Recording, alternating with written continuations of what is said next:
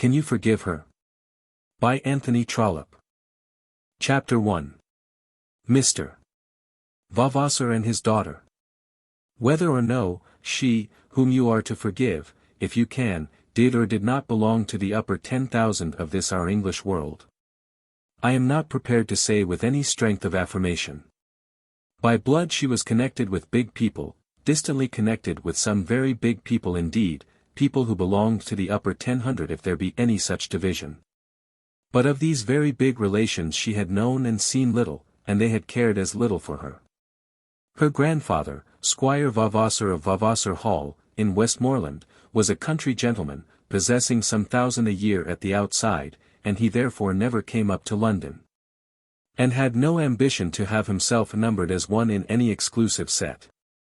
A hot-headed, ignorant, honest old gentleman, he lived ever at Vavasor Hall, declaring to any who would listen to him, that the country was going to the mischief, and congratulating himself that at any rate, in his county, parliamentary reform had been powerless to alter the old political arrangements.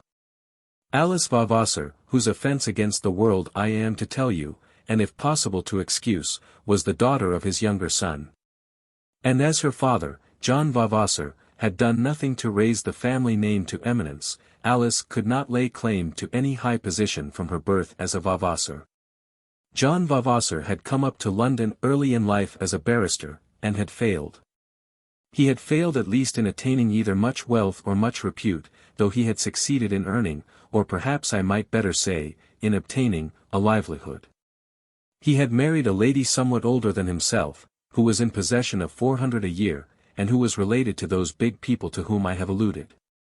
Who these were and the special nature of the relationship, I shall be called upon to explain hereafter.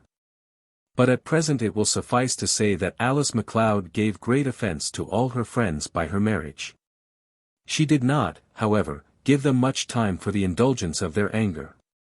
Having given birth to a daughter within 12 months of her marriage, she died, leaving in abeyance that question as to whether the fault of her marriage should or should not be pardoned by her family.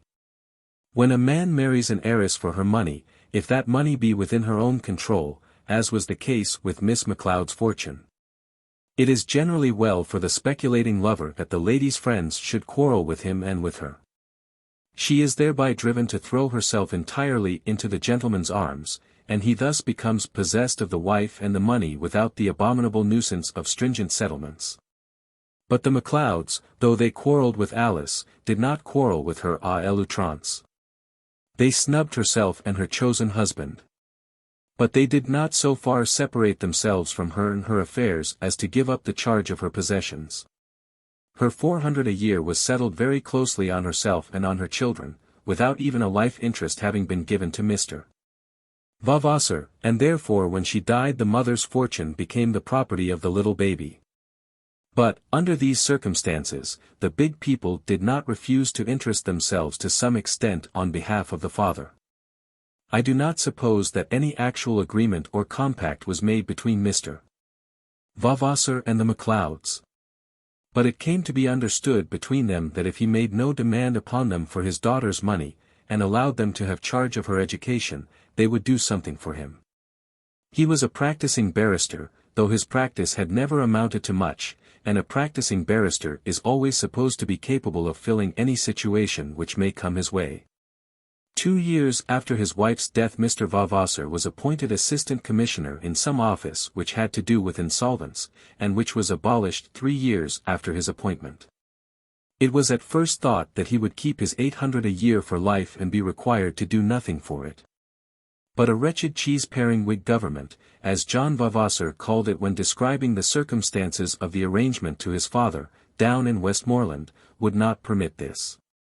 It gave him the option of taking 400 a year for doing nothing, or of keeping his whole income and attending 3 days a week for 3 hours a day during term time, at a miserable dingy little office near Chancery Lane, where his duty would consist in signing his name to accounts which he never read, and at which he was never supposed even to look. He had sulkily elected to keep the money, and this signing had been now for nearly 20 years the business of his life. Of course he considered himself to be a very hardly used man. One Lord Chancellor after another he petitioned, begging that he might be relieved from the cruelty of his position, and allowed to take his salary without doing anything in return for it. The amount of work which he did perform was certainly a minimum of labor. Term time, as terms were counted in Mr. Vavasor's office, hardly comprised half the year, and the hours of weekly attendance did not do more than make 1 day's work a week for a working man, but Mr. Vavasor had been appointed an assistant commissioner, and with every Lord Chancellor he argued that all Westminster Hall, and Lincoln's Inn to boot, had no right to call upon him to degrade himself by signing his name to accounts. In answer to every memorial he was offered the alternative of freedom with half his income, and so the thing went on. There can, however, be no doubt that Mr. Vavasor was better off and happier with his almost nominal employment than he would have been without it. He always argued that it kept him in London. But he would undoubtedly have lived in London with or without his official occupation. He had become so habituated to London life in a small way, before the choice of leaving London was open to him, that nothing would have kept him long away from it. After his wife's death he dined at his club every day on which a dinner was not given to him by some friend elsewhere, and was rarely happy except when so dining. They who have seen him scanning the steward's list of dishes, and giving the necessary orders for his own and his friend's dinner, at about 4:30 in the afternoon, have seen John Vavasor at the only moment of the day at which he is ever much in earnest. All other things are light and easy to him, to be taken easily and to be dismissed easily. Even the eating of the dinner calls forth from him no special sign of energy. Sometimes a frown will gather on his brow as he tastes the first half glass from his bottle of claret. But as a rule that which he has prepared for himself with so much elaborate care, is consumed with only pleasant enjoyment. Now and again it will happen that the cook is treacherous even to him, and then he can hit hard, but in hitting he is quiet, and strikes with a smile on his face. Such had been Mr. Vavasor's pursuits and pleasures in life up to the time at which my story commences. But I must not allow the reader to suppose that he was a man without good qualities. Had he when young possessed the gift of industry, I think that he might have shone in his profession, and have been well spoken of and esteemed in the world. As it was, he was a discontented man, but nevertheless he was popular, and to some extent esteemed. He was liberal as far as his means would permit, he was a man of his word. And he understood well that code of bylaws which was presumed to constitute the character of a gentleman in his circle. He knew how to carry himself well among men, and understood thoroughly what might be said, and what might not, what might be done among those with whom he lived, and what should be left undone. By nature, too, he was kindly disposed, loving many persons a little if he loved few or none passionately. Moreover, at the age of 50, he was a handsome man, with a fine forehead, round which the hair and beard was only beginning to show itself to be grey. He stood well, with a large person, only now beginning to become corpulent. His eyes were bright and grey, and his mouth and chin were sharply cut, and told of gentle birth. Most men who knew John Vavasor well, declared it to be a pity that he should spend his time in signing accounts in Chancery Lane. I have said that Alice Vavasor's big relatives cared but little for her in her early years. But I have also said that they were careful to undertake the charge of her education, and I must explain away this little discrepancy. The biggest of these big people had hardly heard of her. But there was a certain Lady Macleod, not very big herself, but, as it were, hanging on to the skirts of those who were so, who cared very much for Alice. She was the widow of a Sir Archibald Macleod, K.C.B., who had been a soldier, she herself having also been a Macleod by birth. And for very many years past, from a time previous to the birth of Alice Vavasor, she had lived at Cheltenham, making short sojourns in London during the spring, when the contents of her limited purse would admit of her doing so. Of old Lady Macleod I think I may say that she was a good woman, though subject to two of the most serious drawbacks to goodness which can afflict a lady. She was a Calvinistic Sabbatarian in religion, and in worldly matters she was a devout believer in the high rank of her noble relatives. She could almost worship a youthful marquis, though he lived a life that would disgrace a heathen among heathens. And she could and did, in her own mind, condemn crowds of commonplace men and women to all eternal torments of which her imagination could conceive. Because they listened to profane music in a park on Sunday. Yet she was a good woman. Out of her small means she gave much away. She owed no man anything. She strove to love her neighbors. She bore much pain with calm unspeaking endurance, and she lived in trust of a better world. Alice Vavasor, who was after all only her cousin, she loved with an exceeding love, and yet Alice had done very much to extinguish such love. Alice, in the years of her childhood, had been brought up by Lady Macleod. At the age of 12 she had been sent to a school at Aix-la-Chapelle, a comitatus of her relatives having agreed that such was to be her fate, much in opposition to Lady Macleod's judgment.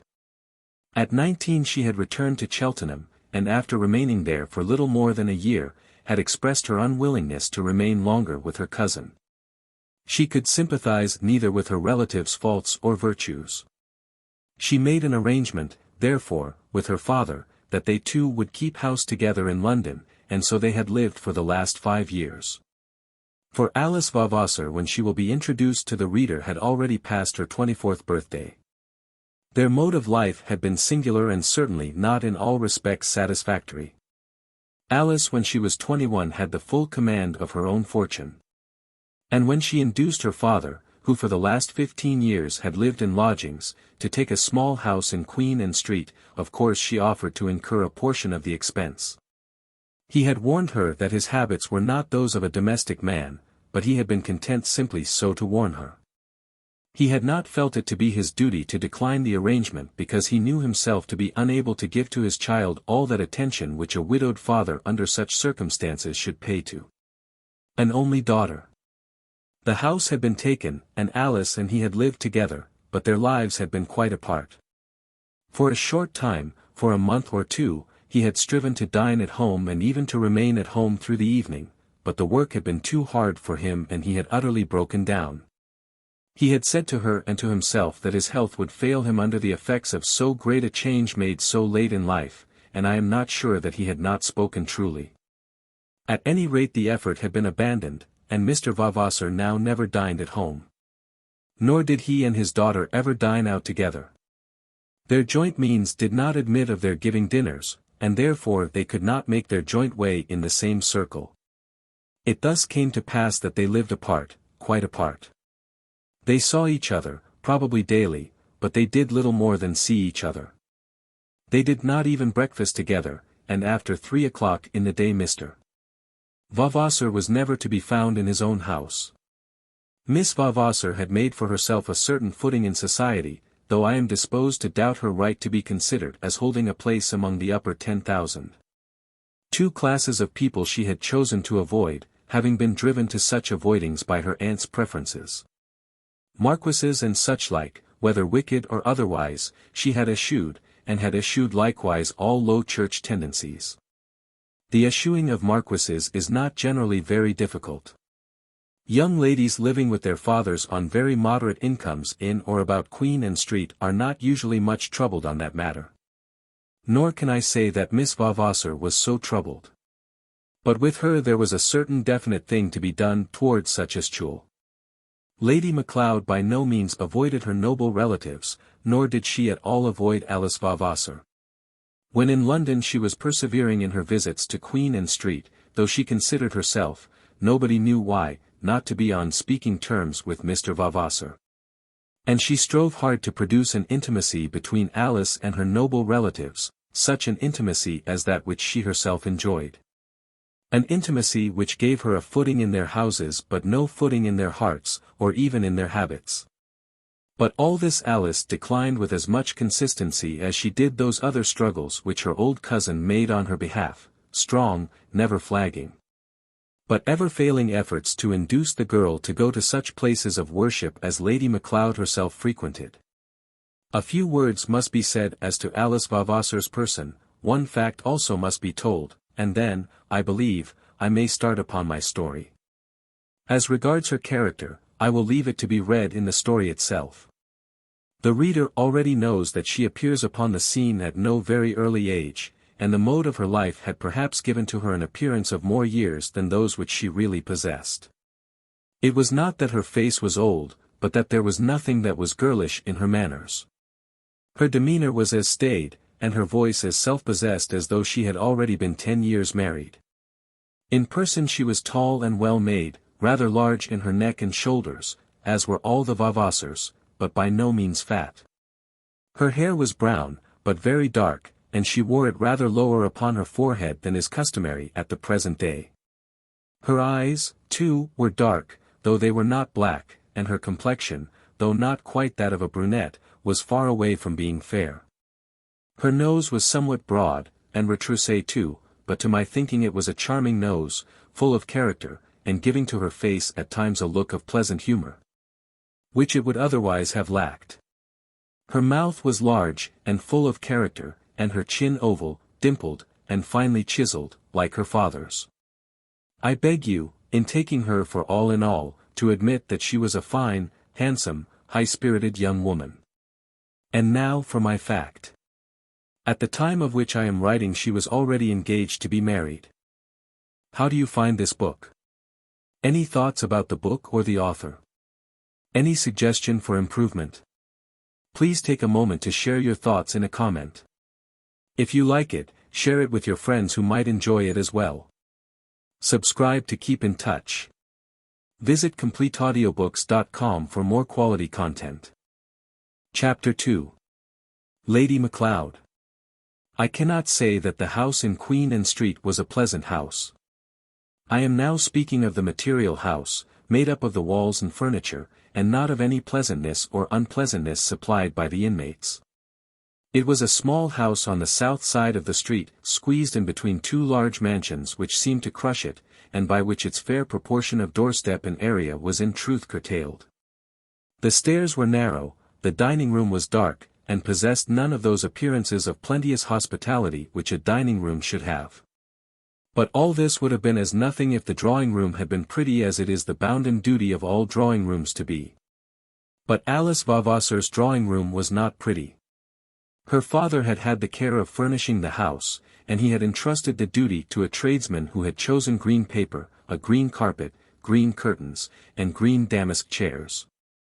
There was a green damask sofa, and two green armchairs opposite to each other at the two sides of the fireplace. The room was altogether green, and was not enticing. In shape it was nearly square, the very small back room on the same floor not having been, as is usual, added to it. This had been fitted up as a study for Mr. Vavasor, and was very rarely used for any purpose. Most of us know when we enter a drawing-room whether it is a pretty room or no, but how few of us know how to make a drawing-room pretty. There has come up in London in these latter days a form of rooms so monstrously ugly that I will venture to say that no other people on earth but Londoners would put up with it. Londoners, as a rule, take their houses as they can get them, looking only to situation, size, and price. What Grecian, what Roman, what Turk, what Italian would endure, or would ever have endured, to use a room with a monstrous cantle in the form of a parallelogram cut sheerly out of one corner of it? This is the shape of room we have now adopted, or rather which the builders have adopted for us, in order to throw the whole first floor into one apartment which may be presumed to have noble dimensions, with such drawback from it as the necessities of the staircase may require. A sharp unadorned corner projects itself into these would-be noble dimensions, and as ugly a form of chamber is produced as any upon which the eye can look. I would say more on the subject if I dared to do so here, but I am bound now to confine myself to Miss Vavasor's room. The monstrous deformity of which I have spoken was not known when that house in Queen Anne Street was built. There is to be found no such abomination of shape in the buildings of our ancestors, not even in the days of George II. But yet the drawing-room of which I speak was ugly, and Alice knew that it was so. She knew that it was ugly, and she would greatly have liked to banish the green sofa, to have repapered the wall, and to have hung up curtains with a dash of pink through them. With the green carpet she would have been contented. But her father was an extravagant man. And from the day on which she had come of age she had determined that it was her special duty to avoid extravagance. "It's the ugliest room I ever saw in my life," her father once said to her. "It is not very pretty," Alice replied. "I'll go halves with you in the expense of redoing it," said Mr. Vavasor. "Wouldn't that be extravagant, Papa? The things have not been here quite 4 years yet." Then Mr. Vavasor had shrugged his shoulders and said nothing more about it. It was little to him whether the drawing-room in Queen Anne Street was ugly or pretty. He was on the committee of his club, and he took care that the furniture there should be in all respects comfortable. It was now June. And that month Lady Macleod was in the habit of spending among her noble relatives in London when she had succeeded in making both ends so far overlap each other at Cheltenham as to give her the £50 necessary for this purpose. For though she spent her month in London among her noble friends, it must not be supposed that her noble friends gave her bed or board. They sometimes gave her tea, such as it was, and once or twice in the month they gave the old lady a second-rate dinner. On these occasions she hired a little parlour and bedroom behind it in King Street, St. James's, and lived a hot, uncomfortable life. Going about at nights to gatherings of fashionable people of which she in her heart disapproved, seeking for smiles which seldom came to her, and which she excused herself for desiring because they were the smiles of her kith and her kin. Telling herself always that she made this vain journey to the modern Babylon for the good of Alice Vavasor, and telling herself as often that she now made it for the last time. On the occasion of her preceding visit she had reminded herself that she was then 75 years old, and had sworn to herself that she would come to London no more. But here she was again in London. Having justified the journey to herself on the plea that there were circumstances in Alice's engagement which made it desirable that she should for a while be near her niece. Her niece, as she thought, was hardly managing her own affairs discreetly. "Well, Aunt," said Alice, as the old lady walked into the drawing-room one morning at 11 o'clock. Alice always called Lady Macleod her aunt, though, as has been before explained, there was no such close connection between them. During Lady Macleod's sojourn in London these morning visits were made almost every day. Alice never denied herself, and even made a point of remaining at home to receive them unless she had previously explained that she would be out. But I am not prepared to say that they were, of their own nature, agreeable to her. "Would you mind shutting the window, my dear?"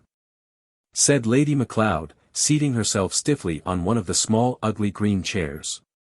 She had been educated at a time when easy chairs were considered vicious, and among people who regarded all easy postures as being so.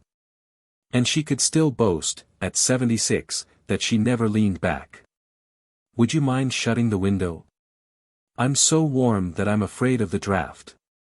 "You don't mean to say that you've walked from King Street," said Alice, doing as she was desired. "Indeed I do, every step of the way. Cabs are so ruinous. It's a most unfortunate thing. They always say it's just over the 2 miles here. I don't believe a word of it, because I'm only a little more than the half-hour walking it, and those men will say anything. But how can I prove it, you know? I really think it's too far for you to walk when it's so warm. But what can I do, my dear? I must come when I've specially come up to London to see you. I shall have a cab back again, because it'll be hotter then, and dear Lady Midlothian has promised to send her carriage at 3 to take me to the concert. I do so wish you'd go, Alice. It's out of the question, Aunt. The idea of my going in that way at the last moment, without any invitation. It wouldn't be without an invitation, Alice. The Marchioness has said to me over and over again how glad she would be to see you, if I would bring you. Why doesn't she come and call if she is so anxious to know me? My dear, you've no right to expect it, you haven't indeed. She never calls even on me. I know I've no right, and I don't expect it, and I don't want it. But neither has she a right to suppose that, under such circumstances, I shall go to her house. You might as well give it up, Aunt. Cart ropes wouldn't drag me there. I think you are very wrong, particularly under your present circumstances. A young woman that is going to be married, as you are. As I am, perhaps. That's nonsense, Alice. Of course you are. And for his sake you are bound to cultivate any advantages that naturally belong to you. As to Lady Midlothian or the Marchioness coming to call on you here in your father's house, after all that has passed, you really have no right to look for it. And I don't look for it. That sort of people are not expected to call. If you'll think of it, how could they do it with all the demands they have on their time? My dear aunt, I wouldn't interfere with their time for worlds. Nobody can say of me, I'm sure, that I run after great people or rich people. It does happen that some of the nearest relations I have, indeed I may say the nearest relations, are people of high rank. And I do not see that I'm bound to turn away from my own flesh and blood because of that, particularly when they are always so anxious to keep up the connection. I was only speaking of myself, aunt. It is very different with you. You have known them all your life. And how are you to know them if you won't begin? Lady Midlothian said to me only yesterday that she was glad to hear that you were going to be married so respectably, and then. Upon my word I'm very much obliged to her ladyship. I wonder whether she considered that she married respectably when she took Lord Midlothian. Now Lady Midlothian had been unfortunate in her marriage, having united herself to a man of bad character, who had used her ill, and from whom she had now been for some years separated. Alice might have spared her allusion to this misfortune when speaking of the Countess to the cousin who was so fond of her. But she was angered by the application of that odious word respectable to her own prospects. And perhaps the more angered as she was somewhat inclined to feel that the epithet did suit her own position. Her engagement, she had sometimes told herself, was very respectable, and had as often told herself that it lacked other attractions which it should have possessed. She was not quite pleased with herself in having accepted John Grey, or rather perhaps was not satisfied with herself in having loved him. In her many thoughts on the subject, she always admitted to herself that she had accepted him simply because she loved him. That she had given her quick assent to his quick proposal simply because he had won her heart. But she was sometimes almost angry with herself that she had permitted her heart to be thus easily taken from her, and had rebuked herself for her girlish facility. But the marriage would be at any rate respectable. Mr. Grey was a man of high character, of good though moderate means. He was, too, well educated, of good birth, a gentleman, and a man of talent. No one could deny that the marriage would be highly respectable, and her father had been more than satisfied. Why Miss Vavasor herself was not quite satisfied will, I hope, in time make itself appear. In the meanwhile it can be understood that Lady Midlothian's praise would gall her. Alice, don't be uncharitable, said Lady Macleod severely. Whatever may have been Lady Midlothian's misfortunes, no one can say they have resulted from her own fault. Yes, they can, aunt, if she married a man whom she knew to be a scapegrace because he was very rich and an earl. She was the daughter of a nobleman herself, and only married in her own degree. But I don't want to discuss that. She meant to be good-natured when she mentioned your marriage, and you should take it as it was meant. After all, she was only your mother's second cousin. Dear aunt, I make no claim on her cousinship. But she admits the claim, and is quite anxious that you should know her. She has been at the trouble to find out everything about Mr. Grey, and told me that nothing could be more satisfactory. Upon my word I am very much obliged to her. Lady Macleod was a woman of much patience, and possessed also of considerable perseverance. For another half-hour she went on expatiating on the advantages which would accrue to Alice as a married woman from an acquaintance with her noble relatives. And endeavouring to persuade her that no better opportunity than the present would present itself. There would be a place in Lady Midlothian's carriage, as none other of the daughters were going but Lady Jane. Lady Midlothian would take it quite as a compliment, and a concert was not like a ball or any customary party.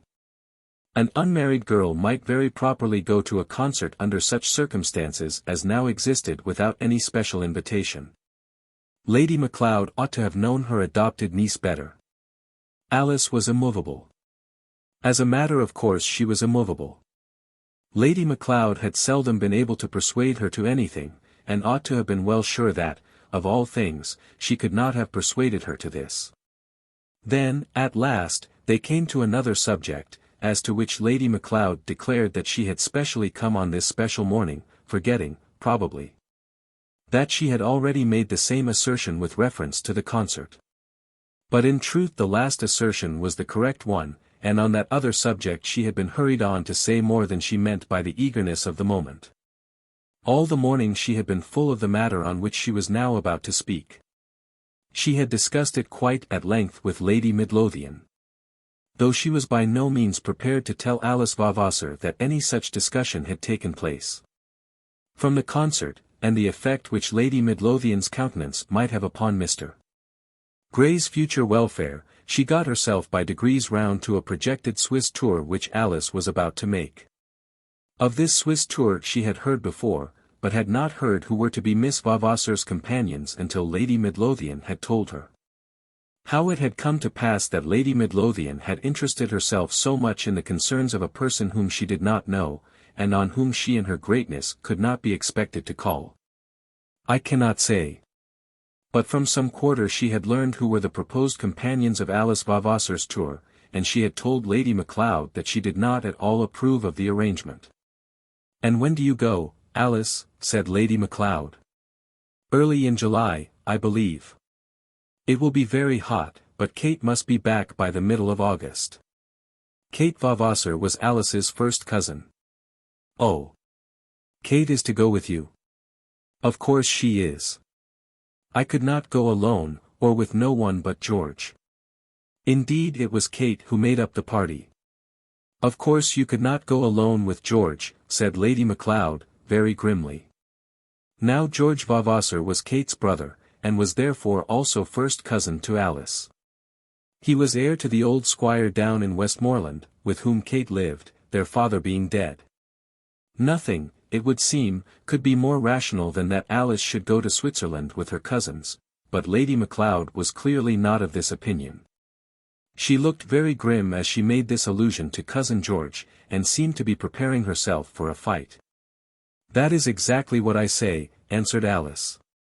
"But, indeed, he is simply going as an escort to me and Kate, as we don't like the role of unprotected females.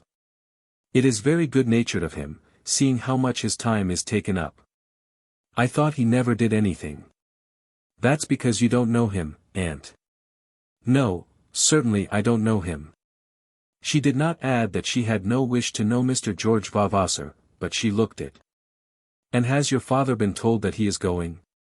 "Of course he has." "And does—" Lady Macleod hesitated a little before she went on, and then finished her question with a little spasmodic assumption of courage.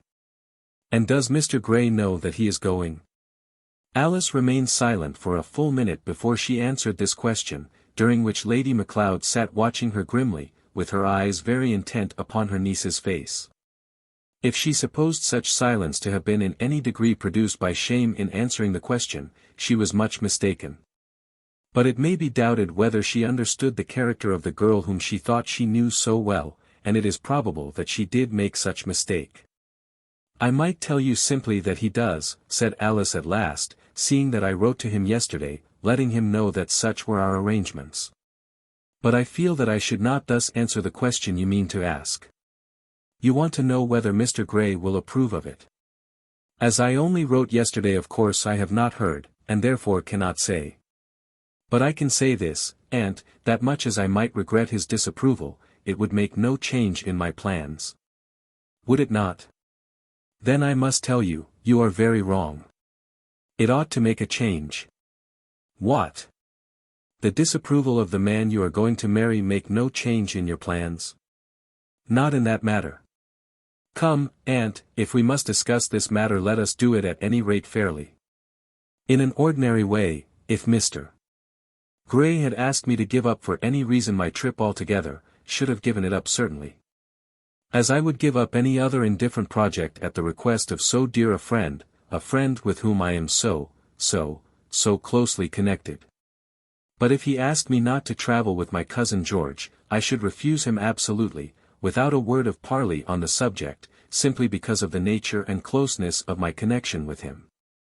I suppose you understand what I mean, Aunt?" "I suppose I do." You mean that you would refuse to obey him on the very subject on which he has a right to claim your obedience. He has no right to claim my obedience on any subject, said Alice. And as she spoke Aunt Macleod jumped up with a little start at the vehemence of the words, and of the tone in which they were expressed. She had heard that tone before, and might have been used to it, but, nevertheless, the little jump was involuntary. At present he has no right to my obedience on any subject, but least of all on that, said Alice. His advice he may give me, but I am quite sure he will not ask for obedience. And if he advises you, you will slight his advice. If he tells me that I had better not travel with my cousin George I shall certainly not take his advice. Moreover, I should be careful to let him know how much I was offended by any such counsel from him. It would show a littleness on his part, and a suspicion of which I cannot suppose him to be capable. Alice, as she said this, got up from her seat and walked about the room. When she had finished she stood at one of the windows with her back to her visitor. There was silence between them for a minute or two, during which Lady Macleod was deeply considering how best she might speak the terrible words, which, as Alice's nearest female relative, she felt herself bound to utter. At last she collected her thoughts and her courage, and spoke out. My dear Alice, I need hardly say that if you had a mother living, or any person with you filling the place of a mother, I should not interfere in this matter. Of course, Aunt Macleod, if you think I am wrong you have quite a right to say so. I do think you are wrong, very wrong, indeed. And if you persist in this I am afraid I must say that I shall think you wicked. Of course Mr. Gray cannot like you to travel with George Vavasor. And why not, Aunt?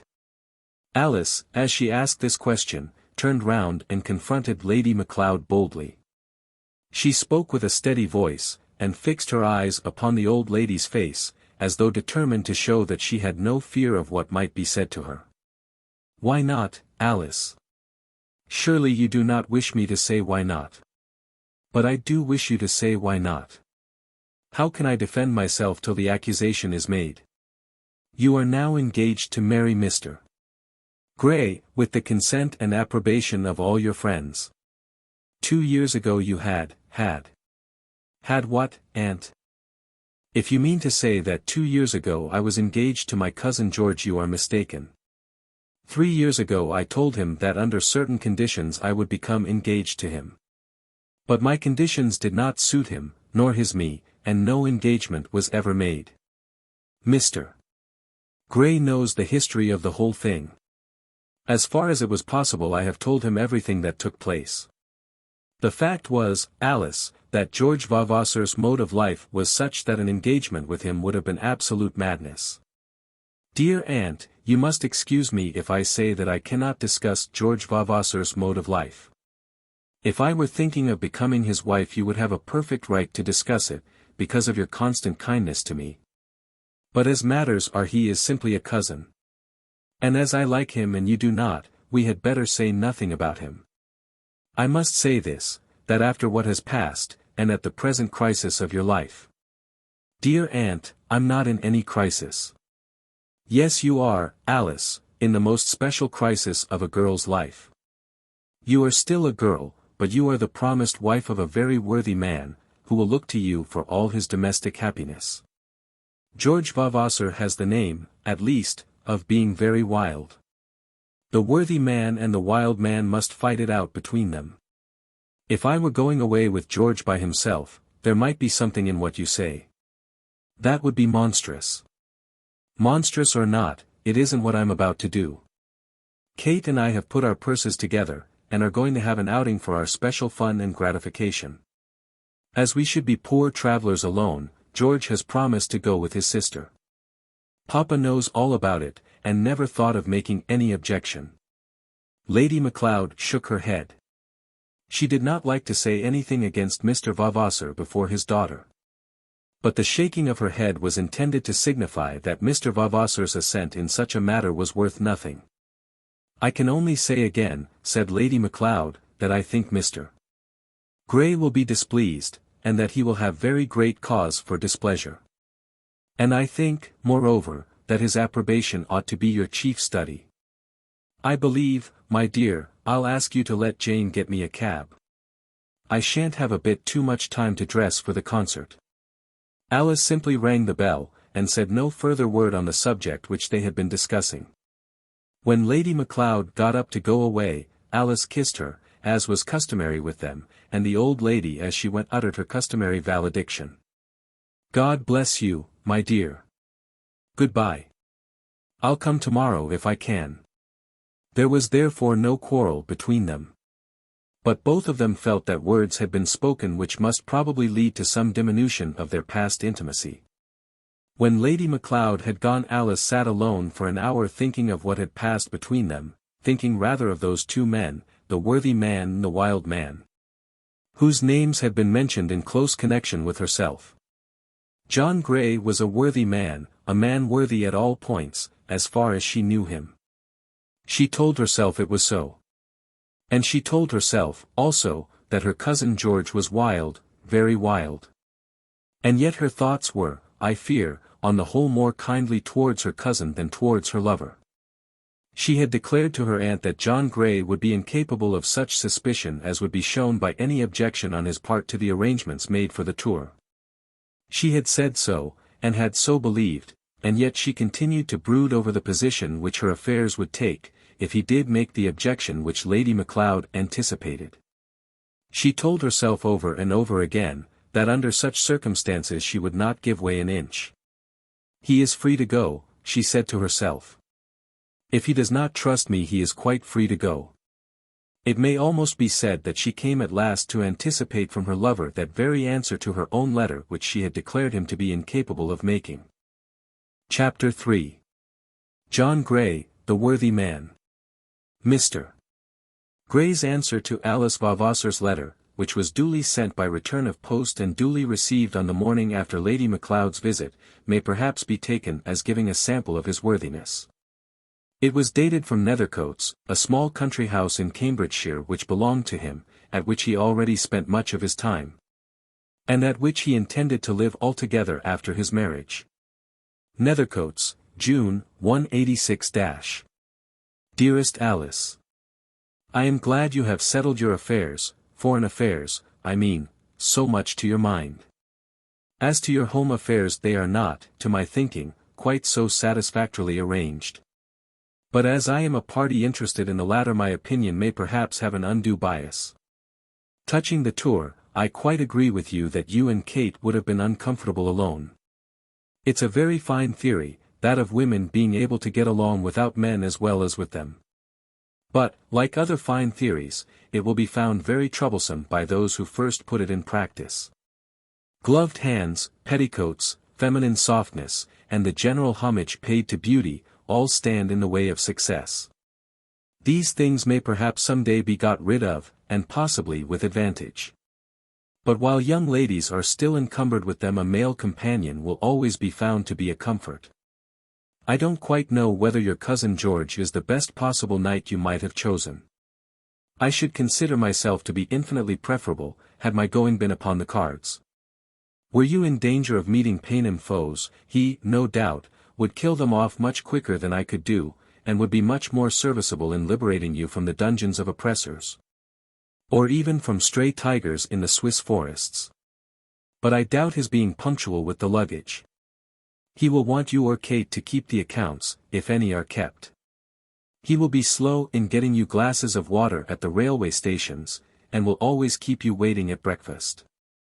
I hold that a man with two ladies on a tour should be an absolute slave to them, or they will not fully enjoy themselves.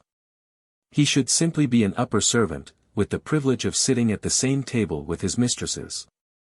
I have my doubts as to whether your cousin is fit for the place. But, as to myself, it is just the thing that I was made for. Luckily, however, neither you nor Kate are without wills of your own, and perhaps you may be able to reduce Mr. Vavasor to obedience. As to the home affairs I have very little to say here, in this letter. I shall of course run up and see you before you start, and shall probably stay a week in town. I know I ought not to do so, as it will be a week of idleness, and yet not a week of happiness. I'd sooner have an hour with you in the country than a whole day in London. And I always feel in town that I've too much to do to allow of my doing anything. If it were sheer idleness I could enjoy it, but it is a feverish idleness, in which one is driven here and there, expecting some gratification which not only never comes, but which never even begins to come. I will, however, undergo a week of it, say the last 7 days of this month, and shall trust to you to recompense me by as much of yourself as your town doings will permit. And now again as to those home affairs. If I say nothing now I believe you will understand why I refrain. You have cunningly just left me to imply, from what you say, that all my arguments have been of no avail, but you do not answer them, or even tell me that you have decided.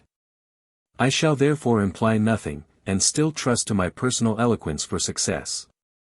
Or rather not trust, but hope. The garden is going on very well.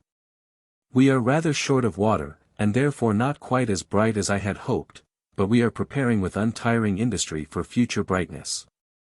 Your commands have been obeyed in all things, and Morrison always says, the mistress didn't mean this, or, the mistress did intend that.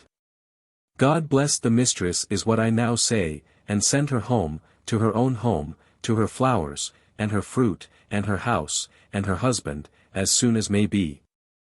With no more of these delays which are to me so grievous, and which seem to me to be so unnecessary.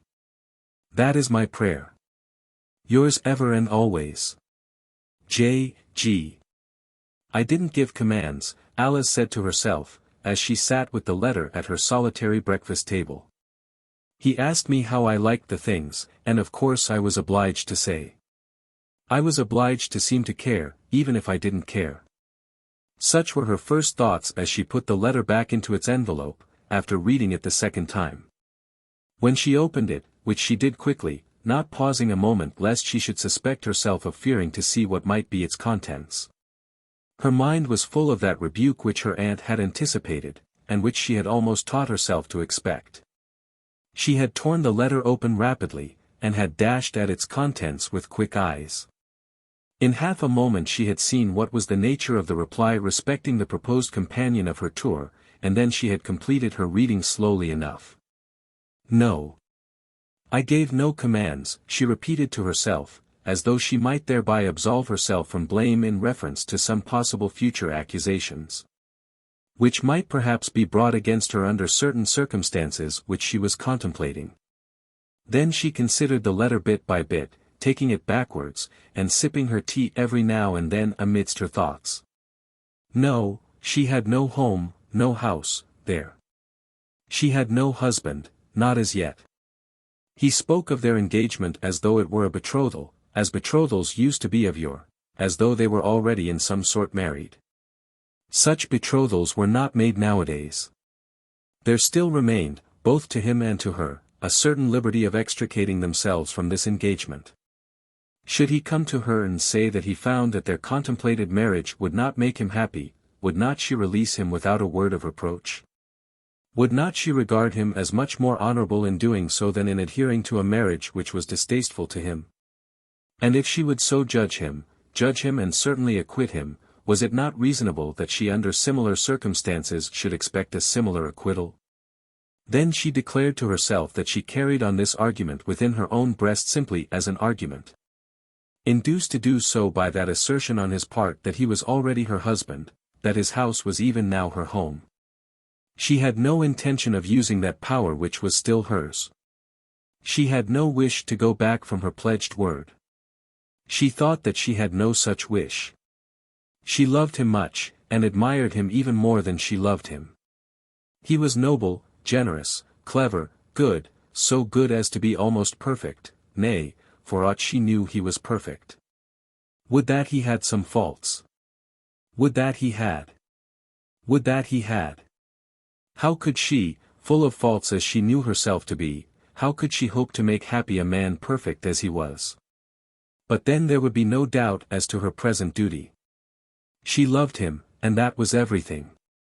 Having told him that she loved him, and having on that score accepted his love, nothing but a change in her heart towards him could justify her in seeking to break the bond which bound them together. She did love him, and she loved him only. But she had once loved her cousin. Yes, truly it was so. In her thoughts she did not now deny it. She had loved him, and was tormented by a feeling that she had had a more full delight in that love than in this other that had sprung up subsequently. She had told herself that this had come of her youth, that love at 20 was sweeter than it could be afterwards. There had been a something of rapture in that earlier dream which could never be repeated, which could never live, indeed, except in a dream. Now that she was older and perhaps wiser, love meant a partnership, in which each partner would be honest to the other, in which each would wish and strive for the other's welfare. So that thus their joint welfare might be ensured. Then, in those early girlish days, it had meant a total abnegation of self. The one was of earth, and therefore possible. The other had been a ray from heaven, and impossible, except in a dream. And she had been mistaken in her first love. She admitted that frankly. He whom she had worshipped had been an idol of clay, and she knew that it was well for her to have abandoned that idolatry. He had not only been untrue to her, but, worse than that, had been false in excusing his untruth. He had not only promised falsely, but had made such promises with a deliberate, premeditated falsehood. And he had been selfish, coldly selfish, weighing the value of his own low lusts against that of her holy love.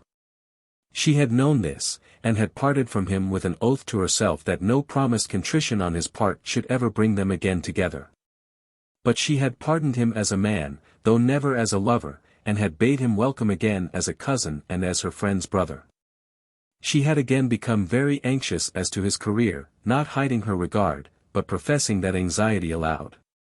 She knew him to be clever, ambitious, bold, and she believed even yet, in spite of her own experience, that he might not be bad at heart. Now, as she told herself that in truth she loved the man to whom her troth was plighted, I fear that she almost thought more of that other man from whom she had torn herself asunder. Why should he find himself unhappy in London, she said, as she went back to the letter. Why should he pretend to condemn the very place which most men find the fittest for all their energies? Were I a man, no earthly consideration should induce me to live elsewhere. It is odd how we differ in all things. However brilliant might be his own light, he would be contented to hide it under a bushel. And at last she recurred to that matter as to which she had been so anxious when she first opened her lover's letter. It will be remembered how assured she had expressed herself that Mr. Gray would not condescend to object to her travelling with her cousin. He had not so condescended. He had written on the matter with a pleasant joke, like a gentleman as he was, disdaining to allude to the past passages in the life of her whom he loved. Abstaining even from expressing anything that might be taken as a permission on his part. There had been in Alice's words, as she told him of their proposed plan, a something that had betrayed a tremor in her thoughts. She had studiously striven so to frame her phrases that her tale might be told as any other simple statement, as though there had been no trembling in her mind as she wrote. But she had failed, and she knew that she had failed. She had failed, and he had read all her effort and all her failure. She was quite conscious of this, she felt it thoroughly. And she knew that he was noble and a gentleman to the last drop of his blood. And yet there was almost a feeling of disappointment in that he had not written such a letter as Lady Macleod had anticipated. During the next week Lady Macleod still came almost daily to Queen Anne Street, but nothing further was said between her and Miss Vavasor as to the Swiss tour, nor were any questions asked about Mr. Gray's opinion on the subject. The old lady of course discovered that there was no quarrel, or, as she believed, any probability of a quarrel, and with that she was obliged to be contented. Nor did she again on this occasion attempt to take Alice to Lady Midlothian's. Indeed, their usual subjects of conversation were almost abandoned, and Lady Macleod's visits, though they were as constant as heretofore, were not so long. She did not dare to talk about Mr. Gray, and because she did not so dare, was determined to regard herself as in a degree ill-used. So she was silent, reserved, and fretful. At length came the last day of her London season, and her last visit to her niece. "I would come because it's my last day," said Lady Macleod. "But really I'm so hurried, and have so many things to do, that I hardly know how to manage it." "It's very kind," said Alice, giving her aunt an affectionate squeeze of the hand. "I'm keeping the cab, so I can just stay 25 minutes. I've marked the time accurately, but I know the man will swear it's over the half-hour. You'll have no more trouble about cabs, aunt, when you are back in Cheltenham. The flies are worse, my dear. I really think they're worse. I pay the bill every month, but they've always one down that I didn't have. It's the regular practice, for I've had them from all the men in the place. It's hard enough to find honest men anywhere, I suppose. Or honest women either. What do you think of Mrs. Green wanting to charge me for an extra week, because she says I didn't give her notice till Tuesday morning? I won't pay her, and she may stop my things if she dares. However, it's the last time. I shall never come up to London again, my dear." "Oh, aunt, don't say that." "But I do say it, my dear. What should an old woman like me do, trailing up to town every year, merely because it's what people choose to call the season? To see your friends, of course. Age doesn't matter when a person's health is so good as yours. If you knew what I suffer from lumbago, though I must say coming to London always does cure that for the time. But as for friends, well, I suppose one has no right to complain when one gets to be as old as I am, but I declare I believe that those I love best would sooner be without me than with me." "Do you mean me, aunt?" "No, my dear, I don't mean you. Of course my life would have been very different if you could have consented to remain with me till you were married. But I didn't mean you. I don't know that I meant anyone. You shouldn't mind what an old woman like me says. You're a little melancholy because you're going away." "No, indeed. I don't know why I stayed the last week. I did say to Lady Midlothian that I thought I should go on the 20th, and, though I know that she knew that I really didn't go, she has not once sent to me since. To be sure they've been out every night, but I thought she might have asked me to come and lunch. It's so very lonely dining by myself in lodgings in London. And yet you never will come and dine with me." "No, my dear, no. But we won't talk about that. I've just one word more to say. Let me see. I've just 6 minutes to stay. I've made up my mind that I'll never come up to town again, except for one thing." "And what's that, aunt?" Alice, as she asked the question, well knew what that one thing was. "I'll come for your marriage, my dear. I do hope you will not keep me long waiting." "Ah! I can't make any promise. There's no knowing when that may be. And why should there be no knowing? I always think that when a girl is once engaged the sooner she's married the better. There may be reasons for delay on the gentleman's part. There very often are, you know. But, Alice, you don't mean to say that Mr. Grey is putting it off?" Alice was silent for a moment, during which Lady Macleod's face assumed a look of almost tragic horror. Was there something wrong on Mr. Grey's side of which she was altogether unaware? Alice, though for a second or two she had been guilty of a slight playful deceit, was too honest to allow the impression to remain. "No, aunt," she said, "Mr. Grey is not putting it off. It has been left to me to fix the time." "And why don't you fix it? It is such a serious thing. After all, it is not more than 4 months yet since I accepted him. I don't know that there has been any delay. But you might fix the time now, if he wishes it." "Well, perhaps I shall, some day, aunt. I'm going to think about it, and you mustn't drive me. But you should have someone to advise you, Alice." "Ah! That's just it. People always do seem to think it so terrible that a girl should have her own way in anything. She mustn't like anyone at first, and then, when she does like someone, she must marry him directly she's bidden. I haven't much of my own way at present.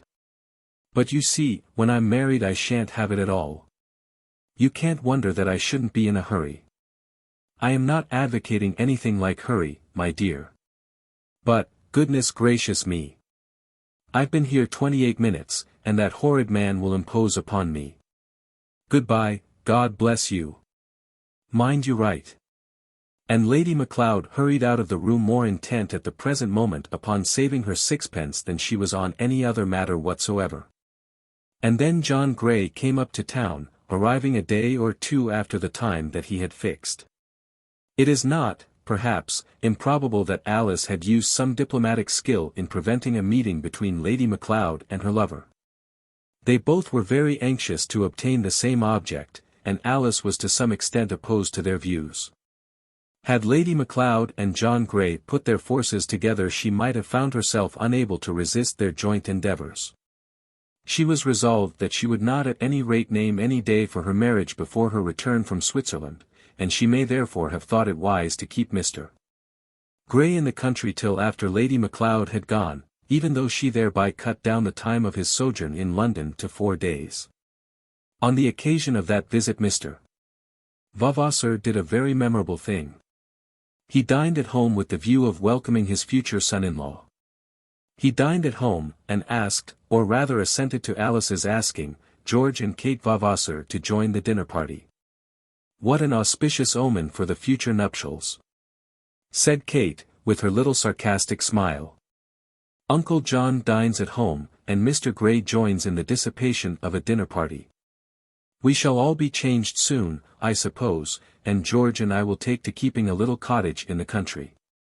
Kate, said Alice, angrily, I think you are about the most unjust person I ever met.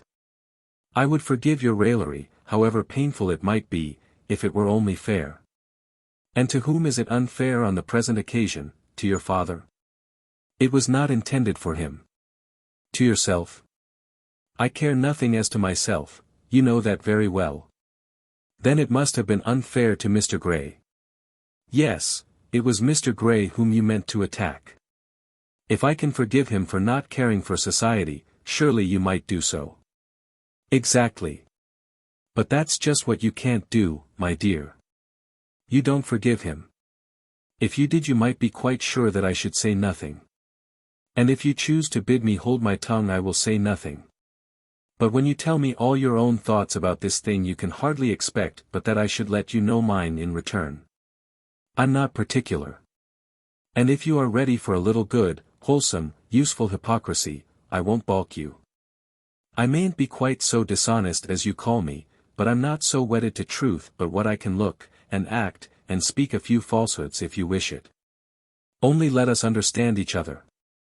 You know I wish for no falsehood, Kate. I know it's very hard to understand what you do wish. I know that for the last year or two I have been trying to find out your wishes, and, upon my word, my success has been very indifferent. I suppose you wish to marry Mr. Gray, but I'm by no means certain. I suppose the last thing on earth you'd wish would be to marry George. The very last. You're right there at any rate. Alice. Sometimes you drive me too hard, you do, indeed. You make me doubt whether I hate or love you most. Knowing what my feelings are about George, I cannot understand how you can bring yourself to speak of him to me with such contempt. Kate Vavasor, as she spoke these words, left the room with a quick step, and hurried up to her own chamber. There Alice found her in tears, and was driven by her friend's real grief into the expression of an apology, which she knew was not properly due from her. Kate was acquainted with all the circumstances of that old affair between her brother and Alice. She had given in her adhesion to the propriety of what Alice had done. She had allowed that her brother George's behaviour had been such as to make any engagement between them impossible. The fault, therefore, had been hers in making any reference to the question of such a marriage. Nor had it been by any means her first fault of the same kind. Till Alice had become engaged to Mr. Gray she had spoken of George only as her brother, or as her friend's cousin, but now she was constantly making allusion to those past occurrences, which all of them should have striven to forget. Under these circumstances was not Lady Macleod right in saying that George Vavasor should not have been accepted as a companion for the Swiss tour? The little dinner party went off very quietly. And if no other ground existed for charging Mr. Gray with London dissipation than what that afforded, he was accused most unjustly. The two young men had never before met each other. And Vavasor had gone to his uncle's house, prepared not only to dislike but to despise his successor in Alice's favour.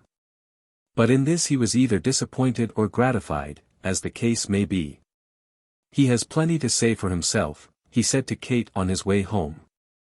"Oh yes, he can talk. And he doesn't talk like a prig either, which was what I expected. He's uncommonly handsome. I thought men never saw that in each other. I never see it in any man. I see it in every animal, in men, women, horses, dogs, and even pigs. I like to look on handsome things. I think people always do who are ugly themselves. And so you're going into raptures in favour of John Gray?" "No, I'm not.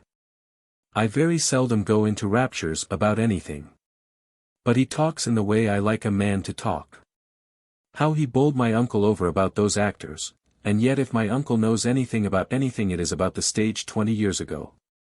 There was nothing more said then about John Gray, but Kate understood her brother well enough to be aware that this praise meant very little. George Vavasor spoke sometimes from his heart, and did so more frequently to his sister than to anyone else, but his words came generally from his head. On the day after the little dinner in Queen Anne Street, John Gray came to say good-bye to his betrothed. For his betrothed she certainly was, in spite of those very poor arguments which she had used in trying to convince herself that she was still free if she wished to claim her freedom. Though he had been constantly with Alice during the last 3 days, he had not hitherto said anything as to the day of their marriage. He had been constantly with her alone, sitting for hours in that ugly green drawing-room, but he had never touched the subject. He had told her much of Switzerland, which she had never yet seen but which he knew well. He had told her much of his garden and house, whither she had once gone with her father, whilst paying a visit nominally to the colleges at Cambridge. And he had talked of various matters bearing in no immediate way upon his own or her affairs, for Mr. Gray was a man who knew well how to make words pleasant. But previous to this last moment he had said nothing on that subject on which he was so intent.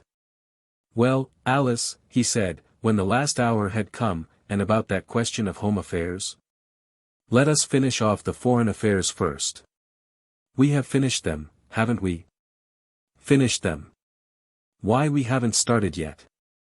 "No, you haven't started. But we've had the discussion. Is there any reason why you'd rather not have this thing settled?" "No, no special reason." "Then why not let it be fixed? Do you fear coming to me as my wife?" "No. I cannot think that you repent your goodness to me." "No, I don't repent it, what you call my goodness. I love you too entirely for that. My darling." And now he passed his arm round her waist as they stood near the empty fireplace. "And if you love me—" "I do love you." "Then why should you not wish to come to me?" "I do wish it. I think I wish it. But, Alice, you must have wished it altogether when you consented to be my wife. A person may wish for a thing altogether, and yet not wish for it instantly." "Instantly. Come, I have not been hard on you. This is still June. Will you say the middle of September, and we shall still be in time for warm pleasant days among the lakes? Is that asking for too much?" "It is not asking for anything." "Nay, but it is, love. Grant it, and I will swear that you have granted me everything." She was silent, having things to say but not knowing in what words to put them. Now that he was with her she could not say the things which she had told herself that she would utter to him. She could not bring herself to hint to him that his views of life were so unlike her own, that there could be no chance of happiness between them. Unless each could strive to lean somewhat towards the other. No man could be more gracious in word and manner than John Gray, no man more chivalrous in his carriage towards a woman. But he always spoke and acted as though there could be no question that his manner of life was to be adopted, without a word or thought of doubting, by his wife. When two came together, why should not each yield something, and each claim something? This she had meant to say to him on this day, but now that he was with her she could not say it. "John," she said at last, "do not press me about this till I return. But then you will say the time is short." "It would be short then." "I cannot answer you now, indeed, I cannot. That is, I cannot answer in the affirmative. It is such a solemn thing." "Will it ever be less solemn, dearest?" "Never, I hope never." He did not press her further then, but kissed her and bade her farewell. Chapter 4. George Vavasor, the Wild Man. It will no doubt be understood that George Vavasor did not roam about in the woods unshorn, or wear leathern trappings and sandals, like Robinson Crusoe. Instead of coats and trousers. His wildness was of another kind. Indeed, I don't know that he was in truth at all wild, though Lady Macleod had called him so, and Alice had assented to her use of the word. George Vavasor had lived in London since he was 20, and now, at the time of the beginning of my story, he was a year or two over 30. He was and ever had been the heir to his grandfather's estate. But that estate was small, and when George first came to London his father was a strong man of 40, with as much promise of life in him as his son had. A profession had therefore been absolutely necessary to him, and he had, at his Uncle John's instance, been placed in the office of a parliamentary land agent. With this parliamentary land agent he had quarrelled to the knife. But not before he had by his talents made himself so useful that he had before him the prospects of a lucrative partnership in the business. George Vavasor had many faults, but idleness, absolute idleness, was not one of them. He would occasionally postpone his work to pleasure. He would be at Newmarket when he should have been at Whitehall. But it was not usual with him to be in bed when he should be at his desk, and when he was at his desk he did not whittle his ruler, or pick his teeth, or clip his nails. Upon the whole his friends were pleased with the first 5 years of his life in London, in spite of his having been found to be in debt on more than one occasion. But his debts had been paid. And all was going on swimmingly, when one day he knocked down the parliamentary agent with a blow between the eyes, and then there was an end of that. He himself was wont to say that he had known very well what he was about, that it had behoved him to knock down the man who was to have been his partner, and that he regretted nothing in the matter. At any rate the deed was looked upon with approving eyes by many men of good standing, or, at any rate, sufficient standing to help George to another position. And within 6 weeks of the time of his leaving the office at Whitehall, he had become a partner in an established firm of wine merchants. A great aunt had just then left him a couple of £1,000, which no doubt assisted him in his views with the wine merchants. In this employment he remained for another period of 5 years, and was supposed by all his friends to be doing very well. And indeed he did not do badly, only that he did not do well enough to satisfy himself. He was ambitious of making the house to which he belonged the first house in the trade in London, and scared his partners by the boldness and extent of his views. He himself declared that if they would only have gone along with him he would have made them princes in the wine market. But they were men either of more prudence or of less audacity than he, and they declined to walk in his courses. At the end of the 5 years Vavasor left the house, not having knocked anyone down on this occasion, and taking with him a very nice sum of money. The 2 last of these 5 years had certainly been the best period of his life, for he had really worked very hard, like a man. Giving up all pleasure that took time from him, and giving up also most pleasures which were dangerous on account of their costliness. He went to no races, played no billiards, and spoke of Cremorne as a childish thing, which he had abandoned now that he was no longer a child. It was during these 2 years that he had had his love passages with his cousin, and it must be presumed that he had, at any rate, intended at one time to settle himself respectably as a married man. He had, however, behaved very badly to Alice, and the match had been broken off. He had also during the last 2 years quarrelled with his grandfather. He had wished to raise a sum of money on the Vavasor estate, which, as it was unentailed, he could only do with his grandfather's concurrence. The old gentleman would not hear of it, would listen with no patience to the proposition. It was in vain that George attempted to make the squire understand that the wine business was going on very well, that he himself owed no man anything, that everything with him was flourishing.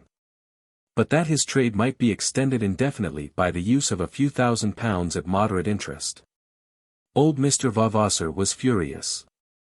No documents and no assurances could make him lay aside a belief that the wine merchants, and the business, and his grandson were all ruined and ruinous together. No one but a ruined man would attempt to raise money on the family estate. So they had quarrelled, and had never spoken or seen each other since. "He shall have the estate for his life," the squire said to his son John. "I don't think I have a right to leave it away from him. It never has been left away from the heir. But I'll tie it up so that he shan't cut a tree on it." John Vavasor perhaps thought that the old rule of primogeniture might under such circumstances have been judiciously abandoned, in this one instance, in his own favour. But he did not say so. Nor would he have said it had there been a chance of his doing so with success. He was a man from whom no very noble deed could be expected, but he was also one who would do no ignoble deed. After that George Vavasor had become a stockbroker, and a stockbroker he was now. In the first 12 months after his leaving the wine business, the same being the first year after his breach with Alice, he had gone back greatly in the estimation of men. He had lived in open defiance of decency. He had spent much money and had apparently made none, and had been, as all his friends declared, on the high road to ruin. Aunt Macleod had taken her judgment from this period of his life when she had spoken of him as a man who never did anything. But he had come forth again suddenly as a working man. And now they who professed to know, declared that he was by no means poor. He was in the city every day. And during the last 2 years had earned the character of a shrewd fellow who knew what he was about, who might not perhaps be very mealy-mouthed in affairs of business, but who was fairly and decently honourable in his money transactions. In fact, he stood well on 'Change. And during these 2 years he had stood a contest for a seat in Parliament, having striven to represent the metropolitan borough of Chelsea, on the extremely radical interest. It is true that he had failed, and that he had spent a considerable sum of money in the contest. "Where on earth does your nephew get his money?" men said to John Vavasor at his club. "Upon my word I don't know," said Vavasor. "He doesn't get it from me, and I'm sure he doesn't get it from my father." But George Vavasor, though he failed at Chelsea, did not spend his money altogether fruitlessly. He gained reputation by the struggle, and men came to speak of him as though he were one who would do something. He was a stockbroker, a thoroughgoing radical, and yet he was the heir to a fine estate, which had come down from father to son for 400 years. There was something captivating about his history and adventures, especially as just at the time of the election he became engaged to an heiress, who died a month before the marriage should have taken place. She died without a will, and her money all went to some third cousins. George Vavasor bore this last disappointment like a man, and it was at this time that he again became fully reconciled to his cousin. Previous to this they had met. And Alice, at her cousin Kate's instigation, had induced her father to meet him. But at first there had been no renewal of real friendship. Alice had given her cordial assent to her cousin's marriage with the heiress, Miss Grant, telling Kate that such an engagement was the very thing to put him thoroughly on his feet. And then she had been much pleased by his spirit at that Chelsea election. "It was grand of him, wasn't it?" said Kate, her eyes brimming full of tears. "It was very spirited," said Alice. "If you knew all, you would say so. They could get no one else to stand but that Mr. Travers, and he wouldn't come forward, unless they would guarantee all his expenses." "I hope it didn't cost George much," said Alice. "It did, though, nearly all he had got. But what matters? Money's nothing to him, except for its uses. My own little mite is my own now, and he shall have every farthing of it for the next election, even though I should go out as a housemaid the next day." There must have been something great about George Vavasor, or he would not have been so idolized by such a girl as his sister Kate. Early in the present spring, before the arrangements for the Swiss journey were made, George Vavasor had spoken to Alice about that intended marriage which had been broken off by the lady's death. He was sitting one evening with his cousin in the drawing-room in Queen Anne Street, waiting for Kate, who was to join him there before going to some party. I wonder whether Kate had had a hint from her brother to be late. At any rate, the two were together for an hour, and the talk had been all about himself. He had congratulated her on her engagement with Mr. Grey, which had just become known to him, and had then spoken of his own last intended marriage. "I grieved for her," he said, greatly. "I'm sure you did, George." "Yes, I did, for her, herself. Of course the world has given me credit for lamenting the loss of her money. But the truth is, that as regards both herself and her money, it is much better for me that we were never married." "Do you mean even though she should have lived?" "Yes, even had she lived." "And why so?" "If you liked her, her money was surely no drawback." "No, not if I had liked her." "And did you not like her?" "No." "Oh, George. I did not love her as a man should love his wife, if you mean that. As for my liking her, I did like her. I liked her very much. But you would have loved her?" "I don't know. I don't find that task of loving so very easy. It might have been that I should have learned to hate her. If so, it is better for you, and better for her, that she has gone. It is better. I am sure of it. And yet I grieve for her, and in thinking of her I almost feel as though I were guilty of her death." "But she never suspected that you did not love her?" "Oh no. But she was not given to think much of such things. She took all that for granted. Poor girl. She is at rest now, and her money has gone, where it should go, among her own relatives." "Yes. With such feelings as yours are about her, her money would have been a burden to you." "I would not have taken it. I hope, at least, that I would not have taken it. Money is a sore temptation, especially to a poor man like me. It is well for me that the trial did not come in my way. But you are not such a very poor man now, are you, George? I thought your business was a good one." "It is, and I have no right to be a poor man. But a man will be poor who does such mad things as I do. I had £3,000 or £4,000 clear, and I spent every shilling of it on the Chelsea election. Goodness knows whether I shall have a shilling at all when another chance comes round. But if I have I shall certainly spend it, and if I have not, I shall go in debt wherever I can raise £100. I hope you will be successful at last." "I feel sure that I shall. But, in the meantime, I cannot but know that my career is perfectly reckless. No woman ought to join her lot to mine unless she has within her courage to be as reckless as I am. You know what men do when they toss up for shillings?" "Yes, I suppose I do. I am tossing up every day of my life for every shilling that I have." "Do you mean that you're gambling?" "No. I have given that up altogether. I used to gamble, but I never do that now, and never shall again. What I mean is this, that I hold myself in readiness to risk everything at any moment, in order to gain any object that may serve my turn. I am always ready to lead a forlorn hope. That's what I mean by tossing up every day for every shilling that I have." Alice did not quite understand him, and perhaps he did not intend that she should. Perhaps his object was to mystify her imagination. She did not understand him, but I fear that she admired the kind of courage which he professed. And he had not only professed it, in that matter of the past election he had certainly practiced it. In talking of beauty to his sister he had spoken of himself as being ugly.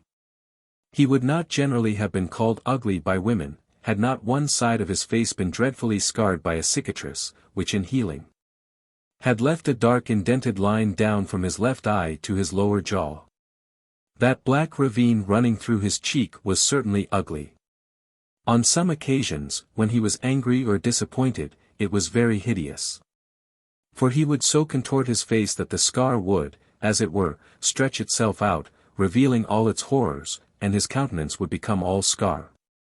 He looked at me like the devil himself, making the hole in his face gape at me. The old squire had said to John Vavasor in describing the interview in which the grandson had tried to bully his grandfather into assenting to his own views about the mortgage. But in other respects George's face was not ugly, and might have been thought handsome by many women. His hair was black, and was parted in the front. His forehead, though low, was broad. His eyes were dark and bright, and his eyebrows were very full, and perfectly black. At those periods of his anger, all his face which was not scar, was eye and eyebrow. He wore a thick black moustache, which covered his mouth, but no whiskers. People said of him that he was so proud of his wound that he would not grow a hair to cover it. The fact, however, was that no whisker could be made to come sufficiently forward to be of service, and therefore he wore none. The story of that wound should be told. When he was yet hardly more than a boy, before he had come up to London, he was living in a house in the country which his father then occupied. At the time his father was absent, and he and his sister only were in the house with the maidservants. His sister had a few jewels in her room, and an exaggerated report of them having come to the ears of certain enterprising burglars, a little plan was arranged for obtaining them. A small boy was hidden in the house, a window was opened, and at the proper witching hour of night a stout individual crept upstairs in his stocking feet. And was already at Kate Vavasor's door, when, in the dark, dressed only in his nightshirt, wholly unarmed, George Vavasor flew at the fellow's throat. 2 hours elapsed before the horror-stricken women of the house could bring men to the place. George's face had then been ripped open from the eye downwards, with some chisel, or house-breaking instrument. But the man was dead. George had wrenched from him his own tool, and having first jabbed him all over with insufficient wounds, had at last driven the steel through his windpipe. The small boy escaped, carrying with him 2 shillings and 3pence which Kate had left upon the drawing-room mantelpiece.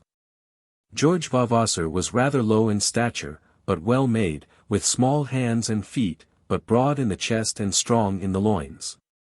He was a fine horseman and a hard rider. And men who had known him well said that he could fence and shoot with a pistol as few men care to do in these peaceable days.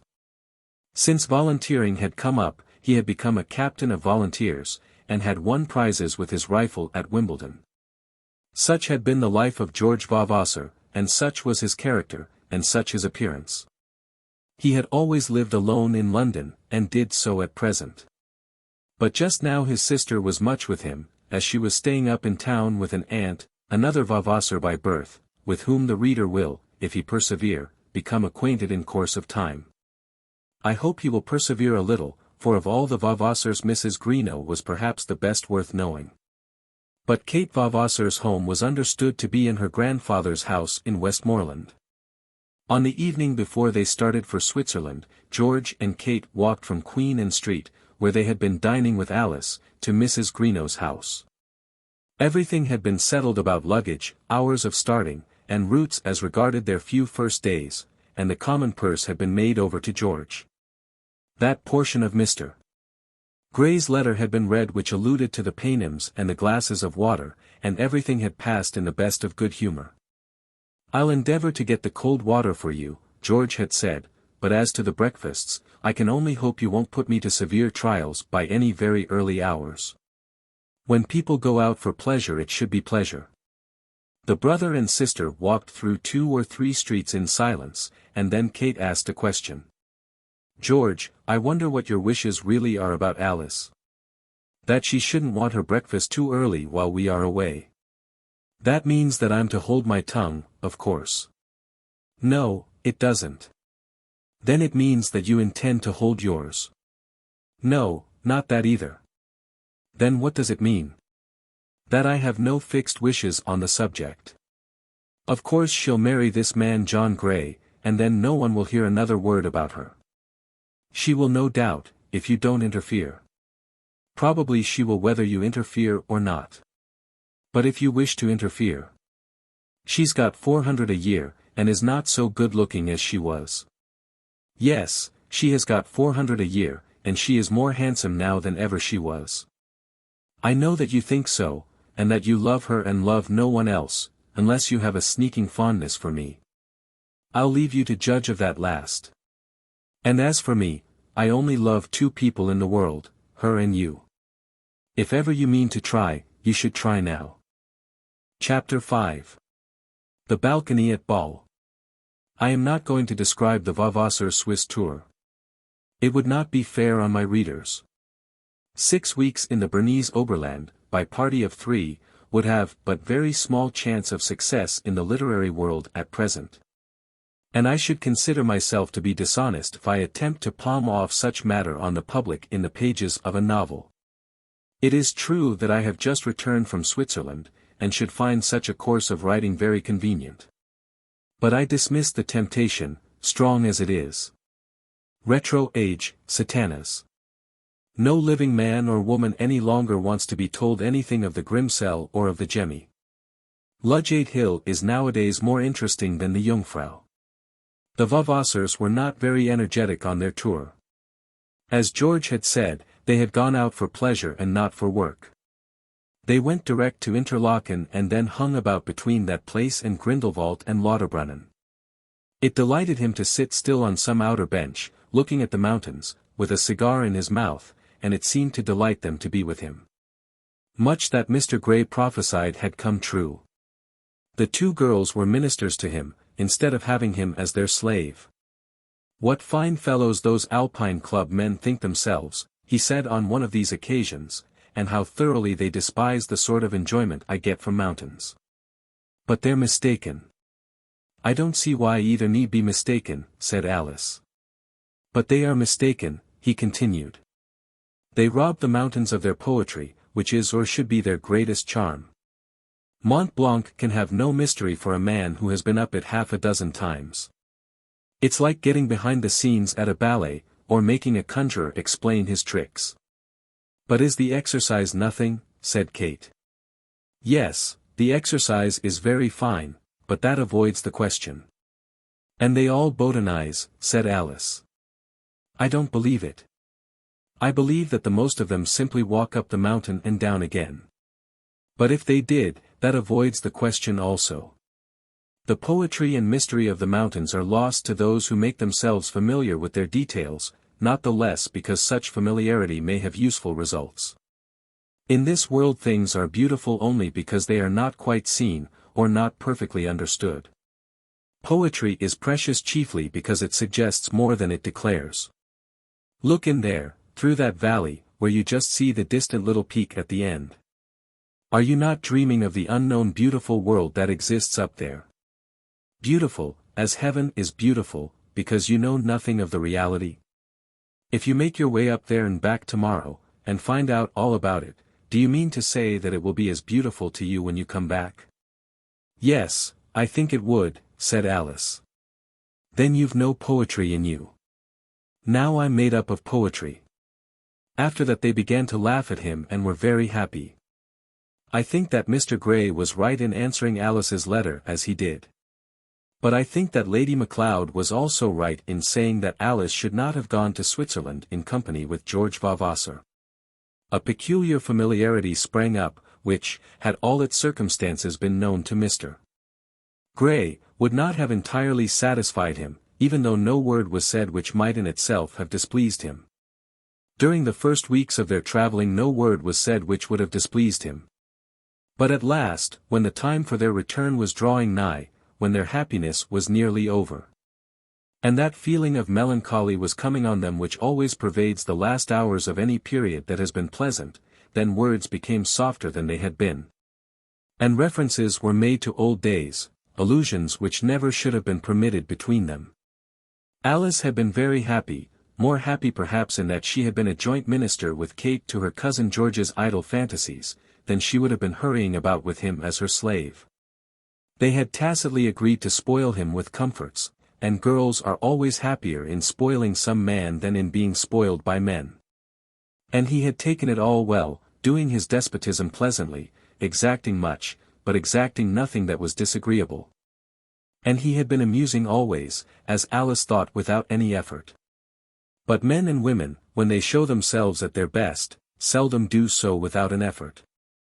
If the object be near the heart the effort will be pleasant to him who makes it, and if it be made well, it will be hidden, but, not the less, will the effort be there. George Vavasor had on the present occasion done his very best to please his cousin. They were sitting at ball one evening in the balcony of the big hotel which overlooks the Rhine. The balcony runs the length of the house, and is open to all the company, but it is spacious, and little parties can be formed there with perfect privacy.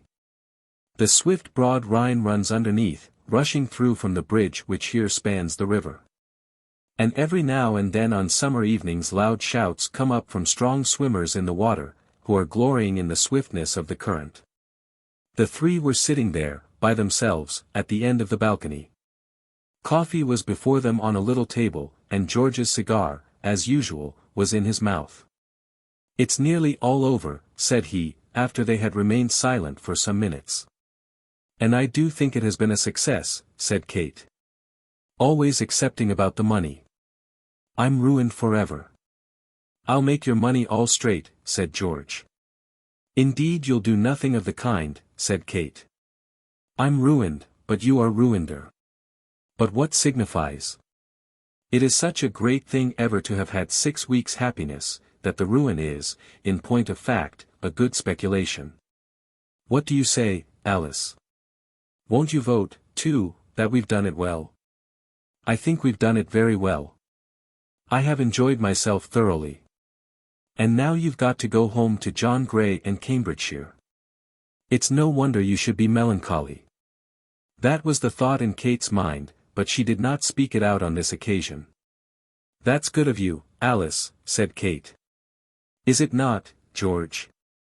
I like a person who will give a hearty meed of approbation. But I am giving the meed of approbation to myself." "I like a person even to do that heartily," said Kate. "Not that George and I are thankful for the compliment. We are prepared to admit that we owe almost everything to you, are we not, George?" "I'm not, by any means," said George. "Well, I am, and I expect to have something pretty said to me in return. Have I been cross once, Alice?" "No, I don't think you have. You are never cross, though you are often ferocious. But I haven't been once ferocious, nor has George." "He would have been the most ungrateful man alive if he had," said Alice. "We've done nothing since we've started but realize from him that picture in Punch of the young gentleman at Edo who had a dozen ladies to wait upon him. And now he has got to go home to his lodgings, and wait upon himself again. Poor fellow! I do pity you, George." "No, you don't, nor does Alice. I believe girls always think that a bachelor in London has the happiest of all lives. It's because they think so that they generally want to put an end to the man's condition. It's envy that makes us want to get married, not love," said Kate. "It's the devil in some shape, as often as not," said he. "With a man, marriage always seems to him to be an evil at the instant." "Not always," said Alice. "Almost always. But he does it, as he takes physic, because something worse will come if he don't. A man never likes having his tooth pulled out, but all men do have their teeth pulled out, and they who delay it too long suffer the very mischief." "I do like George's philosophy," said Kate, getting up from her chair as she spoke. "It is so sharp, and has such a pleasant acid taste about it, and then we all know that it means nothing. Alice, I'm going upstairs to begin the final packing." "I'll come with you, dear." "No, don't. To tell the truth, I'm only going into that man's room because he won't put up a single thing of his own decently. We'll do ours, of course, when we go up to bed. Whatever you disarrange tonight, Master George, you must rearrange for yourself tomorrow morning, for I promise I won't go into your room at 5 o'clock. "How I do hate that early work," said George. "I'll be down again very soon," said Kate. "Then we'll take one turn on the bridge and go to bed." Alice and George were left together sitting in the balcony. They had been alone together before many times since their travels had commenced. But they both of them felt that there was something to them in the present moment different from any other period of their journey. There was something that each felt to be sweet, undefinable, and dangerous. Alice had known that it would be better for her to go upstairs with Kate. But Kate's answer had been of such a nature that had she gone she would have shown that she had some special reason for going. Why should she show such a need? Or why, indeed, should she entertain it? Alice was seated quite at the end of the gallery, and Kate's chair was at her feet in the corner. When Alice and Kate had seated themselves, the waiter had brought a small table for the coffee cups, and George had placed his chair on the other side of that. So that Alice was, as it were, a prisoner. She could not slip away without some special preparation for going, and Kate had so placed her chair in leaving, that she must actually have asked George to move it before she could escape. But why should she wish to escape? Nothing could be more lovely and enticing than the scene before her. The night had come on, with quick but still unperceived approach, as it does in those parts. For the twilight there is not prolonged as it is with us more northern folk. The night had come on, but there was a rising moon, which just sufficed to give a sheen to the water beneath her. The air was deliciously soft. Of that softness which produces no sensation either of warmth or cold, but which just seems to touch one with loving tenderness. As though the unseen spirits of the air kissed one's forehead as they passed on their wings. The Rhine was running at her feet, so near, that in the soft half-light it seemed as though she might step into its ripple. The Rhine was running by with that delicious sound of rapidly moving waters, that fresh refreshing gurgle of the river, which is so delicious to the ear at all times. If you be talking, it wraps up your speech, keeping it for yourselves, making it difficult neither to her who listens nor to him who speaks. If you would sleep, it is of all lullabies the sweetest. If you are alone and would think, it aids all your thoughts. If you are alone, and, alas, would not think, if thinking be too painful, it will dispel your sorrow, and give the comfort which music alone can give. Alice felt that the air kissed her, that the river sang for her its sweetest song. That the moon shone for her with its softest light, that light which lends the poetry of half-developed beauty to everything that it touches. Why should she leave it? Nothing was said for some minutes after Kate's departure, and Alice was beginning to shake from her that half-feeling of danger which had come over her. Vavasor had sat back in his chair, leaning against the house, with his feet raised upon a stool. His arms were folded across his breast, and he seemed to have divided himself between his thoughts and his cigar. Alice was looking full upon the river, and her thoughts had strayed away to her future home among John Gray's flower-beds and shrubs. But the river, though it sang to her pleasantly, seemed to sing a song of other things than such a home as that, a song full of mystery. As are all river songs when one tries to understand their words. "When are you to be married, Alice?" said George at last. "Oh, George," said she. "You ask me a question as though you were putting a pistol to my ear. I'm sorry the question was so unpleasant." "I didn't say that it was unpleasant, but you asked it so suddenly. The truth is, I didn't expect you to speak at all just then. I suppose I was thinking of something. But if it be not unpleasant, when are you to be married?" "I do not know. It is not fixed." "But about when, I mean?" "This summer." "Certainly not this summer, for the summer will be over when we reach home." "This winter?" "Next spring." "Next year, or in 10 years' time?" "Before the expiration of the 10 years, I suppose." "Anything more exact than that I can't say." "I suppose you like it," he then said. "What, being married?" "You see I've never tried yet." "The idea of it, the anticipation." "You look forward with satisfaction to the kind of life you will lead at Nethercoats?" "Don't suppose I am saying anything against it, for I have no conception what sort of a place Nethercoats is. On the whole I don't know that there is any kind of life better than that of an English country gentleman in his own place. That is, if he can keep it up, and not live as the old squire does, in a state of chronic poverty. Mr. Gray's place doesn't entitle him to be called a country gentleman. But you like the prospect of it?" "Oh, George, how you do cross-question one." "Of course I like it, or I shouldn't have accepted it." "That does not follow. But I quite acknowledge that I have no right to cross-question you. If I ever had such right on the score of cousinship, I have lost it on the score of, but we won't mind that, will we, Alice?" To this she at first made no answer, but he repeated the question. Will we, Alice? Will we what? Recur to the old days. Why should we recur to them? They are past, and as we are again friends and dear cousins the sting of them is gone.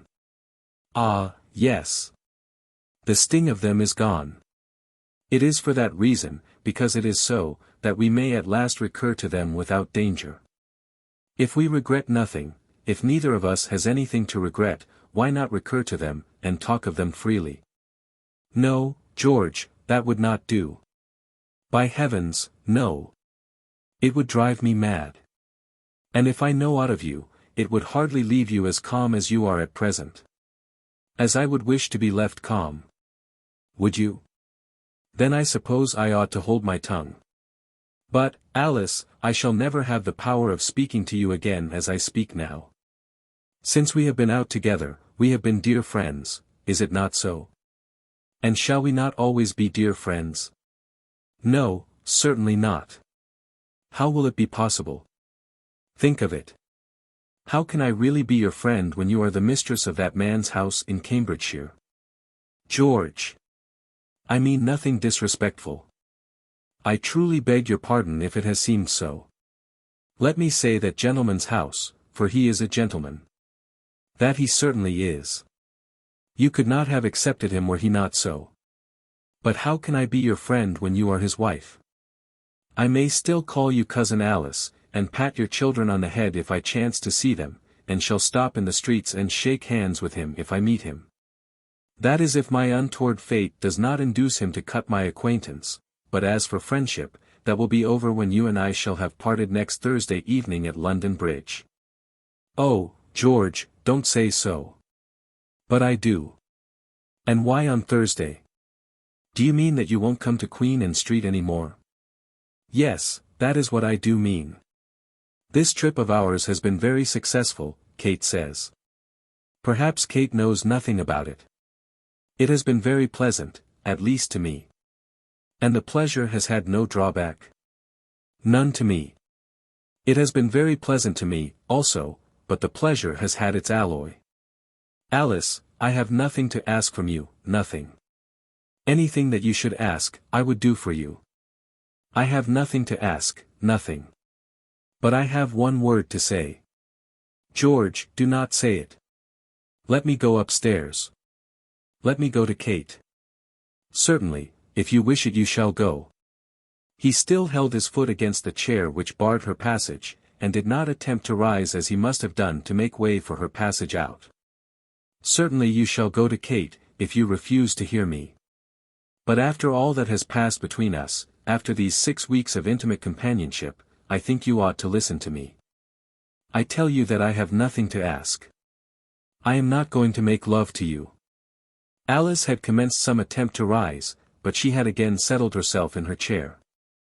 And now, when he paused for a moment, she made no further sign that she wished to escape, nor did she say a word to intimate her further wish that he should be silent. I am not going to make love to you, he said again. As for making love, as the word goes, that must be over between you and me. It has been made and marred, and cannot be remade.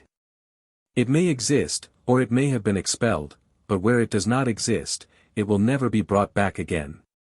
It should not be spoken of between you and me. So, no doubt, any proper-going duenna would say, and so, too, little children should be told, but between you and me there can be no necessity for falsehood. We have grown beyond our sugar-toothed ages, and are now men and women. I perfectly understood your breaking away from me. I understood you, and in spite of my sorrow knew that you were right. I am not going to accuse or to defend myself, but I knew that you were right. Then let there be no more about it. Yes, there must be more about it. I did not understand you when you accepted Mr. Grey. Against him I have not a whisper to make. He may be perfect for aught I know. But, knowing you as I thought I did, I could not understand your loving such a man as him. It was as though one who had lived on brandy should take himself suddenly to a milk diet, and enjoy the change. A milk diet is no doubt the best. But men who have lived on brandy can't make those changes very suddenly. They perish in the attempt. Not always, George. It may be done with months of agony. But there was no such agony with you. Who can tell? But you will tell me the cure was made. I thought so, and therefore thought that I should find you changed. I thought that you, who had been all fire, would now have turned yourself into soft flowing milk and honey, and have become fit for the life in store for you. With such a one I might have travelled from Moscow to Malta without danger. The woman fit to be John Gray's wife would certainly do me no harm, could not touch my happiness. I might have loved her once, might still love the memory of what she had been, but her, in her new form, after her new birth, such a one as that, Alice, could be nothing to me. Don't mistake me. I have enough of wisdom in me to know how much better, aye, and happier a woman she might be. It was not that I thought you had descended in the scale. But I gave you credit for virtues which you have not acquired. Alice, that wholesome diet of which I spoke is not your diet. You would starve on it, and perish. He had spoken with great energy, but still in a low voice, having turned full round upon the table, with both his arms upon it, and his face stretched out far over towards her. She was looking full at him, and, as I have said before, that scar in his gloomy eyes and thick eyebrows seemed to make up the whole of his face. But the scar had never been ugly to her. She knew the story, and when he was her lover she had taken pride in the mark of the wound. She looked at him, but though he paused she did not speak. The music of the river was still in her ears, and there came upon her a struggle as though she were striving to understand its song. Were the waters also telling her of the mistake she had made in accepting Mr. Gray as her husband? What her cousin was now telling her, was it not a repetition of words which she had spoken to herself hundreds of times during the last 2 months? Was she not telling herself daily, hourly, always, in every thought of her life, that in accepting Mr. Gray she had assumed herself to be mistress of virtues which she did not possess? Had she not, in truth, rioted upon brandy, till the innocence of milk was unfitted for her? This man now came and rudely told her all this, but did he not tell her the truth? She sat silent and convicted, only gazing into his face when his speech was done. I have learned this since we have been again together, Alice. And finding you, not the angel I had supposed, finding you to be the same woman I had once loved, the safety that I anticipated has not fallen to my lot. That's all. Here's Kate, and now we'll go for our walk. Chapter 6. The Bridge over the Rhine. George, said Kate, speaking before she quite got up to them, will you tell me whether you have been preparing all your things for an open sale by auction?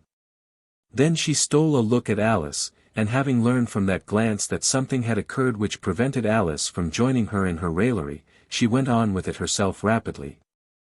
As though to cover Alice's confusion, and give her time to rally before they should all move. Would you believe it?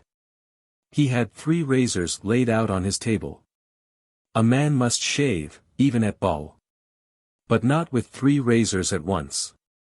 And 3 hairbrushes, and half a dozen toothbrushes, and a small collection of combs, and 4 or 5 little glass bottles, looking as though they contained poison, all with silver tops.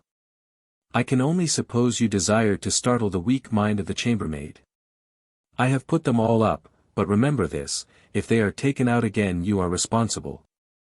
And I will not put up your boots, George. What can you have wanted with 3 pairs of boots at Basle? When you have completed the list of my wardrobe we'll go out upon the bridge. That is, if Alice likes it. Oh, yes, I shall like it. Come along then, said Kate. And so they moved away.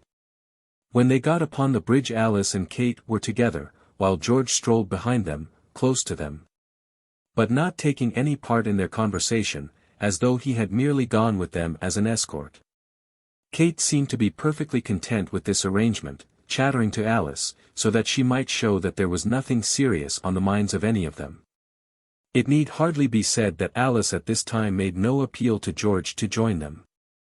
He followed them at their heels, with his hands behind his back, looking down upon the pavement and simply waiting upon their pleasure. Do you know, said Kate, I have a very great mind to run away. Where do you want to run to? Well, that wouldn't much signify. Perhaps I'd go to the little inn at Handeck. It's a lonely place, where nobody would hear of me, and I should have the waterfall. I'm afraid they'd want to have their bill paid. That would be the worst of it. But why run away just now? I won't, because you wouldn't like going home with George alone, and I suppose he'd be bound to look after me, as he's doing now. I wonder what he thinks of having to walk over the bridge after us girls. I suppose he'd be in that place down there drinking beer, if we weren't here. If he wanted to go, I dare say he would, in spite of us. That's ungrateful of you, for I'm sure we've never been kept in a moment by his failing us. But as I was saying, I do dread going home. You are going to John Gray, which may be pleasant enough, but I'm going to Aunt Greenow. It's your own choice. No, it's not. I haven't any choice in the matter. Of course I might refuse to speak to Aunt Greenow, and nobody could make me, but practically I haven't any choice in the matter. Fancy a month at Yarmouth with no companion but such a woman as that. I shouldn't mind it. Aunt Greenow always seems to me to be a very good sort of woman. She may be a good woman, but I must say I think she's of a bad sort. You've never heard her talk about her husband? No, never. I think she did cry a little the first day she came to Queen Anne Street, but that wasn't unnatural. He was 30 years older than herself. But still he was her husband. And even if her tears are assumed, what of that? What's a woman to do? Of course she was wrong to marry him.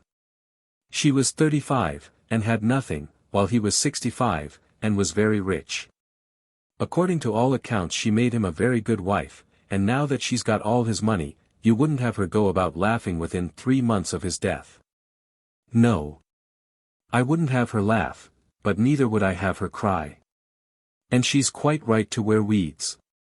But she needn't be so very outrageous in the depth of her hems, or so very careful that her caps are becoming. Her eyes will be worn out by their double service. They are always red with weeping, and yet she is ready every minute with a full battery of execution for any man that she sees. Then why have you consented to go to Yarmouth with her? Just because she's got £40,000. If Mr. Greenow had left her with a bare maintenance I don't suppose I should ever have held out my hand to her. Then you're as bad as she is. Quite as bad, and that's what makes me want to run away. But it isn't my own fault altogether. It's the fault of the world at large. Does anybody ever drop their rich relatives? When she proposed to take me to Yarmouth, wasn't it natural that the squire should ask me to go? When I told George, wasn't it natural that he should say, oh, go by all means? She's got £40,000. One can't pretend to be wiser or better than one's relatives. And after all, what can I expect from her money? Nothing, I should say. Not a halfpenny. I'm nearly 30 and she's only 40, and of course she'll marry again. I will say of myself, too, that no person living cares less for money. I should think no one. Yet one sticks to one's rich relatives. It's the way of the world. Then she paused a moment. But shall I tell you, Alice, why I do stick to her? Perhaps you'll think the object as mean as though I wanted her money myself. Why is it? Because it is on the cards that she may help George in his career. I do not want money, but he may. And for such purposes as his, I think it fair that all the family should contribute. I feel sure that he would make a name for himself in Parliament. And if I had my way I would spend every shilling of Vavasor money in putting him there. When I told the squire so I thought he would have eaten me. I really did think he would have turned me out of the house. And serve you right too after what had happened. I didn't care. Let him turn me out. I was determined he should know what I thought. He swore at me, and then he was so unhappy at what he had done that he came and kissed me that night in my bedroom, and gave me a £10 note. What do you think I did with it? I sent it as a contribution to the next election and George has it now locked up in a box. Don't you tell him that I told you. Then they stopped and leaned for a while over the parapet of the bridge. Come here, George," said Kate, and she made room for him between herself and Alice. "Wouldn't you like to be swimming down there as those boys were doing when we went out into the balcony? The water looks so enticing." "I can't say I should. Unless it might be a pleasant way of swimming into the next world. I should so like to feel myself going with the stream," said Kate, "particularly by this light. I can't fancy in the least that I should be drowned." "I can't fancy anything else," said Alice. "It would be so pleasant to feel the water gliding along one's limbs, and to be carried away headlong, knowing that you were on the direct road to Rotterdam." "And so arrive there without your clothes," said George. "They would be brought after in a boat. Didn't you see that those boys had a boat with them? But if I lived here, I'd never do it except by moonlight. The water looks so clear and bright now, and the rushing sound of it is so soft. The sea at Yarmouth won't be anything like that, I suppose." Neither of them any longer answered her, and yet she went on talking about the river, and their aunt, and her prospects at Yarmouth. Neither of them answered her, and yet it seemed that they had not a word to say to each other. But still they stood there looking down upon the river, and every now and then Kate's voice was to be heard, preventing the feeling which might otherwise have arisen that their hearts were too full for speech. At last Alice seemed to shiver. There was a slight trembling in her arms, which George felt rather than saw. "You are cold," he said. "No indeed. If you are, let us go in." "I thought you shivered with the night air." "It wasn't that. I was thinking of something." "Don't you ever think of things that make you shiver?" "Indeed I do, very often. So often that I have to do my shiverings inwardly. Otherwise people would think I had the palsy." "I don't mean things of moment," said Alice. "Little bits of things make me do it. Perhaps a word that I said and ought not to have said 10 years ago, the most ordinary little mistakes, even my own past thoughts to myself about the merest trifles. They are always making me shiver." "It's not because you have committed any murder then?" "No, but it's my conscience all the same, I suppose." "Ah! I'm not so good as you." "I doubt it's not my conscience at all. When I think of a chance I've let go by, as I have thousands, then it is that I shiver. But, as I tell you, I shiver inwardly. I've been in one long shiver ever since we came out because of one chance that I let go by. Come, we'll go in. We've to be up at 5 o'clock, and now it's 11. I'll do the rest of my shivering in bed." "Are you tired of being out?" said Kate, when the other two began to move. "Not tired of being out, but George reminds me that we have to be up at 5. I wish George would hold his tongue. We can't come to the bridge at Basle every night in our lives. If one found oneself at the top of Sinai, I'm afraid the first feeling would be one of fear lest one wouldn't be down in time to dress for dinner. Are you aware, George, that the King of Rivers is running beneath your feet, and that the moon is shining with a brilliance you never see at home?" "I'll stay here all night if you'll put off going tomorrow," said George. "Our money wouldn't hold out," said Kate. "Don't talk about Sinai any more after that," said he, "but let's go into bed." They walked across the bridge back to the hotel in the same manner as before, the two girls going together with the young man after them, and so they went up the front steps of the hotel, through the hall, and on to the stairs. Here George handed Alice her candle, and as he did so he whispered a few words to her. "My shivering fit has to come yet," said he, "and will last me the whole night." She would have given much to be able to answer him lightly, as though what he had said had meant nothing, but she couldn't do it, the light speech would not come to her. She was conscious of all this, and went away to her own room without answering him at all. Here she sat down at the window looking out upon the river till Kate should join her. Their rooms opened through from one to the other, and she would not begin her packing till her cousin should come. But Kate had gone with her brother, promising, as she did so, that she would be back in half a minute. That half-minute was protracted beyond half an hour. "If you'll take my advice," said Kate, at last, standing up with her candle in her hand, "you'll ask her in plain words to give you another chance. Do it tomorrow at Strasbourg. You'll never have a better opportunity. And bid her throw John Gray over. Don't say anything about John Gray, leave her to settle that matter with herself. Believe me that she has quite courage enough to dispose of John Gray, if she has courage enough to accept your offer. Kate, you women never understand each other. If I were to do that, all her most powerful feelings would be arrayed in arms against me. I must leave her to find out first that she wishes to be rid of her engagement. She has found that out long ago. Do you think I don't know what she wishes? But if you can't bring yourself to speak to her, she'll marry him in spite of her wishes. Bring myself. I've never been very slow in bringing myself to speak to anyone when there was need. It isn't very pleasant sometimes, but I do it, if I find occasion. But surely it must be pleasant with her. You must be glad to find that she still loves you. You still love her, I suppose? Upon my word I don't know. Don't provoke me, George. I'm moving heaven and earth to bring you two together.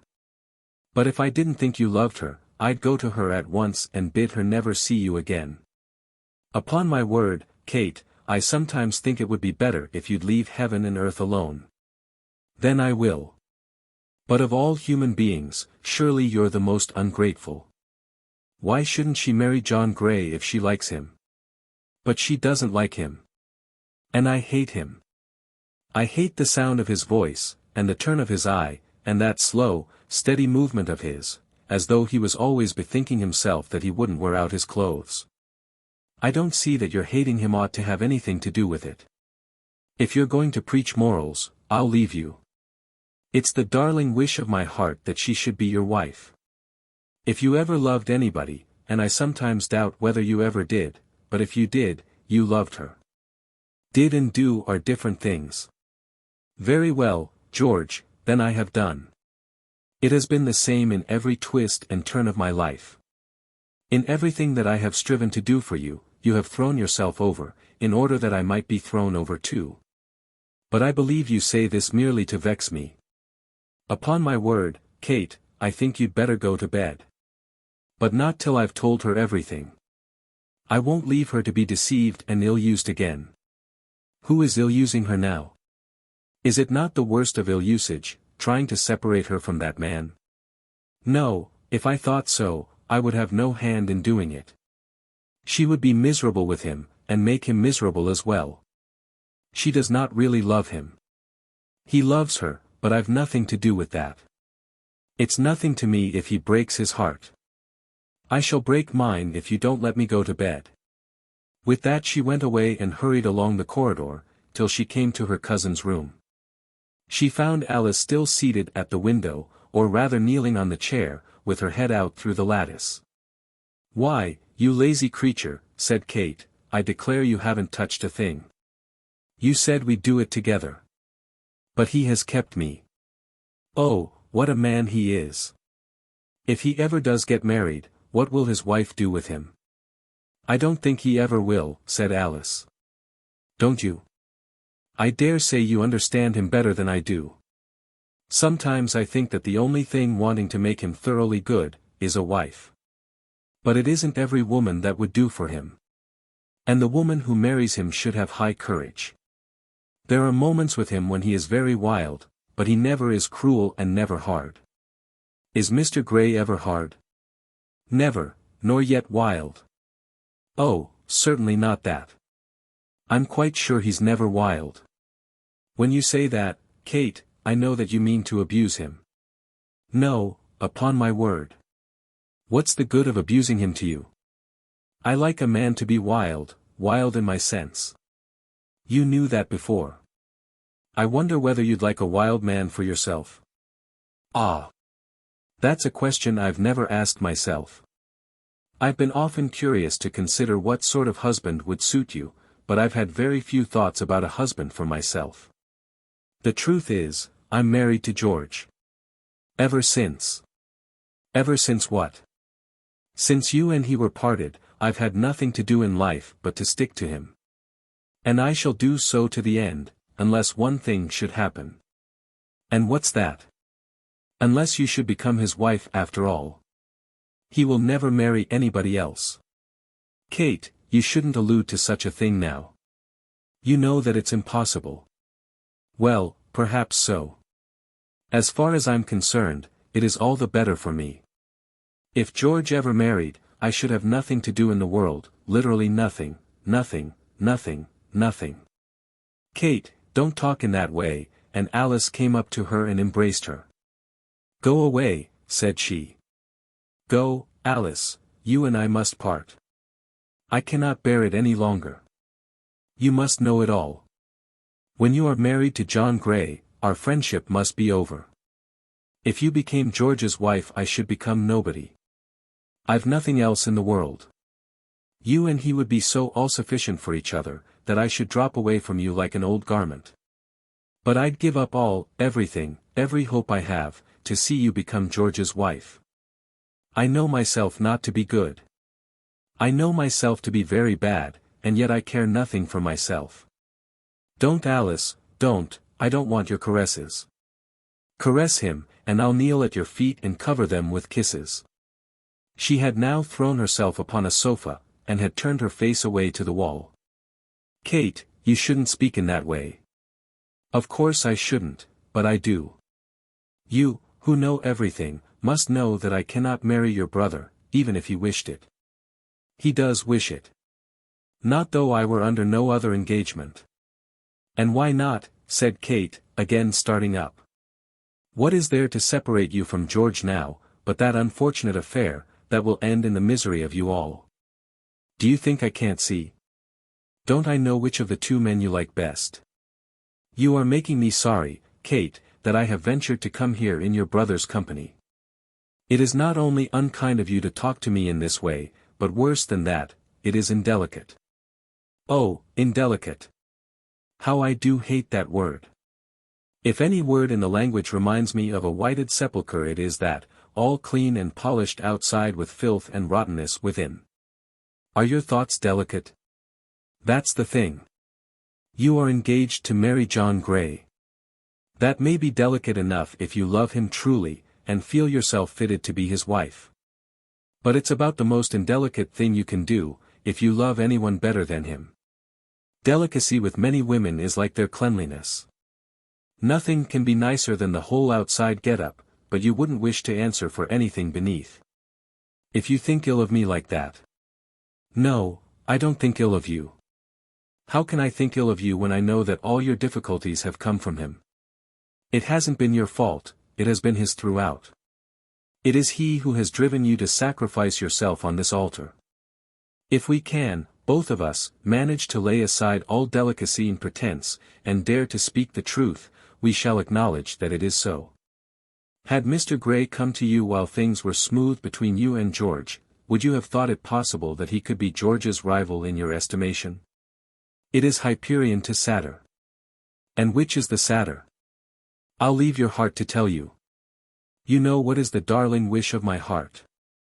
But, Alice, if I thought that Mr. Grey was to you Hyperion, if I thought that you could marry him with that sort of worshipping, idolatrous love which makes a girl proud as well as happy in her marriage, I wouldn't raise a little finger to prevent it. To this Alice made no answer, and then Kate allowed the matter to drop. Alice made no answer, though she felt that she was allowing judgment to go against her by default in not doing so. She had intended to fight bravely, and to have maintained the excellence of her present position as the affianced bride of Mr. Grey, but she felt that she had failed. She felt that she had, in some sort, acknowledged that the match was one to be deplored, that her words in her own defence would by no means have satisfied Mr. Grey, if Mr. Grey could have heard them, that they would have induced him to offer her back her troth rather than have made him happy as a lover. But she had nothing further to say. She could do something. She would hurry home and bid him name the earliest day he pleased. After that her cousin would cease to disturb her in her career. It was nearly 1 o'clock before the two girls began to prepare for their morning start, and Alice, when they had finished their packing, seemed to be worn out with fatigue. "If you are tired, dear, we'll put it off," said Kate. "Not for worlds," said Alice. "For half a word we'll do it," continued Kate. I'll slip out to George and tell him, and there's nothing he'd like so much." But Alice would not consent. About 2 they got into bed, and punctually at 6 they were at the railway station. "Don't speak to me," said George, when he met them at their door in the passage. "I shall only yawn in your face." However, they were in time, which means abroad that they were at the station half an hour before their train started, and they went on upon their journey to Strasbourg. There is nothing further to be told of their tour. They were but 2 days and nights on the road from Basle to London. And during those 2 days and nights neither George nor Kate spoke a word to Alice of her marriage, nor was any allusion made to the balcony at the inn, or to the bridge over the river. Chapter 7. Aunt Greenow. Kate Vavasor remained only 3 days in London before she started for Yarmouth, and during those 3 days she was not much with her cousin. "I'm my aunt's, body and soul, for the next 6 weeks," she said to Alice, when she did come to Queen and Street on the morning after her arrival. "And she is exigent in a manner I can't at all explain to you. You mustn't be surprised if I don't even write a line. I've escaped by stealth now. She went upstairs to try on some new weeds for the seaside, and then I bolted. She did not say a word about George. Nor during those 3 days, nor for some days afterwards, did George show himself. As it turned out afterwards, he had gone off to Scotland, and had remained a week among the grouse. Thus, at least, he had accounted for himself and his movements, but all George Vavasor's friends knew that his goings out and comings in were seldom accounted for openly like those of other men. It will perhaps be as well to say a few words about Mrs. Greenow before we go with her to Yarmouth. Mrs. Greenow was the only daughter and the youngest child of the old squire at Vavasor Hall. She was just 10 years younger than her brother John, and I am inclined to think that she was almost justified in her repeated assertion that the difference was much greater than 10 years. By the freshness of her color, and by the general juvenility of her appearance. She certainly did not look 40, and who can expect a woman to proclaim herself to be older than her looks? In early life she had been taken from her father's house, and had lived with relatives in one of the large towns in the north of England. It is certain she had not been quite successful as a girl. Though she had enjoyed the name of being a beauty, she had not the usual success which comes from such repute. At 34 she was still unmarried. She had, moreover, acquired the character of being a flirt. And I fear that the stories which were told of her, though doubtless more than half false, had in them sufficient of truth to justify the character. Now this was very sad, seeing that Arabella Vavasor had no fortune, and that she had offended her father and brothers by declining to comply with their advice at certain periods of her career.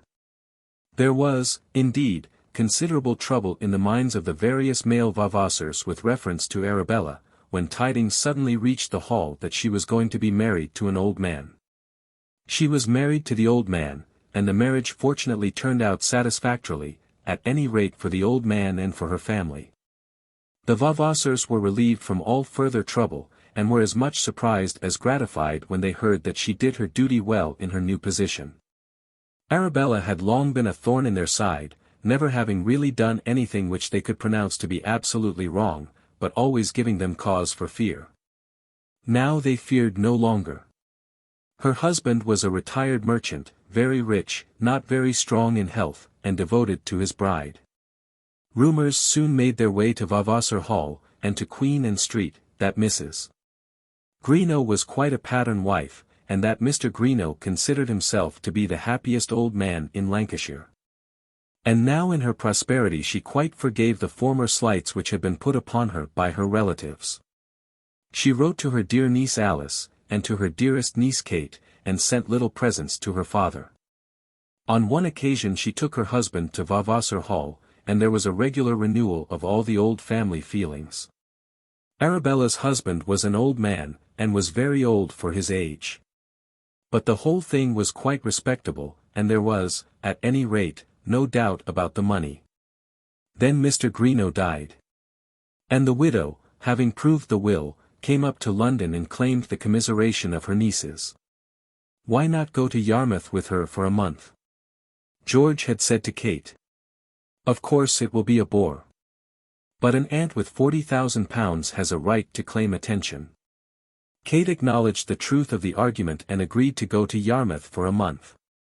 Your Aunt Arabella has shown herself to be a very sensible woman, the old squire had written, much more sensible than anybody thought her before her marriage. Of course you should go with her if she asks you. What aunt, uncle, or cousin, in the uncontrolled possession of £40,000 was ever unpopular in the family? Yarmouth is not a very prepossessing place to the eye.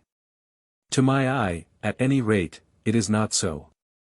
There is an old town with which summer visitors have little or nothing to do. And there are the new houses down by the seaside, to which, at any rate, belongs the full advantage of sea air. A kind of esplanade runs for nearly a mile along the sands, and there are built, or in the course of building, rows of houses appropriated to summer visitors all looking out upon the sea. There is no beauty unless the yellow sandy sea can be called beautiful. The coast is low and straight, and the east wind blows full upon it. But the place is healthy, and Mrs. Greenow was probably right in thinking that she might there revive some portion of the health which she had lost in watching beside the couch of her departing lord. Omnibus, no, indeed. Jeanette, get me a fly. These were the first words Mrs. Greenow spoke as she put her foot upon the platform at the Yarmouth station. Her maid's name was Jenny. But Kate had already found, somewhat to her dismay, that orders had been issued before they left London that the girl was henceforth to be called Jeanette. Kate had also already found that her aunt could be imperious. But this taste for masterdom had not shown itself so plainly in London as it did from the moment that the train had left the station at Shoreditch. In London Mrs. Greenow had been among Londoners, and her career had hitherto been provincial. Her spirit, no doubt, had been somewhat cowed by the novelty of her position. But when she felt herself to be once beyond the stones as the saying used to be, she was herself again. And at Ipswich she had ordered Jeanette to get her a glass of sherry with an air which had created a good deal of attention among the guards and porters. The fly was procured. And with considerable exertion all Mrs. Greenow's boxes, together with the more moderate belongings of her niece and maid, were stowed on the top of it, round upon the driver's body on the coach-box, on the maid's lap. And I fear in Kate's also, and upon the vacant seat. The large house in Montpellier Parade, said Mrs. Greenow. They is all large, ma'am, said the driver. The largest, said Mrs. Greenow. They're much of a muchness, said the driver. Then Mrs. Jones's, said Mrs. Greenow. But I was particularly told it was the largest in the row. I know Mrs. Jones's well, said the driver, and away they went. Mrs.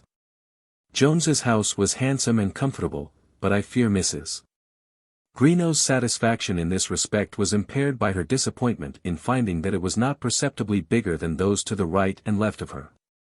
Her ambition in this and in other similar matters would have amused Kate greatly had she been a bystander, and not one of her aunt's party. Mrs. Greenow was good-natured, liberal, and not by nature selfish. But she was determined not to waste the good things which fortune had given, and desired that all the world should see that she had £40,000 of her own.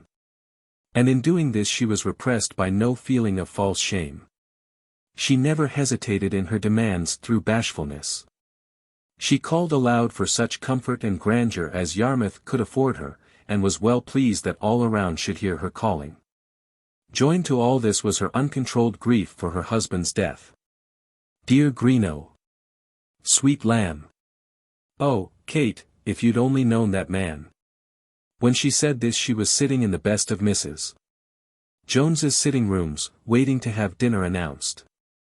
She had taken a drawing room and dining room, because, as she had said, she didn't see why people should be stuffy when they went to the seaside. Not if they had means to make themselves comfortable. Oh, Kate, I do wish you'd known him. I wish I had, said Kate, very untruly. I was unfortunately away when he went to Vavasor Hall. Ah, yes, but it was at home, in the domestic circle, that Greenow should have been seen to be appreciated. I was a happy woman, Kate, while that lasted. And Kate was surprised to see that real tears, one or two on each side, were making their way down her aunt's cheeks. But they were soon checked with a handkerchief of the broadest hem and of the finest cambric. "Dinner, ma'am," said Jeanette, opening the door. "Jeanette, I told you always to say that dinner was served." "Dinner's served then," said Jeanette in a tone of anger. "Come, Kate," said her aunt. "I've but little appetite myself, but there's no reason you shouldn't eat your dinner. I specially wrote to Mrs. Jones to have some sweetbread. I do hope she's got a decent cook. It's very little I eat myself, but I do like to see things nice." The next day was Sunday, and it was beautiful to see how Mrs. Greenow went to church in all the glory of widowhood. There had been a great unpacking after that banquet on the sweetbread, and all her funereal millinery had been displayed before Kate's wondering eyes. The charm of the woman was in this, that she was not in the least ashamed of anything that she did. She turned over all her wardrobe of mourning, showing the richness of each article, the stiffness of the crape, the fineness of the cambric, the breadth of the frills, telling the price of each to a shilling, while she explained how the whole had been amassed without any consideration of expense. This she did with all the pride of a young bride when she shows the glories of her trousseau to the friend of her bosom. Jeanette stood by the while, removing one thing and exhibiting another. Now and again through the performance, Mrs. Greenow would rest a while from her employment, and address the shade of the departed one in terms of most endearing affection.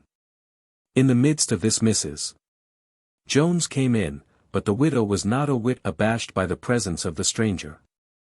"Peace be to his manes," she said at last, as she carefully folded up a huge black crape mantilla. She made, however, but one syllable of the classical word, and Mrs. Jones thought that her lodger had addressed herself to the mortal remains of her deceased lord. "He is left her uncommon well off, I suppose," said Mrs. Jones to Jeanette. "You may say that, ma'am. It's more nor 100,000 of pounds." "No. Pounds of sterling, ma'am." "Indeed it is." "To my knowledge." "Why don't she have a carriage?" "So she do, but a lady can't bring her carriage down to the sea when she's only just buried her husband, as one may say. What'd folks say if they saw her in her own carriage? But it ain't because she can't afford it, Mrs. Jones. And now we're talking of it, you must order a fly for church tomorrow, that'll look private, you know. She said I was to get a man that had a livery coat and gloves." The man with the coat and gloves was procured, and Mrs. Greenow's entry into church made quite a sensation. There was a thoughtfulness about her which alone showed that she was a woman of no ordinary power. She foresaw all necessities, and made provision for all emergencies. Another would not have secured an eligible sitting, and been at home in Yarmouth Church, till half the period of her sojourn there was over. But Mrs. Greenow had done it all. She walked up the middle aisle with as much self-possession as though the chancel had belonged to her family for years. And the respectable pew-opener absolutely deserted 2 or 3 old ladies whom she was attending, to show Mrs. Greenow into her seat. When seated, she was the cynosure of all eyes. Kate Vavasor became immediately aware that a great sensation had been occasioned by their entrance, and equally aware that none of it was due to her. I regret to say that this feeling continued to show itself throughout the whole service. How many ladies of 40 go to church without attracting the least attention? But it is hardly too much to say that every person in that church had looked at Mrs. Greenow. I doubt if there was present there a single married lady who, on leaving the building, did not speak to her husband of the widow. There had prevailed during the whole 2 hours a general though unexpressed conviction that something worthy of remark had happened that morning. It had an effect even upon the curate's reading. And the incumbent, while preaching his sermon, could not keep his eyes off that wonderful bonnet and veil. On the next morning, before 11, Mrs. Greenow's name was put down at the assembly room. I need hardly say that in my present condition I care nothing for these things. Of course I would sooner be alone. But, my dear Kate, I know what I owe to you. Kate, with less intelligence than might have been expected from one so clever, began to assure her aunt that she required no society. And that, Coming thus with her to the seaside in the early days of her widowhood, she had been well aware that they would live retired. But Mrs. Greenow soon put her down, and did so without the slightest feeling of shame or annoyance on her own part. "My dear," she said, "in this matter you must let me do what I know to be right. I should consider myself to be very selfish if I allowed my grief to interfere with your amusements. But, aunt, I don't care for such amusements." "That's nonsense, my dear. You ought to care for them. How are you to settle yourself in life if you don't care for them?" "My dear aunt, I am settled." "Settled," said Mrs. Greenow, astounded, as though there must have been some hidden marriage of which she had not heard. "But that's nonsense. Of course you're not settled. And how are you to be, if I allow you to shut yourself up in such a place as this, just where a girl has a chance?" It was in vain that Kate tried to stop her. It was not easy to stop Mrs. Greenow when she was supported by the full assurance of being mistress of the place and of the occasion. "No, my dear, I know very well what I owe to you, and I shall do my duty. As I said before, society can have no charms now for such a one as I am. All that social intercourse could ever do for me lies buried in my darling's grave. My heart is desolate and must remain so. But I'm not going to immolate you on the altars of my grief. I shall force myself to go out for your sake, Kate. But, dear aunt, the world will think it so odd, just at present. I don't care tuppence for the world. What can the world do to me? I'm not dependent on the world, thanks to the care of that sainted lamb. I can hold my own. And as long as I can do that the world won't hurt me. No, Kate, if I think a thing's right I shall do it. I mean to make the place pleasant for you if I can, and the world may object if it likes." Mrs. Greenow was probably right in her appreciation of the value of her independence. Remarks may perhaps have been made by the world of Yarmouth as to her early return to society. People, no doubt, did remind each other that old Greenow was hardly yet 4 months buried. Mrs. Jones and Jeanette probably had their little jokes downstairs. But this did not hurt Mrs. Greenow. What was said, was not said in her hearing. Mrs. Jones's bills were paid every Saturday with admirable punctuality. And as long as this was done everybody about the house treated the lady with that deference which was due to the respectability of her possessions. When a recently bereaved widow attempts to enjoy her freedom without money, then it behoves the world to speak aloud, and the world does its duty. Numerous people came to call at Montpelier Parade, and Kate was astonished to find that her aunt had so many friends. She was indeed so bewildered by these strangers that she could hardly ascertain whom her aunt had really known before, and whom she now saw for the first time. Somebody had known somebody who had known somebody else. And that was allowed to be a sufficient introduction, always presuming that the existing somebody was backed by some known advantages of money or position. Mrs. Greenow could smile from beneath her widow's cap in a most bewitching way. "Upon my word then she is really handsome," Kate wrote one day to Alice. But she could also frown, and knew well how to put aside, or, if need be, to reprobate any attempt at familiarity from those whose worldly circumstances were supposed to be disadvantageous. "My dear aunt," said Kate one morning after their walk upon the pier, "how you did snub that Captain Belfield."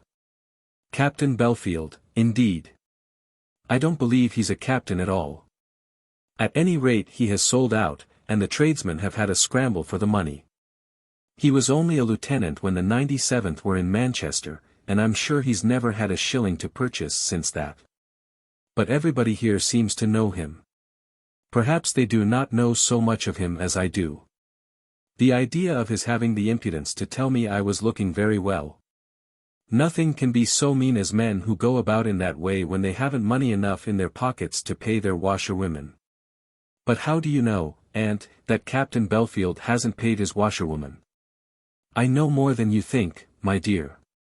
It's my business. How could I tell whose attentions you should receive and whose you shouldn't, if I didn't inquire into these things?" It was in vain that Kate rebelled, or attempted to rebel against this more than maternal care. She told her aunt that she was now nearly 30, and that she had managed her own affairs, at any rate with safety, for the last 10 years, but it was to no purpose. Kate would get angry, but Mrs. Greenow never became angry. Kate would be quite in earnest, but Mrs. Greenow would push aside all that her niece said as though it were worth nothing. Kate was an unmarried woman with a very small fortune, and therefore, of course, was desirous of being married with as little delay as possible. It was natural that she should deny that it was so, especially at this early date in their mutual acquaintance. When the niece came to know her aunt more intimately, there might be confidence between them, and then they would do better. But Mrs. Greenow would spare neither herself nor her purse on Kate's behalf, and she would be a dragon of watchfulness in protecting her from the evil desires of such useless men as Captain Belfield. "I declare, Kate, I don't understand you," she said one morning to her niece as they sat together over a late breakfast. They had fallen into luxurious habits, and I am afraid it was past 11 o'clock, although the breakfast things were still on the table. Kate would usually bathe before breakfast, but Mrs. Greenow was never out of her room till 10:30. "I like the morning for contemplation," she once said. "When a woman has gone through all that I have suffered she has a great deal to think of. And it is so much more comfortable to be thinking when one's in bed," said Jeanette, who was present at the time. "Child, hold your tongue," said the widow. "Yes, ma'am," said Jeanette. "But we'll return to the scene at the breakfast table. What don't you understand, aunt? You only danced twice last night, and once you stood up with Captain Belfield. On purpose to ask after that poor woman who washes his clothes without getting paid for it." "Nonsense, Kate, you didn't ask him anything of the kind, I'm sure." "It's very provoking." "It is indeed. But what harm can Captain Belfield do me? What good can he do you? That's the question. You see, my dear, years will go by. I don't mean to say you ain't quite as young as ever you were, and nothing can be nicer and fresher than you are, especially since you took to bathing." "Oh, aunt, don't. My dear, the truth must be spoken. I declare I don't think I ever saw a young woman so improvident as you are. When are you to begin to think about getting married if you don't do it now?" "I shall never begin to think about it, till I buy my wedding clothes." "That's nonsense, sheer nonsense. How are you to get wedding clothes if you have never thought about getting a husband? Didn't I see Mr. Cheesacre ask you for a dance last night?" "Yes, he did, while you were talking to Captain Belfield yourself, aunt." "Captain Belfield can't hurt me, my dear." "And why didn't you dance with Mr. Cheesacre?" "He's a fat Norfolk farmer, with not an idea beyond the virtues of stall feeding. My dear, every acre of it is his own land, every acre. And he bought another farm for £13,000 only last autumn. They're better than the squires, some of those gentlemen farmers, they are indeed. And of all men in the world they're the easiest managed. That's a recommendation, no doubt." "Of course it is, a great recommendation." Mrs. Greenow had no idea of joking when her mind was intent on serious things. "He's to take us to the picnic tomorrow, and I do hope you'll manage to let him sit beside you. It'll be the place of honor, because he gives all the wine. He's picked up with that man Belfield, and he's to be there. But if you allow your name to be once mixed up with his, it will be all over with you as far as Yarmouth is concerned." "I don't at all want to be mixed up with Captain Belfield, as you call it," said Kate. Then she subsided into her novel, while Mrs. Greenow busied herself about the good things for the picnic. In truth, the aunt did not understand the niece. Whatsoever might be the faults of Kate Vavasor, an unmaidenly desire of catching a husband for herself was certainly not one of them. Chapter 8. Mr. Cheesacre. Yarmouth is not a happy place for a picnic. A picnic should be held among green things. Green turf is absolutely an essential. There should be trees, broken ground, small paths, thickets, and hidden recesses. There should, if possible, be rocks, old timber, moss, and brambles. There should certainly be hills and dales, on a small scale, and above all, there should be running water. There should be no expanse. Joan should not be able to see all Green's movements, nor should Augusta always have her eye upon her sister Jane. But the spot chosen for Mr. Cheesacre's picnic at Yarmouth had none of the virtues above described.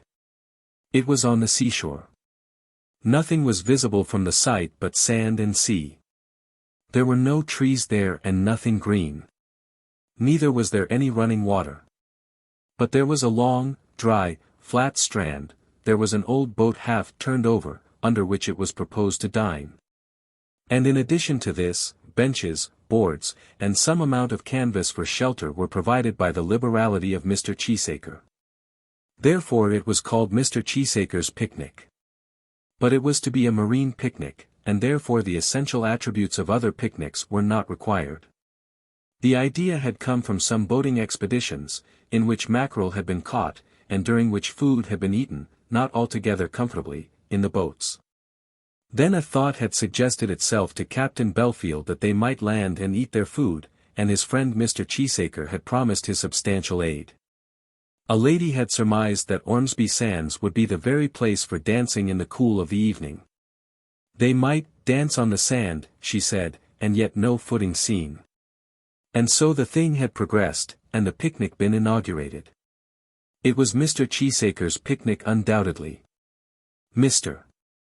Cheesacre was to supply the boats, the wine, the cigars, the music, and the carpenter's work necessary for the turning of the old boat into a banqueting saloon. But Mrs. Greenow had promised to provide the eatables, and enjoyed as much of the éclat as the master of the festival. She had known Mr. Cheesacre now for 10 days and was quite intimate with him. He was a stout, florid man, of about 45, a bachelor, apparently much attached to ladies' society, bearing no sign of age except that he was rather bald. And that grey hairs had mixed themselves with his whiskers, very fond of his farming, and yet somewhat ashamed of it when he found himself in what he considered to be polite circles. And he was, moreover, a little inclined to seek the honour which comes from a well-filled and liberally opened purse. He liked to give a man a dinner and then to boast of the dinner he had given. He was very proud when he could talk of having mounted, for a day's hunting, any man who might be supposed to be of higher rank than himself. I had Grimsby with me the other day, the son of old Grimsby of Hatherwick, you know. Blessed if he didn't stake my bay mare. But what matters? I mounted him again the next day just the same. Some people thought he was soft, for it was very well known throughout Norfolk that young Grimsby would take a mount wherever he could get it. In these days Mrs. Greenow had become intimate with Mr. Cheesacre, and had already learned that he was the undoubted owner of his own acres. It wouldn't do for me, she had said to him, to be putting myself forward, as if I were giving a party myself, or anything of that sort, would it now? Well, perhaps not. But you might come with us. So I will, Mr. Cheesacre, for that dear girl's sake. I should never forgive myself if I debarred her from all the pleasures of youth, because of my sorrows. I need hardly say that at such a time as this nothing of that sort can give me any pleasure. I suppose not, said Mr. Cheesacre, with solemn look. Quite out of the question. And Mrs. Greenow wiped away her tears. For though as regards age I might dance on the sands as merrily as the best of them. That I'm sure you could, Mrs. Greenow. How's a woman to enjoy herself if her heart lies buried? But it won't be so always, Mrs. Greenow. Mrs. Greenow shook her head to show that she hardly knew how to answer such a question. Probably it would be so always, but she did not wish to put a damper on the present occasion by making so sad a declaration. But as I was saying, continued she, if you and I do it between us, won't that be the surest way of having it come off nicely? Mr. Cheesacre thought that it would be the best way. Exactly so. I'll do the meat and pastry and fruit, and you shall do the boats and the wine.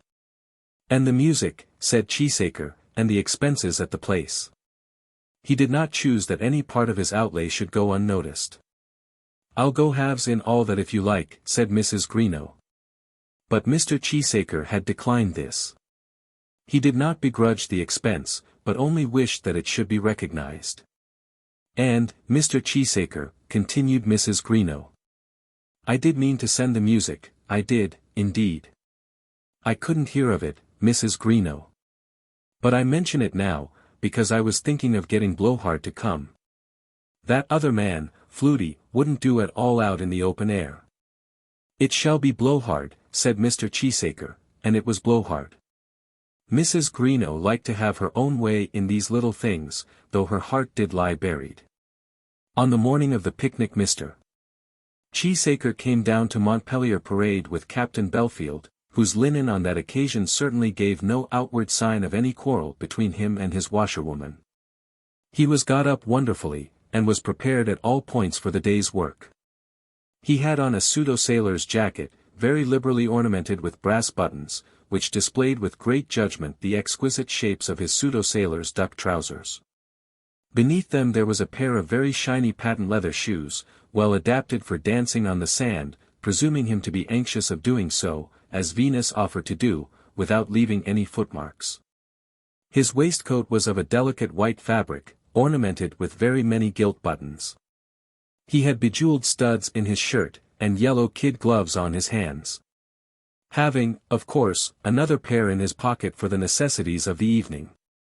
His array was quite perfect, and had stricken dismay into the heart of his friend Cheesacre, when he joined that gentleman. He was a well-made man, nearly 6 feet high, with dark hair, dark whiskers, and dark moustache, nearly black. But of that suspicious hue which to the observant beholder seems always to tell a tale of the hairdresser's shop. He was handsome, too, with well-arranged features, but carrying, perhaps, in his nose some first symptoms of the effects of midnight amusements.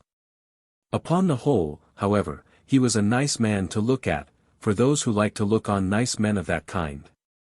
Cheesacre, too, had adopted something of a sailor's garb.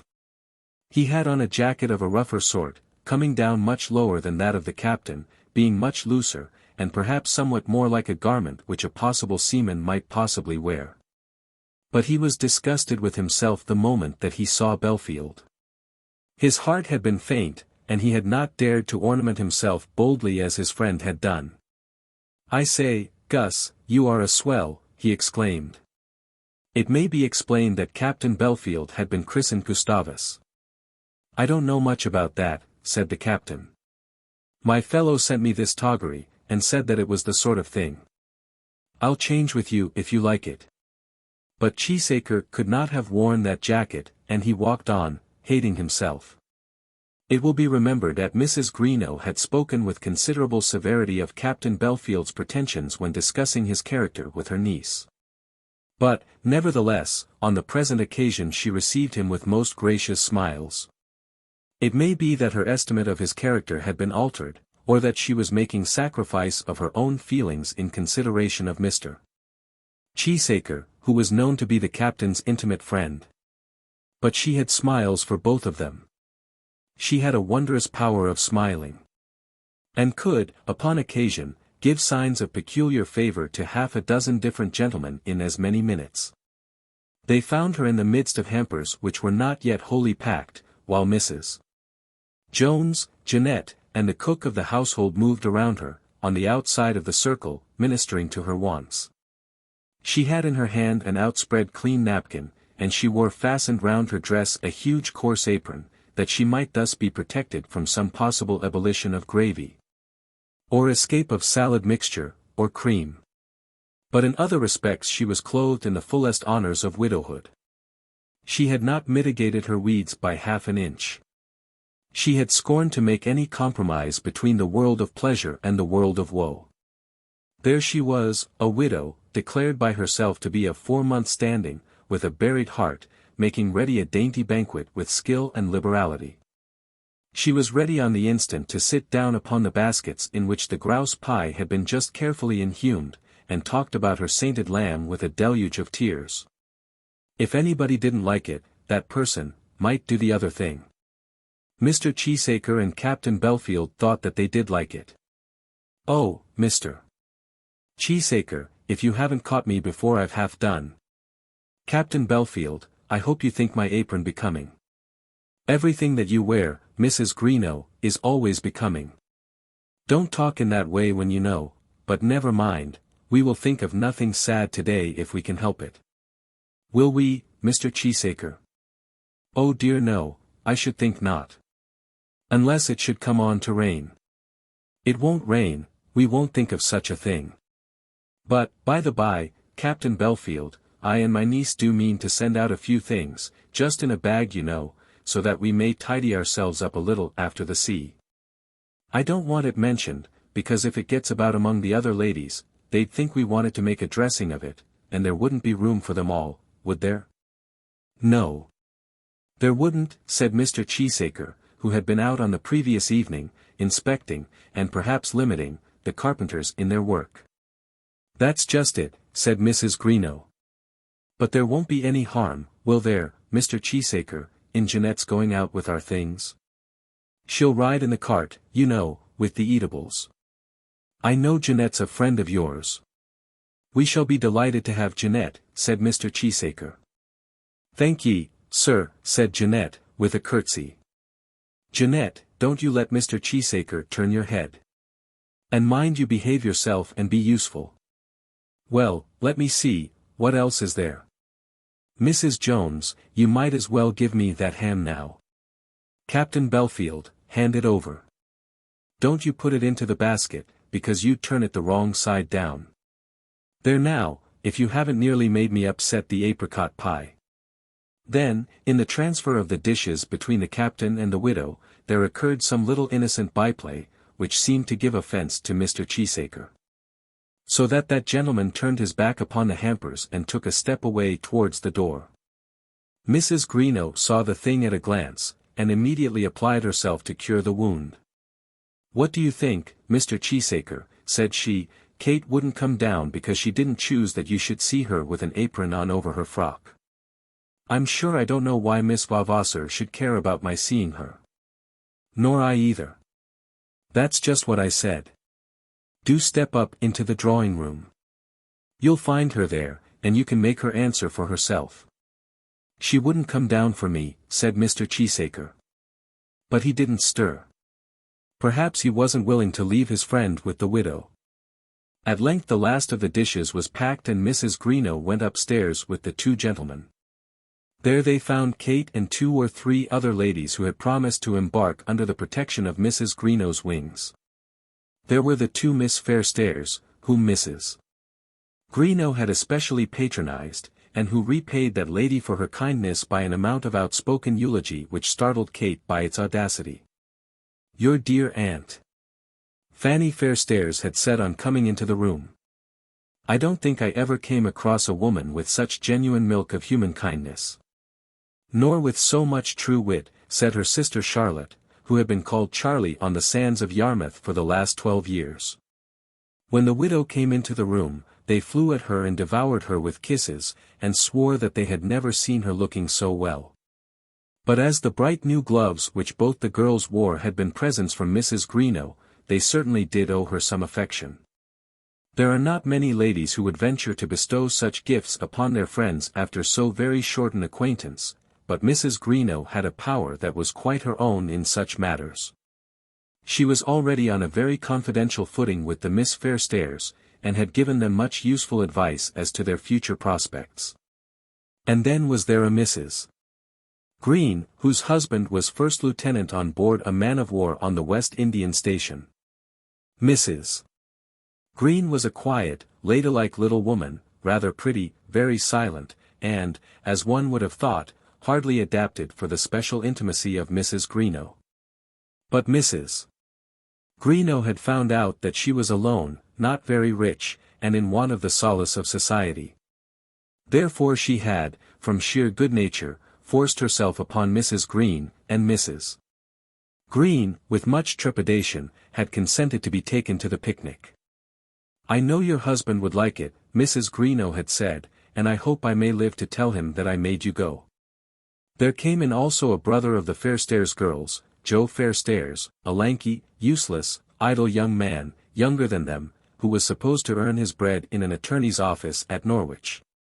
Or rather to be preparing to earn it at some future time, and who was a heavy burden upon all his friends.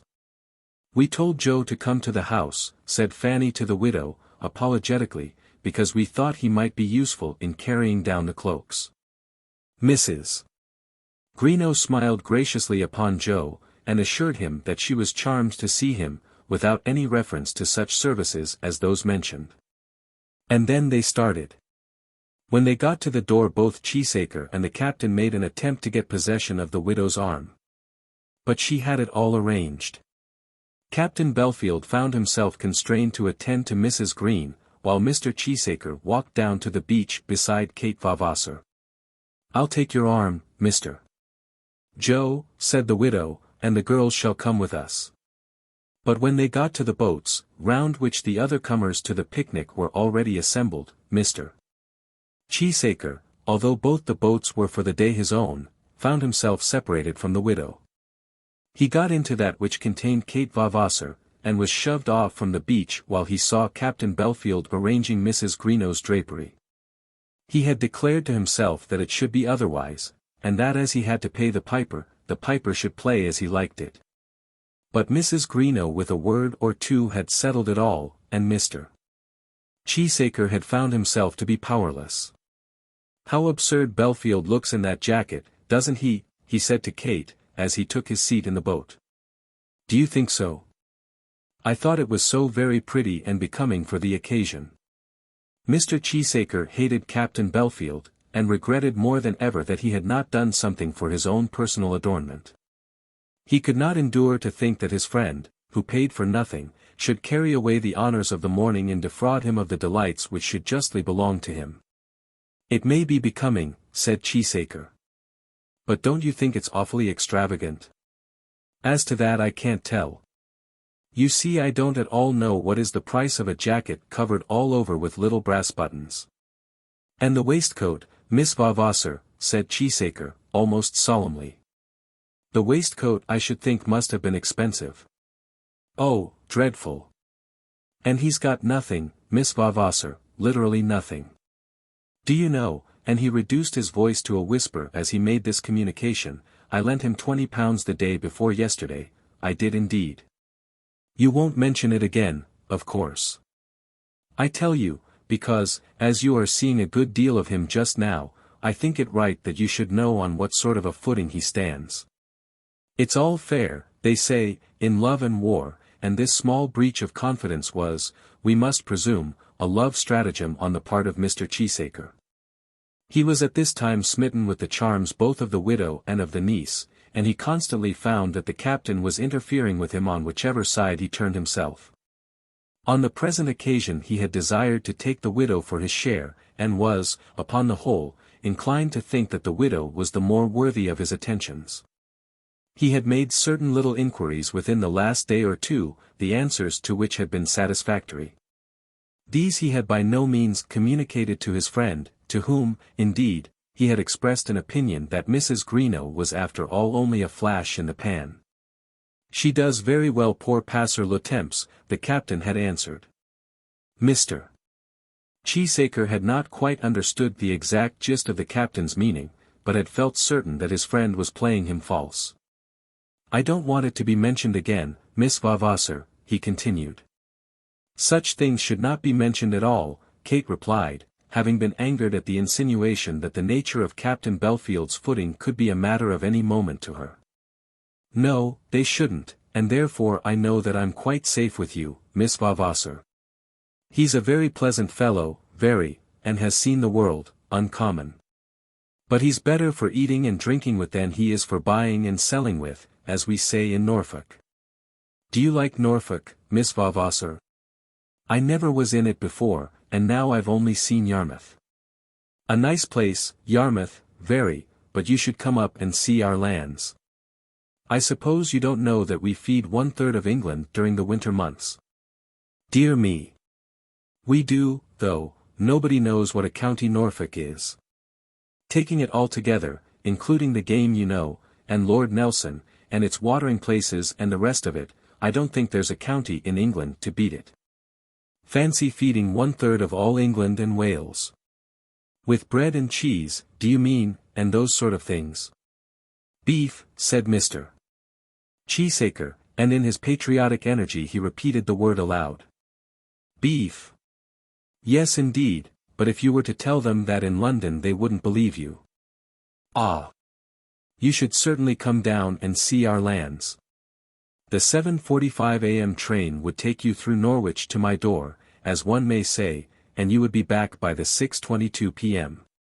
In this way he brought himself back again into good humour, feeling, that in the absence of the widow, he could not do better than make progress with the niece. In the meantime Mrs. Greenow and the captain were getting on very comfortably in the other boat. Take an oar, Captain, one of the men had said to him as soon as he had placed the ladies. Not today, Jack, he had answered. I'll content myself with being boatswain this morning. The best thing as the boatswain does is to pipe all hands to grog, said the man. I won't be behind in that either, said the captain, and so they all went on swimmingly. What a fine generous fellow your friend, Mr. Cheesacre, is, said the widow. Yes, he is. He's a capital fellow in his way. Some of these Norfolk farmers are no end of good fellows. And I suppose he's something more than a common farmer. He's visited by the people about where he lives, isn't he? Oh, yes, in a sort of a way. The county people, you know, keep themselves very much to themselves. That's of course. But his house. He has a good sort of place, hasn't he? Yes, yes, a very good house, a little too near to the horsepond for my taste. But when a man gets his money out of the till, he mustn't be ashamed of the counter, must he, Mrs. Greenow? But he could live like a gentleman if he let his own land, couldn't he? That depends upon how a gentleman wishes to live. Here the privacy of their conversation was interrupted by an exclamation from a young lady to the effect that Charlie Fairstairs was becoming sick. This Charlie stoutly denied, and proved the truth of her assertion by her behaviour. Soon after this they completed their marine adventures, and prepared to land close to the spot at which the banquet was prepared. Chapter 9. The Rivals. There had been a pretence of fishing, but no fish had been caught. It was soon found that such an amusement would interfere with the ladies' dresses, and the affairs had become too serious to allow of any trivial interruption. I really think, Mr. Cheesacre, an anxious mother had said, that you'd better give it up. The water off the nasty cord has got all over Maria's dress, already. Maria made a faint protest that it did not signify in the least, but the fishing was given up, not without an inward feeling on the part of Mr. Cheesacre that if Maria chose to come out with him in his boat, having been invited especially to fish, she ought to have put up with the natural results.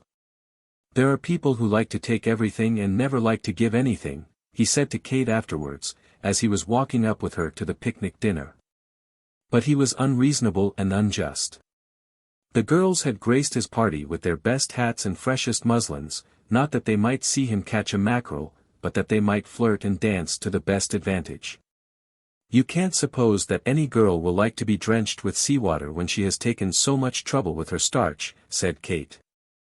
Then she shouldn't come fishing, said Mr. Cheesacre. I hate such airs. But when they arrived at the old boat, Mrs. Greenow shone forth preeminently as the mistress of the occasion, altogether overshadowing Mr. Cheesacre by the extent of her authority. There was a little contest for supremacy between them, invisible to the eyes of the multitude, but Mr. Cheesacre in such a matter had not a chance against Mrs. Greenow. I am disposed to think that she would have reigned even though she had not contributed to the eatables. But with that point in her favour, she was able to make herself supreme. Jeanette, too, was her servant, which was a great thing. Mr. Cheesacre soon gave way. And though he bustled about and was conspicuous, he bustled about in obedience to orders received, and became a head servant. Captain Belfield also made himself useful, but he drove Mr. Cheesacre into paroxysms of suppressed anger by giving directions, and by having those directions obeyed. A man to whom he had lent £20 the day before yesterday, and who had not contributed so much as a bottle of champagne. We're to dine at 4, and now it's 3:30, said Mrs. Greenow, addressing herself to the multitude. And to begin to dance at 6, said an eager young lady. Maria, hold your tongue, said the young lady's mother. Yes, we'll dine at 4, said Mr. Cheesacre. And as for the music, I've ordered it to be here punctual at 5:30. We're to have 3 horns, cymbals, triangle, and a drum. How very nice, isn't it, Mrs. Greenow? Said Charlie Fairstairs. And now suppose we begin to unpack, said Captain Belfield. Half the fun is in arranging the things. Oh, dear, yes, more than half, said Fanny Fairstairs. Belfield, don't mind about the hampers, said Cheesacre. Wine is a ticklish thing to handle, and there's my man there to manage it. It's odd if I don't know more about wine than the boots from the hotel, said Belfield. This allusion to the boots almost cowed Mr. Cheesacre, and made him turn away, leaving Belfield with the widow. There was a great unpacking, during which Captain Belfield and Mrs. Greenow constantly had their heads in the same hamper. I by no means intend to insinuate that there was anything wrong in this. People engaged together in unpacking pies and cold chickens must have their heads in the same hamper. But a great intimacy was thereby produced, and the widow seemed to have laid aside altogether that prejudice of hers with reference to the washerwoman. There was a long table placed on the sand, sheltered by the upturned boat from the land side, but open towards the sea, and over this, supported on poles, there was an awning. Upon the whole the arrangement was not an uncomfortable one for people who had selected so very uncomfortable a dining room as the sand of the seashore. Much was certainly due to Mr. Cheesacre for the expenditure he had incurred, and something perhaps to Captain Belfield for his ingenuity in having suggested it. Now came the placing of the guests for dinner, and Mr. Cheesacre made another great effort. I'll tell you what, he said, aloud, Belfield and I will take the 2 ends of the table, and Mrs. Greenow shall sit at my right hand. This was not only boldly done, but there was a propriety in it which at first sight seemed to be irresistible. Much as he had hated and did hate the captain, he had skilfully made the proposition in such a way as to flatter him. And it seemed for a few moments as though he were going to have it all his own way. But Captain Belfield was not a man to submit to defeat in such a matter as this without an effort. I don't think that will do, said he. Mrs. Greenow gives the dinner, and Cheesacre gives the wine. We must have them at the 2 ends of the table. I am sure Mrs. Greenow won't refuse to allow me to hand her to the place which belongs to her. I will sit at her right hand and be her minister. Mrs. Greenow did not refuse, and so the matter was adjusted. Mr. Cheesacre took his seat in despair. It was nothing to him that he had Kate Vavasor at his left hand. He liked talking to Kate very well, but he could not enjoy that pleasure while Captain Belfield was in the very act of making progress with the widow. One would think that he had given it himself. Wouldn't you? He said to Maria's mother, who sat at his right hand. The lady did not in the least understand him. Given what? Said she. Why, the music and the wine and all the rest of it. There are some people full of that kind of impudence. How they manage to carry it on without ever paying a shilling, I never could tell. I know I have to pay my way, and something over and beyond generally. Maria's mother said, yes, indeed. She had other daughters there besides Maria, and was looking down the table to see whether they were judiciously placed. Her beauty, her youngest one, Ophelia, was sitting next to that ne'er-do-well Joe Fairstairs, and this made her unhappy. Ophelia, my dear, you are dreadfully in the draught. There's a seat up here, just opposite, where you'll be more comfortable. There's no draught here, mamma, said Ophelia, without the slightest sign of moving. Perhaps Ophelia liked the society of that lanky, idle, useless young man. The mirth of the table certainly came from Mrs. Greenow's end. The widow had hardly taken her place before she got up again and changed with the captain. It was found that the captain could better carve the great grouse pie from the end than from the side. Cheesacre, when he saw this, absolutely threw down his knife and fork violently upon the table. Is anything the matter? Said Maria's mother. "Matter," said he. Then he shook his head in grief of heart and vexation of spirit, and resumed his knife and fork. Kate watched it all, and was greatly amused.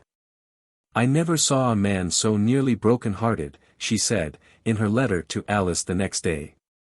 11, 13, 18, 21, said Cheesacre to himself, reckoning up in his misery the number of pounds sterling which he would have to pay for being ill-treated in this way.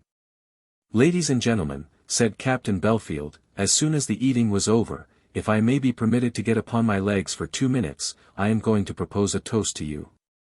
The real patron of the feast had actually not yet swallowed his last bit of cheese. The thing was indecent in the violence of its injustice. "If you please, Captain Belfield," said the patron, indifferent to the cheese in his throat, "I'll propose the toast." "Nothing on earth could be better, my dear fellow," said the captain. "And I'm sure I should be the last man in the world to take the job out of the hands of one who would do it so much better than I can.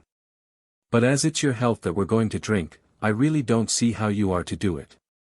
Cheesacre grunted and sat down. He certainly could not propose his own health, nor did he complain of the honour that was to be done him. It was very proper that his health should be drunk, and he had now to think of the words in which he would return thanks. But the extent of his horror may be imagined when Belfield got up and made a most brilliant speech in praise of Mrs. Greenow. For full 5 minutes he went on without mentioning the name of Cheesacre. Yarmouth, he said, had never in his days been so blessed as it had been this year by the presence of the lady who was now with them. She had come among them, he declared, forgetful of herself and of her great sorrows, with the sole desire of adding something to the happiness of others. Then Mrs. Greenow had taken out her pocket-handkerchief, sweeping back the broad ribbons of her cap over her shoulders.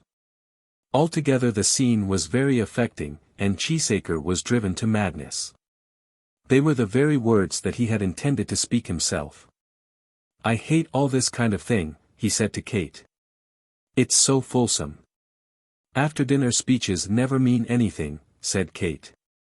At last, when Belfield had come to an end of praising Mrs. Greenow, he told the guests that he wished to join his friend Mr. Cheesacre in the toast, the more so as it could hardly be hoped that Mrs. Greenow would herself rise to return thanks. There was no better fellow than his friend Cheesacre, whom he had known for he would not say how many years. He was quite sure they would all have the most sincere pleasure in joining the health of Mr. Cheesacre with that of Mrs. Greenow. Then there was a clattering of glasses and a murmuring of healths, and Mr. Cheesacre slowly got upon his legs.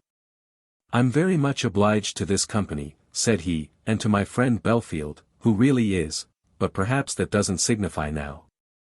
I've had the greatest pleasure in getting up this little thing, and I'd made up my mind to propose Mrs. Greenow's health, but, no doubt it has been in better hands. Perhaps, considering all things, Belfield might have waited. With such a subject on my hands, I couldn't wait a moment. I didn't interrupt you, Captain Belfield, and perhaps you'll let me go on without interrupting me. We've all drunk Mrs. Greenow's health, and I'm sure she's very much obliged. So am I for the honour you've done me. I have taken some trouble in getting up this little thing, and I hope you like it. I think somebody said something about liberality. I beg to assure you that I don't think of that for a moment. Somebody must pay for these sort of things, and I'm always very glad to take my turn.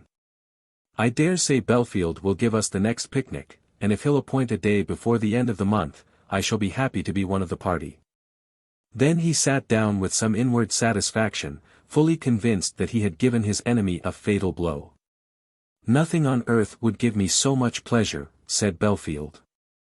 After that he turned again to Mrs. Greenow and went on with his private conversation. There was no more speaking, nor was there much time for other after-dinner ceremonies. The 3 horns, the cymbals, the triangle, and the drum were soon heard tuning up behind the banqueting hall. And the ladies went to the further end of the old boat to make their preparations for the dance. Then it was that the thoughtful care of Mrs. Greenow, in having sent Jeanette with brushes, combs, clean handkerchiefs, and other little knick-knackeries, became so apparent.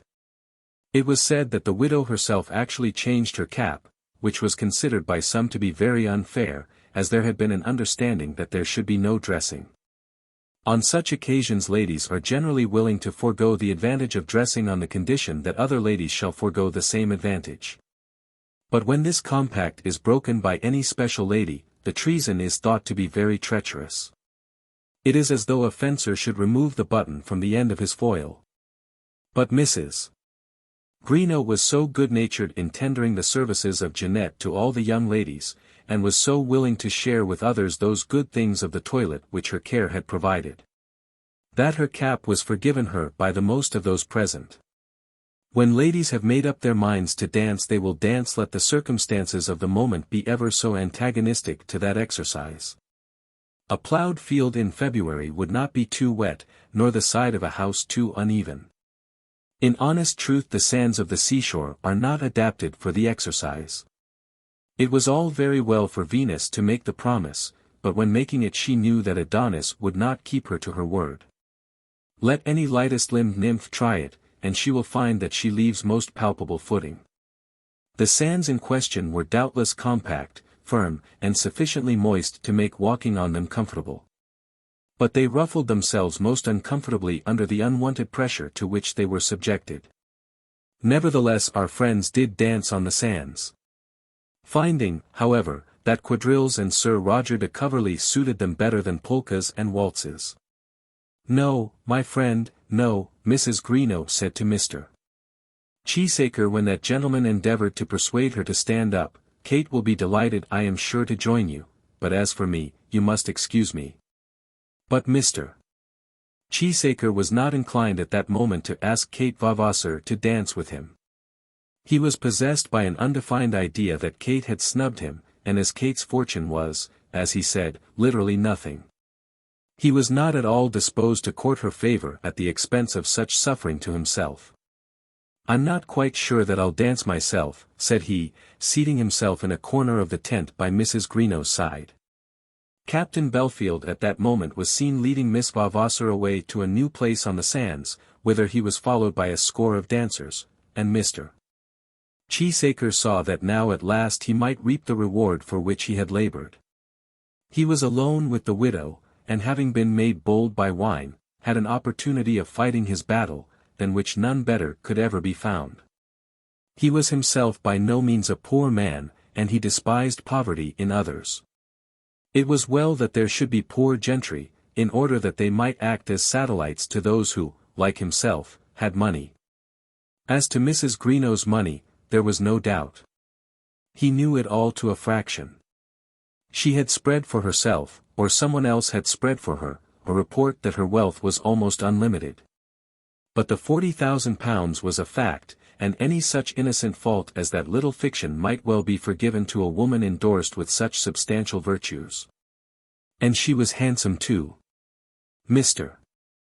Cheesacre, as he regarded her matured charms, sometimes felt that he should have been smitten even without the £40,000. "By George! There's flesh and blood," he had once said to his friend Belfield before he had begun to suspect that man's treachery. His admiration must then have been sincere, for at that time the £40,000 was not an ascertained fact. Looking at the matter in all its bearings, Mr. Cheesacre thought that he couldn't do better.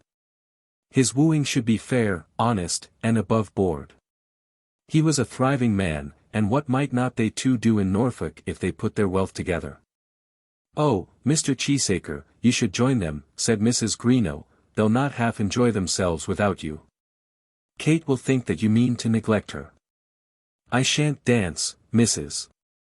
Greenow, unless you like to stand up for a set." "No, my friend, no, I shall not do that. I fear you forget how recent has been my bereavement. Your asking me is the bitterest reproach to me for having ventured to join your festive board. Upon my honour I didn't mean it, Mrs. Greenow. I didn't mean it, indeed. I do not suspect you. It would have been unmanly. And nobody can say that of me. There isn't a man or woman in Norfolk that wouldn't say I was manly. I'm quite sure of that. I have my faults, I'm aware." "And what are your faults, Mr. Cheesacre?" "Well, perhaps I'm extravagant." But it's only in these kind of things, you know, when I spend a little money for the sake of making my friends happy. When I'm about, on the lands at home, I ain't extravagant, I can tell you. Extravagance is a great vice. Oh, I ain't extravagant in that sense, not a bit in the world. But when a man's enamored, and perhaps looking out for a wife, he does like to be a little free, you know.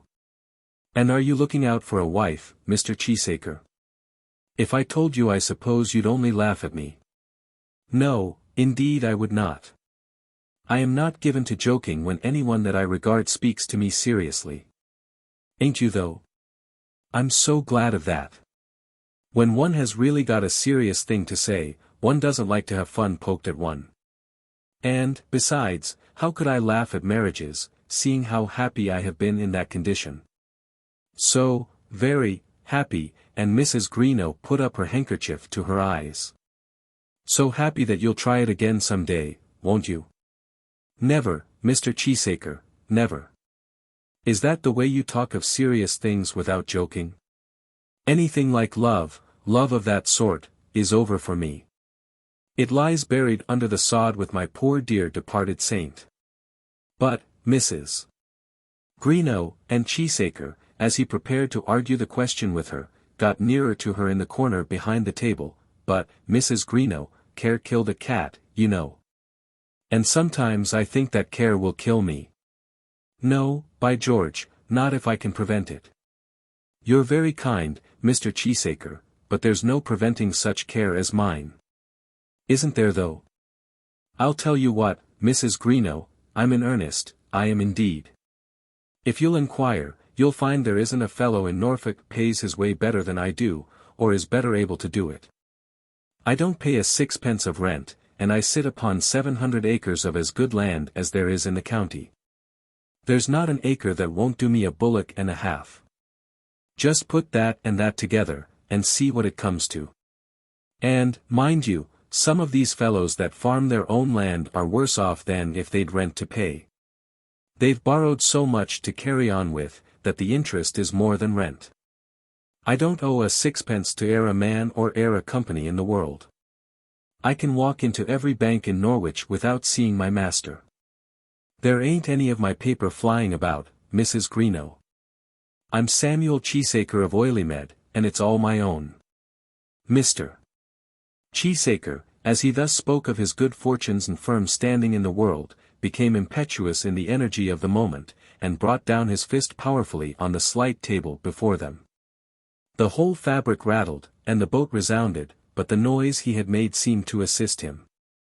It's all my own, Mrs. Greenow, and the half of it shall be yours if you'll please to take it. Then he stretched out his hand to her, not as though he intended to grasp hers in a grasp of love, but as if he expected some hand pledge from her as a token that she accepted the bargain. If you'd known Greenow, Mr. Cheesacre. I've no doubt he was a very good sort of man. If you'd known him, you would not have addressed me in this way. What difference would that make? My idea is that care killed a cat, as I said before. I never knew what was the good of being unhappy. If I find early mangles don't do on a bit of land, then I sow late turnips. And never cry after spilt milk. Greenow was the early mangles, I'll be the late turnips. Come then, say the word. There ain't a bedroom in my house, not one of the front ones, that isn't mahogany furnished. What's furniture to me, said Mrs. Greenow, with her handkerchief to her eyes. Just at this moment Maria's mother stepped in under the canvas. It was most inopportune. Mr. Cheesacre felt that he was progressing well, and was conscious that he had got safely over those fences in the race which his bashfulness would naturally make difficult to him. He knew that he had done this under the influence of the champagne, and was aware that it might not be easy to procure again a combination of circumstances that would be so beneficial to him. But now he was interrupted just as he was expecting success. He was interrupted, and felt himself to be looking like a guilty creature under the eye of the strange lady. He had not a word to say. But drawing himself suddenly a foot and half away from the widow's side, sat there confessing his guilt in his face. Mrs. Greenow felt no guilt, and was afraid of no strange eyes. Mr. Cheesacre and I are talking about farming, she said. Oh, farming, answered Maria's mother. Mr. Cheesacre thinks that turnips are better than early mangels, said Mrs. Greenow. Yes, I do, said Cheesacre. I prefer the early mangels, said Mrs. Greenow. I don't think nature ever intended those late crops. What do you say, Mrs. Walker? I dare say Mr. Cheesacre understands what he's about when he's at home, said the lady. I know what a bit of land can do as well as any man in Norfolk, said the gentleman. It may be very well in Norfolk, said Mrs. Greenow, rising from her seat, but the practice isn't thought much of in the other counties with which I am better acquainted. I just come in to say that I thought we might be getting to the boats, said Mrs. Walker. My Ophelia is so delicate. At this moment the delicate Ophelia was to be seen, under the influence of the music, taking a distant range upon the sands with Joe Fairstairs' arm round her waist. The attitude was justified by the tune that was in progress, and there is no reason why a gallop on the sands should have any special termination in distance, as it must have in a room. But, under such circumstances, Mrs. Walker's solicitude was not unreasonable. The erratic steps of the distant dancers were recalled and preparations were made for the return journey. Others had strayed besides the delicate Ophelia and the idle Joe, and some little time was taken up in collecting the party. The boats had to be drawn down, and the boatmen fetched from their cans and tobacco pipes. I hope they're sober, said Mrs. Walker, with a look of great dismay. Sober as judges, said Belfield, who had himself been looking after the remains of Mr. Cheesacre's hampers, while that gentleman had been so much better engaged in the tent. Because, continued Mrs. Walker, I know that they play all manner of tricks when they're in liquor.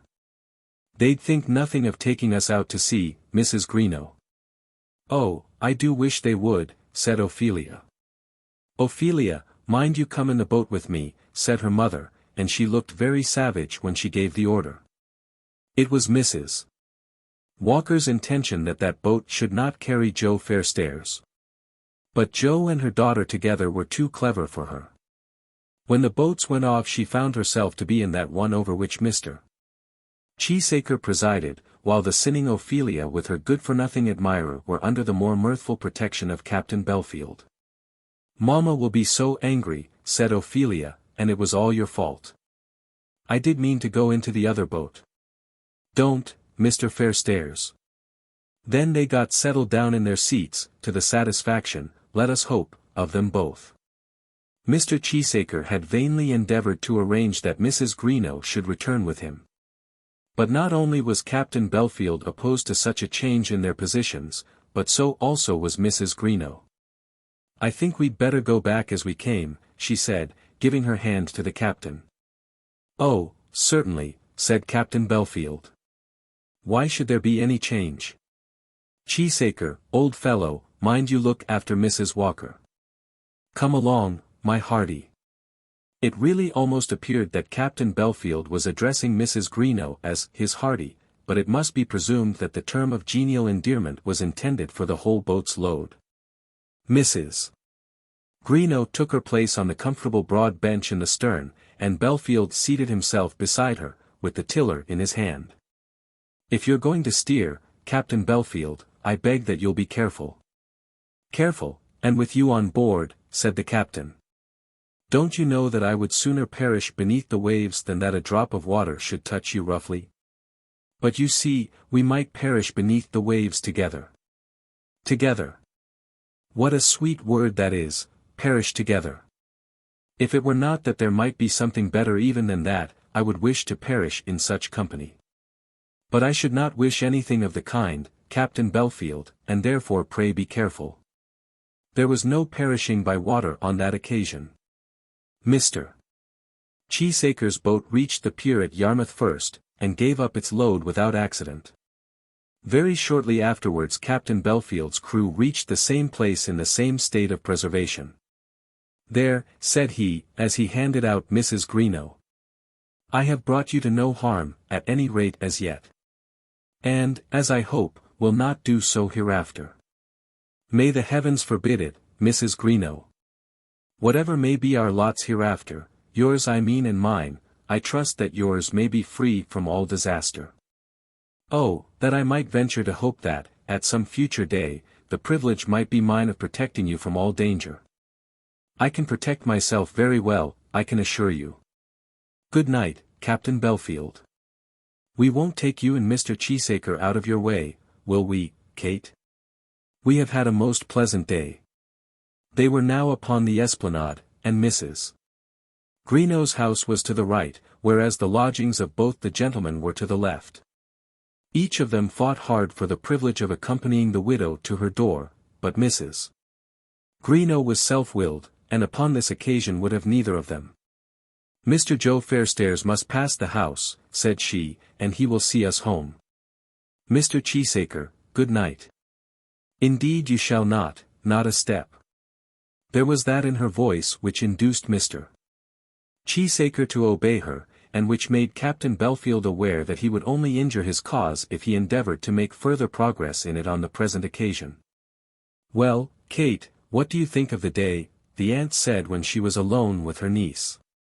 I never think much about such days, aunt. It was all very well, but I fear I have not the temperament fitted for enjoying the fun. I envied Ophelia Walker because she made herself thoroughly happy. I do like to see girls enjoy themselves, said Mrs. Greenow, I do, indeed, and young men too. It seems so natural, why shouldn't young people flirt? Or old people either for the matter of that? Or old people either, if they don't do any harm to anybody. I'll tell you what it is, Kate. People have become so very virtuous, that they're driven into all manner of abominable resources for amusement and occupation. If I had sons and daughters I should think a little flirting the very best thing for them as a safety valve. When people get to be old, there's a difficulty. They want to flirt with the young people and the young people don't want them. If the old people would be content to flirt together, I don't see why they should ever give it up. Till they're obliged to give up everything, and go away. That was Mrs. Greenow's doctrine on the subject of flirtation. Chapter 10. Nethercoats. We will leave Mrs. Greenow with her niece and two sisters at Yarmouth, and returning by stages to London, will call upon Mr. Grey at his place in Cambridgeshire as we pass by. I believe it is conceded by all the other counties, that Cambridgeshire possesses fewer rural beauties than any other county in England. It is very flat, it is not well timbered, the rivers are merely dykes, and in a very large portion of the county the farms and fields are divided simply by ditches, not by hedgerows. Such arrangements are, no doubt, well adapted for agricultural purposes, but are not conducive to rural beauty. Mr. Grey's residence was situated in a part of Cambridgeshire in which the above-named characteristics are very much marked. It was in the Isle of Ely, some few miles distant from the cathedral town, on the side of a long straight road, which ran through the fields for miles without even a bush to cheer it. The name of his place was Nethercoats, and here he lived generally throughout the year, and here he intended to live throughout his life. His father had held a prebendal stall at Ely in times when prebendal stalls were worth more than they are at present, and having also been possessed of a living in the neighbourhood, had amassed a considerable sum of money. With this he had during his life purchased the property of Nethercoats, and had built on it the house in which his son now lived. He had married late in life, and had lost his wife soon after the birth of an only child. The house had been built in his own parish, and his wife had lived there for a few months and had died there. But after that event the old clergyman had gone back to his residence in the close at Ely, and there John Grey had had the home of his youth. He had been brought up under his father's eye, having been sent to no public school. But he had gone to Cambridge, had taken college honours, and had then, his father dying exactly at this time, declined to accept a fellowship. His father had left to him an income of some 1,500 a year, and with this he sat himself down, near to his college friends, near also to the old cathedral which he loved, in the house which his father had built. But though Nethercoats possessed no beauty of scenery, though the country around it was in truth as uninteresting as any country could be, it had many delights of its own. The house itself was as excellent a residence for a country gentleman of small means as taste and skill together could construct. I doubt whether prettier rooms were ever seen than the drawing-room, the library, and the dining-room at Nethercoats. They were all on the ground floor, and all opened out onto the garden and lawn. The library, which was the largest of the three, was a handsome chamber, and so filled as to make it well known in the university as one of the best private collections in that part of England. But perhaps the gardens of Nethercoats constituted its greatest glory.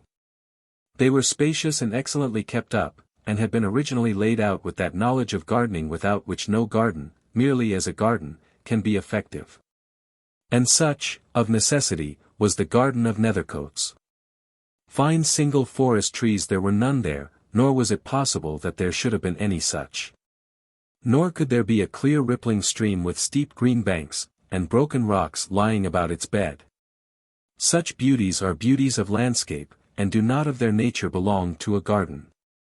But the shrubs of Nethercoats were of the rarest kind, and had been long enough in their present places to have reached the period of their beauty. Nothing had been spared that a garden could want. The fruit trees were perfect in their kind, and the glasshouses were so good and so extensive that John Gray in his prudence was sometimes tempted to think that he had too much of them. It must be understood that there were no grounds, according to the meaning usually given to that word, belonging to the house at Nethercoats.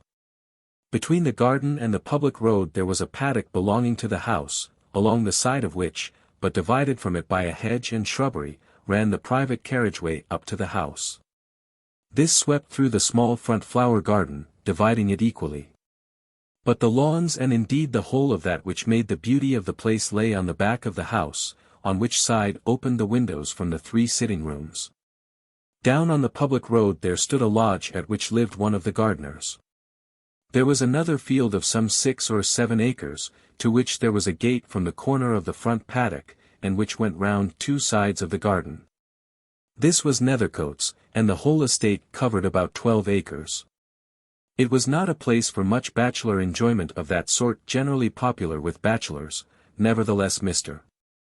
Gray had been constant in his residence there for the 7 years which had now elapsed since he had left his college.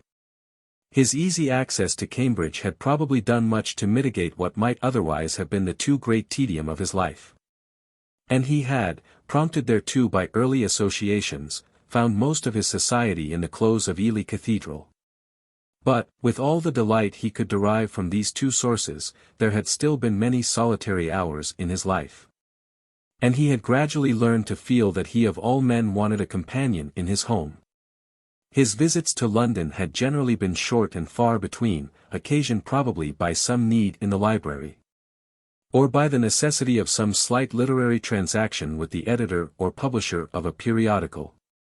In one of these visits he had met Alice Vavasor, and had remained in town, I will not say till Alice had promised to share his home in Cambridgeshire, but so long that he had resolved before he went that he would ask her to do so. He had asked her, and we know that he had been successful. He had obtained her promise, and from that moment all his life had been changed for him. Hitherto at Nethercoats his little smoking room, his books, and his plants had been everything to him. Now he began to surround himself with an infinity of feminine belongings, and to promise himself an infinity of feminine blessings. Wondering much that he should have been content to pass so long a portion of his life in the dull seclusion which he had endured. He was not by nature an impatient man. But now he became impatient, longing for the fruition of his new idea of happiness, longing to have that as his own which he certainly loved beyond all else in the world, and which, perhaps, was all he had ever loved with the perfect love of equality. But though impatient, and fully aware of his own impatience, he acknowledged to himself that Alice could not be expected to share it. He could plan nothing now, could have no pleasure in life that she was not expected to share. But as yet it could not be so with her. She had her house in London, her town society, and her father. And, inasmuch as the change for her would be much greater than it would be for him, it was natural that she should require some small delay. He had not pressed her. At least he had not pressed her with that eager pressure which a girl must resist with something of the opposition of a contest, if she resist it at all. But in truth his impatience was now waxing strong, and during the absence in Switzerland of which we have spoken, he resolved that a marriage very late in the autumn, that a marriage even in winter, would be better than a marriage postponed till the following year. It was not yet late in August when the party returned from their tour. Would not a further delay of 2 months suffice for his bride? Alice had written to him occasionally from Switzerland, and her first 2 letters had been very charming. They had referred almost exclusively to the tour, and had been made pleasant with some slightly coloured account of George Vavasor's idleness, and of Kate's obedience to her brother's behests. Alice had never written much of love in her love letters, and Gray was well enough contented with her style, though it was not impassioned. As for doubting her love, it was not in the heart of the man to do so after it had been once assured to him by her word. He could not so slightly respect himself or her as to leave room for such a doubt in his bosom. He was a man who could never have suggested to himself that a woman loved him till the fact was there before him. But who, having ascertained, as he might think, the fact, could never suggest to himself that her love would fail him. Her first 2 letters from Switzerland had been very pleasant. But after that there had seemed to have crept over her a melancholy which she unconsciously transferred to her words, and which he could not but taste in them, at first unconsciously, also. But soon with so plain a flavour that he recognized it, and made it a matter of mental inquiry. During the 3 or 4 last days of the journey, while they were at Basle and on their way home, she had not written. But she did write on the day after her arrival, having then received from Mr. Gray a letter, in which he told her how very much she would add to his happiness if she would now agree that their marriage should not be postponed beyond the end of October. This letter she found in her room on her return, and this she answered at once. And she answered it in such words that Mr. Gray resolved that he would at once go to her in London. I will give her letter at length, as I shall then be best able to proceed with my story quickly. Queen and Street. August, 186-. Dearest John, we reached home yesterday tired enough, as we came through from Paris without stopping. I may indeed say that we came through from Strasbourg, as we only slept in Paris. I don't like Strasbourg. A steeple, after all, is not everything, and putting the steeple aside, I don't think the style is good. But the hotel was uncomfortable, which goes for so much. And then we were saturated with beauty of a better kind. I got your letter directly I came in last night, and I suppose I had better dash at it at once. I would so willingly delay doing so, saying nice little things the while, did I not know that this would be mere cowardice. Whatever happens I won't be a coward, and therefore I will tell you at once that I cannot let you hope that we should be married this year. Of course you will ask me why, as you have a right to do, and of course I am bound to answer. I do not know that I can give any answer with which you will not have a right to complain. If it be so, I can only ask your pardon for the injury I am doing you. Marriage is a great change in life, much greater to me than to you, who will remain in your old house, will keep your old pursuits, will still be your own master. And will change in nothing, except in this, that you will have a companion who probably may not be all that you expect. But I must change everything. It will be to me as though I were passing through a grave to a new world. I shall see nothing that I have been accustomed to see, and must abandon all the ways of life that I have hitherto adopted. Of course I should have thought of this before I accepted you. And I did think of it. I made up my mind that, as I truly loved you, I would risk the change. That I would risk it for your sake and for mine, hoping that I might add something to your happiness, and that I might secure my own. Dear John, do not suppose that I despair that it may be so. But, indeed, you must not hurry me. I must tune myself to the change that I have to make. What if I should wake some morning after 6 months living with you, and tell you that the quiet of your home was making me mad? You must not ask me again till the winter shall have passed away. If in the meantime I shall find that I have been wrong, I will humbly confess that I have wronged you, and ask you to forgive me. And I will freely admit this.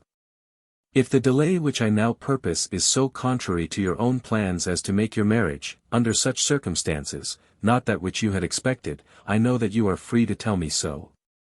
And to say that our engagement shall be over.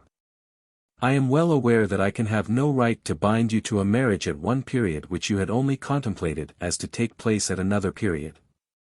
I think I may promise that I will obey any wish you may express in anything, except in that one thing which you urged in your last letter. Kate is going down to Yarmouth with Mrs. Greenow, and I shall see no more of her probably till next year, as she will be due in Westmoreland after that. George left me at the door when he brought me home, and declared that he intended to vanish out of London. Whether in town or out, he is never to be seen at this period of the year. Papa offers to go to Ramsgate for a fortnight, but he looks so wretched when he makes the offer, that I shall not have the heart to hold him to it. Lady Macleod very much wants me to go to Cheltenham. I very much want not to go, simply because I can never agree with her about anything. But it will probably end in my going there for a week or two. Over and beyond that, I have no prospects before Christmas which are not purely domestic. There is a project that we shall all eat our Christmas dinner at Vavasor Hall, of course not including George, but this project is quite in the clouds, and, as far as I am concerned, will remain there. Dear John, let me hear that this letter does not make you unhappy. Most affectionately yours, Alice Vavasor. At Nethercoats, the post was brought in at breakfast time, and Mr. Gray was sitting with his tea and eggs before him, when he read Alice's letter.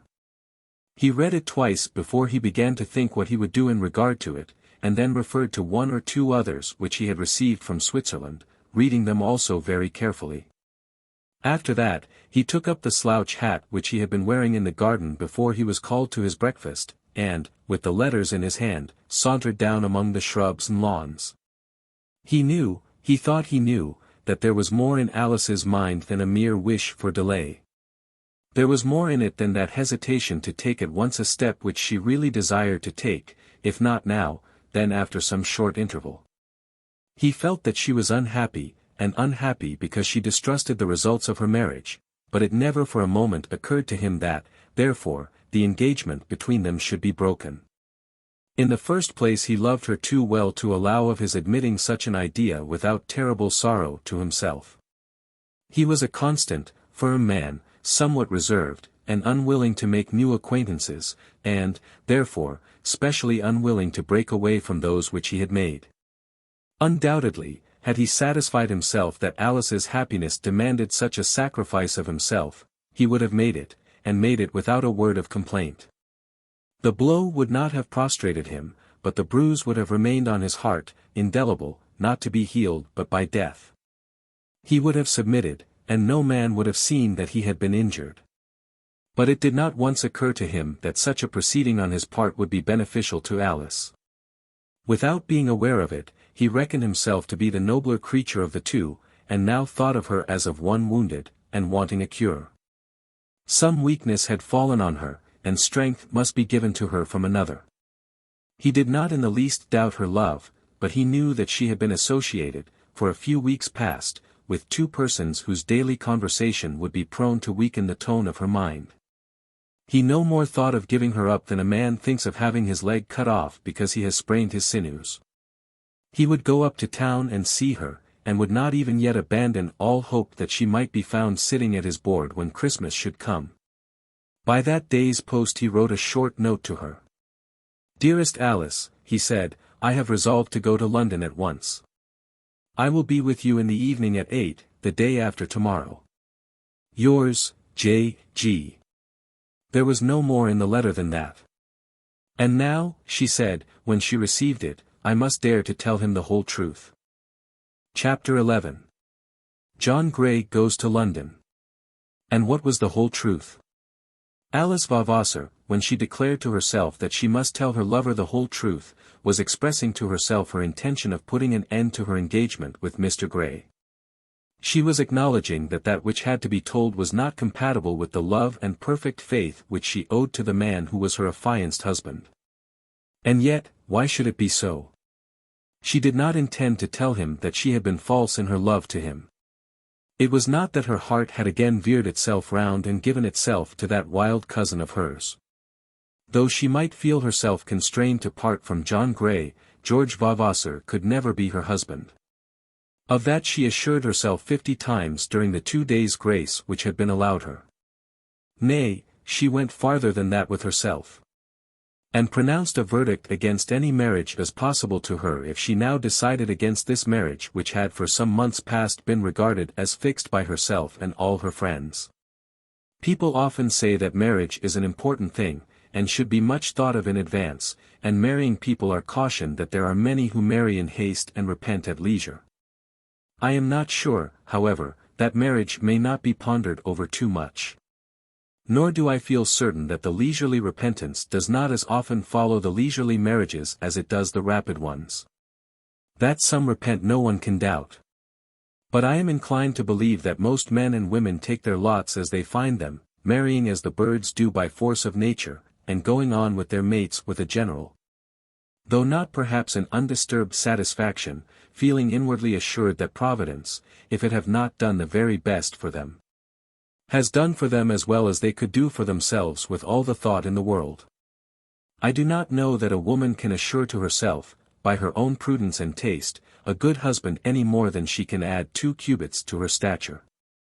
But husbands have been made to be decently good, and wives too, for the most part, in our country, so that the thing does not require quite so much thinking as some people say. That Alice Vavasor had thought too much about it, I feel quite sure. She had gone on thinking of it till she had filled herself with a cloud of doubts which even the sunshine of love was unable to drive from her heavens. That a girl should really love the man she intends to marry, that, at any rate, may be admitted. But love generally comes easily enough. With all her doubts Alice never doubted her love for Mr. Grey. Nor did she doubt his character, nor his temper, nor his means. But she had gone on thinking of the matter till her mind had become filled with some undefined idea of the importance to her of her own life. What should a woman do with her life? There had arisen round her a flock of learned ladies asking that question, to whom it seems that the proper answer has never yet occurred. Fall in love, marry the man, have 2 children, and live happy ever afterwards. I maintain that answer has as much wisdom in it as any other that can be given, or perhaps more.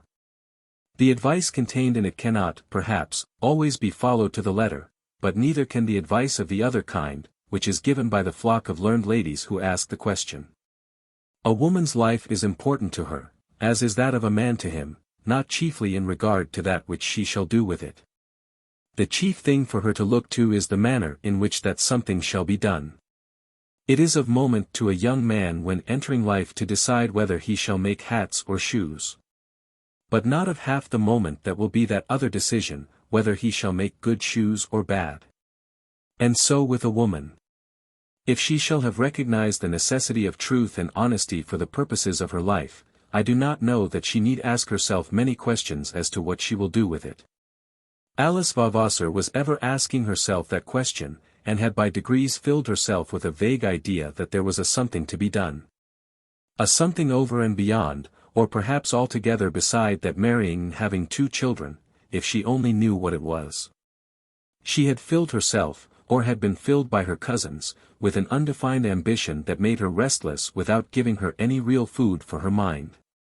When she told herself that she would have no scope for action in that life in Cambridgeshire which Mr. Grey was preparing for her, she did not herself know what she meant by action. Had anyone accused her of being afraid to separate herself from London society, she would have declared that she went very little into society and disliked that little. Had it been whispered to her that she loved the neighbourhood of the shops, she would have scorned the whisperer. Had it been suggested that the continued rattle of the big city was necessary to her happiness, she would have declared that she and her father had picked out for their residence the quietest street in London because she could not bear noise. And yet she told herself that she feared to be taken into the desolate calmness of Cambridgeshire. When she did contrive to find any answer to that question as to what she should do with her life, or rather what she would wish to do with it if she were a free agent, it was generally of a political nature. She was not so far advanced as to think that women should be lawyers and doctors, or to wish that she might have the privilege of the franchise for herself. But she had undoubtedly a hankering after some second-hand political maneuvering. She would have liked, I think, to have been the wife of the leader of a radical opposition, in the time when such men were put into prison. And to have kept up for him his seditious correspondence while he lay in the Tower. She would have carried the answers to him inside her stays, and have made long journeys down into northern parts without any money, if the cause required it. She would have liked to have around her ardent spirits, male or female, who would have talked of the cause, and have kept alive in her some flame of political fire. As it was, she had no cause. Her father's political views were very mild. Lady Macleod's were deadly conservative. Kate Vavasor was an aspiring radical just now, because her brother was in the same line. But during the year of the love passages between George and Alice, George Vavasor's politics had been as conservative as you please. He did not become a radical till he had quarrelled with his grandfather. Now, indeed, he was possessed of very advanced views with which Alice felt that she could sympathize. But what would be the use of sympathizing down in Cambridgeshire? John Grey had, so to speak, no politics. He had decided views as to the treatment which the Roman Senate received from Augustus, and had even discussed with Alice the conduct of the Girondists at the time of Robespierre's triumph. But for Manchester and its cares he had no apparent solicitude, and had declared to Alice that he would not accept a seat in the British House of Commons if it were offered to him free of expense. What political enthusiasm could she indulge with such a companion down in Cambridgeshire? She thought too much of all this, and was, if I may say, overprudent in calculating the chances of her happiness and of his. For, to give her credit for what was her due, she was quite as anxious on the latter head as on the former. I don't care for the Roman Senate, she would say to herself. I don't care much for the Girondists. How am I to talk to him day after day, night after night, when we shall be alone together? No doubt her tour in Switzerland with her cousin had had some effect in making such thoughts stronger now than they had ever been. She had not again learned to love her cousin. She was as firmly sure as ever that she could never love him more. He had insulted her love. And though she had forgiven him and again enrolled him among her dearest friends, she could never again feel for him that passion which a woman means when she acknowledges that she is in love. That, as regarded her and George Vavasor, was over. But, nevertheless, there had been a something of romance during those days in Switzerland which she feared she would regret when she found herself settled at Nethercoats. She envied Kate. Kate could, as his sister, attach herself on to George's political career, and obtain from it all that excitement of life which Alice desired for herself. Alice could not love her cousin and marry him. But she felt that if she could do so without impropriety she would like to stick close to him like another sister, to spend her money in aiding his career in Parliament as Kate would do. And trust herself and her career into the boat which he was to command. She did not love her cousin, but she still believed in him, with a faith which he certainly did not deserve. As the 2 days passed over her, her mind grew more and more fixed as to its purpose. She would tell Mr. Grey that she was not fit to be his wife, and she would beg him to pardon her and to leave her. It never occurred to her that perhaps he might refuse to let her go. She felt quite sure that she would be free as soon as she had spoken the word which she intended to speak. If she could speak it with decision she would be free, and to attain that decision she would school herself with her utmost strength. At one moment she thought of telling all to her father and of begging him to break the matter to Mr. Grey. But she knew that her father would not understand her, and that he would be very hostile to her, saying hard, uncomfortable words, which would probably be spared if the thing were done before he was informed. Nor would she write to Kate, whose letters to her at this time were full of wit at the expense of Mrs. Greenow. She would tell Kate as soon as the thing was done, but not before. That Kate would sympathize with her, she was quite certain. So the 2 days passed by and the time came at which John Grey was to be there. As the minute hand on the drawing-room clock came round to the full hour, she felt that her heart was beating with a violence which she could not repress. The thing seemed to her to assume bigger dimensions than it had hitherto done. She began to be aware that she was about to be guilty of a great iniquity, when it was too late for her to change her mind. She could not bring herself to resolve that she would, on the moment, change her mind. She believed that she could never pardon herself such weakness. But yet she felt herself to be aware that her purpose was wicked. When the knock at the door was at last heard, she trembled and feared that she would almost be unable to speak to him. Might it be possible that there should yet be a reprieve for her? No, it was his step on the stairs, and there he was in the room with her. "My dearest," he said, coming to her. His smile was sweet and loving as it ever was, and his voice had its usual manly, genial, loving tone. As he walked across the room, Alice felt that he was a man of whom a wife might be very proud. He was tall and very handsome, with brown hair, with bright blue eyes, and a mouth like a god. It was the beauty of his mouth, beauty which comprised firmness within itself, that made Alice afraid of him. He was still dressed in his morning clothes. But he was a man who always seemed to be well dressed. "My dearest," he said, advancing across the room, and before she knew how to stop herself or him, he had taken her in his arms and kissed her. He did not immediately begin about the letter, but placed her upon the sofa, seating himself by her side. And looked into her face with loving eyes, not as though to scrutinize what might be amiss there, but as though determined to enjoy to the full his privilege as a lover. There was no reproach at any rate in his countenance, none as yet, nor did it seem that he thought that he had any cause for fear. They sat in this way for a moment or two in silence, and during those moments Alice was summoning up her courage to speak. The palpitation at her heart was already gone, and she was determined that she would speak. "Though I am very glad to see you," she said, "at last, I am sorry that my letter should have given you the trouble of this journey." "Trouble," he said. "Nay, you ought to know that it is no trouble. I have not enough to do down at Nethercoats to make the running up to you at any time an unpleasant excitement." "So your Swiss journey went off pleasantly?" "Yes, it went off very pleasantly."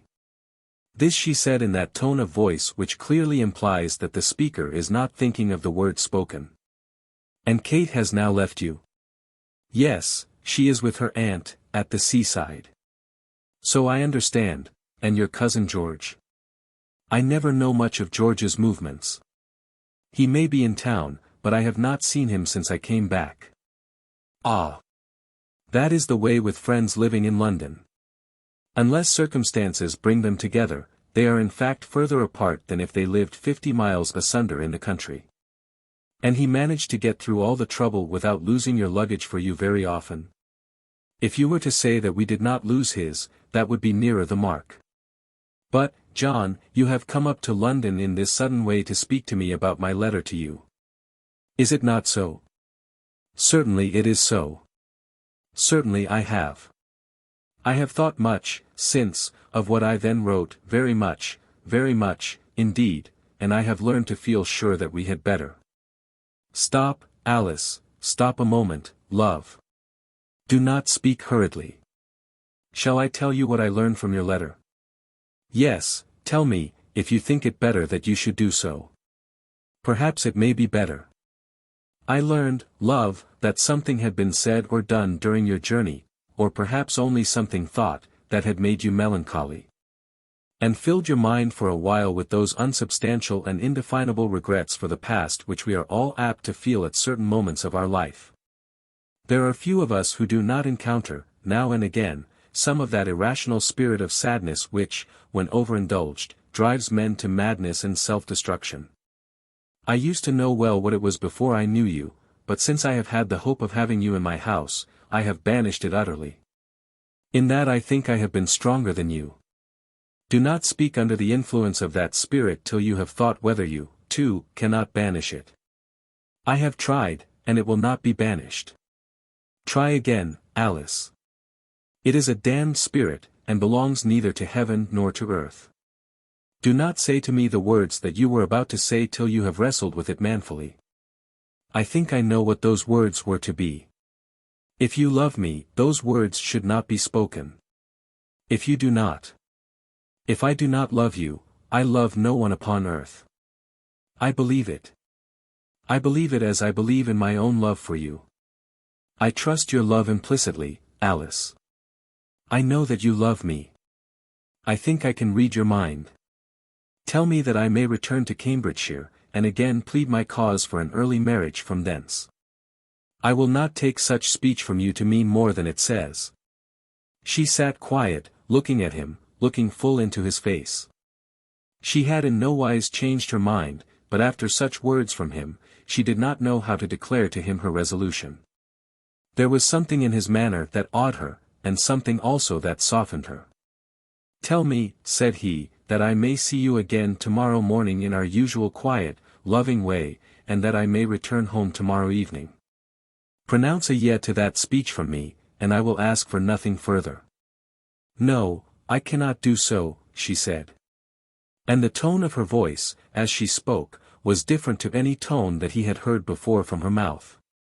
Is that melancholy fiend too strong for you?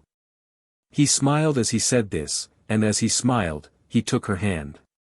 She did not attempt to withdraw it, but sat by him in a strange calmness, looking straight before her into the middle of the room. You have not struggled with it. You know, as I do, that it is a bad fiend and a wicked one, a fiend that is prompting you to the worst cruelty in the world. Alice. Alice. Alice. Try to think of all this as though some other person were concerned. If it were your friend, what advice would you give her? I would bid her tell the man who had loved her, that is, if he were noble, good, and great, that she found herself to be unfit to be his wife.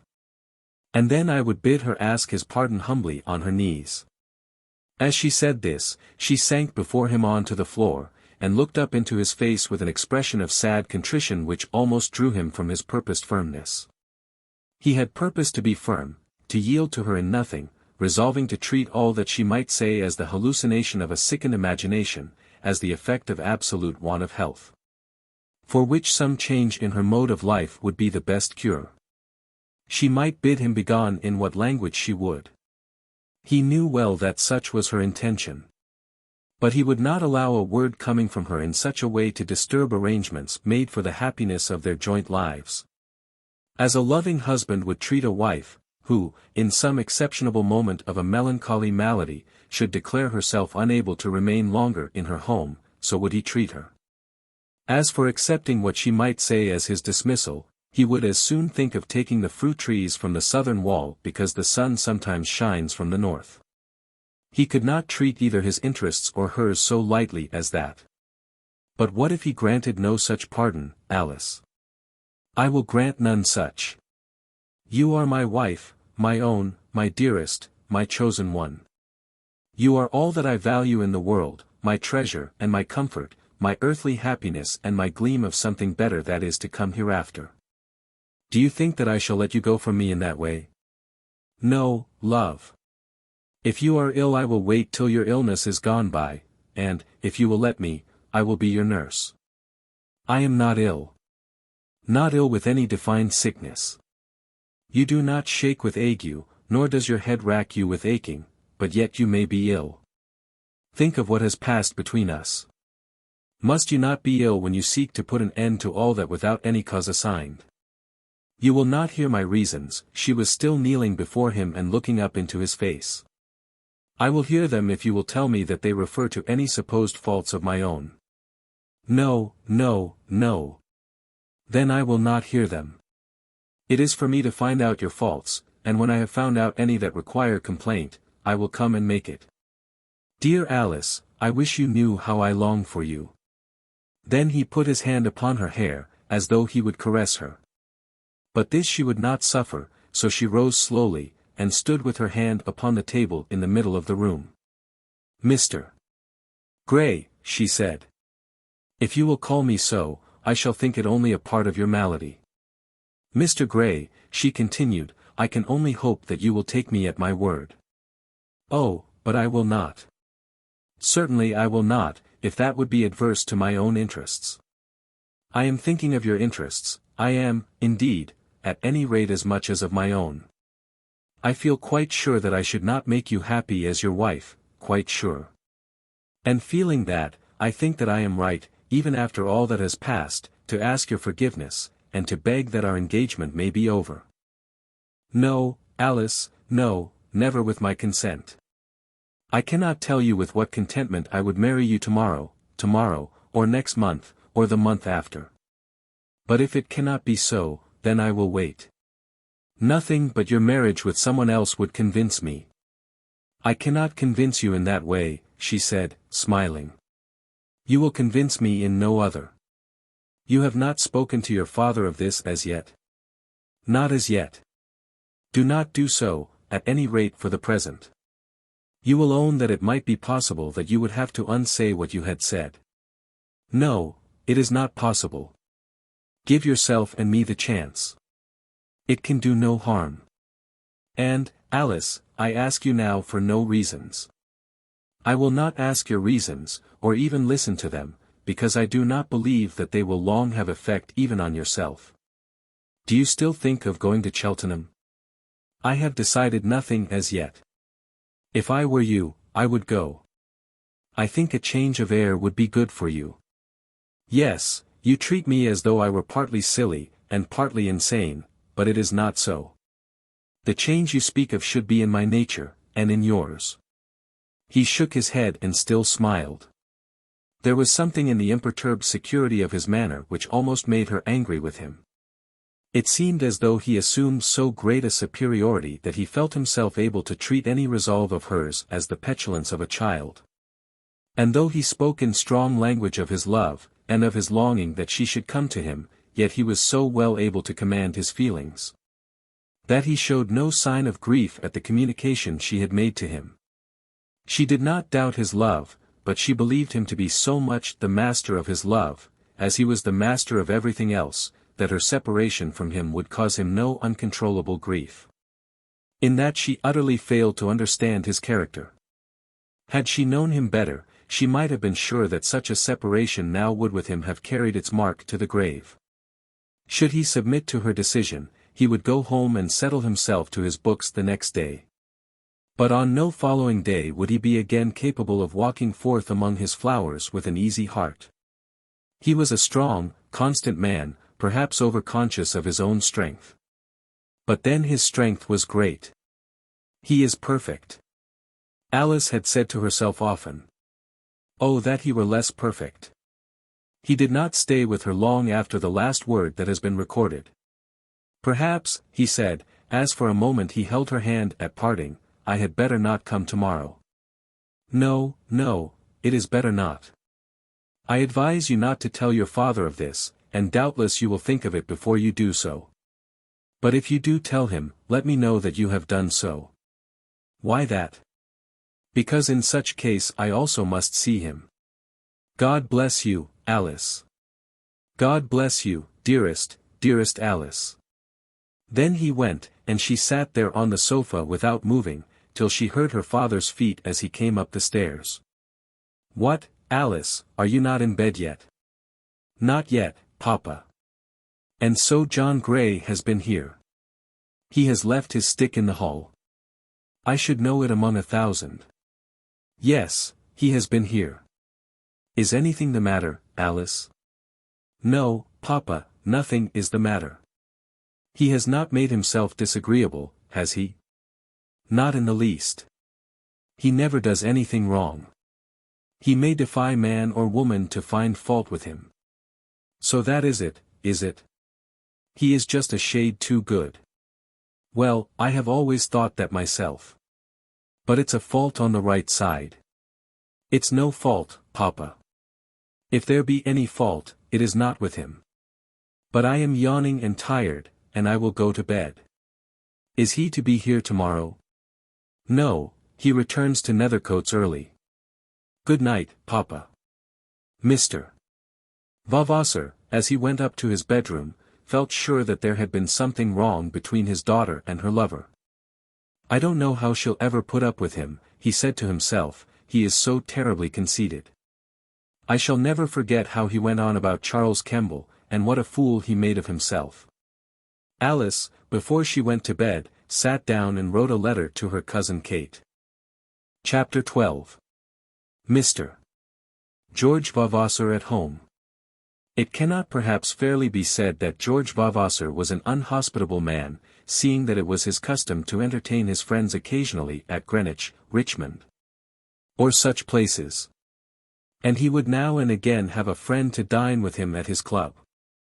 But he never gave breakfasts, dinners, or suppers under his own roof. During a short period of his wine-selling career, at which time he had occupied handsome rooms over his place of business in New Burlington Street, he had presided at certain feasts given to customers or expectant customers by the firm. But he had not found this employment to his taste, and had soon relinquished it to one of the other partners. Since that he had lived in lodgings in Cecil Street, down at the bottom of that retired nook, near to the river and away from the Strand. Here he had simply 2 rooms on the first floor, and hither his friends came to him very rarely. They came very rarely on any account. A stray man might now and then pass an hour with him here. But on such occasions the chances were that the visit had some reference, near or distant, to affairs of business. Eating or drinking there was never any to be found here by the most intimate of his allies. His lodgings were his private retreat, and they were so private that but few of his friends knew where he lived. And had it been possible he would have wished that no one should have known his whereabouts. I am not aware that he had any special reason for this peculiarity, or that there was anything about his mode of life that required hiding. But he was a man who had always lived as though secrecy in certain matters might at any time become useful to him. He had a mode of dressing himself when he went out at night that made it almost impossible that anyone should recognize him. The people at his lodgings did not even know that he had relatives, and his nearest relatives hardly knew that he had lodgings. Even Kate had never been at the rooms in Cecil Street, and addressed all her letters to his place of business or his club. He was a man who would bear no inquiry into himself. If he had been out of view for a month, and his friends asked him where he had been, he always answered the question falsely, or left it unanswered. There are many men of whom everybody knows all about all their belongings, as to whom everybody knows where they live, whither they go, what is their means, and how they spend it. But there are others of whom no man knows anything, and George Vavasor was such a one. For myself I like the open babbler the best. Babbling may be a weakness, but to my thinking mystery is a vice. Vavasor also maintained another little establishment, down in Oxfordshire, but the 2 establishments did not even know of each other's existence. There was a third, too, very closely hidden from the world's eye, which shall be nameless, but of the establishment in Oxfordshire he did sometimes speak, in very humble words, among his friends. When he found himself among hunting men, he would speak of his 2 nags at Roebury, saying that he had never yet been able to mount a regular hunting stable, and that he supposed he never would. But that there were at Roebury 2 indifferent beasts of his if anyone chose to buy them. And men very often did buy Vavasor's horses. When he was on them they always went well and sold themselves readily. And though he thus spoke of 2, and perhaps did not keep more during the summer, he always seemed to have horses enough when he was down in the country. No one even knew George Vavasor not to hunt because he was short of stuff. And here, at Roebury, he kept a trusty servant, an ancient groom with 2 little bushy grey eyes which looked as though they could see through a stable door. Many were the long whisperings which George and Bat Smithers carried on at the stable door, in the very back depth of the yard attached to the hunting inn at Roebury. Bat regarded his master as a man wholly devoted to horses, but often wondered why he was not more regular in his sojournings in Oxfordshire. Of any other portion of his master's life Bat knew nothing. Bat could give the address of his master's club in London, but he could give no other address. But though Vavasor's private lodgings were so very private, he had, nevertheless, taken some trouble in adorning them. The furniture in the sitting-room was very neat, and the bookshelves were filled with volumes that shone with gilding on their backs. The inkstand, the paperweight, the envelope case on his writing-table were all handsome. He had a single good portrait of a woman's head hanging on one of his walls. He had a special place adapted for his pistols, others for his foils, and again another for his whips. The room was as pretty a bachelor's room as you would wish to enter, but you might see, by the position of the single easy chair that was brought forward, that it was seldom appropriated to the comfort of more than one person. Here he sat lounging over his breakfast, late on a Sunday morning in September, when all the world was out of town. He was reading a letter which had just been brought down to him from his club. Though the writer of it was his sister Kate, she had not been privileged to address it to his private lodgings. He read it very quickly, running rapidly over its contents, and then threw it aside from him as though it were of no moment, keeping, however, an enclosure in his hand. And yet the letter was of much moment, and made him think deeply. "If I did it at all," said he, "it would be more with the object of cutting him out than with any other." The reader will hardly require to be told that the him in question was John Grey, and that Kate's letter was one instigating her brother to renew his love affair with Alice. And Vavasor was in truth well inclined to renew it, and would have begun the renewing it at once, had he not doubted his power with his cousin. Indeed, it has been seen that he had already attempted some commencement of such renewal at Basle. He had told Kate more than once that Alice's fortune was not much, and that her beauty was past its prime. And he would no doubt repeat the same objections to his sister with some pretence of disinclination. It was not his custom to show his hand to the players at any game that he played. But he was, in truth, very anxious to obtain from Alice a second promise of her hand. How soon after that he might marry her, would be another question. Perhaps it was not Alice's beauty that he coveted, nor yet her money exclusively. Nevertheless he thought her very beautiful, and was fully aware that her money would be of great service to him. But I believe that he was true in that word that he spoke to himself, and that his chief attraction was the delight which he would have in robbing Mr. Grey of his wife. Alice had once been his love, had clung to his side, had whispered love to him, and he had enough of the weakness of humanity in him to feel the soreness arising from her affection for another. When she broke away from him he had acknowledged that he had been wrong, and when, since her engagement with Mr. Grey, he had congratulated her, he had told her in his quiet, half-whispered, impressive words how right she was. But not the less, therefore, did he feel himself hurt that John Grey should be her lover.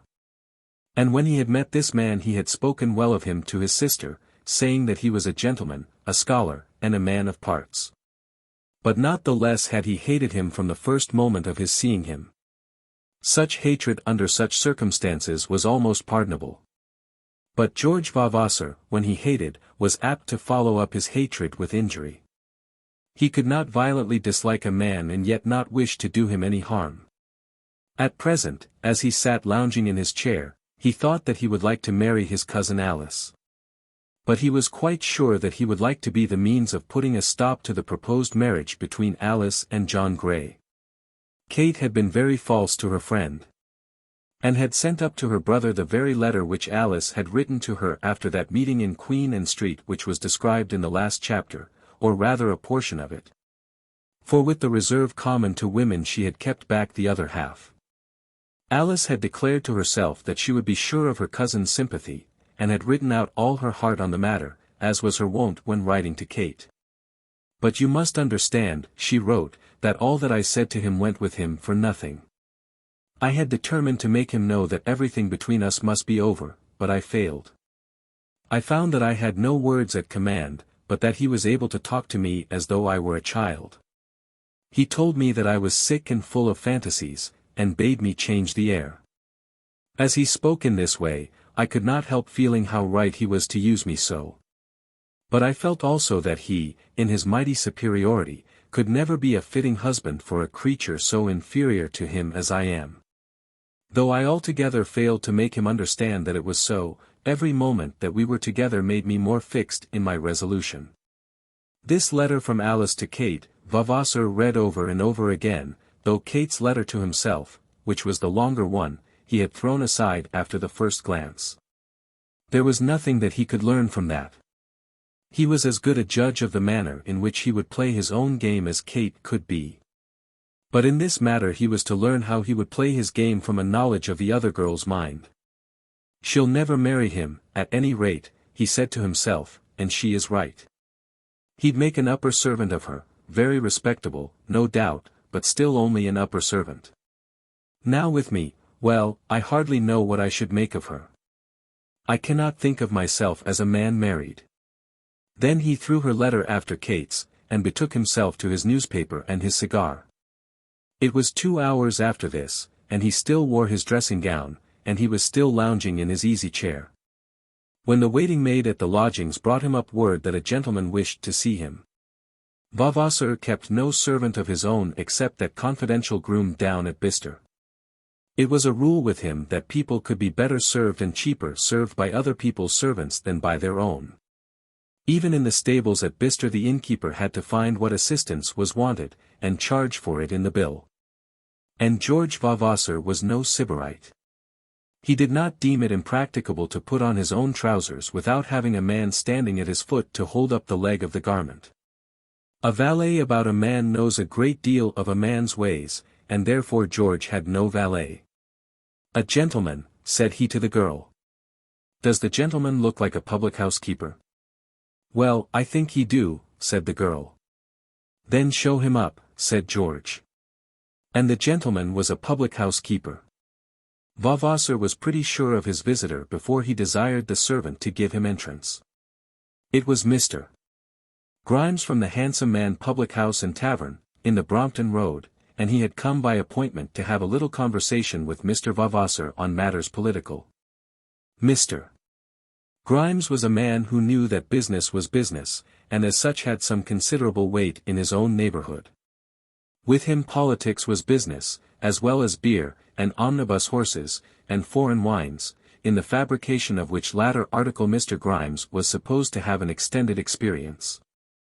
To such as him, when intent on business, Mr. Vavasor was not averse to make known the secrets of his lodging-house.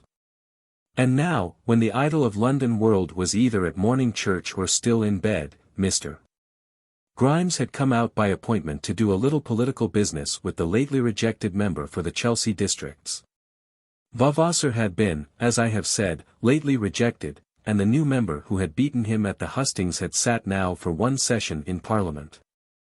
Under his present reign he was destined to the honour of one other session, and then the period of his existing glory, for which he was said to have paid nearly £6,000, would be over.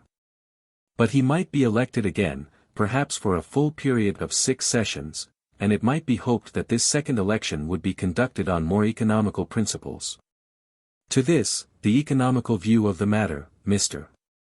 Grimes was very much opposed, and was now waiting upon George Vavasor in Cecil Street, chiefly with the object of opposing the new member's wishes on this head. No doubt Mr. Grimes was personally an advocate for the return of Mr. Vavasor, and would do all in his power to prevent the re-election of the young Lord Kilfenora, whose father, the Marquis of Bunratty, had scattered that £6,000 among the electors and non-electors of Chelsea. But his main object was that money should be spent.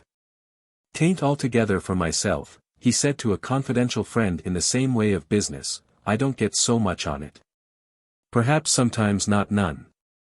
Maybe I've a bill eggin' some of those gents not paid this wery moment. But it's the game I looks to. If the game dies away, it'll never be got up again, never. Who'll care about elections then? Anybody'd go and get hisself elected if we was to let the game go by." And so, that the game might not go by, Mr. Grimes was now present in Mr. George Vavasor's rooms. "Well, Mr. Grimes," said George, "how are you this morning? Sit down, Mr. Grimes. If every man were as punctual as you are, the world would go like clockwork, wouldn't it?" "Business is business, Mr. Vavasor," said the publican, after having made his salute, and having taken his chair with some little show of mock modesty. "That's my maxim.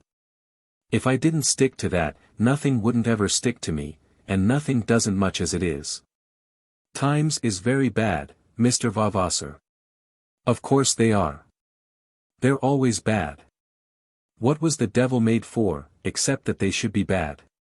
But I should have thought you publicans were the last men who ought to complain. Lord love you, Mr. Vavasor. Why, I suppose of all the men as is put upon, were put upon the worst. What's the good of drawing of beer, if the more you draw the more you don't make? Yesterday as ever was Saturday, and we drawed £3 10 and 9. What'll that come to, Mr. Vavasor, when you reckons it up with the brewer? Why, it's a next to nothing. You knows that well enough. Upon my word I don't. But I know you don't sell a pint of beer without getting a profit out of it. Lord love you, Mr. Vavasor.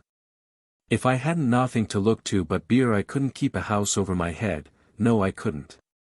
That house of mine belongs to most people, and very good people they are too.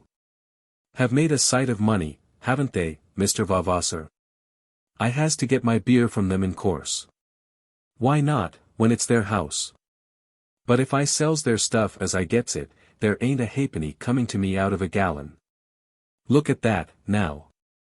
But then you don't sell it as you get it. You stretch it. That's in course. I'm not going to tell you a lie, Mr. Vavasor. You know what's what as well as I do, and a sight better, I expect. There's a dozen different ways of handling beer, Mr. Vavasor. But what's the use of that, when they can take 4 or 5 pounds a day over the counter for their rotgut stuff at the Cadogan Arms, and I can't do no better nor yet perhaps so well. For a real honest glass of beer. Stretch it. It's my belief the more you poison their liquor, the more the people likes it. Mr. Grimes was a stout man, not very tall, with a mottled red face, and large protruding eyes. As regards his own person, Mr. Grimes might have been taken as a fair sample of the English innkeeper, as described for many years past. But in his outer garments he was very unlike that description. He wore a black, swallow-tailed coat, made, however, to set very loose upon his back, a black waistcoat, and black pantaloons. He carried, moreover, in his hands a black chimney-pot hat. Not only have the top boots and breeches vanished from the costume of innkeepers, but also the long, party-colored waistcoat, and the bird's-eye fogle round their necks. They get themselves up to look like dissenting ministers or undertakers, except that there is still a something about their rosy gills which tells a tale of the spigot and corkscrew. Mr. Grimes had only just finished the tale of his own hard ways as a publican, when the doorbell was again rung. "There's Scrubby," said George Vavasor, "and now we can go to business." Chapter 13. Mr. Grimes gets his odd money. The handmaiden at George Vavasor's lodgings announced, "Another gent," and then Mr. Scrubby entered the room in which were seated George, and Mr. Grimes the publican from the Handsome Man on the Brompton Road. Mr. Scrubby was an attorney from Great Marlborough Street, supposed to be very knowing in the ways of metropolitan elections. And he had now stepped round, as he called it, with the object of saying a few words to Mr. Grimes, partly on the subject of the forthcoming contest at Chelsea, and partly on that of the contest last past. These words were to be said in the presence of Mr. Vavasor, the person interested.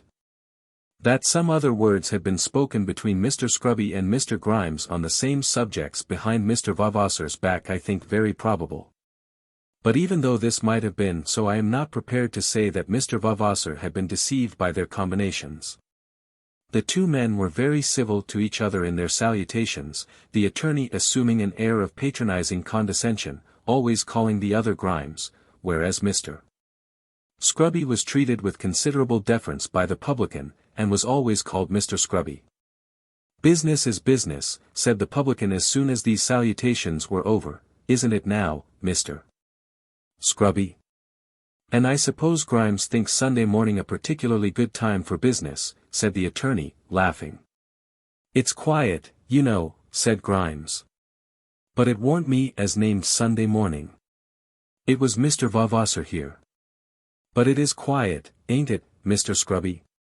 Mr. Scrubby acknowledged that it was quiet, especially looking out over the river, and then they proceeded to business. "We must pull the governor through better next time than we did last," said the attorney.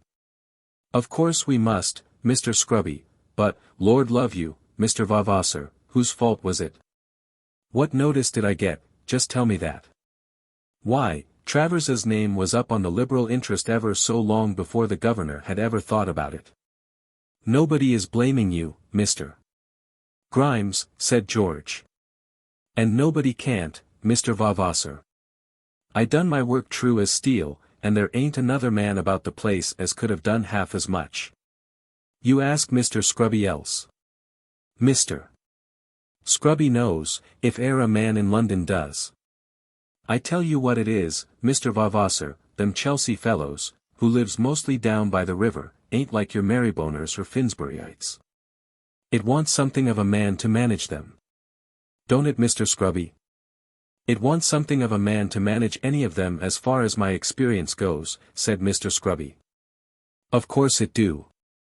And there ain't one in London knows so much about it as you do, Mr. Scrubby. I will say that for you. But the long and the short of it is this, business is business, and money is money. Money is money, certainly, said Mr. Scrubby. There's no doubt in the world about that, Grimes, and a deal of it you had out of the last election. No, I hadn't, begging your pardon, Mr. Scrubby, for making so free. What I had to my own cheek wasn't nothing to speak of. I wasn't paid for my time, that's what I wasn't. You look how a publican's business gets cut up at them elections. And then the state of the house afterwards. What would the governor say to me if I was to put down painting inside and out in my little bill? It doesn't seem to make much difference how you put it down, said Vavasor. The total is what I look at. Just so, Mr. Vavasor, just so. The total is what I looks at too. And I has to look at it a deuced long time before I gets it. I ain't a got it yet, have I, Mr. Vavasor? Well, if you ask me I should say you had, said George. I know I paid Mr. Scrubby £300 on your account. And I got every shilling of it, Mr. Vavasor. I'm not a-going to deny the money, Mr. Vavasor. You'll never find me doing that. I'm as round as your hat, and as square as your elbow, I am. Mr. Scrubby knows me, don't you, Mr. Scrubby? Perhaps I know you too well, Grimes. No you don't, Mr. Scrubby, not a bit too well. Nor I don't know you too well, either. I respect you, Mr. Scrubby, because you're a man as understands your business. But as I was saying, what's £300 when a man's bill is 392.13 and 4 pence? I thought that was all settled, Mr. Scrubby, said Vavasor. Why you see, Mr. Vavasor, it's very hard to settle these things. If you ask me whether Mr. Grimes here can sue you for the balance, I tell you very plainly that he can't. We were a little short of money when we came to a settlement, as is generally the case at such times, and so we took Mr. Grimes' receipt for £300. Of course you did, Mr. Scrubby. Not on account, but in full of all demands. Now Mr. Scrubby, and the publican as he made this appeal looked at the attorney with an expression of countenance which was absolutely eloquent. Are you going to put me off with such an excuse as that? So the look spoke plainly enough. Are you going to bring up my own signature against me, when you know very well that I shouldn't have got a shilling at all for the next 12 months if I hadn't given it? Oh, Mr. Scrubby. That's what Mr. Grimes' look said, and both Mr. Scrubby and Mr. Vavasor understood it perfectly. In full of all demands, said Mr. Scrubby, with a slight tone of triumph in his voice, as though to show that Grimes' appeal had no effect at all upon his conscience. If you were to go into a court of law, Grimes, you wouldn't have a leg to stand upon. A court of law? Who's a-going to law with the governor, I should like to know? Not I. Not if he didn't pay me them £92.13 and 4 pence for the next 5 years. 5 years or 15 would make no difference, said Scrubby. You couldn't do it. And I ain't a-going to try. That's not the ticket I've come here about, Mr. Vavasor, this blessed Sunday morning. Going to law, indeed. But Mr. Scrubby, I've got a family. Not in the Vale of Taunton, I hope, said George. They is at the Handsome Man in the Brompton Road, Mr. Vavasor, and I always feels that I owes my first duty to them. If a man don't work for his family, what do he work for? Come, come, Grimes, said Mr. Scrubby. What is it you're at? Out with it, and don't keep us here all day. What is it I'm at, Mr. Scrubby? As if you didn't know very well what I'm at. There's my house, in all them Chelsea districts it's the most convenientest of any public as is open for all manner of election purposes. That's given up to it. And what next, said Scrubby. The next is, I myself. There isn't one of the lot of them can work them Chelsea fellows down along the river unless it is me. Mr. Scrubby knows that. Why I've been a-getting of them up with a view to this very job ever since they was a-talking of the Chelsea districts. When Lord Robert was a-coming in for the county on the religious dodge, he couldn't have worked them fellows anyhow, only for me. Mr. Scrubby knows that. Let's take it all for granted, Mr. Grimes, said Vavasor. What comes next? Well, them Bunratty people, it is they as has come next. They know which side their bread is likely to be buttered, they do. They're a-bidding for the handsome man already, they are. And you'd let your house to the Tory party, Grimes, said Mr. Scrubby, in a tone in which disgust and anger were blended. Who said anything of my letting my house to the Tory party, Mr. Scrubby? I'm as round as your hat, Mr. Scrubby, and as square as your elbow, I am. But suppose as all the liberal gents as employs you, Mr. Scrubby, was to turn again you and not pay you your little bills, wouldn't you have your eyes open for customers of another kind? Come now, Mr. Scrubby. You won't make much of that game, Grimes. Perhaps not, perhaps not. There's a risk in all these things, isn't there, Mr. Vavasor? I should like to see you a Parliament gent. I should indeed. You'd be a credit to the districts, I really think you would. I'm much obliged by your good opinion, Mr. Grimes, said George. When I sees a gent coming forward I knows whether he's fit for Parliament, or whether he ain't. I says you are fit. But Lord love you, Mr. Vavasor, it's a thing a gentleman always has to pay for. That's true enough, a deal more than it's worth, generally. A thing's worth what it fetches. I'm worth what I'll fetch, that's the long and the short of it.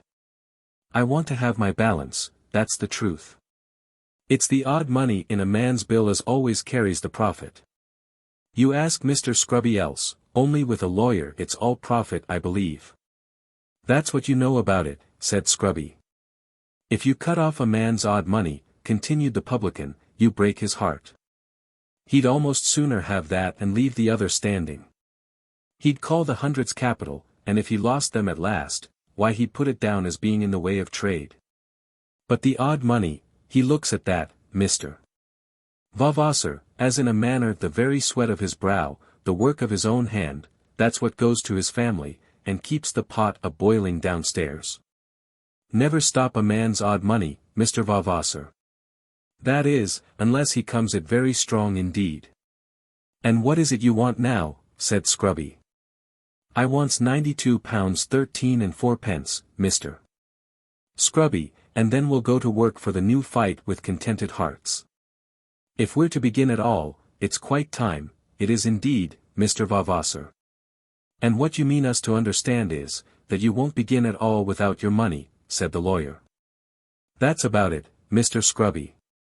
Take a £50 note, Grimes, said the lawyer. £50 notes are not so ready, said George. Oh, he'll be only too happy to have your acceptance, won't you, Grimes? Not for £50, Mr. Scrubby. It's the odd money that I wants. I don't mind the 13 and 4, because that's neither here nor there among friends, but if I didn't get all them £92 I should be a broken-hearted man, I should indeed, Mr. Vavasor. I couldn't go about your work for next year so as to do you justice among the electors. I couldn't indeed. You'd better give him a bill for £90 at 3 months, Mr. Vavasor. I have no doubt he has got a stamp in his pocket. That I have, Mr. Scrubby, there ain't no mistake about that. A bill stamp is a thing that often turns up convenient with gents as mean business like Mr. Vavasor and you. But you must make it 92, you must indeed, Mr. Vavasor. And do make it 2 months if you can, Mr. Vavasor, they do charge so unconscionable on 90 days at them branch banks, they do indeed. George Vavasor and Mr. Scrubby, between them, yielded at last, so far as to allow the bill to be drawn for £92, but they were stanch as to the time. If it must be, it must, said the publican, with a deep sigh, as he folded up the paper and put it into the pocket of a huge case which he carried. And now, gents, I'll tell you what it is. We'll make safe work of this here next election. We know what's to be our little game in time, and if we don't go in and win, my name ain't Jacob Grimes, and I ain't the landlord of the Handsome Man. As you gents has perhaps got something to say among yourselves, I'll make so bold as to wish you good morning. So, with that, Mr. Grimes lifted his hat from the floor, and bowed himself out of the room. You couldn't have done it cheaper. You couldn't, indeed, said the lawyer, as soon as the sound of the closing front door had been heard. Perhaps not, but what a thief the man is. I remember your telling me that the bill was about the most preposterous you had ever seen. So it was, and if we hadn't wanted him again of course we shouldn't have paid him. But we'll have it all off his next account, Mr. Vavasor, every shilling of it. It's only lent, that's all, it's only lent. But one doesn't want to lend such a man money, if one could help it. That's true. If you look at it in that light, it's quite true. But you see we cannot do without him. If he hadn't got your bill, he'd have gone over to the other fellows before the week was over. And the worst of it would have been that he knows our hand. Looking at it all round you've got him cheap, Mr. Vavasor, you have, indeed. Looking at it all round is just what I don't like, Mr. Scrubby. But if a man will have a whistle, he must pay for it.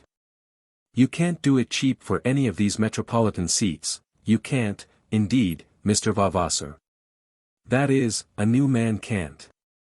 When you've been in 4 or 5 times, like old Duncombe, why then, of course, you may snap your fingers at such men as Grimes. But the Chelsea districts ain't dear. I don't call them by any means dear. Now Marylebone is dear, and so is Southwark. It's dear, and nasty, that's what the borough is. Only that I never tell tales, I could tell you a tale, Mr. Vavasor, that'd make your hair stand on end, I could indeed. Ah! The game is hardly worth the candle, I believe. That depends on what way you choose to look at it. A seat in Parliament is a great thing to a man who wants to make his way, a very great thing, especially when a man's young, like you, Mr. Vavasor. Young, said George. Sometimes it seems to me as though I've been living for 100 years. But I won't trouble you with that, Mr. Scrubby, and I believe I needn't keep you any longer. With that, he got up and bowed the attorney out of the room, with just a little more ceremony than he had shown to the publican. Young, said Vavasor to himself, when he was left alone. There's my uncle, or the old squire, they're both younger men than I am. One cares for his dinner, and the other for his bullocks and his trees. But what is there that I care for, unless it is not getting among the sheriff's officers for debt? Then he took out a little memorandum book from his breast pocket, and having made in it an entry as to the amount and date of that bill which he had just accepted on the publican's behalf. He conned over the particulars of its pages. Very blue, indeed, he said to himself when he had completed the study. But nobody shall say I hadn't the courage to play the game out, and that old fellow must die some day, one supposes. If I were not a fool, I should make it up with him before he went. But I am a fool, and shall remain so to the last. Soon after that he dressed himself slowly, reading a little every now and then as he did so. When his toilet was completed, and his Sunday newspapers sufficiently perused, he took up his hat and umbrella and sauntered out. Chapter 14. Alice Vavasor becomes troubled. Kate Vavasor had sent to her brother only the first half of her cousin's letter. That half in which Alice had attempted to describe what had taken place between her and Mr. Grey. In doing this, Kate had been a wicked traitor, a traitor to that feminine faith against which treason on the part of one woman is always unpardonable in the eyes of other women. But her treason would have been of a deeper dye had she sent the latter portion, for in that Alice had spoken of George Vavasor himself. But even of this treason, Kate would, I think, have been guilty, had the words which Alice wrote been of a nature to serve her own purpose if read by her brother. But they had not been of this nature. They had spoken of George as a man with whom any closer connection than that which existed at present was impossible, and had been written with the view of begging Kate to desist from making futile attempts in that direction. "I feel myself driven," Alice had said, "to write all this, as otherwise, if I were simply to tell you that I have resolved to part from Mr. Grey, you would think that the other thing might follow. The other thing cannot follow. I should think myself untrue in my friendship to you if I did not tell you about Mr. Grey. And you will be untrue in your friendship to me if you take advantage of my confidence by saying more about your brother." This part of Alice's letter Kate had not sent to George Vavasor. "But the other thing shall follow," Kate had said, as she read the words for the second time, and then put the papers into her desk. It shall follow. To give Kate Vavasor her due, she was, at any rate, unselfish in her intrigues. She was obstinately persistent, and she was moreover unscrupulous, but she was not selfish. Many years ago she had made up her mind that George and Alice should be man and wife, feeling that such a marriage would be good at any rate for her brother. It had been almost brought about, and had then been hindered altogether through a fault on her brother's part.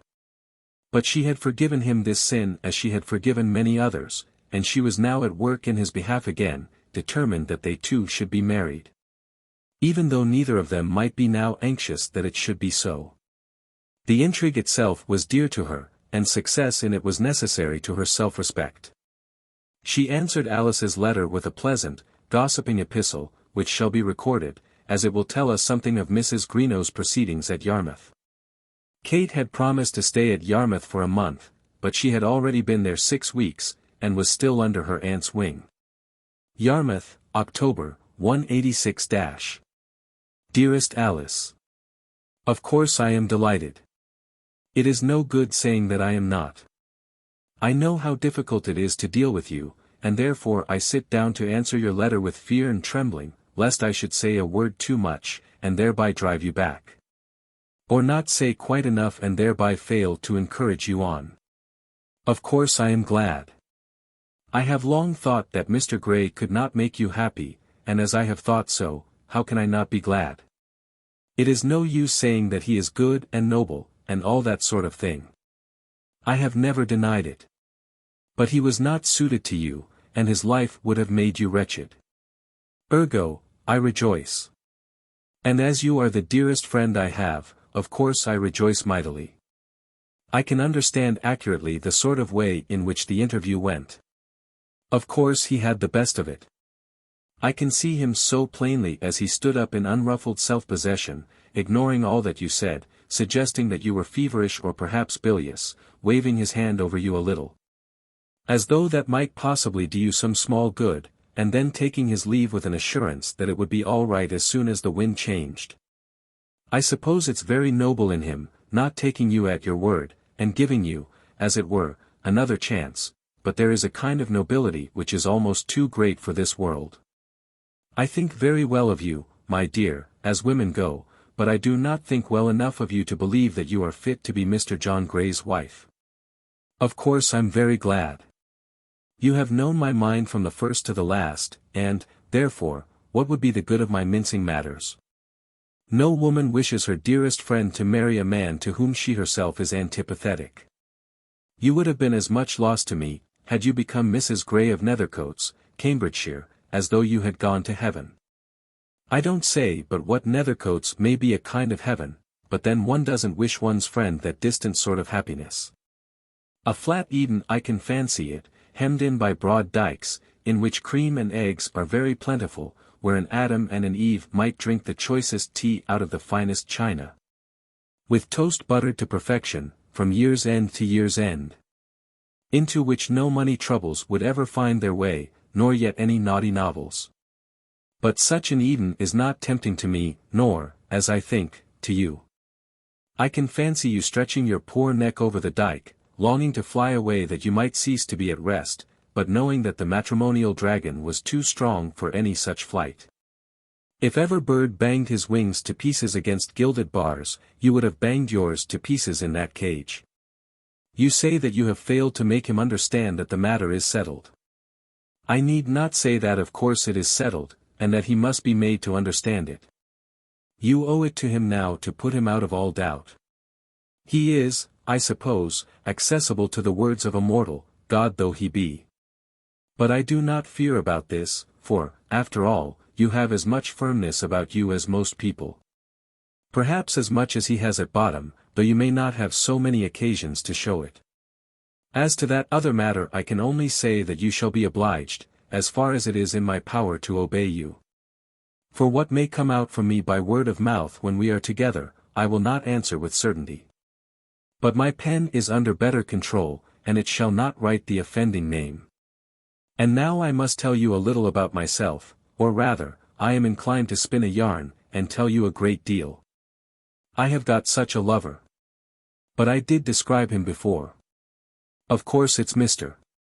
Cheesacre. If I were to say he hasn't declared himself, I should hardly give you a fair idea of my success.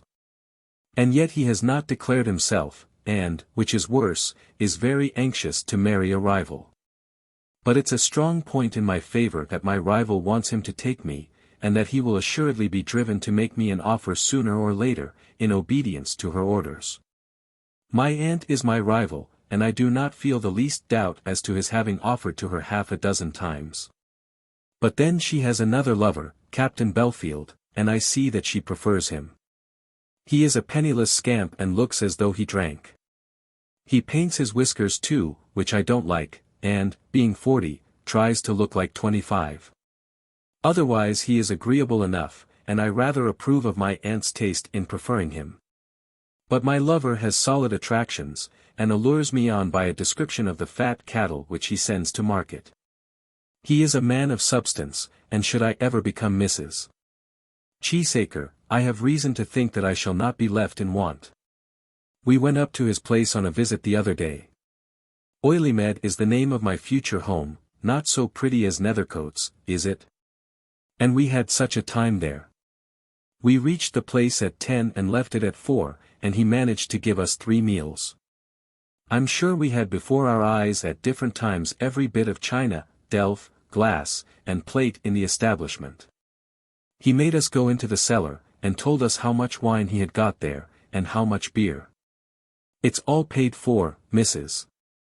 Greenow, every bottle of it, he said, turning round to my aunt, with a pathetic earnestness, for which I had hardly given him credit. Everything in this house is my own, it's all paid for. I don't call anything a man's own till it's paid for. Now that jacket that Belfield swells about with on the sands at Yarmouth, that's not his own, and it's not like to be either. And then he winked his eye as though bidding my aunt to think of that before she encouraged such a lover as Belfield. He took us into every bedroom, and disclosed to us all the glories of his upper chambers. It would have done you good to see him lifting the counterpanes, and bidding my aunt feel the texture of the blankets.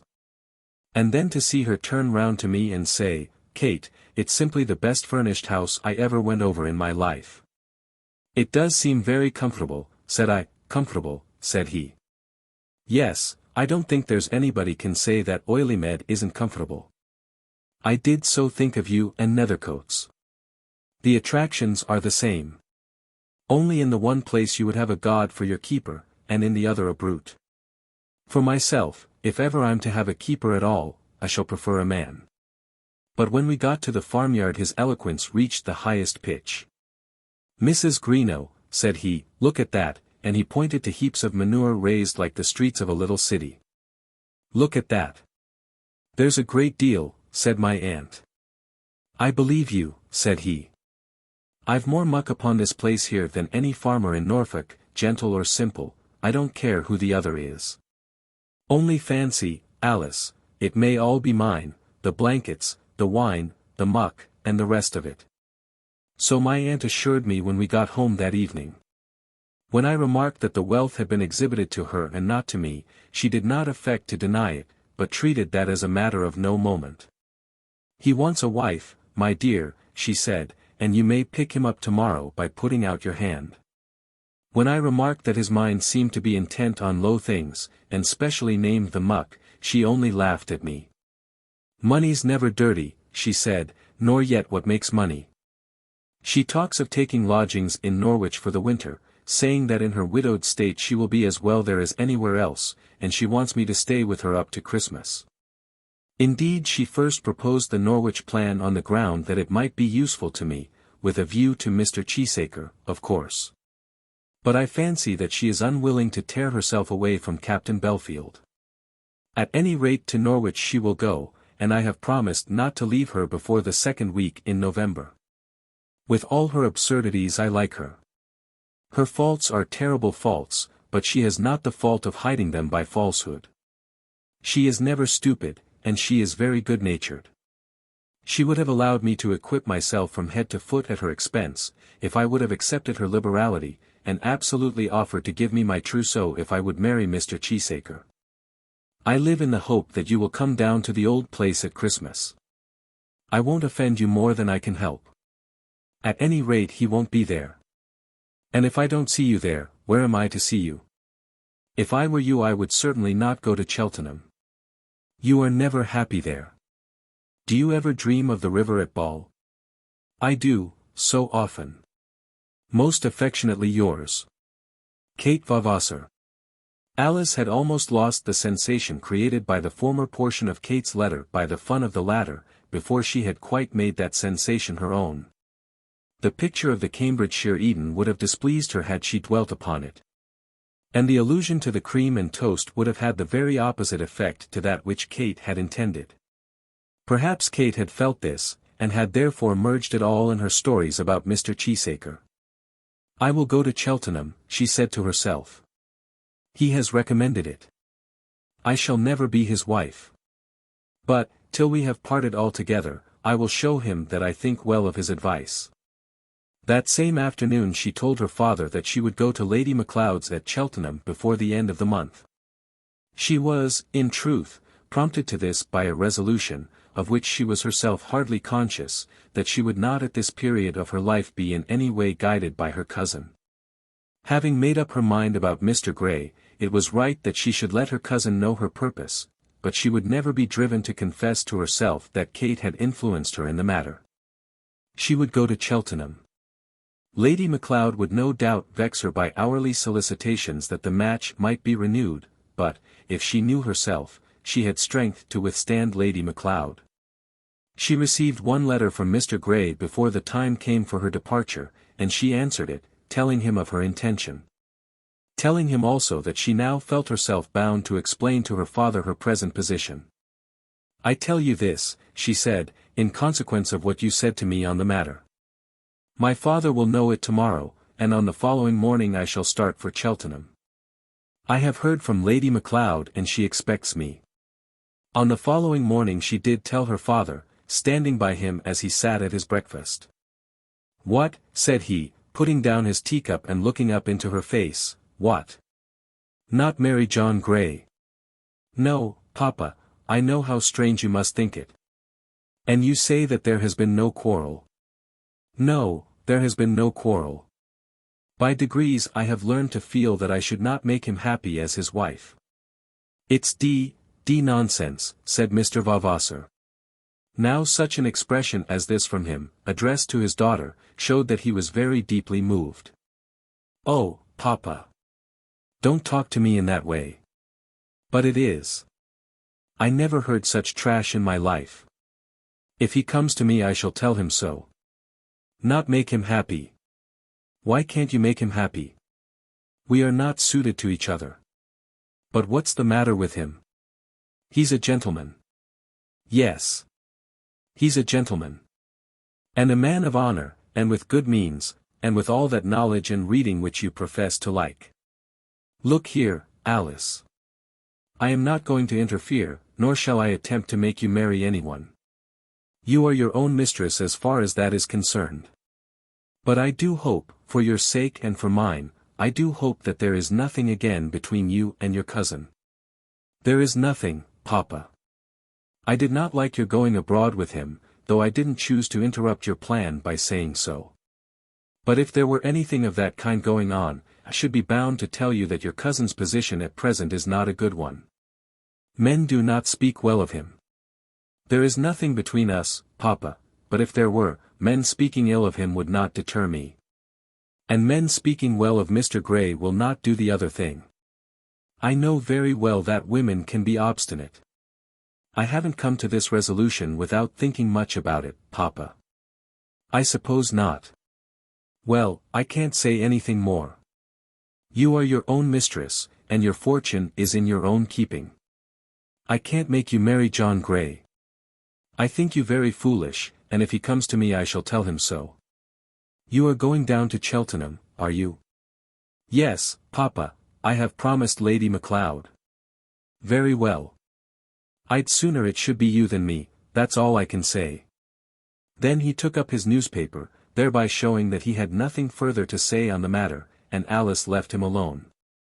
The whole thing was so vexatious that even Mr. Vavasor was disturbed by it. As it was not term time he had no signing to do in Chancery Lane, and could not, therefore, bury his unhappiness in his daily labour, or rather in his labour that was by no means daily. So he sat at home till 4 o'clock, expressing to himself in various phrases his wonder that any man alive should ever rear a daughter. And when he got to his club the waiters found him quite unmanageable about his dinner, which he ate alone, rejecting all proposition of companionship. But later in the evening he regained his composure over a glass of whisky toddy and a cigar. She's got her own money, he said to himself, and what does it matter? I don't suppose she'll marry her cousin. I don't think she's fool enough for that. And after all she'll probably make it up again with John Grey.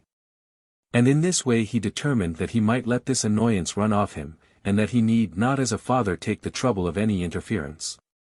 But while he was at his club there came a visitor to Queen Anne Street, and that visitor was the dangerous cousin of whom, according to his uncle's testimony, men at present did not speak well. Alice had not seen him since they had parted on the day of their arrival in London, nor, indeed, had heard of his whereabouts. In the consternation of her mind at this step which she was taking, a step which she had taught herself to regard as essentially her duty before it was taken, but which seemed to herself to be false and treacherous the moment she had taken it, she had become aware that she had been wrong to travel with her cousin. She felt sure, she thought that she was sure, that her doing so had in no wise affected her dealings with Mr. Grey. She was very certain, she thought that she was certain, that she would have rejected him just the same had she never gone to Switzerland. But everyone would say of her that her journey to Switzerland with such companions had produced that result. It had been unlucky and she was sorry for it, and she now wished to avoid all communication with her cousin till this affair should be altogether over. She was especially unwilling to see him. But she had not felt it necessary to give any special injunctions as to his admittance. And now, before she had time to think of it, on the eve of her departure for Cheltenham, he was in the room with her, just as the dusk of the October evening was coming on. She was sitting away from the fire, almost behind the window curtains, thinking of John Grey and very unhappy in her thoughts, when George Vavasor was announced. It will of course be understood that Vavasor had at this time received his sister's letter. He had received it, and had had time to consider the matter since the Sunday morning on which we saw him in his own rooms in Cecil Street. She can turn it all into capital tomorrow, if she pleases, he had said to himself when thinking of her income. But he had also reminded himself that her grandfather would probably enable him to settle an income out of the property upon Alice, in the event of their being married.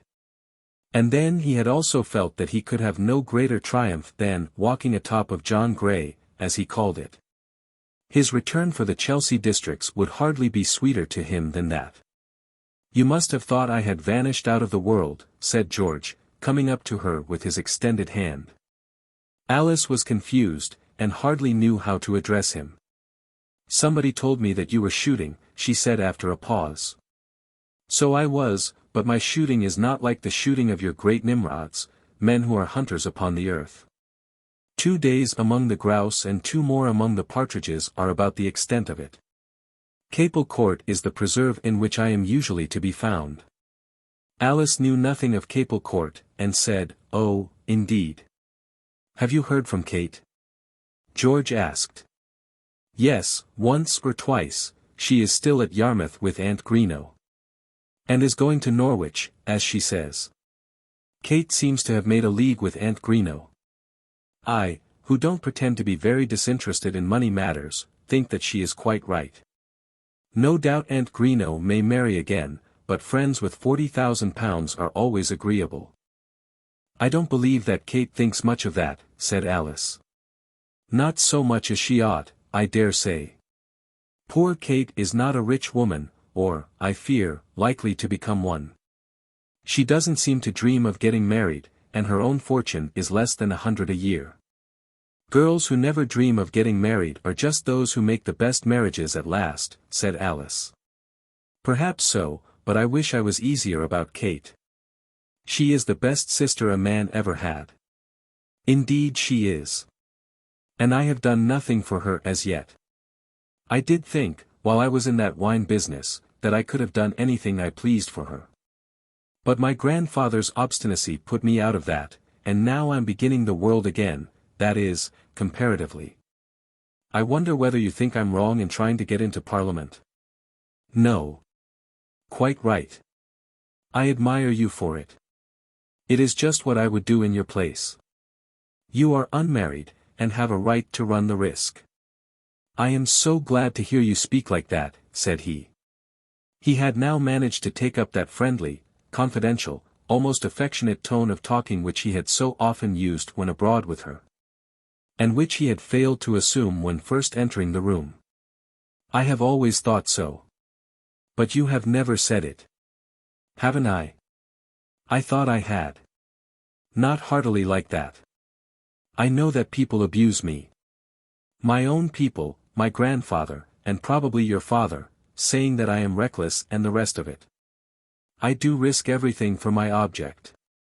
But I do not know that anyone can blame me, unless it be Kate. To whom else do I owe anything? Kate does not blame you. No, she sympathizes with me, she, and she only, unless it be you. Then he paused for an answer, but she made him none. She is brave enough to give me her hearty sympathy. But perhaps for that very reason I ought to be the more chary in endangering the only support that she is like to have. What is £90 a year for the maintenance of a single lady? I hope that Kate will always live with me, said Alice, that is, as soon as she has lost her home at Vavasor Hall. He had been very crafty and had laid a trap for her. He had laid a trap for her, and she had fallen into it. She had determined not to be induced to talk of herself. But he had brought the thing round so cunningly that the words were out of her mouth before she remembered whither they would lead her. She did remember this as she was speaking them, but then it was too late. What, at Nethercoats, said he. Neither she nor I doubt your love, but few men would like such an intruder as that into their household, and of all men Mr. Grey, whose nature is retiring, would like it the least. I was not thinking of Nethercoats, said Alice. Ah, no, that is it, you see. Kate says so often to me that when you are married she will be alone in the world.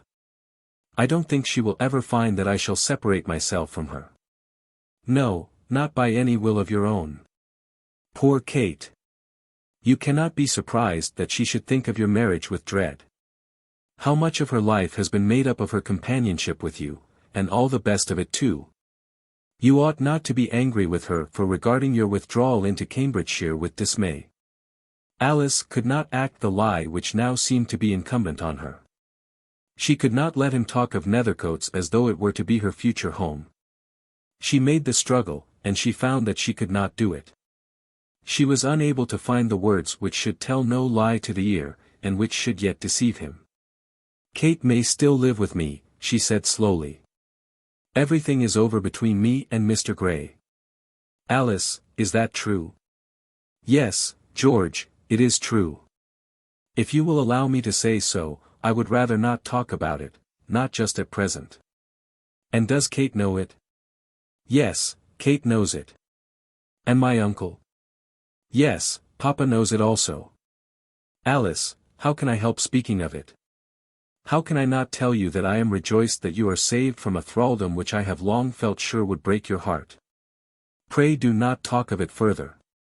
Well, if I am forbidden I shall of course obey. But I own it is hard to me. How can I not congratulate you?"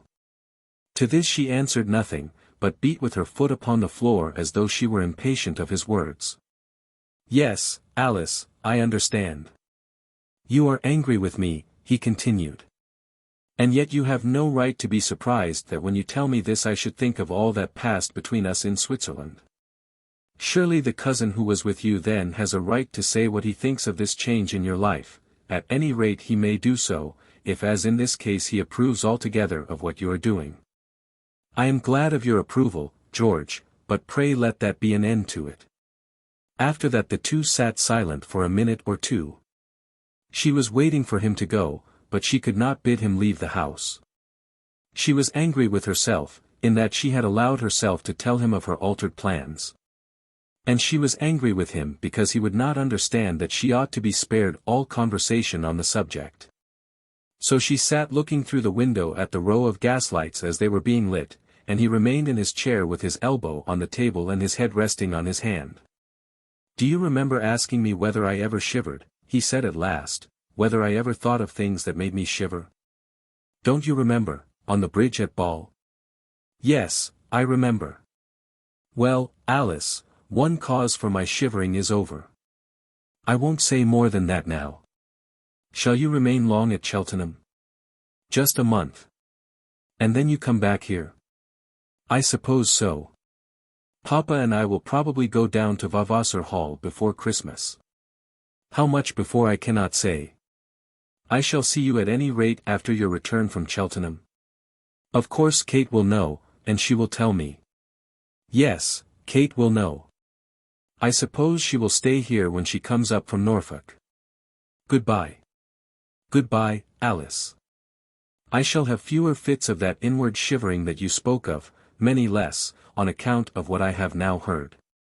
God bless you, Alice, goodbye." "Goodbye, George." As he went he took her hand and pressed it closely between his own. In those days when they were lovers, engaged lovers, a close, long-continued pressure of her hand had been his most eloquent speech of love. He had not been given to many kisses, not even to many words of love. But he would take her hand and hold it, even as he looked away from her, and she remembered well the touch of his palm. It was ever cool, and with a surface smooth as a woman's, a small hand that had a firm grip. There had been days when she had loved to feel that her own was within it, when she trusted in it, and intended that it should be her staff through life. Now she distrusted it. And as the thoughts of the old days came upon her, and the remembrance of that touch was recalled, she drew her hand away rapidly. Not for that had she driven from her as honest a man as had ever wished to mate with a woman. He, George Vavasor, had never so held her hand since the day when they had parted, and now on this first occasion of her freedom she felt it again. What did he think of her? Did he suppose that she could transfer her love in that way, as a flower may be taken from one buttonhole and placed in another? He read it all, and knew that he was hurrying on too quickly. "I can understand well," he said in a whisper, "what your present feelings are.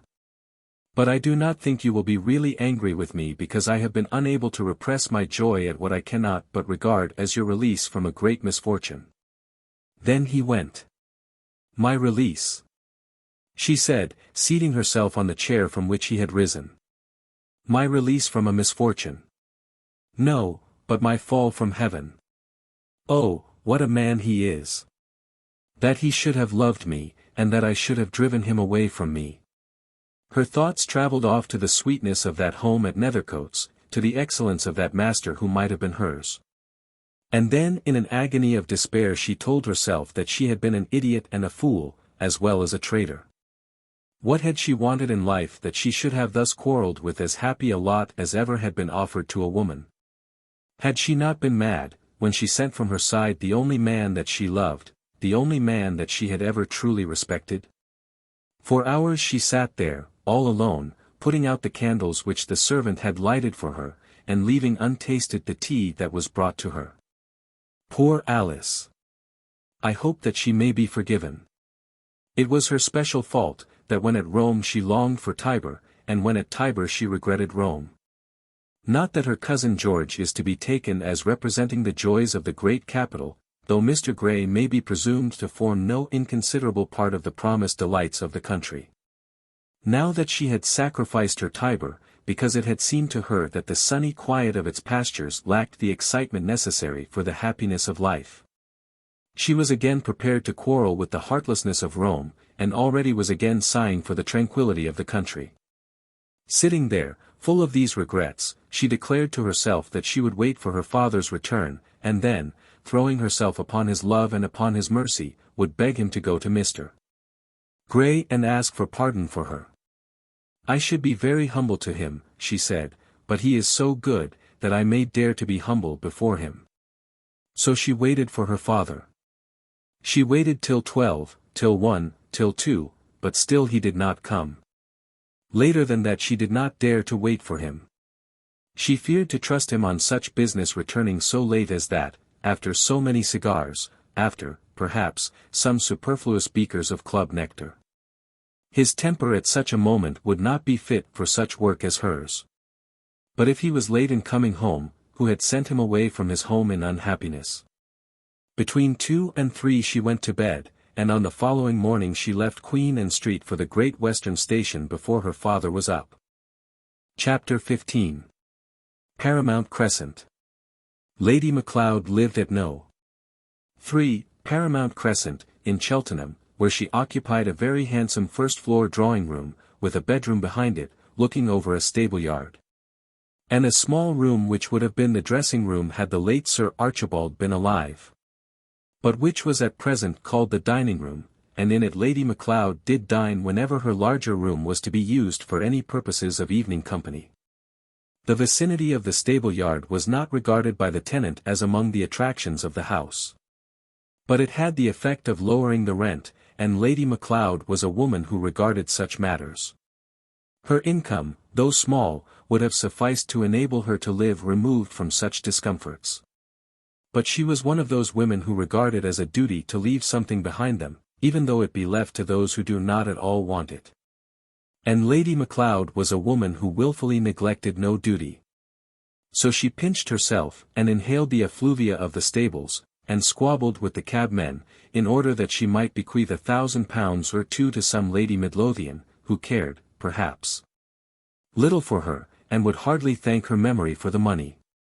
Had Alice consented to live with her, she would have merged that duty of leaving money behind her in that other duty of finding a home for her adopted niece. But Alice had gone away, and therefore the money was due to Lady Midlothian rather than to her. The saving, however, was postponed whenever Alice would consent to visit Cheltenham. And a bedroom was secured for her which did not look out over the stables. Accommodation was also found for her maid much better than that provided for Lady Macleod's own maid. She was a hospitable, good old woman, painfully struggling to do the best she could in the world.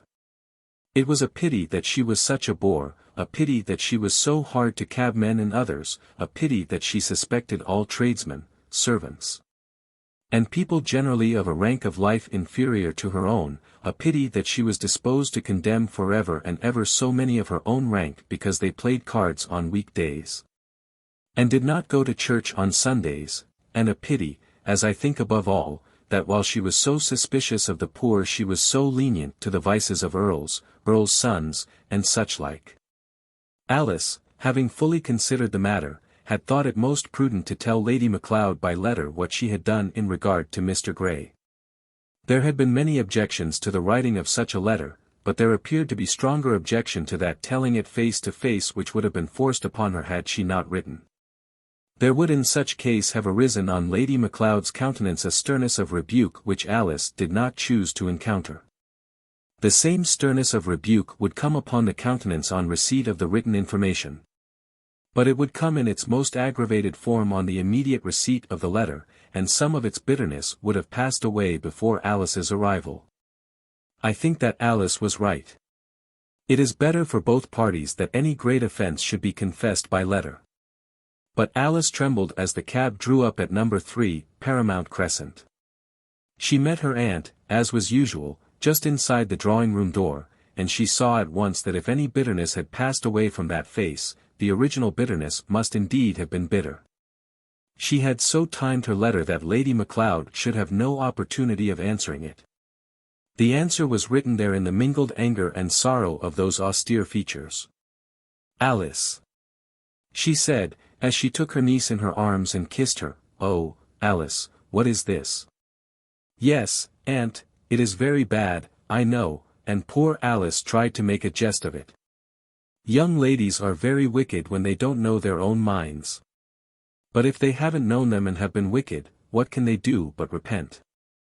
"Repent," said Lady Macleod. "Yes. I hope you will repent. Poor Mr. Grey, what must he think of it?" "I can only hope, aunt, that he won't think of it at all for very long." "That's nonsense, my dear, of course he'll think of it, and of course you'll marry him." "Shall I, aunt?" "Of course you will." "Why, Alice, hasn't it been all settled among families? Lady Midlothian knew all the particulars of it just as well as I did. And is not your word pledged to him?" "I really don't understand what you mean. I don't see how it is possible you should go back. Gentlemen when they do that kind of thing are put out of society, but I really think it is worse in a woman. Then they may if they please put me out of society. Only that I don't know that I'm particularly in it. And the wickedness of the thing, Alice. I'm obliged to say so. When you talk to me about society, aunt, and about Lady Midlothian, I give up to you, willingly, the more willingly, perhaps, because I don't care much for one or the other." Here Lady Macleod tried to say a word, but she failed, and Alice went on, boldly looking up into her aunt's face, which became a shade more bitter than ever. "But when you tell me about wickedness and my conscience, then I must be my own judge. It is my conscience, and the fear of committing wickedness, that has made me do this. You should submit to be guided by your elders, Alice." "No, my elders in such a matter as this cannot teach me. It cannot be right that I should go to a man's house and be his wife, if I do not think that I can make him happy." "Then why did you accept him?" "Because I was mistaken. I am not going to defend that. If you choose to scold me for that, you may do so, aunt, and I will not answer you. But as to marrying him or not marrying him now, as to that, I must judge for myself. It was a pity you did not know your own mind earlier. It was a pity, a great pity. I have done myself an injury that is quite irretrievable, I know that, and am prepared to bear it. I have done him, too, an injustice which I regret with my whole heart. I can only excuse myself by saying that I might have done him a worse injustice." All this was said at the very moment of her arrival, and the greeting did not seem to promise much for the happiness of the next month.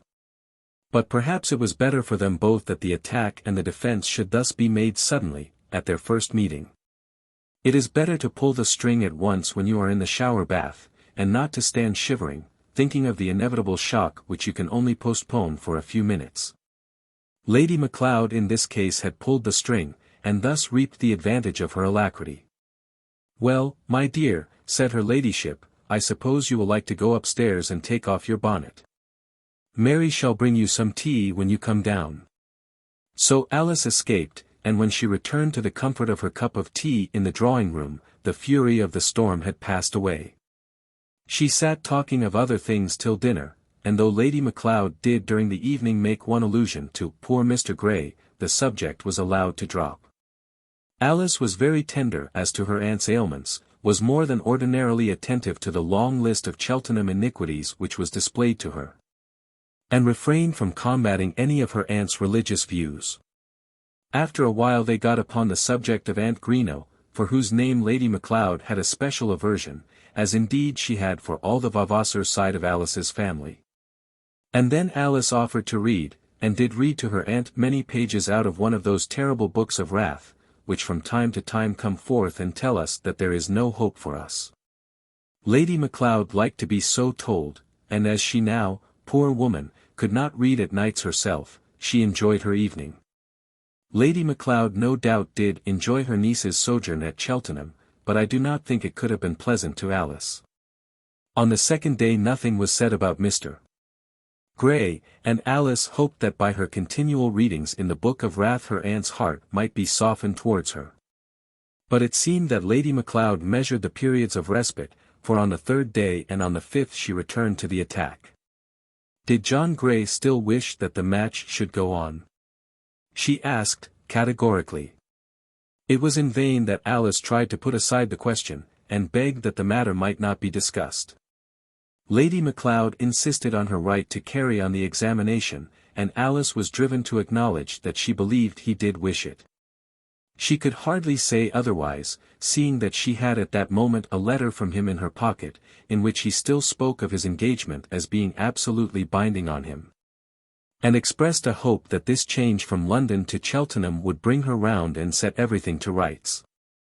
He certainly did, in a fashion, wave his hand over her, as Kate had said of him. This letter Alice had resolved that she would not answer. He would probably write again, and she would beg him to desist. Instead of Cheltenham bringing her round, Cheltenham had made her firmer than ever in her resolution. I am inclined to think that the best mode of bringing her round at this moment would have been a course of visits from her cousin George, and a series of letters from her cousin Kate. Lady Macleod's injunctions would certainly not bring her round.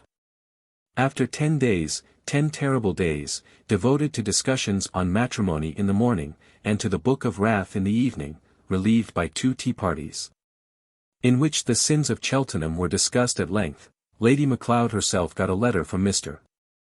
Grey. Mr. Grey's kindest compliments to Lady Macleod. He believed that Lady Macleod was aware of the circumstances of his engagement with Miss Vavasor. Might he call on Miss Vavasor at Lady Macleod's house in Cheltenham? And might he also hope to have the pleasure of making Lady Macleod's acquaintance? Alice had been in the room when her aunt received this letter, but her aunt had said nothing, and Alice had not known from whom the letter had come. When her aunt crept away with it after breakfast she had suspected nothing, and had never imagined that Lady Macleod, in the privacy of her own room looking out upon the stables, had addressed a letter to Nethercoats. But such a letter had been addressed to Nethercoats, and Mr. Grey had been informed that he would be received in Paramount Crescent with great pleasure. Mr. Grey had even indicated the day on which he would come. And on the morning of that day Lady Macleod had presided over the 2 teacups in a state of nervous excitement which was quite visible to Alice. More than once Alice asked little questions, not supposing that she was specially concerned in the matter which had caused her aunt's fidgety restlessness, but observing it so plainly that it was almost impossible not to allude to it. "There's nothing the matter, my dear, at all," at last Lady Macleod said, but as she said so she was making up her mind that the moment had not come in which she must apprise Alice of Mr. Grey's intended visit. As Alice had questioned her at the breakfast table she would say nothing about it then, but waited till the teacups were withdrawn, and till the maid had given her last officious poke to the fire. Then she began. She had Mr. Grey's letter in her pocket, and as she prepared herself to speak, she pulled it out and held it on the little table before her. "Alice," she said, "I expect a visitor here today." Alice knew instantly who was the expected visitor. Probably any girl under such circumstances would have known equally well. "A visitor, aunt," she said, and managed to hide her knowledge admirably. "Yes, Alice, a visitor. I should have told you before, only I thought I had better not. It is Mr. Grey." "Indeed, aunt. Is he coming to see you?" "Well, he is desirous no doubt of seeing you more especially. But he has expressed a wish to make my acquaintance, which I cannot, under the circumstances, think is unnatural. Of course, Alice, he must want to talk over this affair with your friends." "I wish I could have spared them," said Alice, "I wish I could. I have brought his letter here, and you can see it if you please. It is very nicely written, and as far as I am concerned I should not think of refusing to see him. And now comes the question. What are we to do with him? Am I to ask him to dinner? I take it for granted that he will not expect me to offer him a bed, as he knows that I live in lodgings." "Oh no, aunt, he certainly will not expect that. But ought I to ask him to dinner? I should be most happy to entertain him, though you know how very scanty my means of doing so are, but I really do not know how it might be, between you and him, I mean. We should not fight, aunt. No, I suppose not, but if you cannot be affectionate in your manner to him. I will not answer for my manners, aunt. But you may be sure of this, that I should be affectionate in my heart. I shall always regard him as a dearly loved friend. Though for many years, no doubt, I shall be unable to express my friendship. That may be all very well, Alice, but it will not be what he will want. I think upon the whole that I had better not ask him to dinner. Perhaps not, aunt. It is a period of the day in which any special constraint among people is more disagreeable than at any other time, and then at dinner the servants must see it. I think there might be some awkwardness if you were to dine here. I really think there would, said Alice, anxious to have the subject dropped. I hope he won't think that I am inhospitable. I should be so happy to do the best I could for him, for I regard him, Alice, quite as though he were to be your husband. And when anybody at all connected with me has come to Cheltenham I always have asked them to dine, and then I have Gubbens's man to come and wait at table, as you know. Of all men in the world Mr. Grey is the last to think about it. That should only make me the more careful. But I think it would perhaps be more comfortable if he were to come in the evening. Much more comfortable, aunt. I suppose he will be here in the afternoon, before dinner, and we had better wait at home for him. I dare say he'll want to see you alone, and therefore I'll retire to my own rooms, looking over the stables. Dear old lady! But if you wish it, I will receive him first, and then Martha was Alice's maid, can fetch you down. This discussion as to the propriety or impropriety of giving her lover a dinner had not been pleasant to Alice, but, nevertheless, when it was over she felt grateful to Lady Macleod. There was an attempt in the arrangement to make Mr. Grey's visit as little painful as possible. And though such a discussion at such a time might as well have been avoided, the decision to which her ladyship had at last come with reference both to the dinner and the management of the visit was, no doubt, the right one. Lady Macleod had been quite correct in all her anticipations. At 3 o'clock Mr. Grey was announced, and Lady Macleod, alone, received him in her drawing-room. She had intended to give him a great deal of good advice, to bid him still keep up his heart and as it were hold up his head, to confess to him how very badly Alice was behaving, and to express her entire concurrence with that theory of bodily ailment as the cause and origin of her conduct. But she found that Mr. Grey was a man to whom she could not give much advice. It was he who did the speaking at this conference, and not she. She was overawed by him after the first 3 minutes. Indeed her first glance at him had awed her. He was so handsome, and then, in his beauty, he had so quiet and almost saddened an air. Strange to say that after she had seen him, Lady Macleod entertained for him an infinitely higher admiration than before, and yet she was less surprised than she had been at Alice's refusal of him. The conference was very short, and Mr. Grey had not been a quarter of an hour in the house before Martha attended upon her mistress with her summons. Alice was ready and came down instantly. She found Mr. Grey standing in the middle of the room waiting to receive her, and the look of majesty which had cowed Lady Macleod had gone from his countenance. He could not have received her with a kinder smile, had she come to him with a promise that she would at this meeting name the day for their marriage. At any rate it does not make him unhappy, she said to herself. You are not angry, he said, that I should have followed you all the way here, to see you. No, certainly, not angry, Mr. Grey.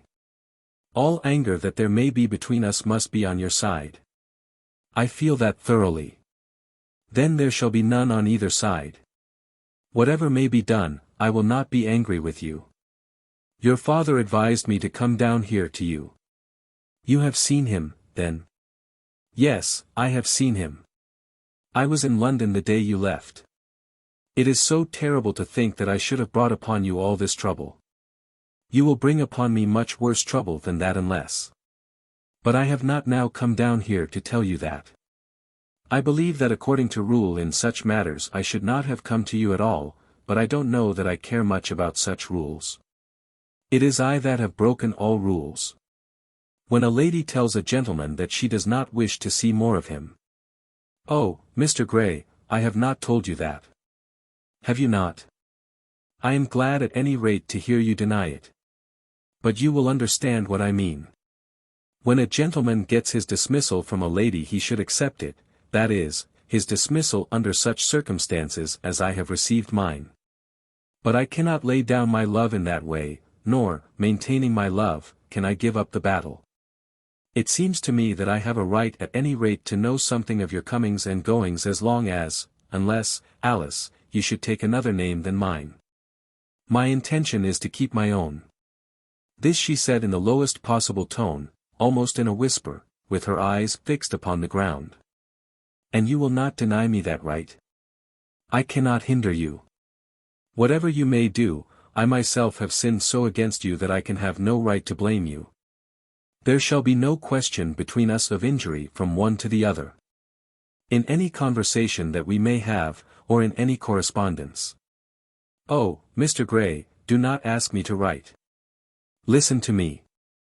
Should there be any on either side, there shall be no idea of any wrong done. But I have done you wrong, great wrong. No, Alice, I will not have it so. When I asked you to accept my hand, begging the greatest boon which it could ever come to my lot to ask from a fellow mortal, I knew well how great was your goodness to me when you told me that it should be mine. Now that you refuse it, I know also that you are good, thinking that in doing so you are acting for my welfare, thinking more of my welfare than of your own. Oh yes, yes, it is so, Mr. Gray. Indeed it is so. Believing that, how can I talk of wrong? That you are wrong in your thinking on this subject, that your mind has become twisted by false impressions, that I believe. But I cannot therefore love you less, nor, so believing, can I consider myself to be injured. Nor am I even so little selfish as you are. I think if you were my wife that I could make you happy. But I feel sure that my happiness depends on your being my wife.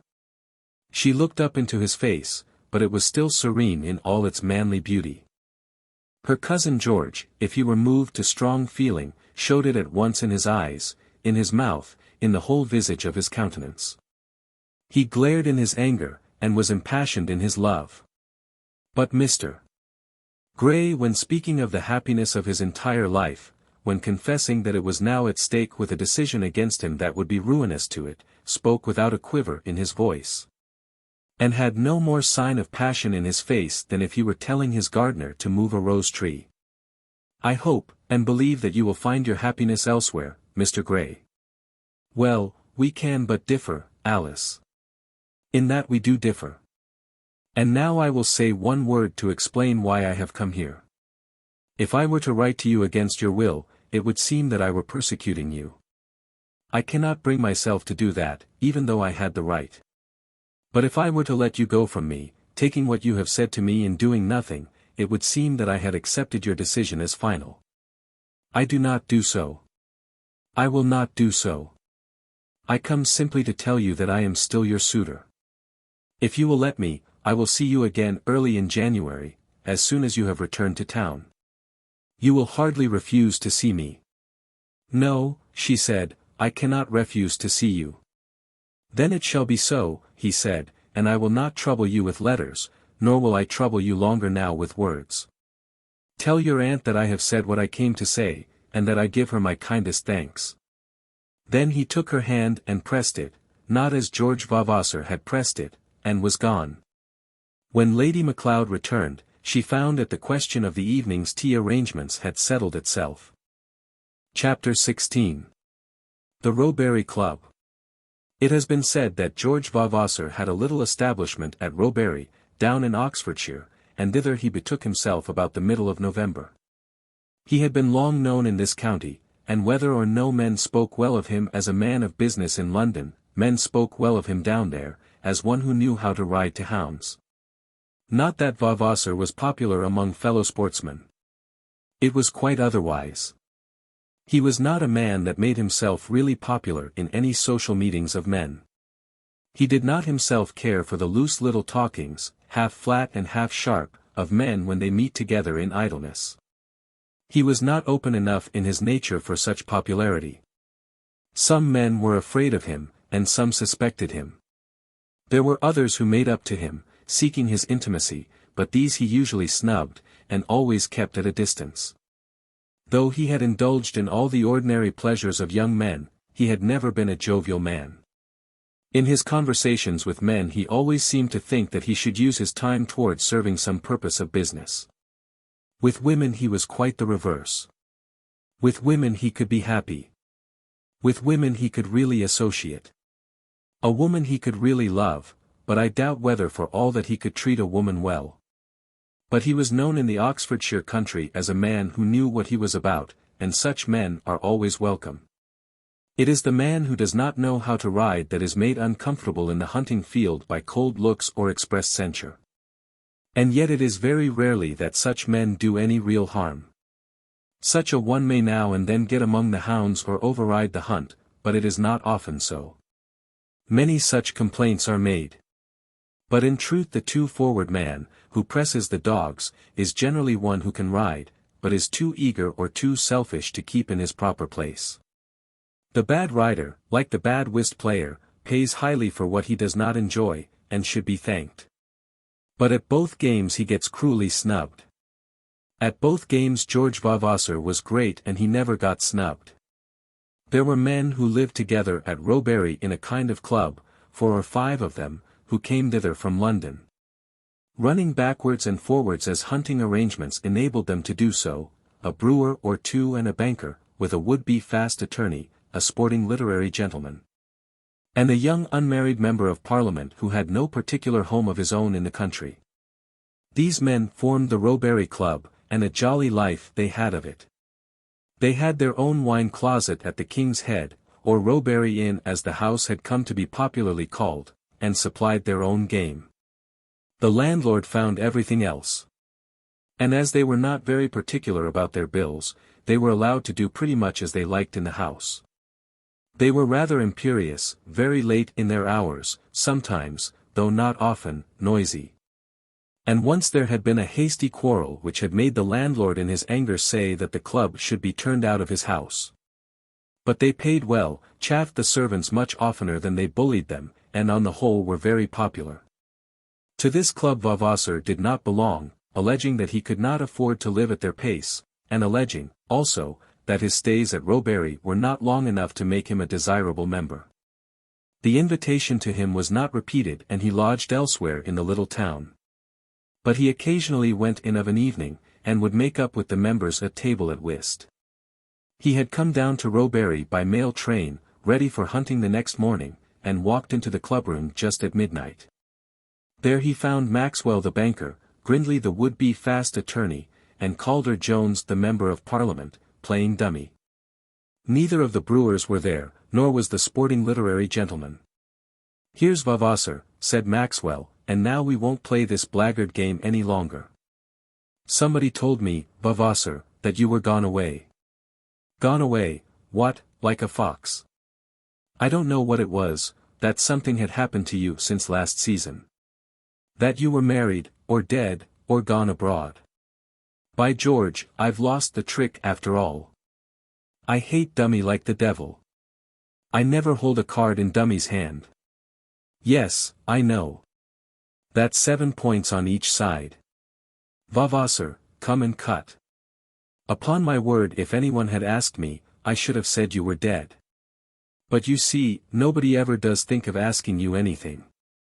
"What you probably mean," said Grindley, "is that Vavasor was not returned for Chelsea last February, but you've seen him since that.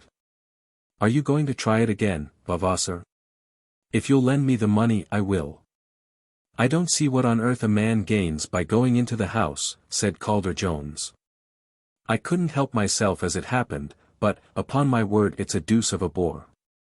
A fellow thinks he can do as he likes about going, but he can't. It wouldn't do for me to give it up, because—" "Oh no, of course not, where should we all be?" said Vavasor. "It's you and me, Grindums," said Maxwell. "D. Parliament, and now let's have a rubber." They played till 3 and Mr. Calder Jones lost a good deal of money in a little way, for they never played above 10-shilling points, and no bet was made for more than £1 or £2. But Vavasor was the winner, and when he left the room he became the subject of some ill-natured remarks. "I wonder he likes coming in here," said Grindley, who had himself been the man to invite him to belong to the club, and who had at one time indulged the ambition of an intimacy with George Vavasor. "I can't understand it," said Calder Jones, who was a little bitter about his money. "Last year he seemed to walk in just when he liked, as though he were one of us." "He's a bad sort of fellow," said Grindley, "he's so uncommonly dark. I don't know where on earth he gets his money from. He was heir to some small property in the north, but he lost every shilling of that when he was in the wine trade." "You're wrong there, Grindums," said Maxwell, making use of a playful nickname which he had invented for his friend. "He made a pot of money at the wine business, and had he stuck to it he would have been a rich man. He's lost it all since then, and that place in the north into the bargain." "Wrong again, Grindums, my boy. If old Vavasor were to die tomorrow, Vavasor Hall would go just as he might choose to leave it. George may be a ruined man for aught I know." "There's no doubt about that, I believe," said Grindley. "Perhaps not, Grindums. But he can't have lost Vavasor Hall because he has never as yet had an interest in it. He's the natural heir, and will probably get it some day." "All the same," said Calder Jones, "isn't it rather odd he should come in here?" "We've asked him often enough," said Maxwell. "Not because we like him, but because we want him so often to make up a rubber. I don't like George Vavasor, and I don't know who does, but I like him better than dummy. And I'd sooner play whist with men I don't like, Grindums, than I'd not play at all." A bystander might have thought from the tone of Mr. Maxwell's voice that he was alluding to Mr. Grindley himself, but Mr. Grindley didn't seem to take it in that light. "That's true, of course," said he. "We can't pick men just as we please. But I certainly didn't think that he'd make it out for another season." The club breakfasted the next morning at 9 o'clock, in order that they might start at 1:30 for the meet at Edgehill. Edgehill is 12 miles from Roebury, and the hacks would do it in an hour and a half, or perhaps a little less. "Does anybody know anything about that brown horse of Vavasor's?" said Maxwell. "I saw him coming into the yard yesterday with that old groom of his." "He had a brown horse last season," said Grindley, "a little thing that went very fast, but wasn't quite sound on the road." "That was a mare," said Maxwell, "and he sold her to Cinquebars, won." "For 150, said Calder Jones, "and she wasn't worth the odd 50. "He won 70 with her at Leamington," said Maxwell, "and I doubt whether he'd take his money now. Is Cinquebars coming down here this year?" "I don't know," said Maxwell. "I hope not. He's the best fellow in the world, but he can't ride, and he don't care for hunting, and he makes more row than any fellow I ever met. I wish some fellow could tell me something about that fellow's brown horse." "I'd never buy a horse of Vavasor's if I were you," said Grindley. "He never has anything that's all right all round." "And who has?" said Maxwell, as he took into his plate a second mutton chop, which had just been brought up hot into the room especially for him.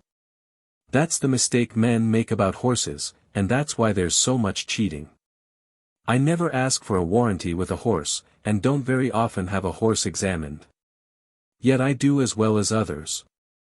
You can't have perfect horses any more than you can perfect men, or perfect women. You put up with red hair, or bad teeth, or big feet, or sometimes with the devil of a voice. But a man when he wants a horse won't put up with anything. Therefore those who've got horses to sell must lie. When I go into the market with £300 I expect a perfect animal. As I never do that now I never expect a perfect animal. I like M to see, I like M to have 4 legs, and I like M to have a little wind. I don't much mind anything else." "By Jove, you're about right," said Calder Jones. The reader will therefore readily see that Mr. Maxwell the banker reigned as king in that club. Vavasor had sent 2 horses on in charge of Bat Smithers, and followed on a pony about 14 hands high, which he had ridden as a cover hack for the last 4 years. He did not start till near 10, but he was able to catch Bat with his 2 horses about 1.5 miles on that side of Edgehill. "Have you managed to come along pretty clean?" the master asked as he came up with his servant. "They be the most beastly roads in all England," said Bat, who always found fault with any county in which he happened to be located. "But I'll warrant I'm cleaner than most on 'em.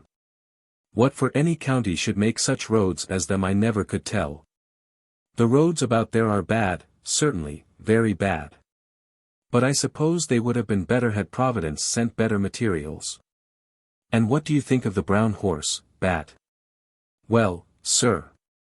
He said no more, and that he said with a drawl. "He's as fine an animal to look at as ever I put my eye on," said George.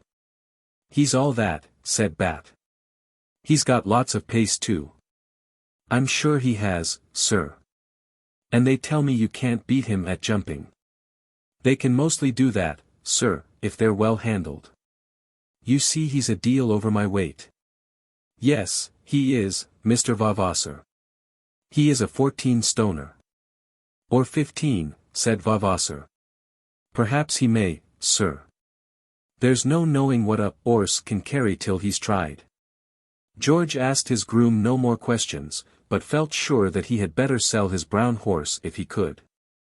Now I hear protest that there was nothing specially amiss with the brown horse. Towards the end of the preceding season he had overreached himself and had been lame, and had been sold by some owner with more money than brains who had not cared to wait for a cure. Then there had gone with him a bad character, and a vague suspicion had attached itself to him, as there does to hundreds of horses which are very good animals in their way. He had come thus to Tattersall's, and Vavasor had bought him cheap, thinking that he might make money of him, from his form and action. He had found nothing amiss with him, nor, indeed, had Bat Smithers. But his character went with him, and therefore Bat Smithers thought it well to be knowing. George Vavasor knew as much of horses as most men can, as, perhaps, as any man can who is not a dealer, or a veterinary surgeon. But he, like all men, doubted his own knowledge, though on that subject he would never admit that he doubted it. Therefore he took Bat's word and felt sure that the horse was wrong. "We shall have a run from the big wood," said George. "If they make unbreak, you will, sir," said Bat. "At any rate I'll ride the brown horse," said George. Then, as soon as that was settled between them, the Roebury Club overtook them. There was now a rush of horses on the road altogether, and they were within 1/4 mile of Edgehill Church, close to which was the meet. Bat with his 2 hunters fell a little behind, and the others trotted on together. The other grooms with their animals were on in advance, and were by this time employed in combing out forelocks, and rubbing stirrup leathers and horses' legs free from the dirt of the roads. But Bat Smithers was like his master, and did not congregate much with other men, and Vavasor was sure to give orders to his servant different from the orders given by others. "Are you well mounted this year?" Maxwell asked of George Vavasor. "No, indeed, I never was what I call well mounted yet.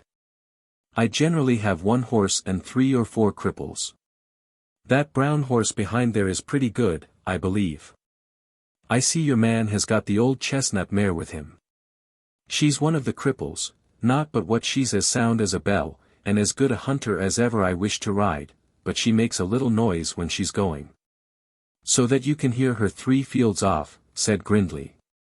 "5 if the fields are small enough and your ears are sharp enough," said Vavasor. "All the same I wouldn't change her for the best horse I ever saw under you." "Had you there, Grindums?" said Maxwell. "No, he didn't," said Grindley. "He didn't have me at all."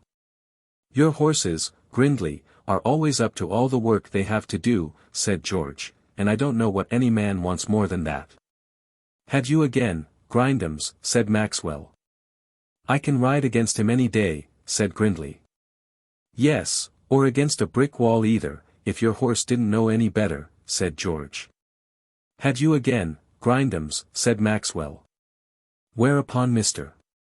Grindley trotted on, round the corner by the church, and into the field in which the hounds were assembled. The fire had become too hot for him, and he thought it best to escape. Had it been Vavasor alone he would have turned upon him and snarled, but he could not afford to exhibit any ill temper to the king of the club. Mr. Grindley was not popular, and were Maxwell to turn openly against him his sporting life down at Roebury would decidedly be a failure. The lives of such men as Mr. Grindley, men who are tolerated in the daily society of others who are accounted their superiors, do not seem to have many attractions. And yet how many such men does one see in almost every set? Why Mr. Grindley should have been inferior to Mr. Maxwell the banker, or to Stone, or to Prettyman who were brewers, or even to Mr. Pollock the heavyweight literary gentleman, I can hardly say. An attorney by his trade is at any rate as good as a brewer, and there are many attorneys who hold their heads high anywhere. Grindley was a rich man, or at any rate rich enough for the life he led. I don't know much about his birth, but I believe it was as good as Maxwell's. He was not ignorant, or a fool, whereas I rather think Maxwell was a fool. Grindley had made his own way in the world, but Maxwell would certainly not have made himself a banker if his father had not been a banker before him. Nor could the bank have gone on and prospered had there not been partners there who were better men of business than our friend. Grindley knew that he had a better intellect than Maxwell. And yet he allowed Maxwell to snub him, and he toadied Maxwell in return. It was not on the score of riding that Maxwell claimed and held his superiority, for Grindley did not want pluck. And everyone knew that Maxwell had lived freely and that his nerves were not what they had been. I think it had come from the outward look of the men, from the form of each, from the gait and visage which in one was good and in the other insignificant. The nature of such dominion of man over man is very singular, but this is certain that when once obtained in manhood it may be easily held. Among boys at school the same thing is even more conspicuous, because boys have less of conscience than men, are more addicted to tyranny.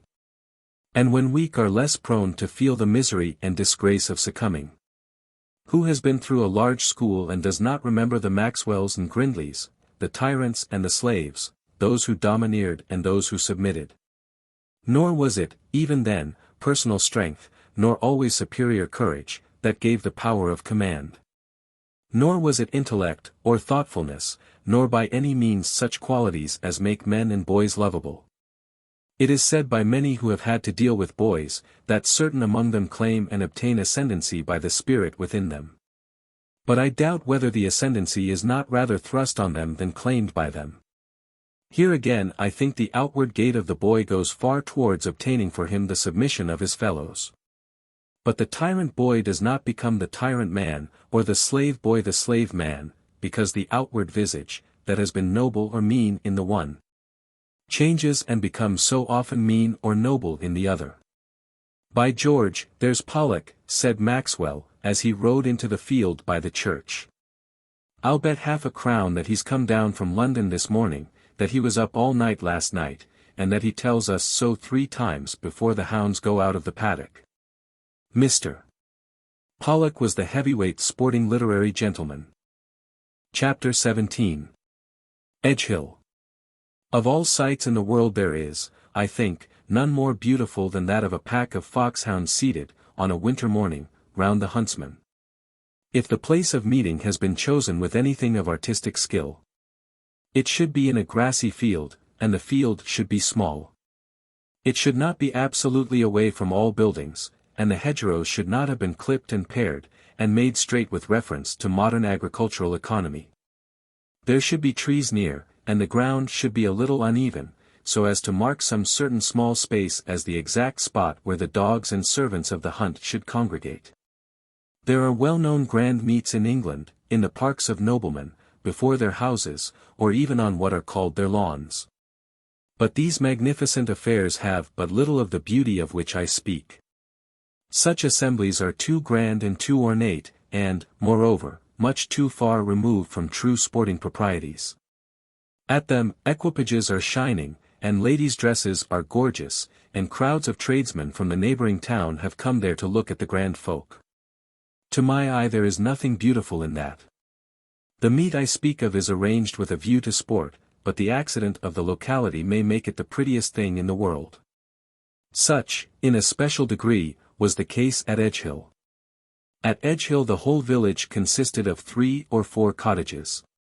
But there was a small old church, with an old grey tower, and a narrow, green, almost dark, churchyard, surrounded by elm trees.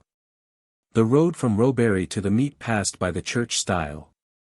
And turning just beyond it came upon the gate which led into the little field in which the hounds felt themselves as much at home as in their kennels.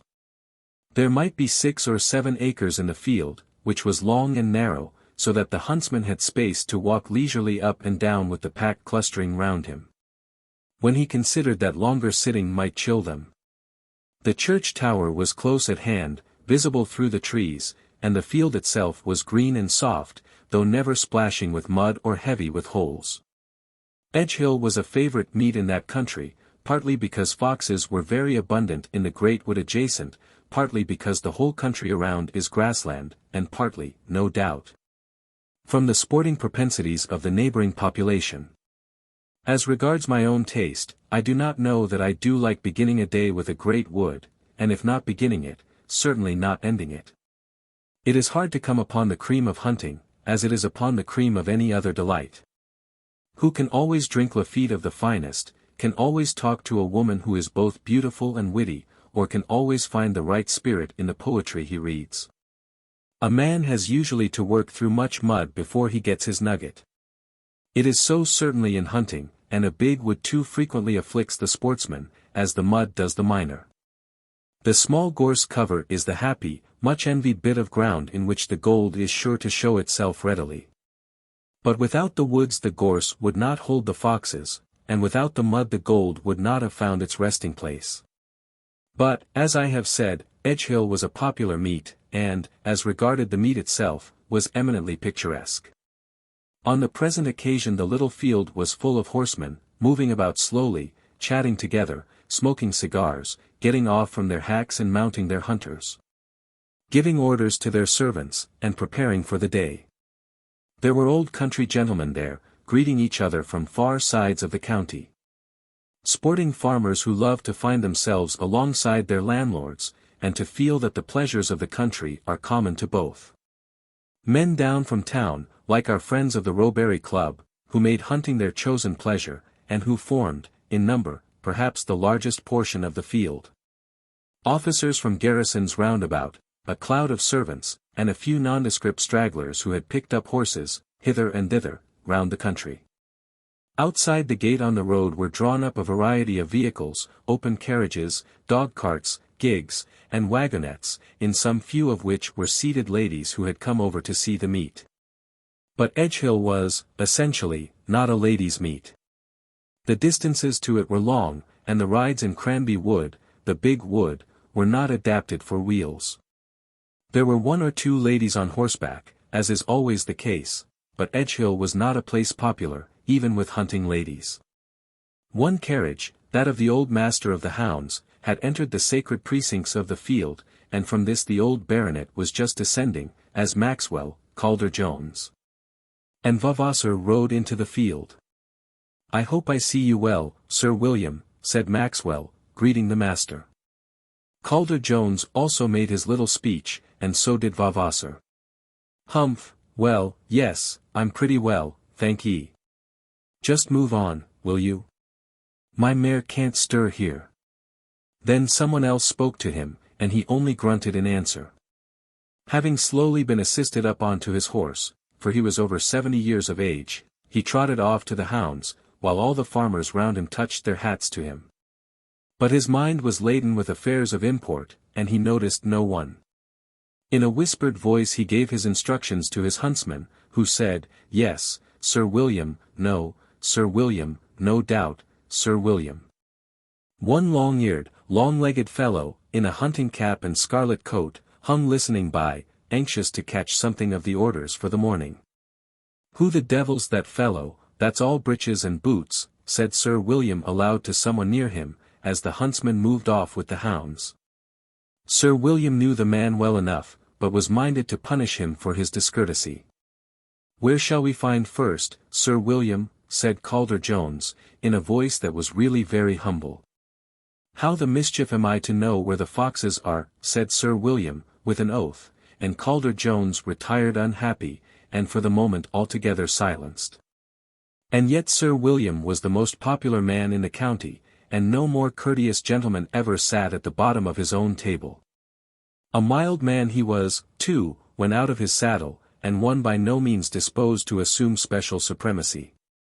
But a master of hounds, if he have long held the country, and Sir William had held his for more than 30 years, obtains a power which that of no other potentate can equal. He may say and do what he pleases, and his tyranny is always respected. No conspiracy against him has a chance of success, no sedition will meet with sympathy. That is, if he be successful in showing sport. If a man be sworn at, abused, and put down without cause, let him bear it and think that he has been a victim for the public good. And let him never be angry with the master. That rough tongue is the necessity of the master's position. They used to say that no captain could manage a ship without swearing at his men. But what are the captain's troubles in comparison with those of the master of hounds? The captain's men are under discipline, and can be locked up, flogged, or have their grog stopped. The master of hounds cannot stop the grog of any offender, and he can only stop the tongue, or horse, of such an one by very sharp words. "Well, Pollock, when did you come?" said Maxwell. "By George," said the literary gentleman, "just down from London by the 8:30 from Euston Square, and got over here from Winslow in a trap, with two fellows I never saw in my life before. We came tandem in a fly, and did the 19 miles in an hour." "Come, Athenian, draw it mild," said Maxwell. "We did, indeed. I wonder whether they'll pay me their share of the fly. I had to leave Onslow Crescent at 8:15, and I did 3 hours' work before I started." "Then you did it by candlelight," said Grindley. "Of course I did, and why shouldn't I? Do you suppose no one can work by candlelight except a lawyer? I suppose you fellows were playing whist, and drinking hard. I'm uncommon glad I wasn't with you, for I shall be able to ride." "I bet you £1," said Jones, "if there's a run, I see more of it than you." "I'll take that bet with Jones," said Grindley, "and Vavasor shall be the judge." "Gentlemen, the hounds can't get out, if you will stop up the gate," said Sir William. Then the pack passed through, and they all trotted on for 4 miles, to Cranby Wood. Vavasor, as he rode on to the wood, was alone, or speaking, from time to time, a few words to his servant.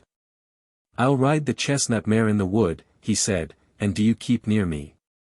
"I bean't to be galloping up and down them rides, I suppose," said Bat, almost contemptuously. "I shan't gallop up and down the rides, myself. But do you mark me, to know where I am, so that I can change if a fox should go away? You'll be here all day, sir." "That's my belief. If so, I won't ride the brown horse at all. But do you take care to let me have him if there's a chance. Do you understand?" "Oh, yes, I understand, sir. There ain't no difficulty in my understanding.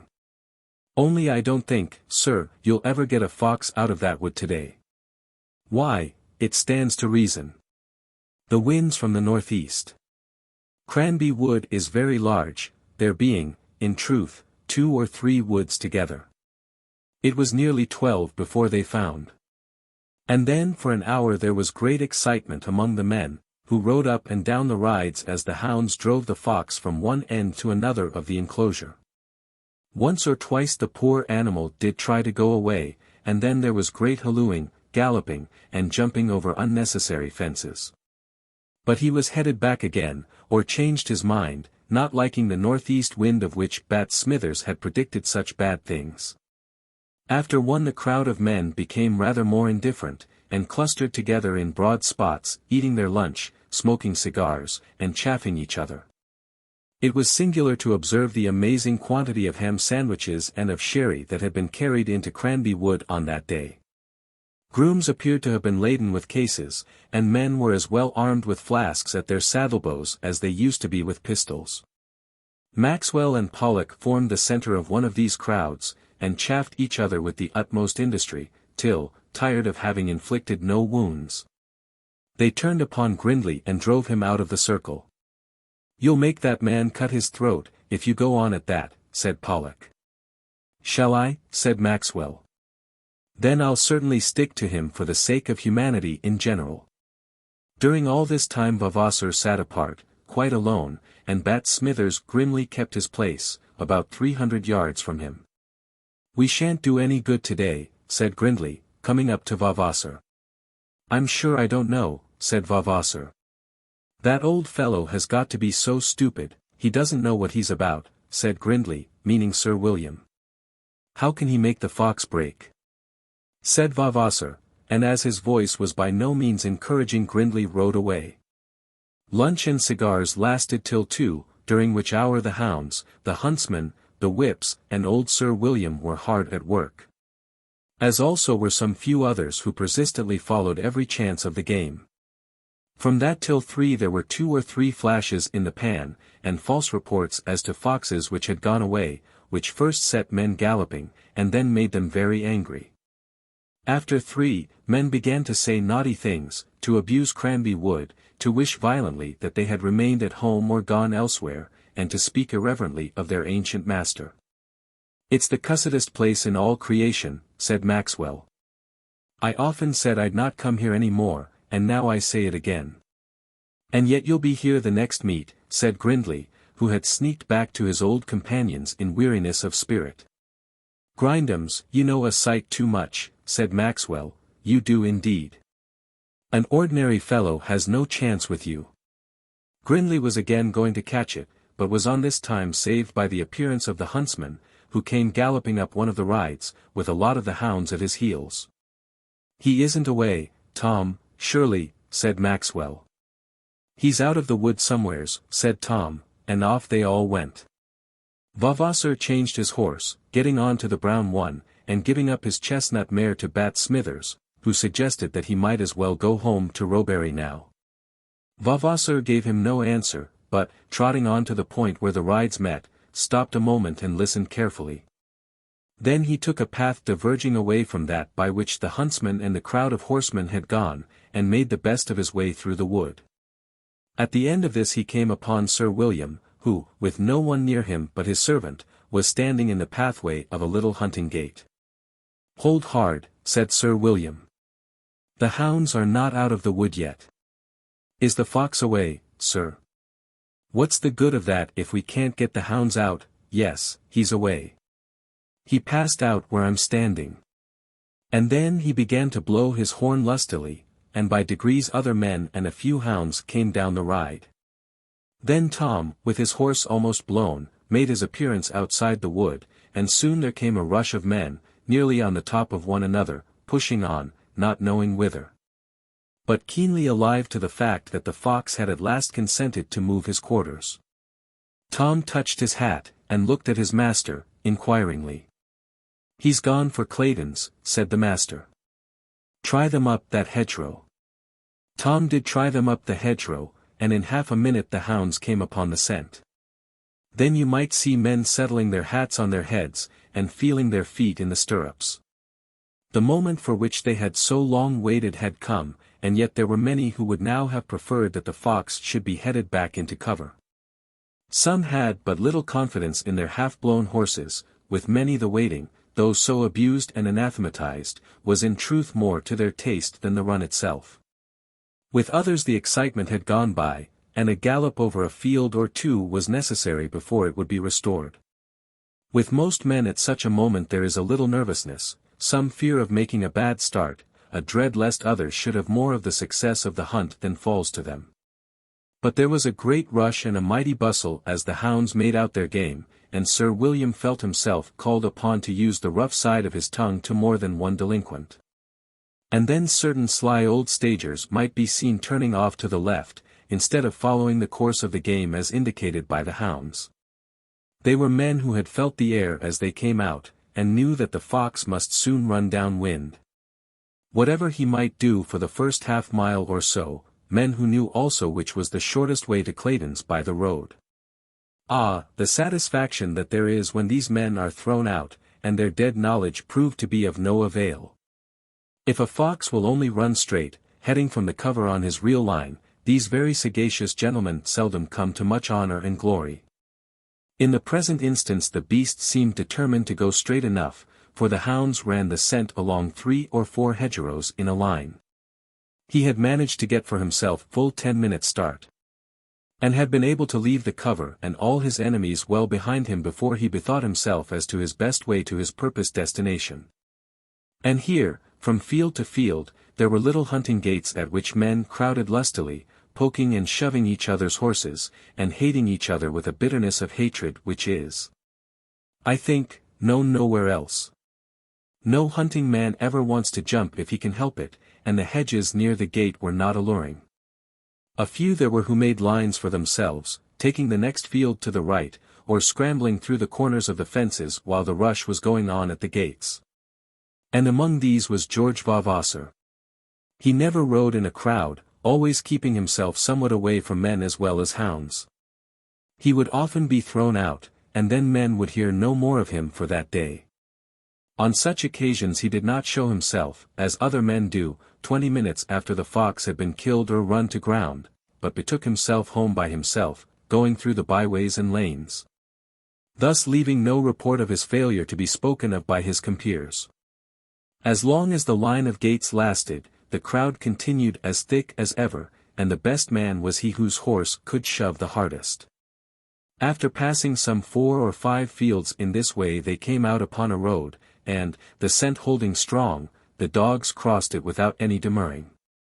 Then came doubt into the minds of men, many of whom, before they would venture away from their position on the lane, narrowly watched the leading hounds to see whether there was indication of a turn to the one side or the other. Sir William, whose 70-odd years excused him, turned sharp to the left, knowing that he could make Claydon's that way, and very many were the submissive horsemen who followed him. A few took the road to the right, having in their minds some little game of their own. The hardest riders there had already crossed from the road into the country, and were going well to the hounds, ignorant, some of them, of the brook before them, and others unheeding. Foremost among these was Burgo Fitzgerald, whom no man had ever known to crane at a fence, or to hug a road, or to spare his own neck or his horse's. And yet poor Burgo seldom finished well, coming to repeated grief in this matter of his hunting, as he did so constantly in other matters of his life. But almost neck and neck with Burgo was Pollock, the sporting literary gentleman. Pollock had but 2 horses to his stud, and was never known to give much money for them. And he weighed without his boots, 15 stones. No one ever knew how Pollock did it, more especially as all the world declared that he was as ignorant of hunting as any tailor. He could ride, or when he couldn't ride he could tumble, men said that of him, and he would ride as long as the beast under him could go. But few knew the sad misfortunes which poor Pollock sometimes encountered, the muddy ditches in which he was left, the despair with which he would stand by his unfortunate horse when the poor brute could no longer move across some deep ploughed field, the miles that he would walk at night beside a tired animal, as he made his way slowly back to Roebury. Then came Tom the huntsman, with Calder Jones close to him, and Grindley intent on winning his sovereign. Vavasor had also crossed the road somewhat to the left, carrying with him 1 or 2 who knew that he was a safe man to follow. Maxwell had been ignominiously turned by the hedge, which, together with its ditch, formed a fence such as all men do not love at the beginning of a run. He had turned from it, acknowledging the cause. "By George," said he, "that's too big for me yet awhile, and there's no end of a river at the bottom." So he had followed the master down the road. All those whom we have named managed to get over the brook, Pollock's horse barely contriving to get up his hind legs from the broken edge of the bank. Some nags refused it, and their riders thus lost all their chance of sport for that day. Such is the lot of men who hunt. A man pays 5 or 6 pounds for his day's amusement, and it is 10 to 1 that the occurrences of the day disgust rather than gratify him. 1 or 2 got in, and scrambled out on the other side, but Tufto Purlings, the Manchester man from Friday Street, stuck in the mud at the bottom, and could not get his mare out till 7 men had come with ropes to help him. "Where the devil is my fellow?" Purlings asked of the countryman. But the countryman could not tell him that his fellow, with his second horse, was riding the hunt with great satisfaction to himself. George Vavasor found that his horse went with him uncommonly well, taking his fences almost in the stride of his gallop, and giving unmistakable signs of good condition. "I wonder what it is that's amiss with him," said George to himself, resolving, however, that he would sell him that day if he got an opportunity. Straight went the line of the fox, up from the brook, and Tom began to say that his master had been wrong about Claydon's. "Where are we now?" said Burgo, as 4 or 5 of them dashed through the open gate of a farmyard. "This is Bowlby's farm," said Tom, "and we're going right away for Elmham Wood." "Elmham Wood B.D., said a stout farmer, who had come as far as that with them. "You won't see Elmham Wood today." "I suppose you know best," said Tom. And then they were through the yard, across another road, and down a steep ravine by the side of a little copse. "He's been through them furs, anyway," said Tom. To him, Gayless. Then up they went the other side of the ravine, and saw the body of the hounds almost a field before them at the top. "I say, that took some of the wind out of a fellow," said Pollock. "You mustn't mind about wind now," said Burgo, dashing on. "Wasn't the pace awful, coming up to that farmhouse?" said Calder Jones, looking round to see if Grindley was shaken off. But Grindley, with some 6 or 7 others, was still there. And there, also, always in the next field to the left, was George Vavasor. He had spoken no word to anyone since the hunt commenced, nor had he wished to speak to anyone. He desired to sell his horse, and he desired also to succeed in the run for other reasons than that, though I think he would have found it difficult to define them. Now they had open grass land for about a mile, but with very heavy fences, so that the hounds gained upon them a little, and Pollock's weight began to tell. The huntsman and Burgo were leading with some fortunate county gentleman whose good stars had brought him in upon them at the farmyard gate. It is the injustice of such accidents as this that breaks the heart of a man who has honestly gone through all the heat and work of the struggle. And the hounds had veered a little round to the left, making, after all, for Claydon's. "Darned if the squire warn't right," said Tom. Sir William, though a baronet, was familiarly called the squire throughout the hunt.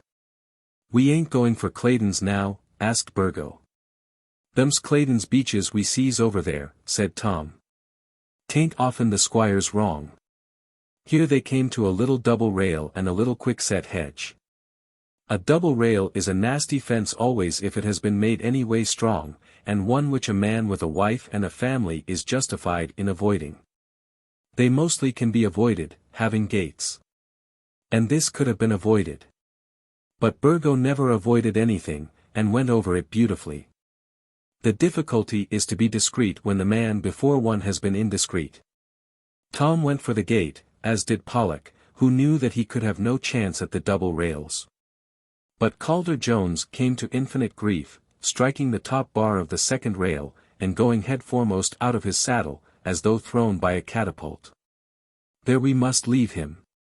Grindley, rejoicing greatly at this discomfiture, made for the gate, but the country gentleman with the fresh horse accomplished the rails, and was soon alongside of Burgo. "I didn't see you at the start," said Burgo. "And I didn't see you," said the country gentleman, "so it's even."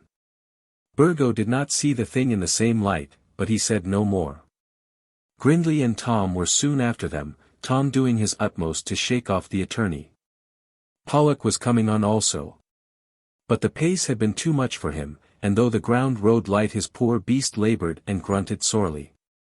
The hounds were still veering somewhat to the left, and Burgo, jumping over a small fence into the same field with them, saw that there was a horseman ahead of him.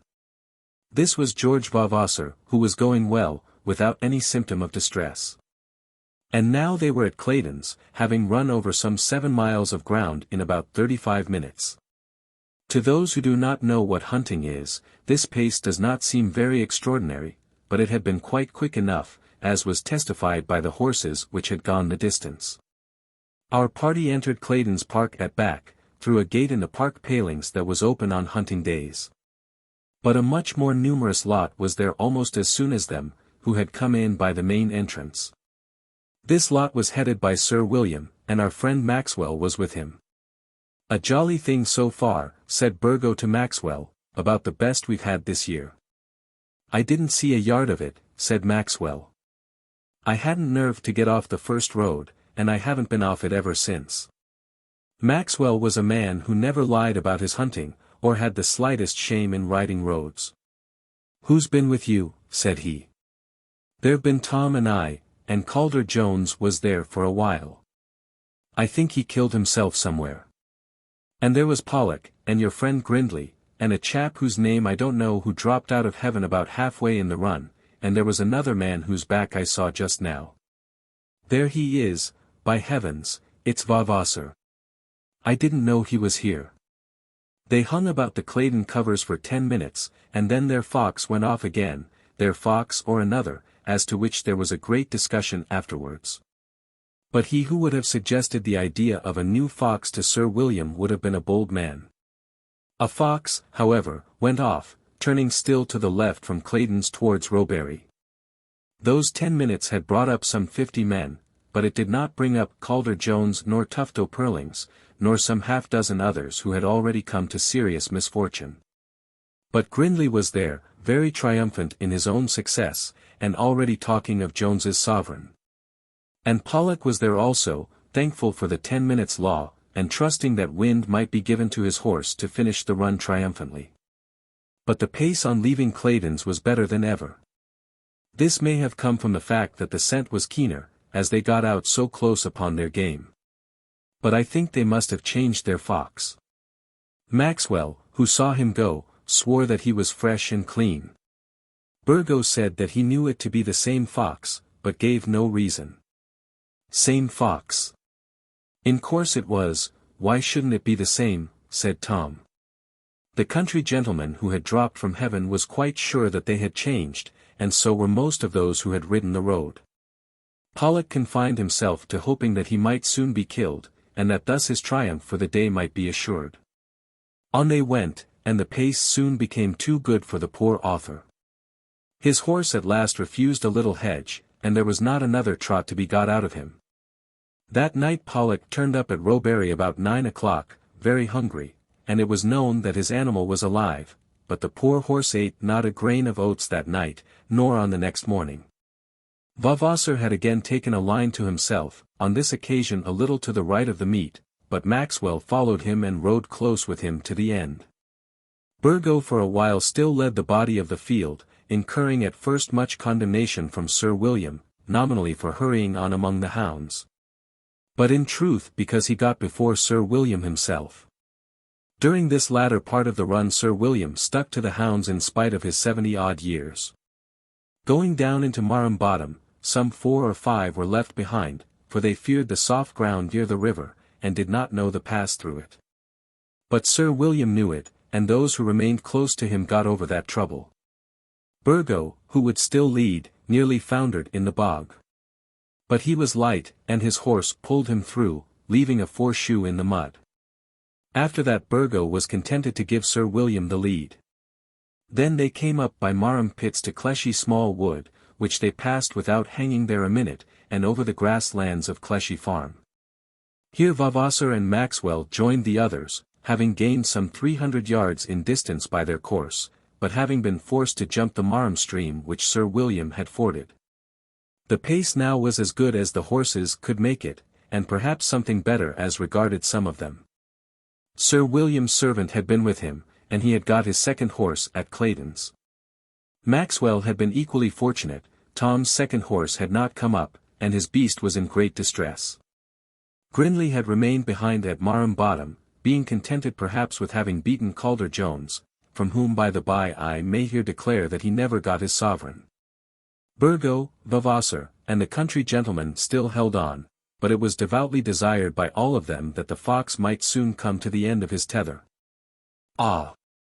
That intense longing that the fox may fail. When the failings of the horse begin to make themselves known, and the consciousness comes on that all that one has done will go for nothing unless the thing can be brought to a close in a field or two.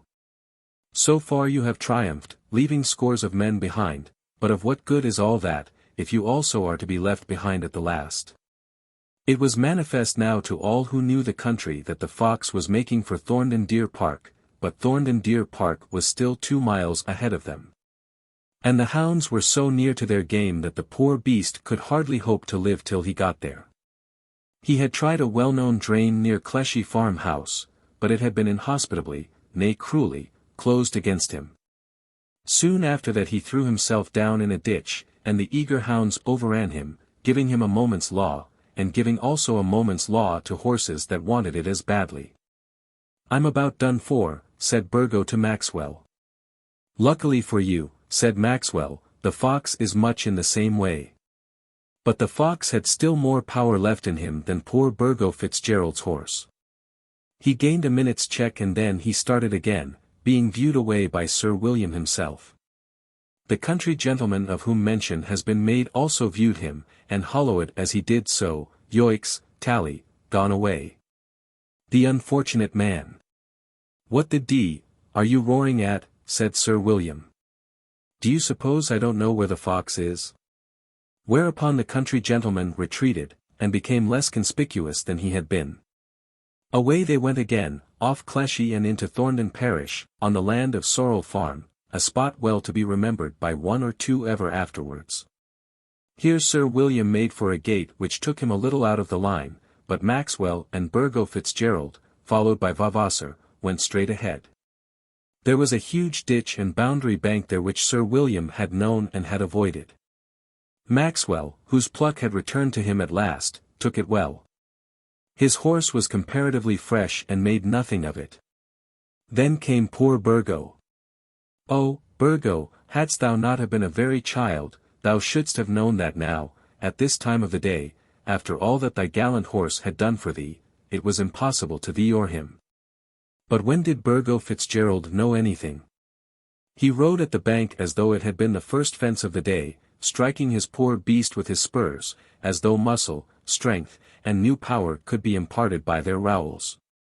The animal rose at the bank and in some way got upon it, scrambling as he struck it with his chest, and then fell headlong into the ditch at the other side, a confused mass of head, limbs, and body. His career was at an end, and he had broken his heart.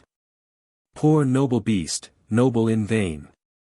To his very last gasp he had done his best, and had deserved that he should have been in better hands. His master's ignorance had killed him. There are men who never know how little a horse can do, or how much. There was to some extent a gap in the fence when Maxwell had first ridden it and Burgo had followed him. A gap, or break in the hedge at the top, indicating plainly the place at which a horse could best get over. To this spot Vavasor followed, and was on the bank at Burgo's heels before he knew what had happened. But the man had got away and only the horse lay there in the ditch. "Are you hurt?" said Vavasor. "Can I do anything?" But he did not stop. "If you can find a chap just send him to me," said Burgo in a melancholy tone. Then he sat down, with his feet in the ditch, and looked at the carcass of his horse. There was no more need of jumping that day. The way was open into the next field, a turnip field, and there amidst the crisp breaking turnip tops, with the breath of his enemies hot upon him, with their sharp teeth at his entrails, biting at them impotently in the agonies of his death struggle, poor Reynard finished his career.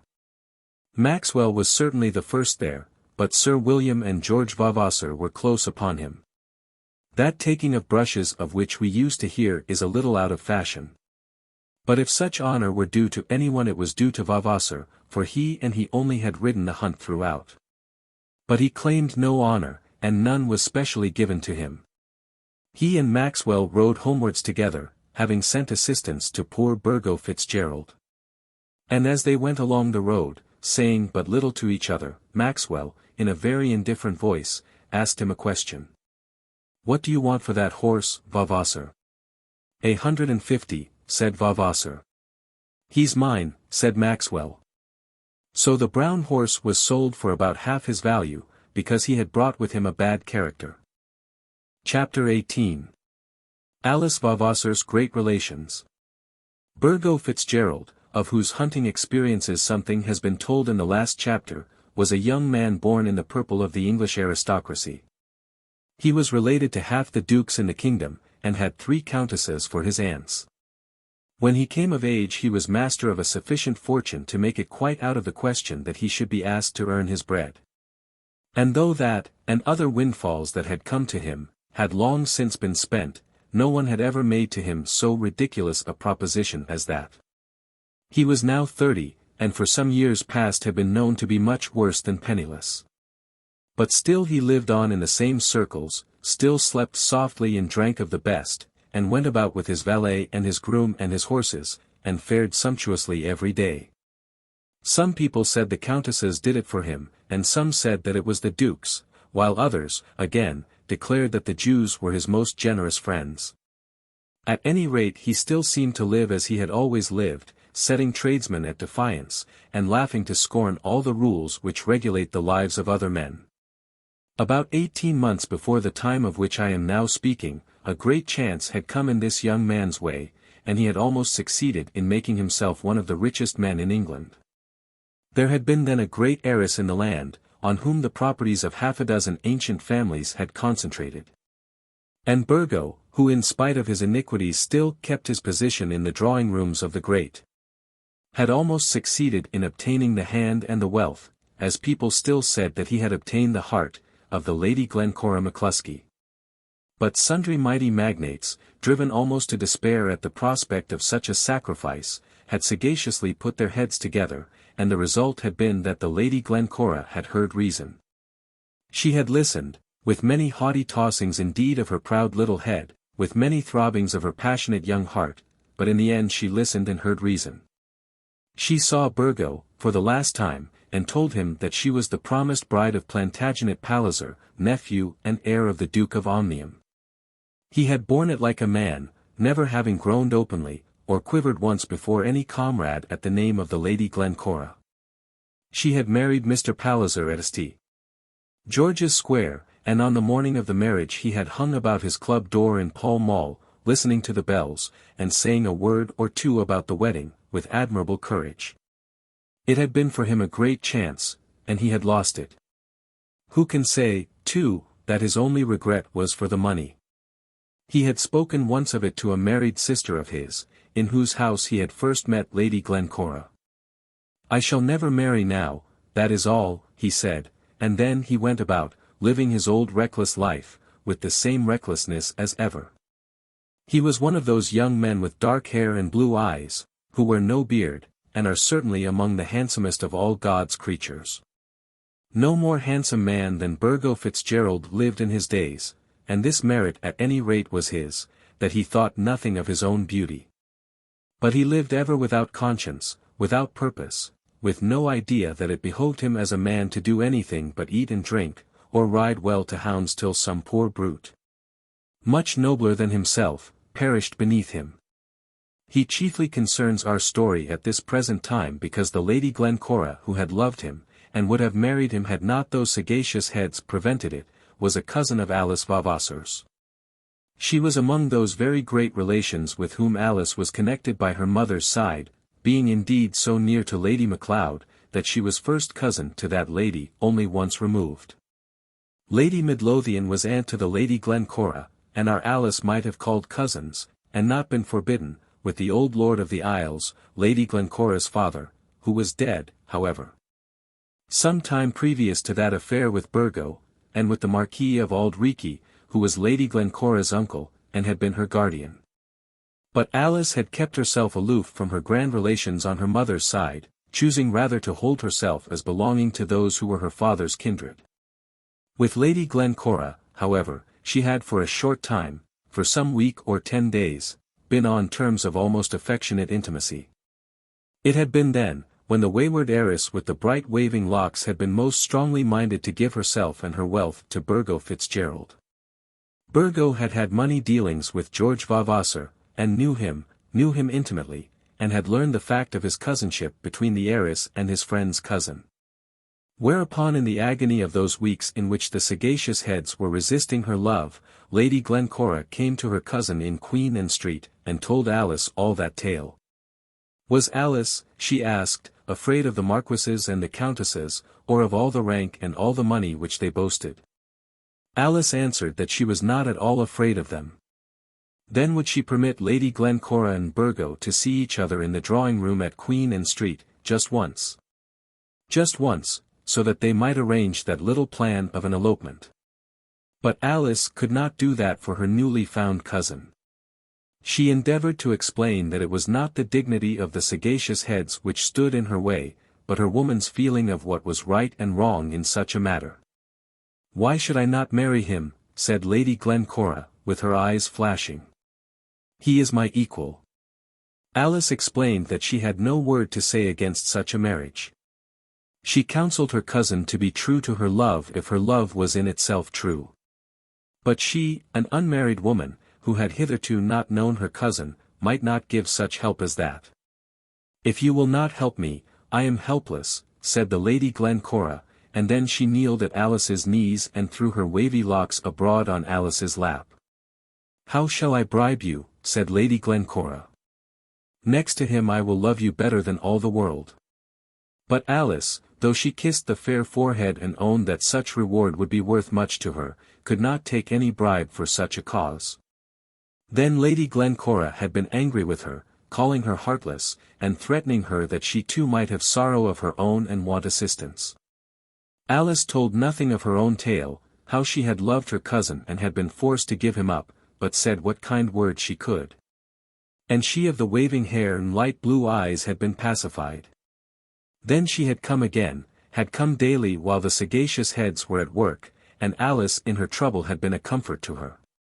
But the sagacious heads were victorious, as we know, and Lady Glencora McCluskey became Lady Glencora Palliser with all the propriety in the world, instead of becoming wife to poor Burgo.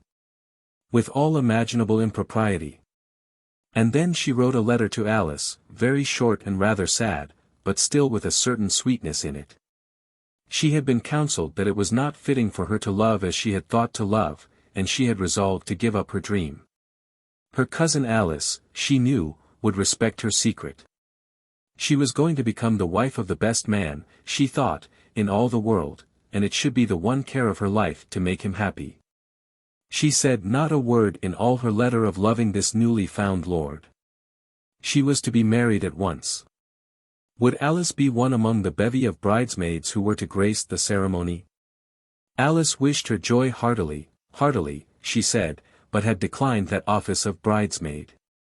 She did not wish to undergo the cold looks of the Lady Julius and Lady Janes who all would know each other, but none of whom would know her. So she sent her cousin a little ring, and asked her to keep it amidst all the wealthy tribute of marriage gifts which would be poured forth at her feet. From that time to this present Alice had heard no more of Lady Glencora. She had been married late in the preceding season and had gone away with Mr. Palliser, spending her honeymoon amidst the softnesses of some Italian lake. They had not returned to England till the time had come for them to encounter the magnificent Christmas festivities of Mr. Palliser's uncle, the Duke. On this occasion Gatherum Castle, the vast palace which the Duke had built at a cost of nearly $250,000, was opened, as it had never been opened before. For the Duke's heir had married to the Duke's liking, and the Duke was a man who could do such things handsomely when he was well pleased.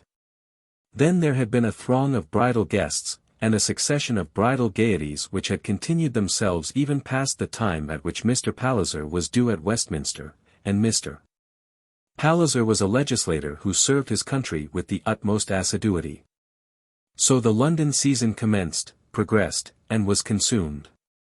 And still Alice heard nothing more of her friend and cousin Lady Glencora. But this had troubled her not at all. A chance circumstance, the story of which she had told to no one, had given her a short intimacy with this fair child of the gold mines. But she had felt that they two could not live together in habits of much intimacy. She had, when thinking of the young bride, only thought of that wild love episode in the girl's life. It had been strange to her that she should in 1 week have listened to the most passionate protestations from her friend of love for one man. And then have been told in the next that another man was to be her friend's husband. But she reflected that her own career was much the same, only with the interval of some longer time. But her own career was not the same. Glencora had married Mr. Palliser, had married him without pausing to doubt, but Alice had gone on doubting till at last she had resolved that she would not marry Mr. Grey. She thought of this much in those days at Cheltenham, and wondered often whether Glencora lived with her husband in the full happiness of conjugal love. One morning, about 3 days after Mr. Grey's visit, there came to her 2 letters, as to neither of which did she know the writer by the handwriting. Lady Macleod had told her, with some hesitation, indeed, for Lady Macleod was afraid of her, but had told her, nevertheless, more than once, that those noble relatives had heard of the treatment to which Mr. Grey was being subjected, and had expressed their great sorrow, if not dismay or almost anger. Lady Macleod, indeed, had gone as far as she dared, and might have gone further without any sacrifice of truth. Lady Midlothian had said that it would be disgraceful to the family, and Lady Glencora's aunt, the Marchioness of Auld had demanded to be told what it was the girl wanted. When the letters came Lady Macleod was not present, and I am disposed to think that one of them had been written by concerted arrangement with her. But if so she had not dared to watch the immediate effect of her own projectile. This one was from Lady Midlothian. Of the other Lady Macleod certainly knew nothing, though it also had sprung out of the discussions which had taken place as to Alice's sins in the Auld Reekie Midlothian set. This other letter was from Lady Glencora. Alice opened the 2, one without reading the other, very slowly. Lady Midlothian's was the first opened, and then came a spot of anger on Alice's cheeks as she saw the signature, and caught a word or 2 as she allowed her eye to glance down the page. Then she opened the other, which was shorter, and when she saw her cousin's signature, Glencora Palliser. She read that letter first, read it twice before she went back to the disagreeable task of perusing Lady Midlothian's lecture. The reader shall have both the letters, but that from the Countess shall have precedence. Castle Reekie, N.B. October 186-. My dear Miss Vavasor, I have not the pleasure of knowing you personally, though I have heard of you very often from our dear mutual friend and relative Lady Macleod, with whom I understand that you are at present on a visit.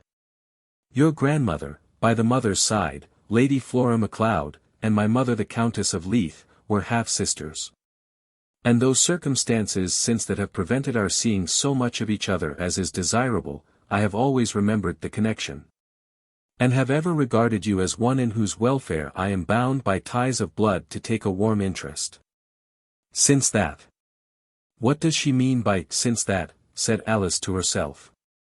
She has never set eyes on me at all. Why does she talk of not having seen as much of me as is desirable?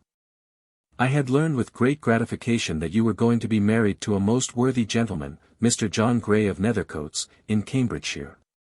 When I first heard this I made it my business to institute some inquiries, and I was heartily glad to find that your choice had done you so much credit. If the reader has read Alice's character as I have meant it should be read, it will thoroughly be understood that this was wormwood to her. I was informed that Mr. Grey is in every respect a gentleman, that he is a man of most excellent habits, and one to whom any young woman could commit her future happiness with security.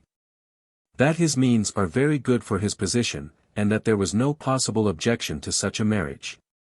All this gave great satisfaction to me, in which I was joined by the Marchioness of Auld Reekie, who is connected with you almost as nearly as I am, and who, I can assure you, feels a considerable interest in your welfare.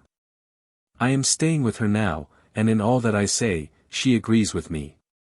You may feel then how dreadfully we were dismayed when we were told by dear Lady Macleod that you had told Mr. Grey that you intended to change your mind. My dear Miss Vavasor, can this be true? There are things in which a young lady has no right to change her mind after it has been once made up. And certainly when a young lady has accepted a gentleman, that is one of them. He cannot legally make you become his wife, but he has a right to claim you before God and man. Have you considered that he has probably furnished his house in consequence of his intended marriage, and perhaps in compliance with your own especial wishes? I think that Lady Macleod must have told the Countess something that she had heard about the garden. Have you reflected that he has of course told all his friends? Have you any reason to give? I am told, none. Nothing should ever be done without a reason, much less such a thing as this in which your own interests and, I may say, respectability are involved. I hope you will think of this before you persist in destroying your own happiness and perhaps that of a very worthy man. I had heard, some years ago, when you were much younger, that you had become imprudently attached in another direction, with a gentleman with none of those qualities to recommend him which speak so highly for Mr. Gray. It would grieve me very much, as it would also the Marchioness, who in this matter thinks exactly as I do, if I were led to suppose that your rejection of Mr. Gray had been caused by any renewal of that project. Nothing, my dear Miss Vavasor, could be more unfortunate, and I might almost add a stronger word. I have been advised that a line from me as representing your poor mother's family, especially as I have at the present moment the opportunity of expressing Lady Auldreeky's sentiments as well as my own, might be of service. I implore you, my dear Miss Vavasor, to remember what you owe to God and man, and to carry out an engagement made by yourself, that is in all respects comme il faut, and which will give entire satisfaction to your friends and relatives. If you do this you will always find me to be your sincere friend, Margaret M. Midlothian. I think that Lady Macleod had been wrong in supposing that this could do any good. She should have known Alice better, and should also have known the world better. But her own reverence for her own noble relatives was so great that she could not understand, even yet, that all such feeling was wanting to her niece.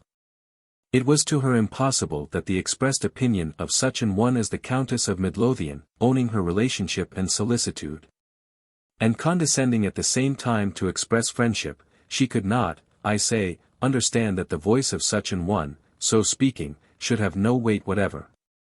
But I think that she had been quite right in keeping out of Alice's way at the moment of the arrival of the letter. Alice read it, slowly, and then replacing it in its envelope, leaned back quietly in her chair, with her eyes fixed upon the teapot on the table.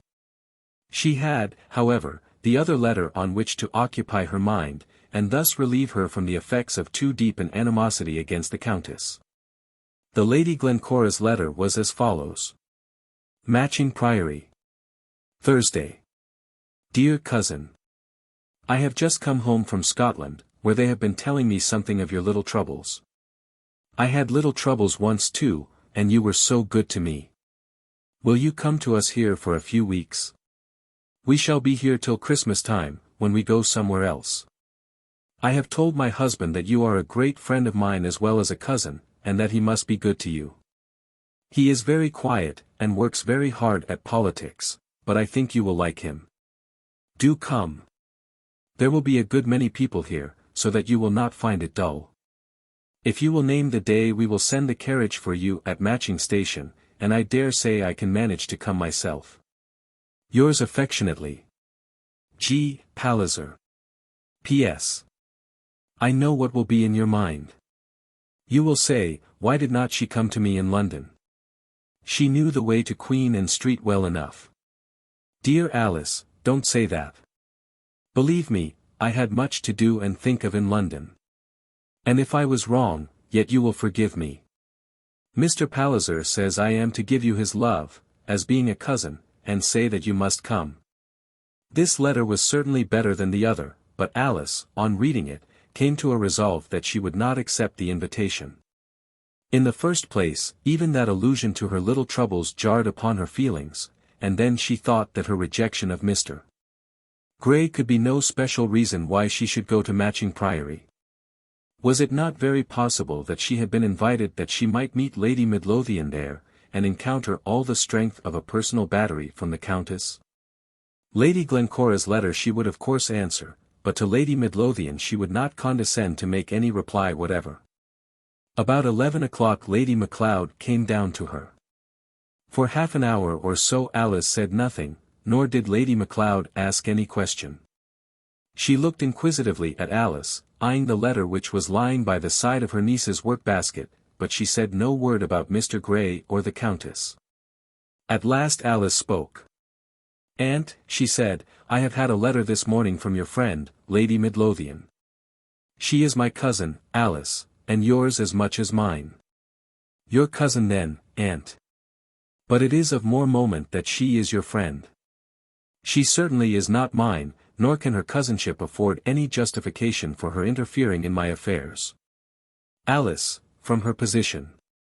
Her position can be nothing to me, aunt. I will not submit to it. There is her letter, which you can read if you please.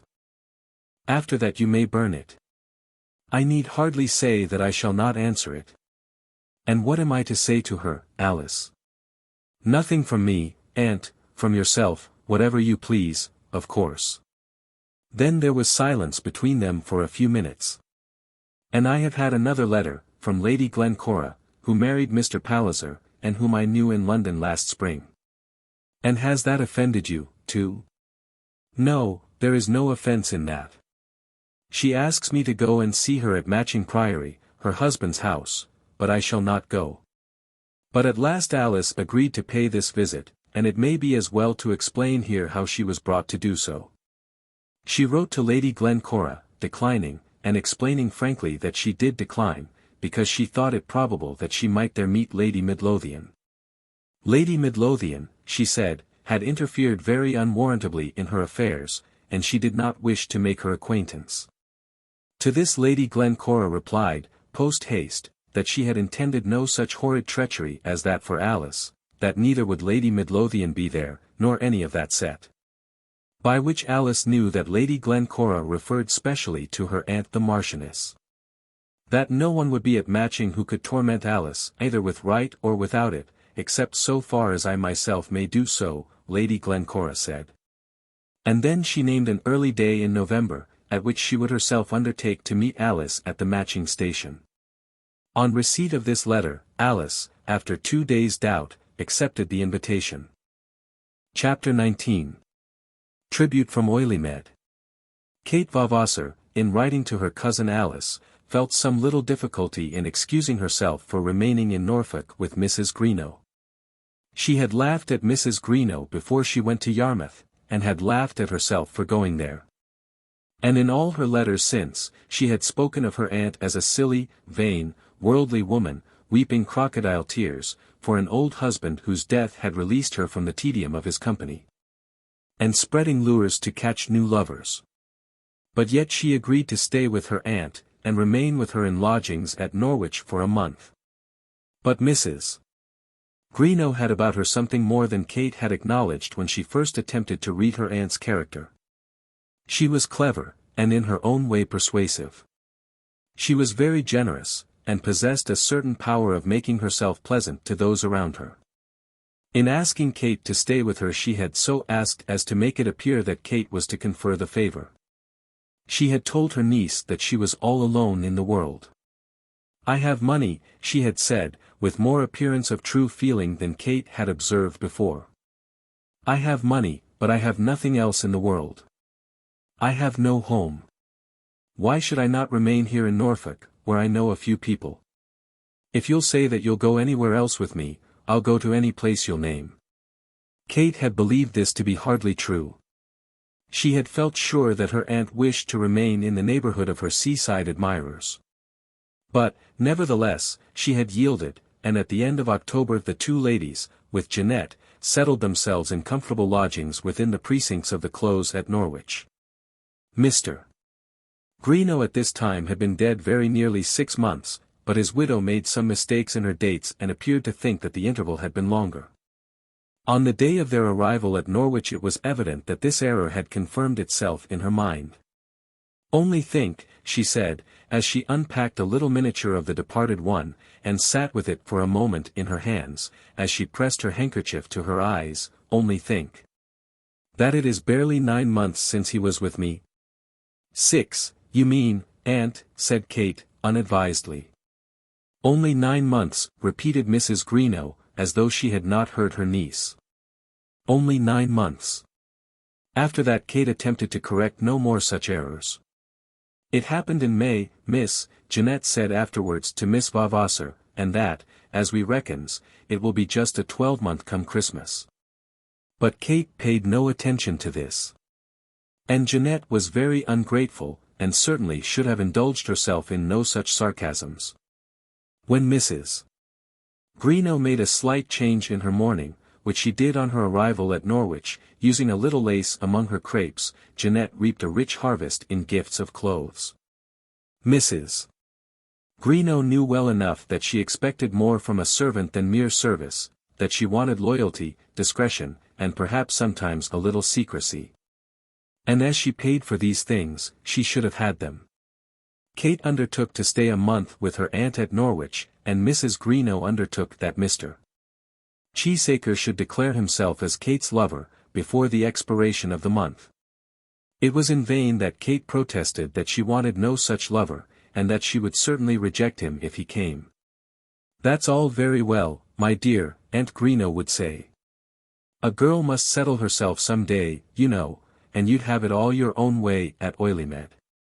But the offer certainly showed much generosity on the part of Aunt Greenow, inasmuch as Mr. Cheesacre's attentions were apparently paid to herself rather than to her niece. Mr. Cheesacre was very attentive. He had taken the lodgings in the Close, and had sent over fowls and cream from Oileymead, and had called on the morning after their arrival. But in all his attentions he distinguished the aunt more particularly than the niece. "I am all for Mr. Cheesacre, miss," said Jeanette once. "The captain is perhaps the nicer-looking gentleman, and he ain't so podgy-like, but what's good looks if a gentleman hasn't got nothing? I can't abide anything that's poor, neither can't missus." From which it was evident that Jeanette gave Miss Vavasor no credit in having Mr. Cheesacre in her train. Captain Belfield was also at Norwich, having obtained some quasi-military employment there in the matter of drilling volunteers. Certain capacities in that line it may be supposed that he possessed, and, as his friend Cheesacre said of him, he was going to earn an honest penny once in his life. The captain and Mr. Cheesacre had made up any little differences that had existed between them at Yarmouth, and were close allies again when they left that place. Some little compact on matters of business must have been arranged between them, for the captain was in funds again. He was in funds again through the liberality of his friend, and no payment of former loans had been made, nor had there been any speech of such. Mr. Cheesacre had drawn his purse strings liberally, and had declared that if all went well the hospitality of Oileymead should not be wanting during the winter. Captain Belfield had nodded his head and declared that all should go well. "You won't see much of the captain, I suppose," said Mr. Cheesacre to Mrs. Greenow on the morning of the day after her arrival at Norwich. He had come across the whole way from Oileymead to ask her if she found herself comfortable, and perhaps with an eye to the Norwich markets at the same time. He now wore a pair of black riding boots over his trousers, and a round-topped hat, and looked much more at home than he had done by the seaside. "Not much, I dare say," said the widow. "He tells me that he must be on duty 10 or 12 hours a day. Poor fellow! It's a deuced good thing for him, and he ought to be very much obliged to me for putting him in the way of getting it. But he told me to tell you that if he didn't call, you were not to be angry with him." "Oh, no, I shall remember, of course. You see, if he don't work now he must come to grief. He hasn't got a shilling that he can call his own." "Hasn't he really?" "Not a shilling, Mrs. Greenow, and then he's awfully in debt. He isn't a bad fellow, you know, only there's no trusting him for anything." Then after a few further inquiries that were almost tender, and a promise of further supplies from the dairy, Mr. Cheesacre took his leave, almost forgetting to ask after Miss Vavasor. But as he left the house he had a word to say to Jeanette. "He hasn't been here, has he, Jenny?" "We haven't seen a sight of him yet, sir, and I have thought it a little odd." Then Mr. Cheesacre gave the girl half a crown, and went his way. Jeanette, I think, must have forgotten that the captain had looked in after leaving his military duties on the preceding evening. The captain's 10 or 12 hours of daily work was performed, no doubt, at irregular intervals, some days late and some days early, for he might be seen about Norwich almost at all times, during the early part of that November. And he might be very often seen going into the Close. In Norwich there are 2 weekly market days, but on those days the captain was no doubt kept more entirely to his military employment, for at such times he never was seen near the Close. Now Mr. Cheesacre's visits to the town were generally made on market days, and so it happened that they did not meet.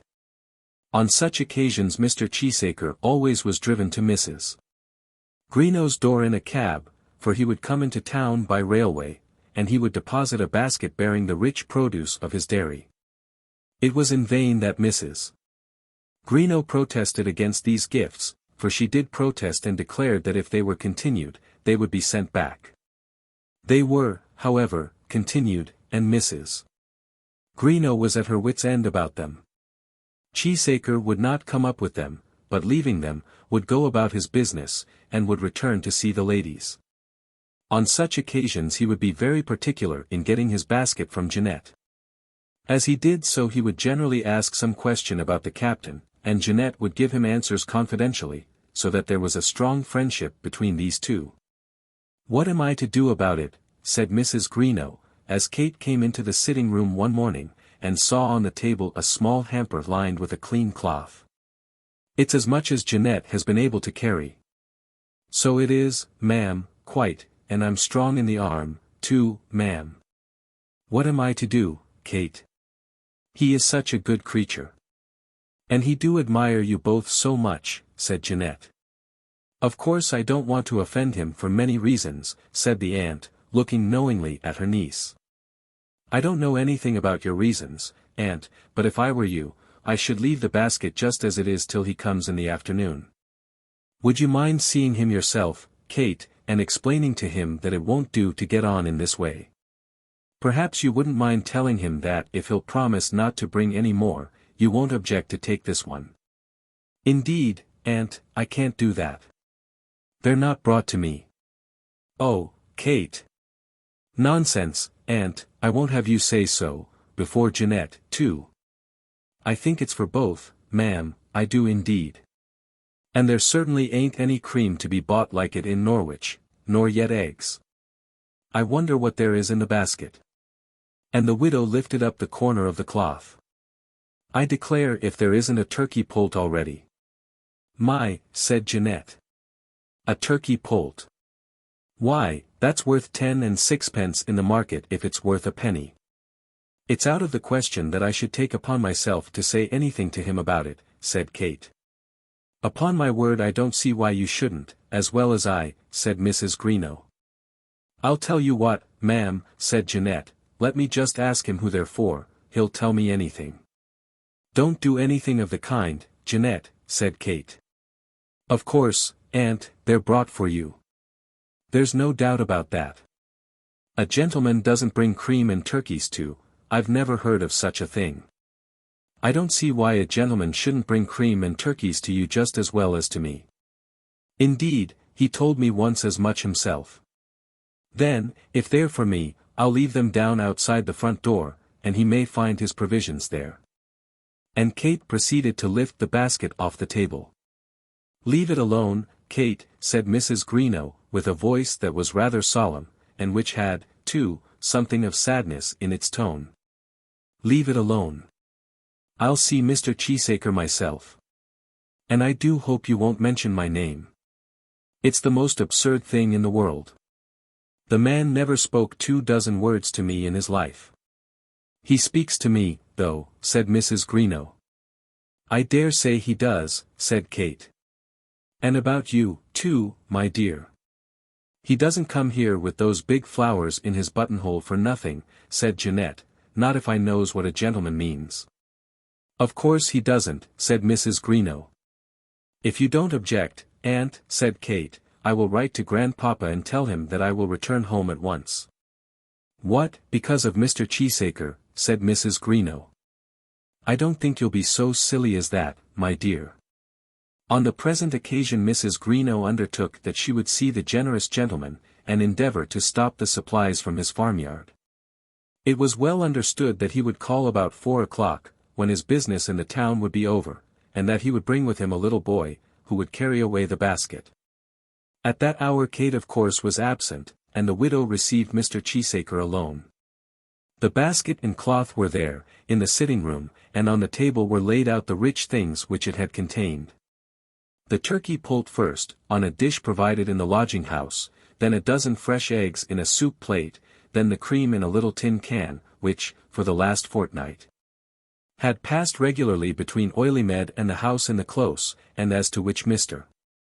Cheesacre was very pointed in his inquiries with Jeanette. Then behind the cream there were 2 or 3 heads of broccoli, and a stick of celery as thick as a man's wrist. Altogether the tribute was a very comfortable assistance to the housekeeping of a lady living in a small way in lodgings. Mr. Cheesacre, when he saw the array on the long sofa table, knew that he was to prepare himself for some resistance. But that resistance would give him, he thought, an opportunity of saying a few words that he was desirous of speaking, and he did not altogether regret it. "I just called in," he said, "to see how you were." "We are not likely to starve," said Mrs. Greenow, pointing to the delicacies from Oileymead. "Just a few trifles that my old woman asked me to bring in," said Cheesacre. "She insisted on putting them up." "But your old woman is by far too magnificent," said Mrs. Greenow. "She really frightens Kate and me out of our wits." Mr. Cheesacre had no wish that Miss Vavasor's name should be brought into play upon the occasion.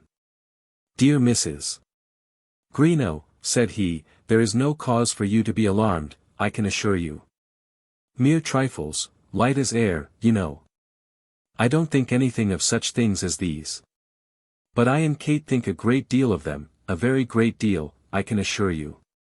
Do you know, we had a long debate this morning whether or no we would return them to Oileymead." "Return them, Mrs. Greenow?" "Yes, indeed, what are women, situated as we are, to do under such circumstances? When gentlemen will be too liberal, their liberality must be repressed. And have I been too liberal, Mrs. Greenow? What is a young turkey and a stick of celery when a man is willing to give everything that he has in the world? You've got a great deal more in the world, Mr. Cheesacre, than you'd like to part with. But we won't talk of that, now. When shall we talk of it? If you really have anything to say, you had by far better speak to Kate herself." "Mrs. Greenow, you mistake me. Indeed, you mistake me." Just at this moment, as he was drawing close to the widow, she heard, or fancied that she heard, Jeanette's step, and, going to the sitting-room door, called to her maid. Jeanette did not hear her, but the bell was rung, and then Jeanette came. "You may take these things down, Jeanette," she said. "Mr. Cheesacre has promised that no more shall come." "But I haven't promised," said Mr. Cheesacre. "You will oblige me and Kate, I know, and, Jeanette, tell Miss Vavasor that I am ready to walk with her." Then Mr. Cheesacre knew that he could not say those few words on that occasion. And as the hour of his train was near, he took his departure, and went out of the close, followed by the little boy, carrying the basket, the cloth, and the tin can. Chapter 20. Which shall it be? The next day was Sunday, and it was well known at the lodging-house in the close that Mr. Cheesacre would not be seen there then. Mrs. Greenow had specially warned him that she was not fond of Sunday visitors, fearing that otherwise he might find it convenient to give them too much of his society on that idle day. In the morning the aunt and niece both went to the cathedral, and then at 3 o'clock they dined. But on this occasion they did not dine alone. Charlie Fairstairs, who, with her family, had come home from Yarmouth, had been asked to join them, and in order that Charlie might not feel it dull, Mrs. Greenow had, with her usual good nature, invited Captain Belfield. A very nice little dinner they had. The captain carved the turkey, giving due honour to Mr. Cheesacre as he did so. And when he nibbled his celery with his cheese, he was prettily jocose about the richness of the farmyard at Oileymead. "He is the most generous man I ever met," said Mrs. Greenow. "So he is," said Captain Belfield, "and we'll drink his health. Poor old Cheesy. It's a great pity he shouldn't get himself a wife. I don't know any man more calculated to make a young woman happy," said Mrs. Greenow. "No, indeed," said Miss Fairstairs. "I'm told that his house and all about it is quite beautiful. Especially the straw-yard and the horse-pond," said the captain. And then they drank the health of their absent friend. It had been arranged that the ladies should go to church in the evening, and it was thought that Captain Belfield would, perhaps, accompany them. But when the time for starting came, Kate and Charlie were ready, but the widow was not, and she remained, in order, as she afterwards explained to Kate, that Captain Belfield might not seem to be turned out of the house. He had made no offer churchwards, and, poor man, as Mrs. Greenow said in her little explanation, if I hadn't let him stay there, he would have had no resting place for the sole of his foot, but some horrid baroque room. Therefore the captain was allowed to find a resting place in Mrs. Greenow's drawing-room. But on the return of the young ladies from church, he was not there, and the widow was alone. Looking back, she said, to things that were gone, that were gone. But come, dears, I am not going to make you melancholy. So they had tea, and Mr. Cheesacre's cream was used with liberality. Captain Belfield had not allowed the opportunity to slip idly from his hands. In the first quarter of an hour after the younger ladies had gone, he said little or nothing, but sat with a wineglass before him, which once or twice he filled from the decanter. I'm afraid the wine is not very good, said Mrs. Greenow. But one can't get good wine in lodgings. I'm not thinking very much about it, Mrs. Greenow, that's the truth, said the captain. I dare say the wine is very good of its kind. Then there was another period of silence between them. I suppose you find it rather dull, living in lodgings, don't you? Asked the captain.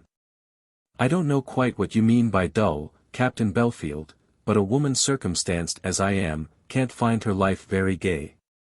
It's not a full 12-month yet since I lost all that made life desirable, and sometimes I wonder at myself for holding up as well as I do. It's wicked to give way to grief too much, Mrs. Greenow. That's what my dear Kate always says to me, and I'm sure I do my best to overcome it. Upon this soft tears trickled down her cheek, showing in their course that she at any rate used no paint in producing that freshness of colour which was one of her great charms.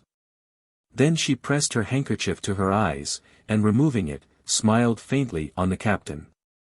I didn't intend to treat you to such a scene as this, Captain Belfield. There is nothing on earth, Mrs. Greenow, I desire so much, as permission to dry those tears. Time alone can do that, Captain Belfield, time alone. But cannot time be aided by love and friendship and affection? By friendship, yes. What would life be worth without the solace of friendship? And how much better is the warm glow of love? Captain Belfield, as he asked this question, deliberately got up, and moved his chair over to the widow's side. But the widow as deliberately changed her position to the corner of a sofa. The captain did not at once follow her, nor did he in any way show that he was aware that she had fled from him. How much better is the warm glow of love? He said again, contenting himself with looking into her face with all his eyes. He had hoped that he would have been able to press her hand by this time. The warm glow of love, Captain Belfield, if you have ever felt it. If I have ever felt it. Do I not feel it now, Mrs. Greenow? There can be no longer any mask kept upon my feelings. I never could restrain the yearnings of my heart when they have been strong. Have they often been strong, Captain Belfield? Yes, often, in various scenes of life. On the field of battle. I did not know that you had seen active service. What, not on the plains of Zuzeland, when with 50 picked men I kept 500 Kaffirs at bay for 7 weeks. Never knew the comfort of a bed, or a pillow to my head, for 7 long weeks. Not for 7 weeks, said Mrs. Greenow. No. Did I not see active service at Essequibo, on the burning coast of Guiana, when all the wild Africans from the woods rose up to destroy the colony? Or again at the mouth of the Kichihomey River, when I made good the capture of a slaver by my own hand and my own sword. I really hadn't heard, said Mrs. Greenow. Ah, I understand. I know. Cheesy is the best fellow in the world in some respects, but he cannot bring himself to speak well of a fellow behind his back. I know who has belittled me. Who was the first to storm the heights of Inkerman, demanded the captain, thinking in the heat of the moment that he might as well be hung for a sheep as a lamb. But when you spoke of yearnings, I thought you meant yearnings of a softer kind. So I did. So I did. I don't know why I have been led away to speak of deeds that are very seldom mentioned, at any rate by myself. But I cannot bear that a slanderous backbiting tongue should make you think that I have seen no service. I have served Her Majesty in the 4 quarters of the globe, Mrs. Greenow. And now I am ready to serve you in any way in which you will allow me to make my service acceptable. Whereupon he took one stride over to the sofa, and went down upon his knees before her. But, Captain Belfield, I don't want any services. Pray get up now, the girl will come in. I care nothing for any girl. I am planted here till some answer shall have been made to me. Till some word shall have been said that may give me a little hope. Then he attempted to get hold of her hand, but she put them behind her back and shook her head. Arabella, he said, will you not speak a word to me? Not a word, Captain Belfield, till you get up, and I won't have you call me Arabella. I am the widow of Samuel Greenow, than whom no man was more respected where he was known, and it is not fitting that I should be addressed in that way. But I want you to become my wife, and then. Ah, then indeed. But that then isn't likely to come. Get up, Captain Belfield, or I'll push you over and then ring the bell. A man never looks so much like a fool as when he's kneeling down, unless he's saying his prayers, as you ought to be doing now. Get up, I tell you. It's just 7:30, and I told Jeanette to come to me then.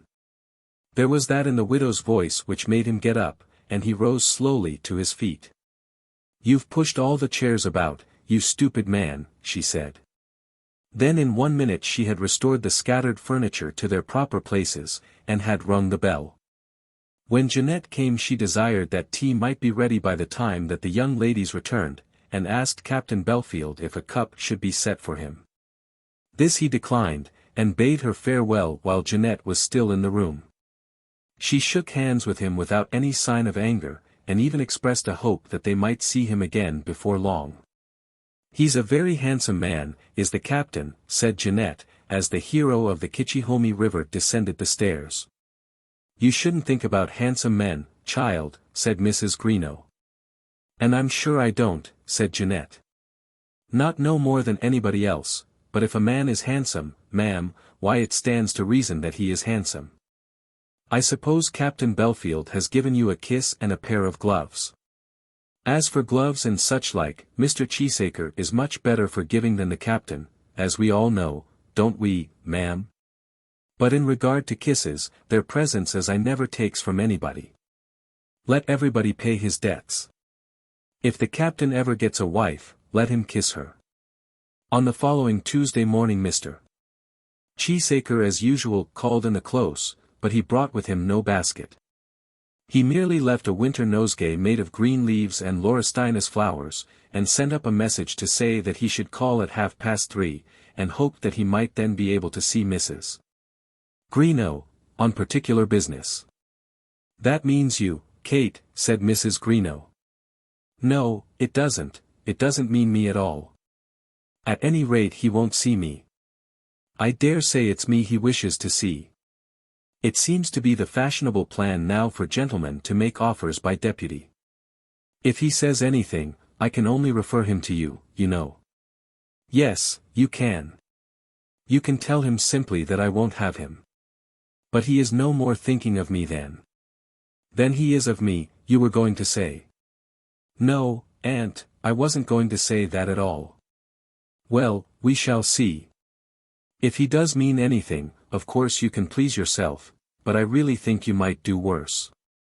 But if I don't want to do it all? Very well. You must have your own way. I can only tell you what I think. At 3:30 punctually Mr. Cheesacre came to the door, and was shown upstairs. He was told by Jeanette that Captain Belfield had looked in on the Sunday afternoon, but that Miss Fairstairs and Miss Vavasor had been there the whole time. He had not got on his black boots nor yet had his round-topped hat. And as he did wear a new frock coat, and had his left hand thrust into a kid glove, Jeanette was quite sure that he intended business of some kind. With new boots, creaking loudly, he walked up into the drawing-room, and there he found the widow alone. "Thanks for the flowers," she said at once. "It was so good of you to bring something that we could accept." "As for that," said he, "I don't see why you should scruple about a trifle of cream, but I hope that any such feeling as that will be over before long." To this the widow made no answer, but she looked very sweetly on him as she bade him sit down. He did sit down. But first he put his hat and stick carefully away in one corner, and then he pulled off his glove, somewhat laboriously, for his hand was warm. He was clearly prepared for great things. As he pushed up his hair with his hands there came from his locks an ambrosial perfume, as of marrow oil, and there was a fixed propriety of position of every hair of his whiskers, which indicated very plainly that he had been at a hairdresser's shop since he left the market. Nor do I believe that he had worn that coat when he came to the door earlier in the morning. If I were to say that he had called at his tailor's also, I do not think that I should be wrong. "How goes everything at Oileymead?" said Mrs. Greenow, seeing that her guest wanted some little assistance in leading off the conversation. "Pretty well, Mrs. Greenow, pretty well. Everything will go very well if I am successful in the object which I have on hand today." "I'm sure I hope you'll be successful in all your undertakings." "In all my business undertakings I am, Mrs. Greenow. There isn't a shilling due on my land to a bank in Norwich. And I haven't thrashed out a quarter of last year's corn yet, which is more than many of them can say. But there ain't many of them who don't have to pay rent, and so perhaps I oughtn't to boast. I know that Providence has been very good to you, Mr. Cheesacre, as regards worldly matters. And I haven't left it all to Providence, either. Those who do, generally go to the wall, as far as I can see. I'm always at work late and early, and I know when I get a profit out of a man's labor and when I don't, as well as though it was my only chance of bread and cheese. I always thought you understood farming business, Mr. Cheesacre." "Yes, I do. I like a bit of fun well enough, when the time for it comes, as you saw at Yarmouth. And I keep my 3 or 4 hunters, as I think a country gentleman should, and I shoot over my own ground. But I always stick to my work. There are men, like Belfield, who won't work. What do they come to? They're always borrowing. But he has fought his country's battles, Mr. Cheesacre." "He fight? I suppose he's been telling you some of his old stories. He was 10 years in the West Indies, and all his fighting was with the mosquitoes. But he was in the Crimea. At Inkerman, for instance. He in the Crimea. Well, never mind. But do you inquire before you believe that story? But as I was saying, Mrs. Greenow, you have seen my little place at Oileymead. A charming house. All you want is a mistress for it. That's it. That's just it. All I want is a mistress for it. And there's only one woman on earth that I would wish to see in that position. Arabella Greenow, will you be that woman?" As he made the offer he got up and stood before her, placing his right hand upon his heart. "I, Mr. Cheesacre," she said. "Yes, you. Who else? Since I saw you, what other woman has been anything to me, or, indeed, I may say before. Since the first day I saw you I felt that there my happiness depended." "Oh, Mr. Cheesacre, I thought you were looking elsewhere." "No, no, no. There never was such a mistake as that. I have the highest regard and esteem for Miss Vavasor, but really. Mr. Cheesacre, what am I to say to you? What are you to say to me? Say that you'll be mine. Say that I shall be yours. Say that all I have at Oileymead shall be yours. Say that the open carriage for a pair of ponies to be driven by a lady which I have been looking at this morning shall be yours. Yes, indeed. The sweetest thing you ever saw in your life, just like one that the lady of the Lord Lieutenant drives about in always. That's what you must say. Come, Mrs. Greenow." "Ah, Mr. Cheesacre, you don't know what it is to have buried the pride of your youth hardly yet 12 months. But you have buried him, and there let there be an end of it. You're sitting here all alone, morning, noon, and night, won't bring him back. I'm sorry for him, I am indeed. Poor Greenow. But what more can I do? I can do more, Mr. Cheesacre. I can mourn for him in solitude and in silence. No, no, no. What's the use of it, breaking your heart for nothing, and my heart too? You never think of that. And Mr. Cheesacre spoke in a tone that was full of reproach. It cannot be, Mr. Cheesacre. Ah, but it can be.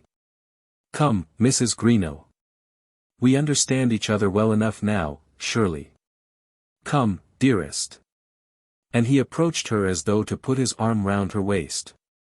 But at that moment there came a knock at the door, and Jeanette, entering the room, told her mistress that Captain Belfield was below and wanted to know whether he could see her for a minute on particular business. Show Captain Belfield up, certainly, said Mrs. Greenow. Captain Belfield, said Mr. Cheesacre. Chapter 21. Alice is taught to grow upwards, towards the light. Before the day came on which Alice was to go to Matching Priory, she had often regretted that she had been induced to make the promise. And yet she had as often resolved that there was no possible reason why she should not go to Matching Priory. But she feared this commencement of a closer connection with her great relations. She had told herself so often that she was quite separated from them. That the slight accident of blood in no way tied her to them or them to her, this lesson had been so thoroughly taught to her by the injudicious attempts of Lady Macleod to teach an opposite lesson, that she did not like the idea of putting aside the effect of that teaching. And perhaps she was a little afraid of the great folk whom she might probably meet at her cousin's house. Lady Glencora herself she had liked, and had loved too with that momentary love which certain circumstances of our life will sometimes produce, a love which is strong while it lasts, but which can be laid down when the need of it is past.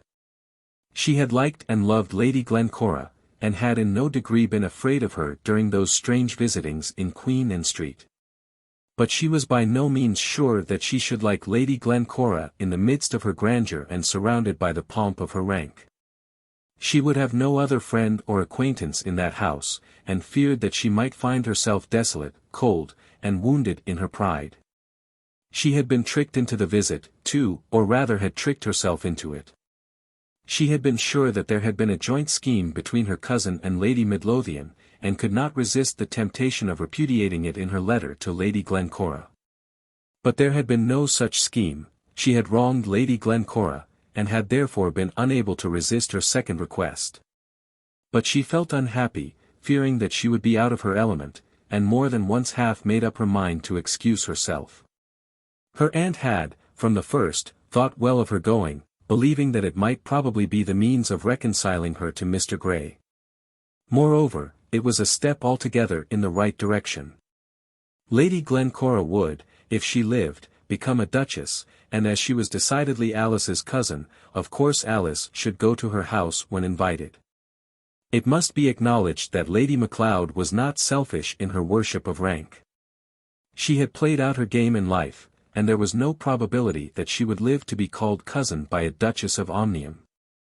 She bade Alice go to Matching Priory, simply because she loved her niece, and therefore wished her to live in the best and most eligible way within her reach. "I think you owe it as a duty to your family to go," said Lady Macleod. What further correspondence about her affairs had passed between Lady Macleod and Lady Midlothian Alice never knew. She steadily refused all entreaty made that she would answer the Countess's letter, and at last threatened her aunt that if the request were further urged she would answer it, telling Lady Midlothian that she had been very impertinent. "I am becoming a very old woman, Alice," the poor lady said, piteously, "and I suppose I had better not interfere any further. Whatever I have said I have always meant to be for your good." Then Alice got up, and kissing her aunt, tried to explain to her that she resented no interference from her, and felt grateful for all that she both said and did. But that she could not endure meddling from people whom she did not know, and who thought themselves entitled to meddle by their rank. "And because they are cousins as well," said Lady Macleod, in a softly sad, apologetic voice. Alice left Cheltenham about the middle of November on her road to Matching Priory. She was to sleep in London one night, and go down to Matching in Yorkshire with her maid on the following day. Her father undertook to meet her at the Great Western Station, and to take her on the following morning to the Great Northern. He said nothing in his letter about dining with her, but when he met her, muttered something about an engagement. And taking her home graciously promised that he would breakfast with her on the following morning. "I'm very glad you are going, Alice," he said when they were in the cab together. "Why, Papa?" "Why, because I think it's the proper thing to do. You know I've never said much to you about these people. They're not connected with me, and I know that they hate the name of Vavasor. Not but what the name is a deal older than any of theirs, and the family too. And therefore I don't understand why you think I'm specially right. If you were to say I was specially wrong, I should be less surprised, and of course I shouldn't go. You should go by all means. Rank and wealth are advantages, let anybody say what they will to the contrary. Why else does everybody want to get them? But I shan't get them by going to Matching Priory. You'll get part of their value. Take them as a whole, the nobility of England are pleasant acquaintances to have. I haven't run after them very much myself, though I married, as I may say, among them. That very thing rather stood in my way than otherwise. But you may be sure of this, that men and women ought to grow, like plants, upwards. Everybody should endeavour to stand as well as he can in the world, and if I had a choice of acquaintance between a sugar baker and a peer, I should prefer the peer, unless, indeed, the sugar baker had something very strong on his side to offer. I don't call that tuft hunting, and it does not necessitate toadying. It's simply growing up, towards the light, as the trees do." Alice listened to her father's worldly wisdom with a smile, but she did not attempt to answer him. It was very seldom, indeed, that he took upon himself the labour of lecturing her, or that he gave her even as much counsel as he had given now. "Well, Papa, I hope I shall find myself growing towards the light," she said as she got out of the cab. Then he had not entered the house, but had taken the cab on with him to his club. On her table Alice found a note from her cousin George. "I hear you are going down to the Pallisers at Matching Priory tomorrow, and as I shall be glad to say one word to you before you go, will you let me see you this evening, say at 9 G.V. She felt immediately that she could not help seeing him, but she greatly regretted the necessity. She wished that she had gone directly from Cheltenham to the north, regardless even of those changes of wardrobe which her purposed visit required. Then she set herself to considering. How had George heard of her visit to the Priory, and how had he learned the precise evening which she would pass in London? Why should he be so intent on watching all her movements as it seemed that he was? As to seeing him she had no alternative, so she completed her arrangements for her journey before 9, and then awaited him in the drawing-room. "I'm so glad you're going to Matching Priory," were the first words he said. He, too, might have taught her to grow towards the light, if she had asked him for his reasons. But this she did not do just then. "How did you learn that I was going?" she said. "I heard it from a friend of mine." "Well, from Burgo Fitzgerald, if you must know." "From Mr. Fitzgerald?" said Alice, in profound astonishment. How could Mr. Fitzgerald have heard of it? "That's more than I know, Alice." "Not directly from Lady Glencora, I should say." "That would be impossible." "Yes, quite so, no doubt. I think she keeps up her intimacy with Burgo's sister, and perhaps it got round to him in that way." "And did he tell you also that I was going tomorrow?" "He must have known all about it very accurately." "No, then I asked Kate, and Kate told me when you were going." "Yes, I know. Kate has been wrong, hasn't she?" "Kate was cautioned, no doubt, to say nothing about your comings and goings to so inconsiderable a person as myself. But you must not be down upon Kate. She never mentioned it till I showed by my question to her that I knew all about your journey to Matching. I own I do not understand why it should be necessary to keep me so much in the dark." Alice felt that she was blushing. The caution had been given to Kate because Kate still transgressed in her letters, by saying little words about her brother. And Alice did not even now believe Kate to have been false to her, but she saw that she herself had been imprudent. "I cannot understand it," continued George, speaking without looking at her. "It was but the other day that we were such dear friends. Do you remember the balcony at Basle? And now it seems that we are quite estranged, nay, worse than estranged. That I am, as it were, under some ban. Have I done anything to offend you, Alice? If so, speak out, like a woman of spirit as you are." "Nothing," said Alice. "Then why am I tabooed? Why was I told the other day that I might not congratulate you on your happy emancipation? I say boldly, that had you resolved on that while we were together in Switzerland, you would have permitted me, as a friend, almost as a brother, to discuss it with you." "I think not, George." "I am sure you would. And why has Kate been warned not to tell me of this visit to the Pallisers?" "I know she has been warned though she has not confessed it." Alice sat silent, not knowing what to say in answer to this charge brought against her, thinking, perhaps, that the questioner would allow his question to pass without an answer. But Vavasor was not so complaisant. "If there be any reason, Alice, I think that I have a right to ask it." For a few seconds she did not speak a word, but sat considering. He also remained silent with his eyes fixed upon her.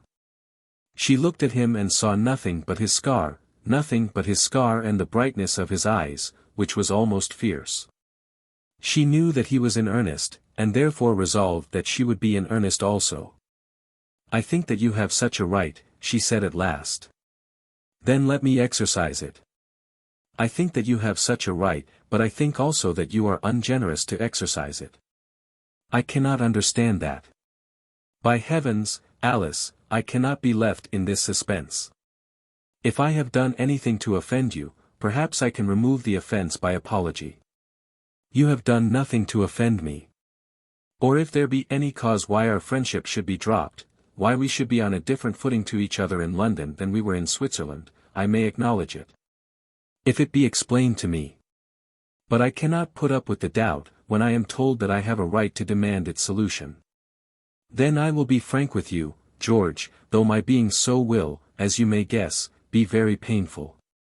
She paused again, looking at him to see if yet he would spare her, but he was all scar and eyes as before, and there was no mercy in his face.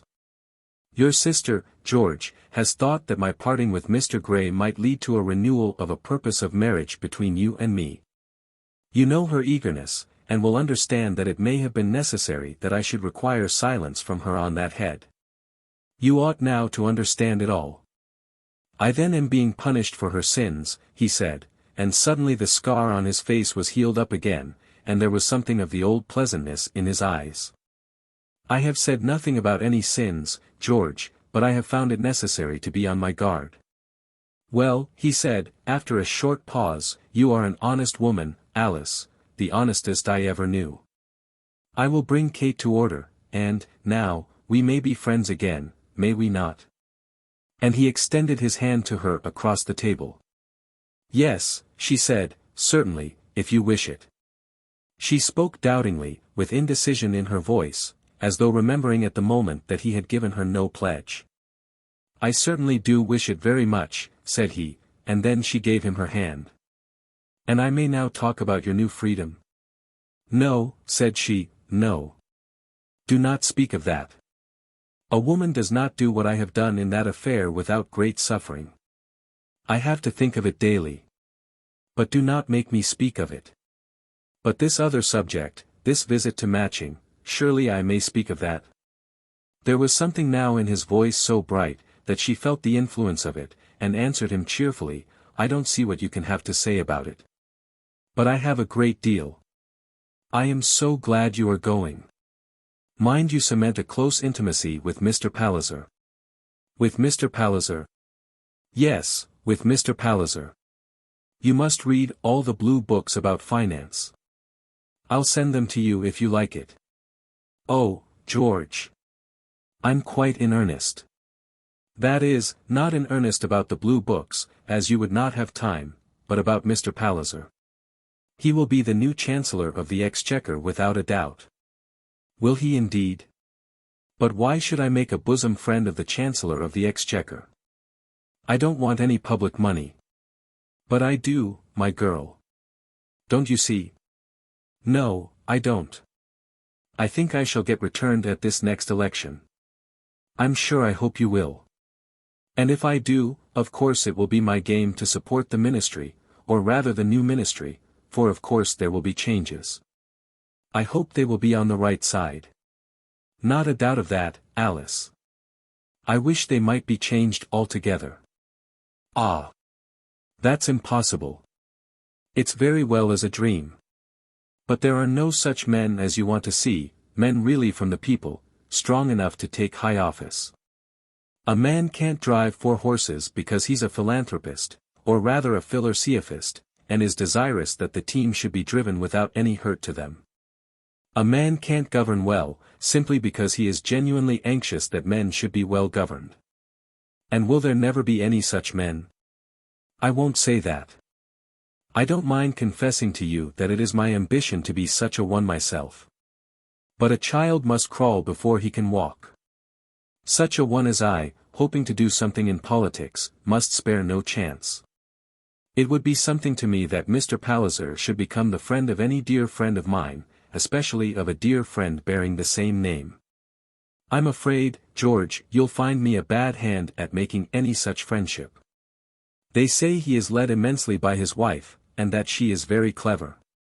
But I mean this chiefly, Alice, that I do hope I shall have all your sympathy in any political career that I may make, and all your assistance also. My sympathy I think I can promise you. My assistance, I fear, would be worthless. By no means worthless, Alice, not if I see you take that place in the world which I hope to see you fill. Do you think women nowadays have no bearing upon the politics of the times? Almost as much as men have. In answer to which Alice shook her head. But, nevertheless, she felt in some way pleased and flattered. George left her without saying a word more about her marriage prospects past or future, and Alice as she went to bed felt glad that this explanation between them had been made. Chapter 22. Dandy and Flirt. Alice reached the Matching Road station about 3 o'clock in the afternoon without adventure.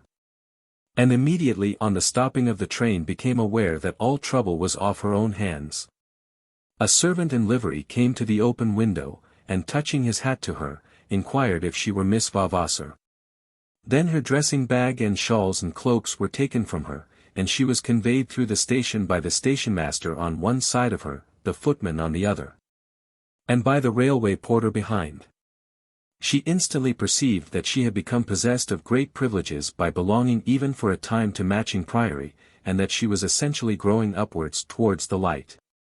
Outside, on the broad drive before the little station, she saw an omnibus that was going to the small town of Matching, intended for people who had not grown upwards as had been her lot. And she saw also a light stylish-looking cart which she would have called a Whitechapel had she been properly instructed in such matters. And a little low open carriage with 2 beautiful small horses, in which was sitting a lady enveloped in furs. Of course this was Lady Glencora. Another servant was standing on the ground, holding the horses of the carriage and the cart. "Dear Alice, I'm so glad you've come," said a voice from the furs. "Look here, dear, your maid can go in the dog-cart with your things." It wasn't a dog-cart, but Lady Glencora knew no better. "She'll be quite comfortable there, and do you get in here. Are you very cold?" "Oh, no, not cold at all. But it is awfully cold. You've been in the stuffy carriage, but you'll find it cold enough out here, I can tell you." "Oh, Lady Glencora, I am so sorry that I've brought you out on such a morning," said Alice, getting in and taking the place assigned her next to the charioteer. "What nonsense! Sorry! Why, I've looked forward to meeting you all alone, ever since I knew you were coming. If it had snowed all the morning I should have come just the same. I drive out almost every day when I'm down here, that is, when the house is not too crowded, or I can make an excuse. Wrap these things over you, there are plenty of them. You shall drive if you like." Alice, however, declined the driving, expressing her gratitude in what prettiest words she could find. I like driving better than anything, I think. Mr. Palliser doesn't like ladies to hunt, and of course it wouldn't do as he does not hunt himself. I do ride, but he never gets on horseback. I almost fancy I should like to drive four in hand, only I know I should be afraid. It would look very terrible, said Alice. Yes, wouldn't it? The look would be the worst of it. As it is all the world over. Sometimes I wish there were no such things as looks. I don't mean anything improper, you know, only one does get so hampered, right and left, for fear of Mrs. Grundy. I endeavour to go straight, and get along pretty well on the whole, I suppose. Baker, you must put Dandy in the bar, he pulls so, going home, that I can't hold him in the check. She stopped the horses, and Baker, a very completely got-up groom of some 40 years of age, who sat behind, got down and put the impetuous Dandy in the bar, thereby changing the rein. So that the curb was brought to bear on him. They're called Dandy and Flirt, continued Lady Glencora, speaking to Alice. Ain't they a beautiful match? The Duke gave them to me and named them himself. Did you ever see the Duke? Never, said Alice. He won't be here before Christmas, but you shall be introduced some day in London. He's an excellent creature and I'm a great pet of his. Though, after all, I never speak half a dozen words to him when I see him. He's one of those people who never talk. I'm one of those who like talking, as you'll find out. I think it runs in families. And the Pallisers are non-talkers. That doesn't mean that they are not speakers, for Mr. Palliser has plenty to say in the house, and they declare that he's one of the few public men who've got lungs enough to make a financial statement without breaking down. Alice was aware that she had as yet hardly spoken herself, and began to bethink herself that she didn't know what to say. Had Lady Glencora paused on the subject of Dandy and Flirt, she might have managed to be enthusiastic about the horses, but she could not discuss freely the general silence of the Palliser family. Nor the excellent lungs, as regarded public purposes, of the one who was the husband of her present friend. So she asked how far it was to Matching Priory. "You're not tired of me already, I hope," said Lady Glencora. "I didn't mean that," said Alice. "I delight in the drive. But somehow one expects Matching Station to be near Matching." "Ah, yes, that's a great cheat. It's not Matching Station at all but Matching Road Station, and it's 8 miles. It is a great bore, for though the omnibus brings our parcels, we have to be constantly sending over, and it's very expensive, I can assure you. I want Mr. Palliser to have a branch, but he says he would have to take all the shares himself, and that would cost more, I suppose. Is there a town at Matching?" "Oh, a little bit of a place. I'll go round by it if you like, and in at the further gate."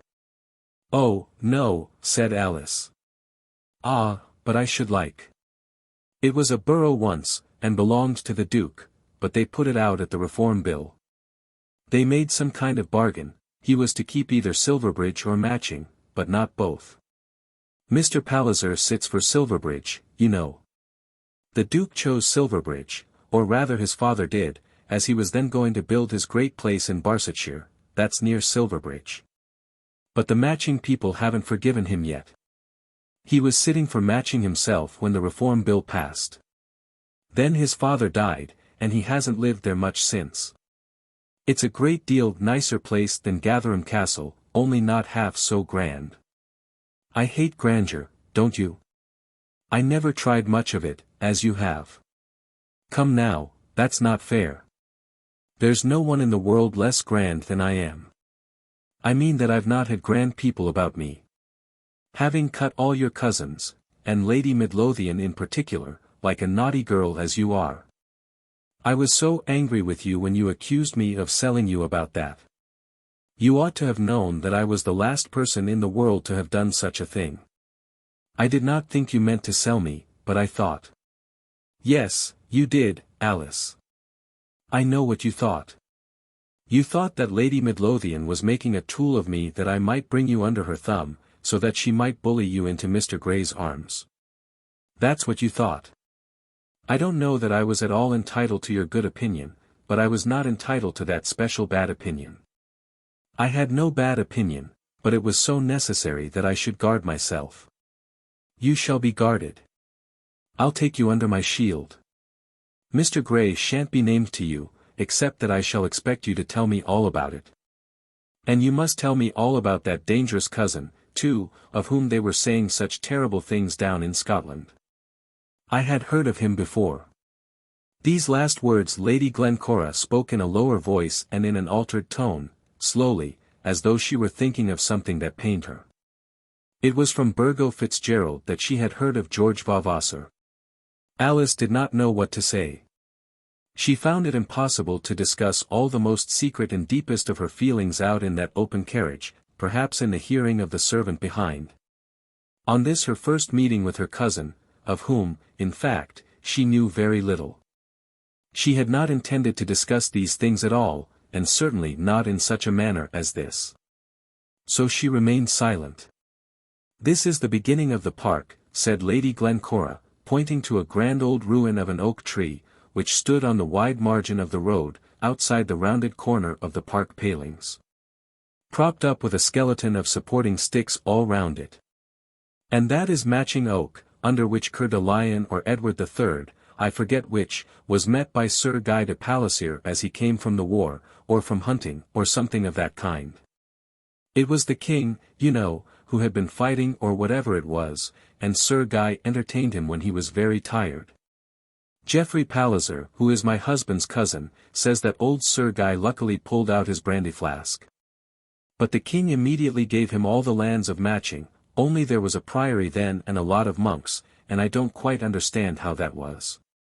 But I know one of the younger brothers always used to be abbot and sit in the House of Lords. And the king gave him Littlebury at the same time, which is about 7 miles away from here. As Geoffrey Palliser says, it was a great deal of money for a pull at his flask. Geoffrey Palliser is here now, and I hope you like him. If I have no child, and Mr. Palliser were not to marry again, Geoffrey would be the heir." And here again her voice was low and slow, and altogether changed in its tone. "I suppose that's the way most of the old families got their estates. Either so, or by robbery. Many of them were terrible thieves, my dear, and I dare say Sir Guy was no better than he should be. But since that they have always called some of the Pallisers Plantagenet. My husband's name is Plantagenet. The Duke is called George Plantagenet, and the King was his godfather. The Queen is my godmother, I believe, but I don't know that I'm much the better for it. There's no use in godfathers and godmothers, do you think there is? Not much as it's managed now. If I had a child, oh, Alice, it's a dreadful thing not to have a child when so much depends on it. But you're such a short time married yet. Ah, well. I can see it in his eyes when he asks me questions, but I don't think he'd say an unkind word, not if his own position depended on it. Ah, well, this is Matching. That other gate we passed, where Dandy wanted to turn in, that's where we usually go up, but I've brought you round to show you the town. That's the inn, whoever can possibly come to stay there I don't know, I never saw anybody go in or out. That's the baker who bakes our bread, we baked it at the house at first, but nobody could eat it, and I know that man there mends Mr. Palliser's shoes. He's very particular about his shoes. We shall see the church as we go in at the other gate. It is in the park, and is very pretty, but not half so pretty as the priory ruins close to the house. The ruins are our great lion. I do so love to wander about them at moonlight. I often think of you when I do, I don't know why, but I do know why, and I'll tell you some day. Come, Miss Flirt. As they drove up through the park, Lady Glencora pointed out first the church and then the ruins, through the midst of which the road ran, and then they were at once before the front door. The corner of the modern house came within 200 yards of the gateway of the old priory. It was a large building, very pretty, with 2 long fronts, but it was no more than a house. It was not a palace, nor a castle, nor was it hardly to be called a mansion. It was built with gabled roofs, four of which formed the side from which the windows of the drawing-rooms opened out upon a lawn which separated the house from the old ruins. And which indeed surrounded the ruins, and went inside them, forming the present flooring of the old chapel, and the old refectory, and the old cloisters. Much of the cloisters indeed was standing, and there the stone pavement remained. But the square of the cloisters was all turfed, and in the middle of it stood a large modern stone vase, out of the broad basin of which hung flowering creepers and green tendrils. As Lady Glencora drove up to the door, a gentleman, who had heard the sound of the wheels, came forth to meet them. "There's Mr. Palliser," said she. "That shows that you are an honoured guest, for you may be sure that he is hard at work and would not have come out for anybody else. Plantagenet, here is Miss Vavasor, perished. Alice, my husband." Then Mr. Palliser put forth his hand and helped her out of the carriage. "I hope you've not found it very cold," said he. "The winter has come upon us quite suddenly." He said nothing more to her than this, till he met her again before dinner. He was a tall thin man, apparently not more than 30 years of age, looking in all respects like a gentleman, but with nothing in his appearance that was remarkable. It was a face that you might see and see again and forget again. And yet when you looked at it and pulled it to pieces, you found that it was a fairly good face, showing intellect in the forehead, and much character in the mouth. The eyes too, though not to be called bright, had always something to say for themselves, looking as though they had a real meaning. But the outline of the face was almost insignificant, being too thin, and he wore no beard to give it character. But, indeed, Mr. Palliser was a man who had never thought of assisting his position in the world by his outward appearance. Not to be looked at, but to be read about in the newspapers, was his ambition. Men said that he was to be Chancellor of the Exchequer, and no one thought of suggesting that the insignificance of his face would stand in his way. "Are the people all out?" his wife asked him. "The men have not come in from shooting, at least I think not, and some of the ladies are driving, I suppose. But I haven't seen anybody since you went." "Of course you haven't. He never has time, Alice, to see anyone. But we'll go upstairs, dear. I told them to let us have tea in my dressing room, as I thought you'd like that better than going into the drawing room before you had taken off your things. You must be famished, I know. Then you can come down, or if you want to avoid 2 dressings you can sit over the fire upstairs till dinner time." So saying she skipped upstairs and Alice followed her. "Here's my dressing room, and here's your room all but opposite. You look out into the park. It's pretty, isn't it? But come into my dressing room, and see the ruins out of the window." Alice followed Lady Glencora across the passage into what she called her dressing room, and there found herself surrounded by an infinitude of feminine luxuries. The prettiest of tables were there. The easiest of chairs, the most costly of cabinets, the quaintest of old china ornaments.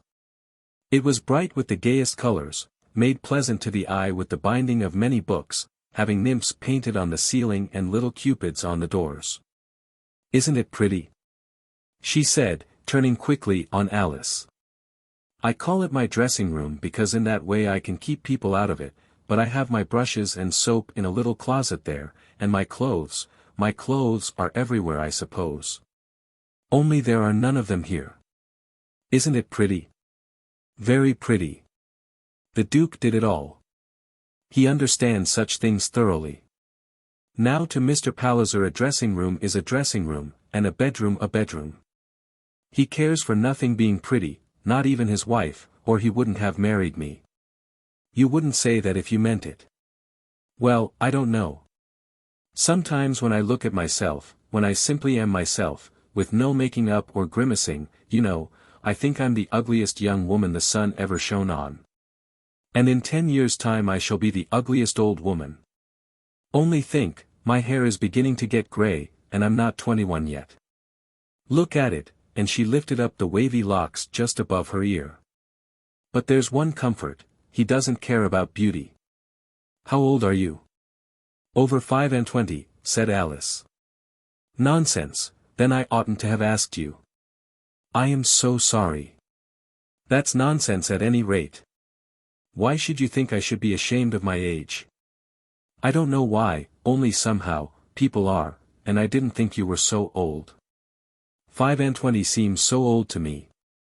It would be nothing if you were married, only, you see, you won't get married. Perhaps I may yet, some day. Of course you will. You'll have to give way. You'll find that they'll get the better of you. Your father will storm at you, and Lady Macleod will preach at you, and Lady Midlothian will jump upon you.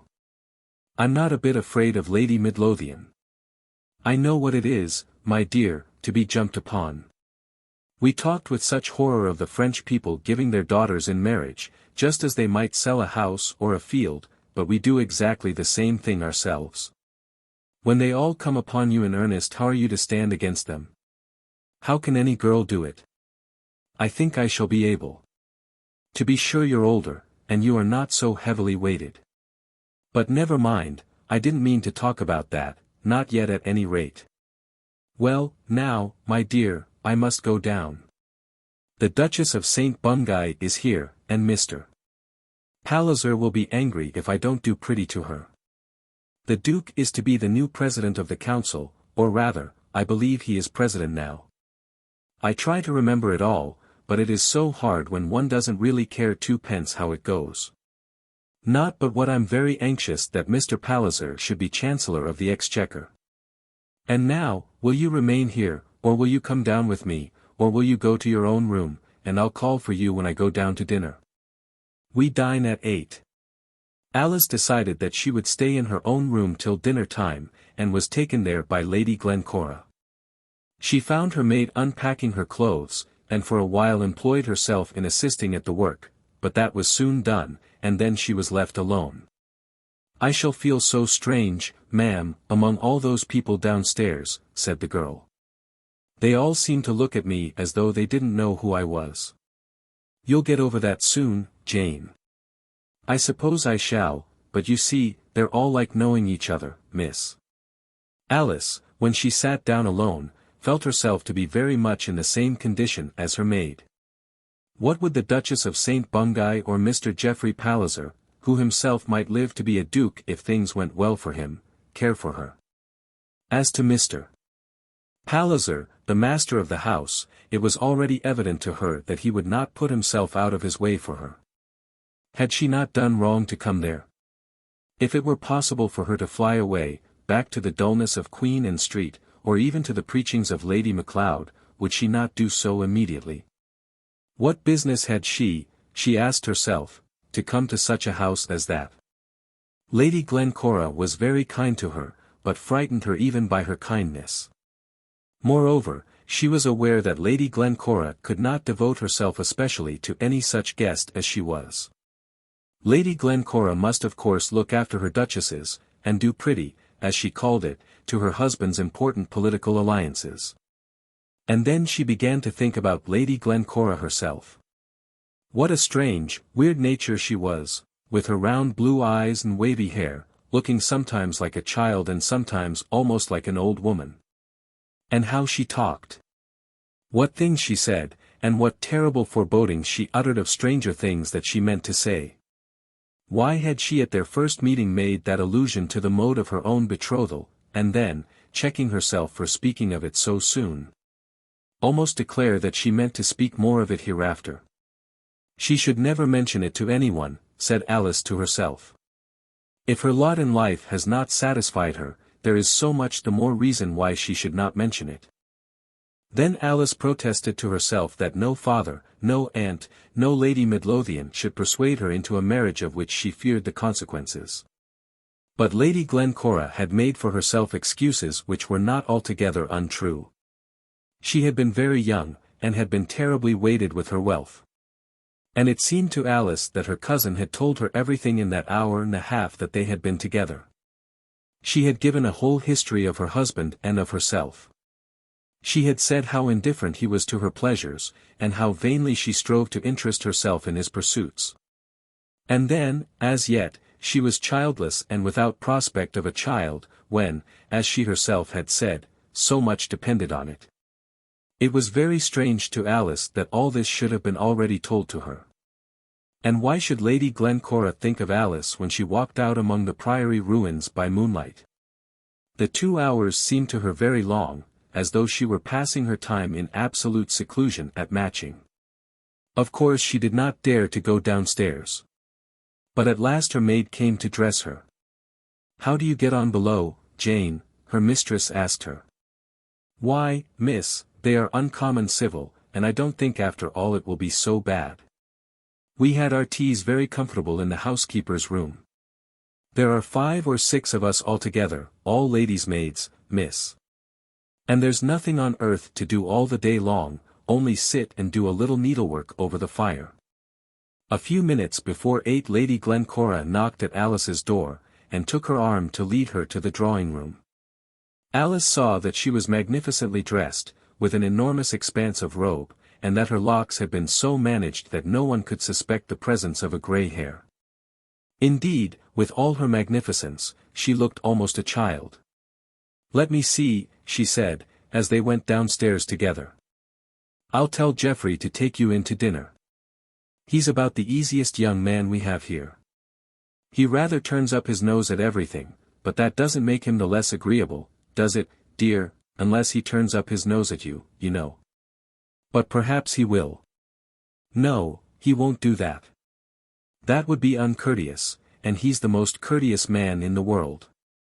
There's nobody here, you see," she said as they entered the room, "and I didn't suppose there would be. It's always proper to be first in one's own house. I do so try to be proper, and it is such trouble. Talking of people earning their bread, Alice, I'm sure I earn mine. Oh dear.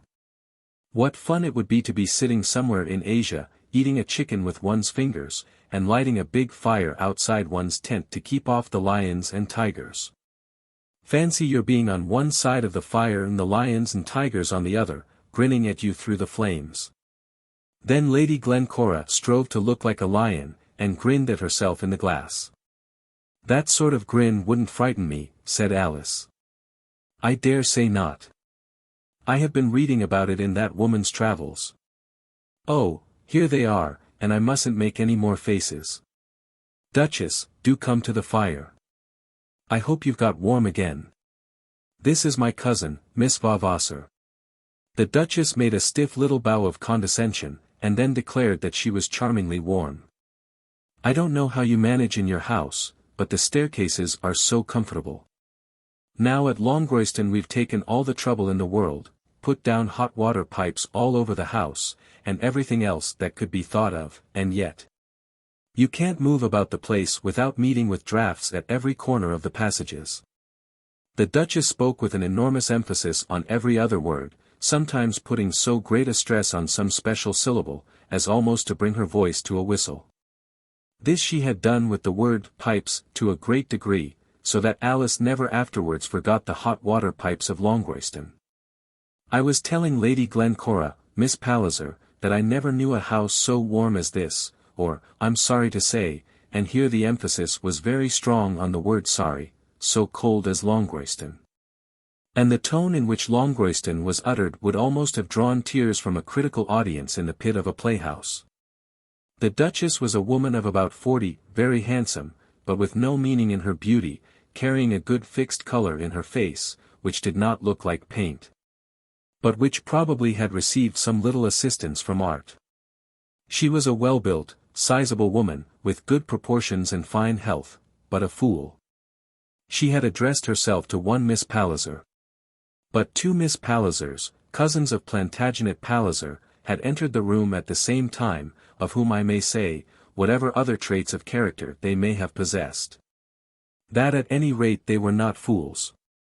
"It's always easy to warm a small house like this," said Miss Palliser, whose Christian names, unfortunately for her, were Iphigenia Theodata, and who by her cousin and sister was called Iphi, and I suppose equally difficult to warm a large one such as Longroyston. The other Miss Palliser had been christened Euphemia. "We've got no pipes, Duchess, at any rate," said Lady Glencora.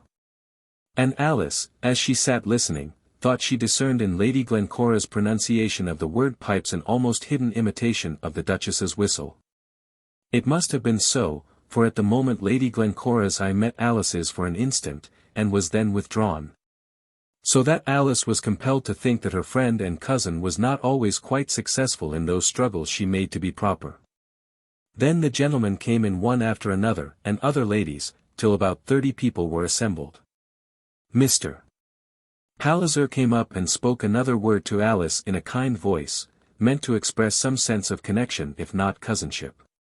My wife has been thinking so much of your coming. I hope we shall be able to amuse you. Alice, who had already begun to feel desolate, was grateful, and made up her mind that she would try to like Mr. Palliser. Geoffrey Palliser was almost the last in the room, but directly he entered Lady Glencora got up from her seat, and met him as he was coming into the crowd. You must take my cousin, Alice Vavasor, into dinner, she said, and, will you oblige me today? Yes, as you ask me like that. Then try to make her comfortable. After that she introduced them, and Geoffrey Palliser stood opposite to Alice, talking to her, till dinner was announced. Chapter 23. Dinner at Matching Priory. Alice found herself seated near to Lady Glencora's end of the table, and, in spite of her resolution to like Mr. Palliser, she was not sorry that such an arrangement had been made. Mr. Palliser had taken the Duchess out to dinner, and Alice wished to be as far removed as possible from her grace. She found herself seated between her bespoken friend Geoffrey Palliser and the Duke, and as soon as she was seated Lady Glencora introduced her to her second neighbour. My cousin, Duke, Lady Glencora said, and a terrible radical. Oh, indeed, I'm glad of that. We're sadly in want of a few leading radicals, and perhaps I may be able to gain one now. Alice thought of her cousin George, and wished that he, instead of herself, was sitting next to the Duke of St. Bungay. But I'm afraid I never shall be a leading radical, she said. You shall lead me at any rate, if you will, said he. As the little dogs lead the blind men, said Lady Glencora. No, Lady Glencora, not so. But as the pretty women lead the men who have eyes in their head. There is nothing I want so much, Miss Vavasor, as to become a radical, if I only knew how. I think it's very easy to know how, said Alice. Do you? I don't. I've voted for every Liberal measure that has come seriously before Parliament since I had a seat in either House, and I've not been able to get beyond Whiggery yet. Have you voted for the ballot? Asked Alice, almost trembling at her own audacity as she put the question. Well, no, I've not. And I suppose that is the crux. But the ballot has never been seriously brought before any House in which I have sat. I hate it with so keen a private hatred, that I doubt whether I could vote for it. But the radicals love it, said Alice.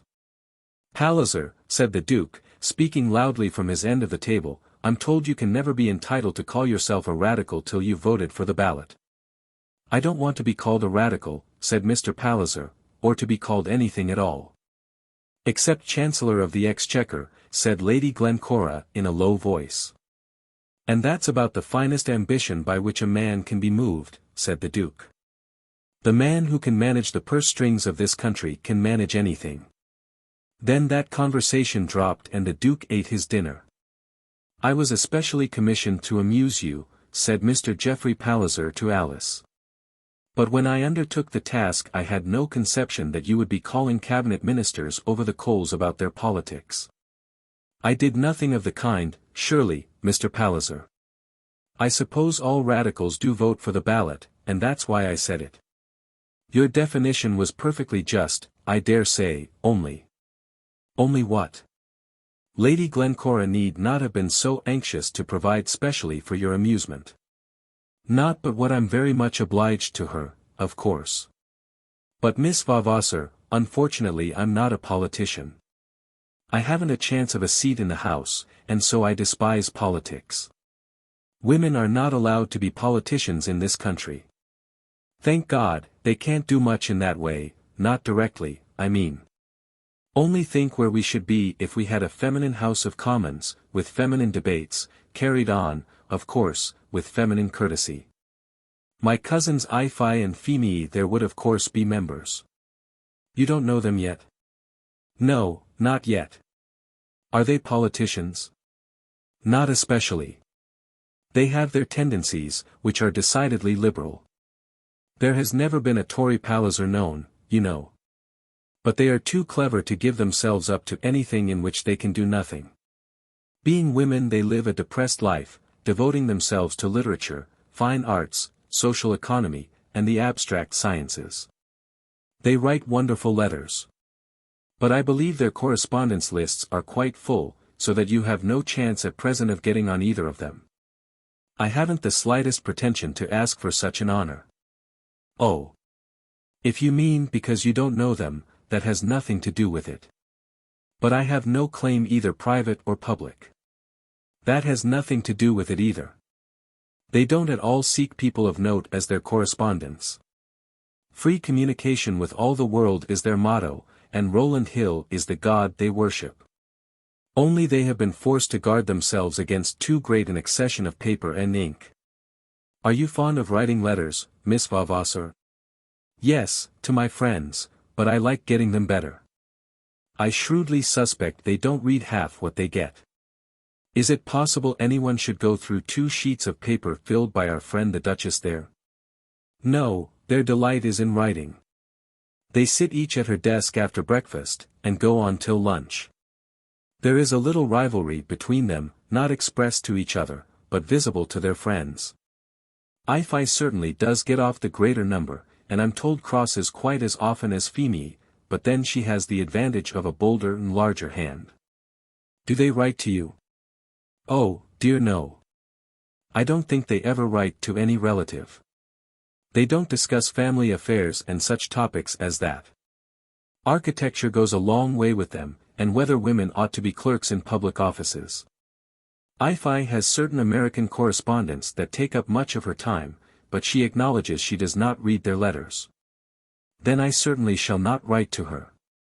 But you are not American, I hope. I do hate the Americans. It's the only strong political feeling I have. I went there once, and found I couldn't live with them on any terms. But they please themselves. I don't see they are to be hated because they don't live after our fashion. Oh, it's jealousy of course. I know that. I didn't come across a cab driver who wasn't a much better educated man than I am. And as for their women, they know everything. But I hated them, and I intend to hate them. You haven't been there? Oh no. Then I will make bold to say that any English lady who spent a month with them and didn't hate them would have very singular tastes. I begin to think they'll eat each other up, and then there'll come an entirely new set of people of a different sort. I always regarded the States as a Sodom and Gomorrah, prospering in wickedness, on which fire and brimstone were sure to fall sooner or later. I think that's wicked. I am wicked, as Topsy used to say. Do you hunt? No. Do you shoot? Shoot. What, with a gun? Yes. I was staying in a house last week with a lady who shot a good deal. No. I don't shoot. Do you ride? No, I wish I did. I have never ridden because I've no one to ride with me. Do you drive? No, I don't drive either. Then what do you do? I sit at home, and mend your stockings. No, I don't do that, because it's disagreeable, but I do work a good deal. Sometimes I have amused myself by reading. Ah, they never do that here. I have heard that there is a library, but the clue to it has been lost, and nobody now knows the way. I don't believe in libraries.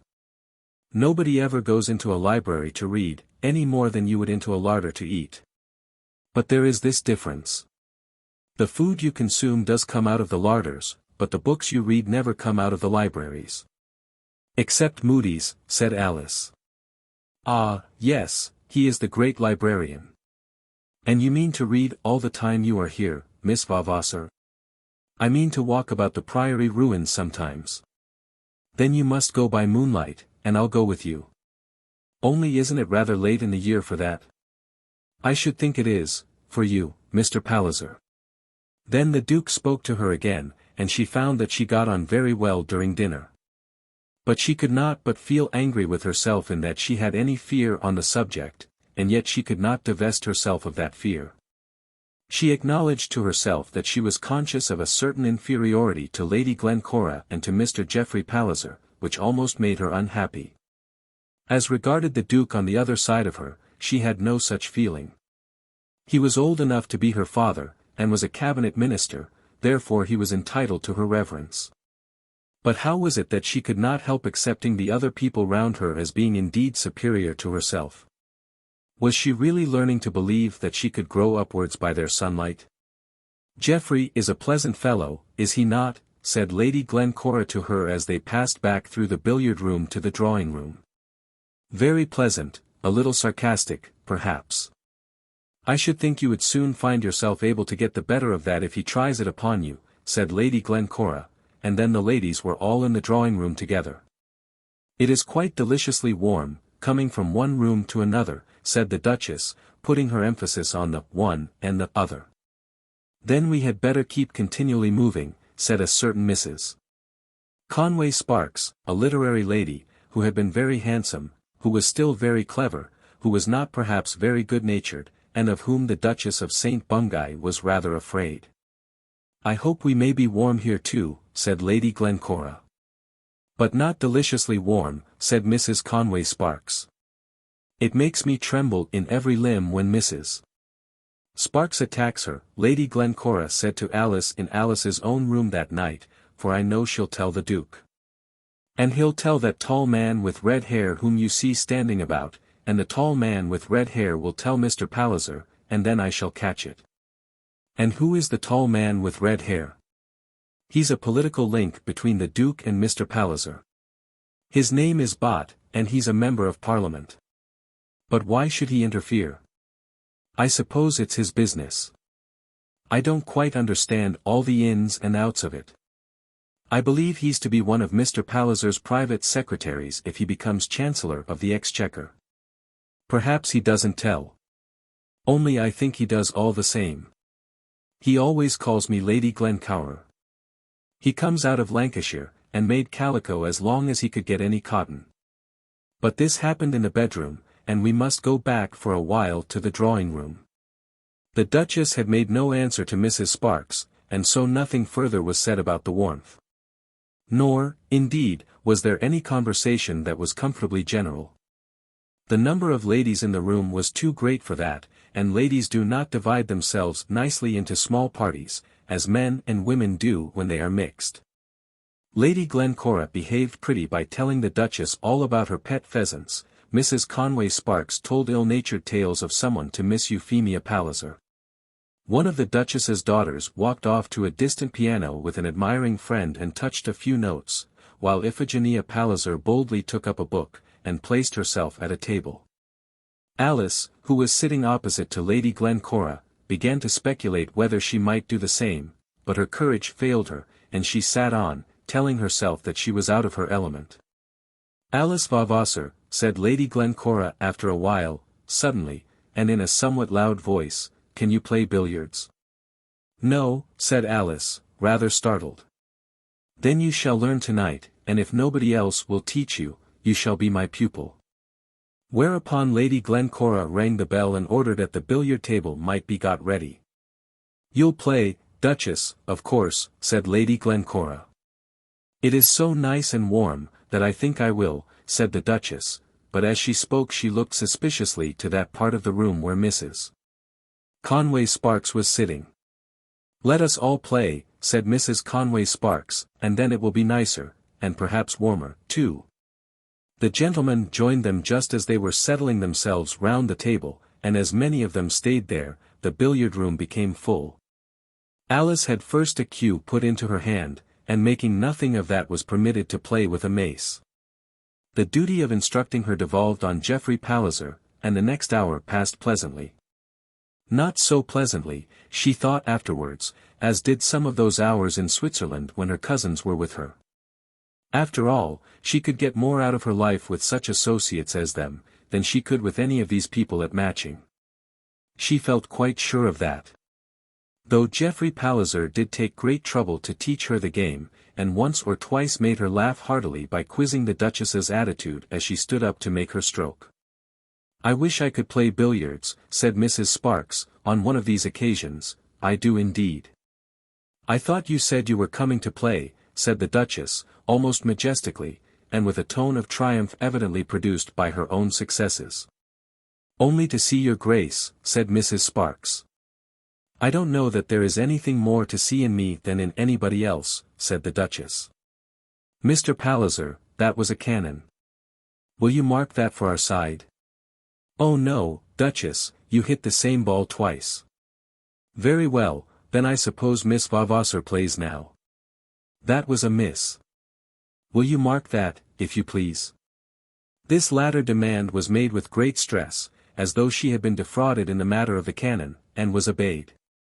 Before long, the Duchess, with her partner, Lady Glencora, won the game, which fact, however, was, I think, owing rather to Alice's ignorance than to her Grace's skill. The Duchess, however, was very triumphant, and made her way back into the drawing-room with a step which seemed to declare loudly that she had trumped Mrs. Sparks at last. Not long after this the ladies went upstairs on their way to bed.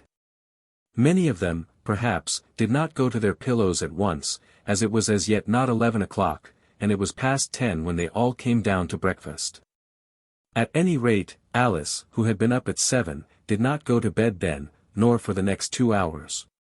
"I'll come into your room just for 1 minute," Lady Glencora said as she passed on from the door to her own room, and in about 5 minutes she was back with her cousin. "Would you mind going into my room, it's just there, and sitting with Ellen for a minute?" This Lady Glencora said in the sweetest possible tone to the girl who was waiting on Alice. And then, when they were alone together, she got into a little chair by the fireside and prepared herself for conversation. "I must keep you up for a quarter of an hour while I tell you something. But first of all, how do you like the people? Will you be able to be comfortable with them?" Alice of course said that she thought she would. And then there came that little discussion in which the duties of Mr. Bott, the man with the red hair, were described. "But I've got something to tell you," said Lady Glencora, when they had already been there some 20 minutes. "Sit down opposite to me, and look at the fire while I look at you. Is it anything terrible?" "It's nothing wrong." "Oh, Lady Glencora, if it's—" "I won't have you call me Lady Glencora." "Don't I call you Alice?" "Why are you so unkind to me? I have not come to you now asking you to do for me anything that you ought not to do. But you are going to tell me something." Alice felt sure that the thing to be told would have some reference to Mr. Fitzgerald, and she did not wish to hear Mr. Fitzgerald's name from her cousin's lips. "Tell you something? Of course I am. I'm going to tell you that in writing to you the other day I wrote a fib. But it wasn't that I wished to deceive you, only I couldn't say it all in a letter." "Say all what?" "You know I confessed that I had been very bad in not coming to you in London last year. I never thought of it for a moment. You did not care whether I came or not, was that it? But never mind. Why should you have cared?" "But I cared.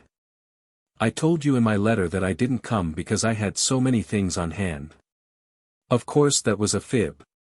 Everybody makes excuses of that kind," said Alice. "But they don't make them to the very people of all others whom they want to know and love. I was longing to come to you every day. But I feared I could not come without speaking of him, and I had determined never to speak of him again." This she said in that peculiar low voice which she assumed at times. "Then why do it now, Lady Glencora?" "I won't be called Lady Glencora. Call me Cora. I had a sister once, older than I, and she used to call me Cora. If she had lived. But never mind that now. She didn't live. I'll tell you why I do it now. Because I cannot help it. Besides, I've met him. I've been in the same room with him, and have spoken to him. What's the good of any such resolution now?" "And you have met him?" "Yes, He, Mr. Palliser, knew all about it. When he talked of taking me to the house, I whispered to him that I thought Burgo would be there. Do not call him by his Christian name, said Alice, almost with a shudder. Why not? Why not his Christian name? I did when I told my husband. Or perhaps I said Burgo Fitzgerald. Well. And he bade me go. He said it didn't signify, and that I had better learn to bear it. Bear it, indeed. If I am to meet him, and speak to him, and look at him, surely I may mention his name. And then she paused for an answer. May I not? What am I to say? Exclaimed Alice. Anything you please, that's not a falsehood. But I've got you here because I don't think you will tell a falsehood. Oh, Alice, I do so want to go right, and it is so hard. Hard, indeed, poor creature, for one so weighted as she had been, and sent out into the world with so small advantages of previous training or of present friendship. Alice began to feel now that she had been enticed to Matching Priory because her cousin wanted a friend, and of course she could not refuse to give the friendship that was asked from her. She got up from her chair, and kneeling down at the other's feet put up her face and kissed her. I knew you would be good to me, said Lady Glencora. I knew you would. And you may say whatever you like. But I could not bear that you should not know the real reason why I neither came to you nor sent for you after we went to London. You'll come to me now. Won't you, dear? Yes, and you'll come to me, said Alice, making in her mind a sort of bargain that she was not to be received into Mr. Palliser's house after the fashion in which Lady Midlothian had proposed to receive her. But it struck her at once that this was unworthy of her, and ungenerous. But I'll come to you, she added, whether you come to me or not. I will go to you, said Lady Glencora, of course, why shouldn't I? But you know what I mean. We shall have dinners and parties and lots of people. And we shall have none, said Alice, smiling. And therefore there is so much more excuse for your coming to me. Or rather I mean so much more reason, for I don't want excuses. Well, dear, I'm so glad I've told you. I was afraid to see you in London. I should hardly have known how to look at you then. But I've got over that now. Then she smiled and returned the kiss which Alice had given her. It was singular to see her standing on the bedroom rug with all her magnificence of dress, but with her hair pushed back behind her ears. And her eyes red with tears, as though the burden of the magnificence remained to her after its purpose was over. I declare it's ever so much past 12. Good night, now, dear. I wonder whether he's come up. But I should have heard his step if he had. He never treads lightly. He seldom gives over work till after 1, and sometimes goes on till 3. It's the only thing he likes, I believe. God bless you. Good night. I've such a deal more to say to you. And Alice, you must tell me something about yourself, too, won't you, dear? Then without waiting for an answer Lady Glencora went, leaving Alice in a maze of bewilderment. She could hardly believe that all she had heard, and all she had done, had happened since she left Queen Anne Street that morning. Chapter 24. 3 Politicians. Mr. Palliser was one of those politicians in possessing whom England has perhaps more reason to be proud than of any other of her resources, and who, as a body, give to her that exquisite combination of conservatism and progress which is her present strength and best security for the future. He could afford to learn to be a statesman, and had the industry wanted for such training. He was born in the purple, noble himself, an heir to the highest rank as well as one of the greatest fortunes of the country, already very rich. Surrounded by all the temptations of luxury and pleasure. And yet he devoted himself to work with the grinding energy of a young penniless barrister laboring for a penniless wife. And did so without any motive more selfish than that of being counted in the roll of the public servants of England. He was not a brilliant man, and understood well that such was the case. He was now listened to in the House, as the phrase goes. But he was listened to as a laborious man, who was in earnest in what he did, who got up his facts with accuracy, and who, dull though he be, was worthy of confidence. And he was very dull. He rather prided himself on being dull, and on conquering in spite of his dullness. He never allowed himself a joke in his speeches, nor attempted even the smallest flourish of rhetoric. He was very careful in his language, laboring night and day to learn to express himself with accuracy, with no needless repetition of words. Perspicuously with regard to the special object he might have in view. He had taught himself to believe that oratory, as oratory, was a sin against that honesty in politics by which he strove to guide himself. He desired to use words for the purpose of teaching things which he knew and which others did not know, and he desired also to be honored for his knowledge. But he had no desire to be honored for the language in which his knowledge was conveyed. He was an upright, thin, laborious man, who by his parts alone could have served no political party materially, but whose parts were sufficient to make his education, integrity, and industry useful in the highest degree. It is the trust which such men inspire which makes them so serviceable, trust not only in their labor, for any man rising from the mass of the people may be equally laborious, nor yet simply in their honesty and patriotism. The confidence is given to their labor, honesty, and patriotism joined to such a personal stake in the country as gives them a weight and ballast which no politician in England can possess without it. If he was dull as a statesman he was more dull in private life, and it may be imagined that such a woman as his wife would find some difficulty in making his society the source of her happiness. Their marriage, in a point of view regarding business, had been a complete success, and a success, too, when on the one side, that of Lady Glencora, there had been terrible dangers of shipwreck. And when on his side also there had been some little fears of a mishap. As regards her it has been told how near she went to throwing herself, with all her vast wealth, into the arms of a young man, whom no father, no guardian could have regarded as a well-chosen husband for any girl. One who as yet had shown no good qualities, who had been a spendthrift, unprincipled, and debauched. Alas, she had loved him. It is possible that her love and her wealth might have turned him from evil to good.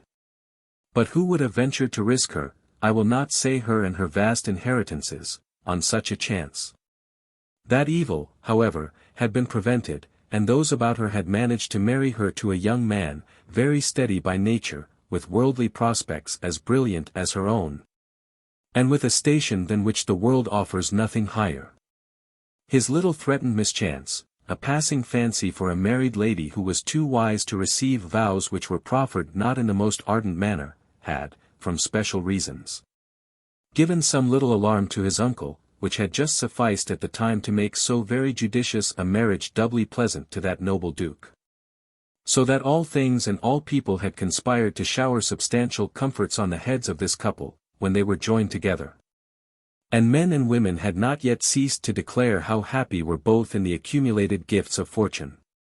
And as regards Mr. Palliser, I think that his married life, and the wife, whom he certainly had not chosen, but who had dropped upon him, suited him admirably.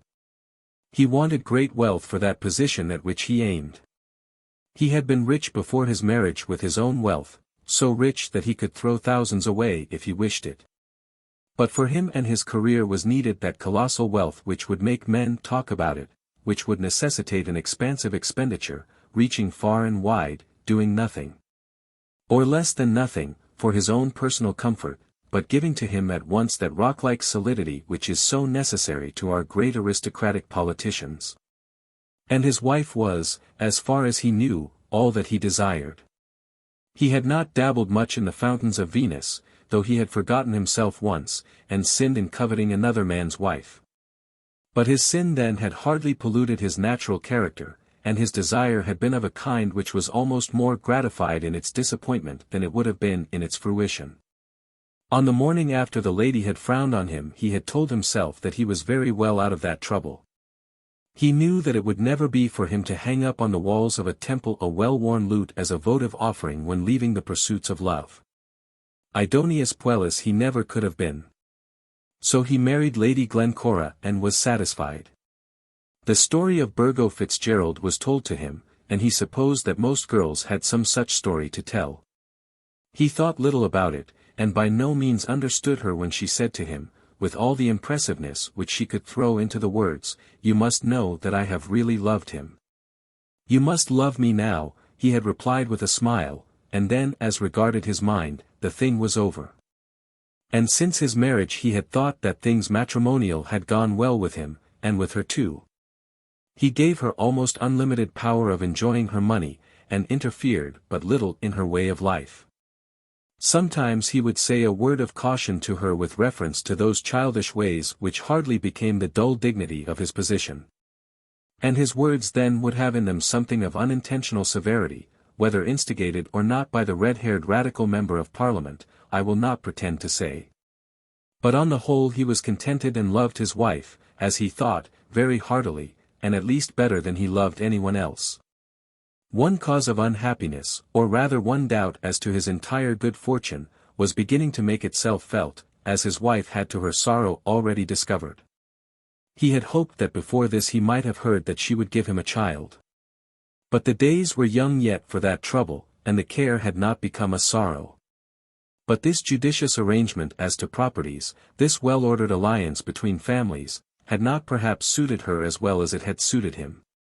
I think that she might have learned to forget her early lover, or to look back upon it with a soft melancholy hardly amounting to regret, had her new lord been more tender in his ways with her.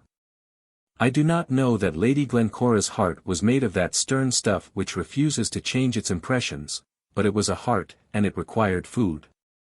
To love and fondle someone, to be loved and fondled, were absolutely necessary to her happiness. She wanted the little daily assurance of her supremacy in the man's feelings, the constant touch of love, half accidental half contrived. The passing glance of the eye telling perhaps of some little joke understood only between them two rather than of love. The softness of an occasional kiss given here and there when chance might bring them together, some half-pretended interest in her little doings, a nod, a wink, a shake of the head, or even a pout. It should have been given to her to feed upon such food as this daily, and then she would have forgotten Burgo Fitzgerald. But Mr. Palliser understood none of these things. And therefore the image of Burgo Fitzgerald in all his beauty was ever before her eyes. But not the less was Mr. Palliser a prosperous man, as to the success of whose career few who knew him had much doubt. It might be written in the book of his destiny that he would have to pass through some violent domestic trouble, some ruin in the hopes of his home. Of a nature to destroy then and forever the worldly prospects of other men. But he was one who would pass through such violence, should it come upon him, without much scathe. To lose his influence with his party would be worse to him than to lose his wife, and public disgrace would hit him harder than private dishonour. And the present was the very moment in which success was, as was said, coming to him. He had already held laborious office under the crown, but had never sat in the cabinet. He had worked much harder than cabinet ministers generally work, but hitherto had worked without any reward that was worth his having. For the stipend which he had received had been nothing to him, as the great stipend which he would receive, if his hopes were true, would also be nothing to him. To have ascendancy over other men, to be known by his countrymen as one of their real rulers. To have an actual and acknowledged voice in the management of nations, those were the rewards for which he looked. And now in truth it seemed as though they were coming to him. It was all but known that the existing Chancellor of the Exchequer would separate himself from the government, carrying various others with him. Either before or immediately consequent on the meeting of Parliament. And it was all but known, also, that Mr. Palliser would fill his place, taking that high office at once, although he had never hitherto sat in that august assembly which men call the cabinet. He could thus afford to put up with the small everyday calamity of having a wife who loved another man better than she loved him.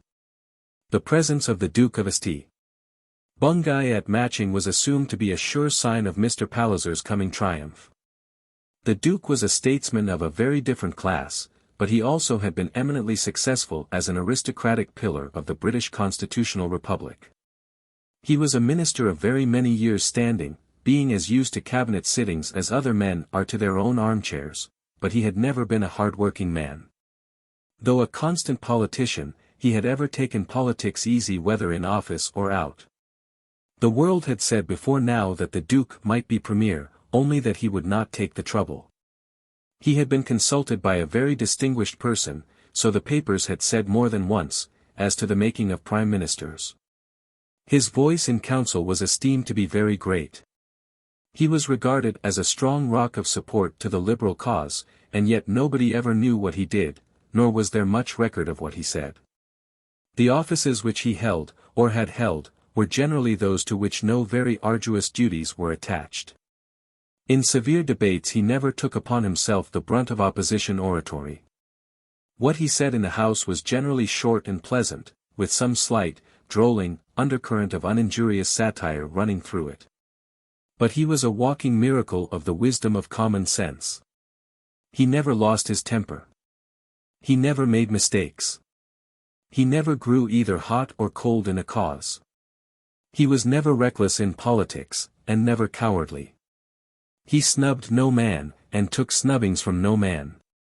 He was a Knight of the Garter, a Lord Lieutenant of his county, and at 62 had his digestion unimpaired and his estate in excellent order. He was a great buyer of pictures, which, perhaps, he did not understand, and a great collector of books which certainly he never read. All the world respected him, and he was a man to whom the respect of all the world was as the breath of his nostrils. But even he was not without his peacock on the wall, his skeleton in the closet, his thorn in his side. Though the peacock did not scream loud, the skeleton was not very terrible in his anatomical arrangement, nor was the thorn likely to fester to a gangrene. The Duke was always in awe about his wife. He was ever uneasy about his wife, but it must not be supposed that he feared the machinations of any Burgo Fitzgerald as being destructive of his domestic comfort. The Duchess was and always had been all that is proper.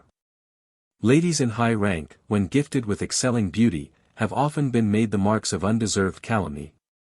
But no breath of slander had ever touched her name. I doubt if any man alive had ever had the courage even to wink at her since the Duke had first called her his own. Nor was she a spendthrift, or a gambler. She was not fast in her tastes, or given to any pursuit that was objectionable. She was simply a fool, and as a fool was ever fearing that she was the mark of ridicule. In all such miseries she would complain sorrowfully, piteously, and occasionally very angrily, to her dear Duke and protector. Till sometimes her dear Duke did not quite know what to do with her or how to protect her. It did not suit him, a Knight of the Garter and a Duke of St. Bungay, to beg mercy for that poor wife of his from such a one as Mrs. Conway Sparkes. Nor would it be more in his way to lodge a formal complaint against that lady before his host or hostess, as one boy at school may sometimes do as regards another. "If you don't like the people, my dear, we will go away," he said to her late on that evening of which we have spoken. "No," she replied, "I do not wish to go away. I have said that we would stay till December, and Longroyston won't be ready before that. But I think that something ought to be done to silence that woman." And the accent came strong upon something, and then again with terrific violence upon woman. The Duke did not know how to silence Mrs. Conway Sparkes. It was a great principle of his life never to be angry with anyone. How could he get at Mrs. Conway Sparkes? "I don't think she is worth your attention," said the husband. "That's all very well, Duke," said the wife, "and perhaps she is not. But I find her in this house, and I don't like to be laughed at. I think Lady Glencora should make her know her place." "Lady Glencora is very young, my dear." "I don't know about being so very young," said the Duchess, whose ear had perhaps caught some little hint of poor Lady Glencora's almost unintentional mimicry. Now as appeals of this kind were being made frequently to the Duke, and as he was often driven to say some word, of which he himself hardly approved, to someone in protection of his Duchess, he was aware that the matter was an annoyance, and at times almost wished that her Grace was at Longroyston. And there was a third politician staying at Matching Priory who had never yet risen to the rank of a statesman, but who had his hopes. This was Mr. Bott, the member for St. Helens, whom Lady Glencora had described as a man who stood about, with red hair, and perhaps told tales of her to her husband. Mr. Bott was a person who certainly had had some success in life and who had won it for himself. He was not very young, being at this time only just on the right side of 50. He was now enjoying his second session in Parliament, having been returned as a pledged disciple of the Manchester school. Nor had he apparently been false to his pledges. At St. Helens he was still held to be a good man and true. But they who sat on the same side with him in the House and watched his political maneuvers, knew that he was striving hard to get his finger into the public pie. He was not a rich man, though he had made calico and had got into Parliament.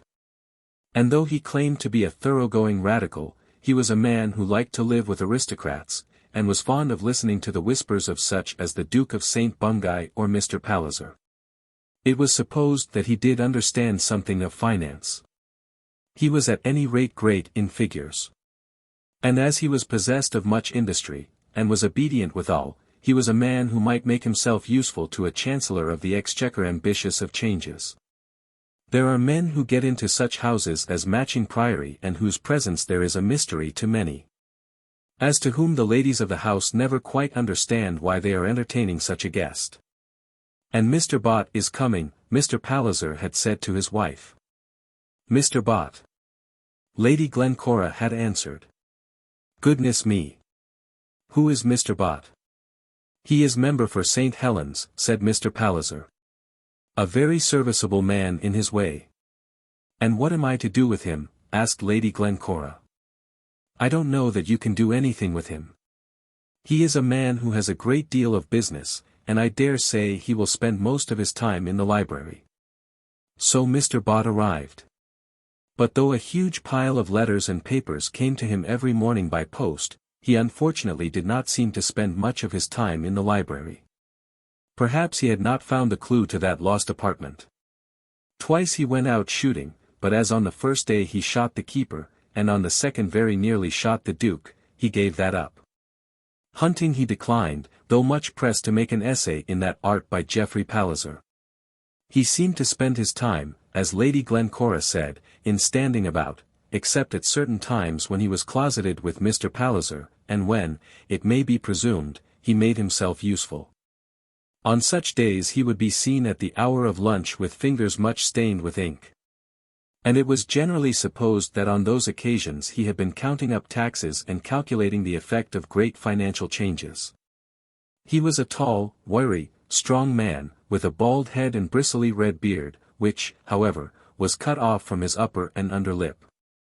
This was unfortunate, as had he hidden his mouth he would not have been in so marked a degree an ugly man.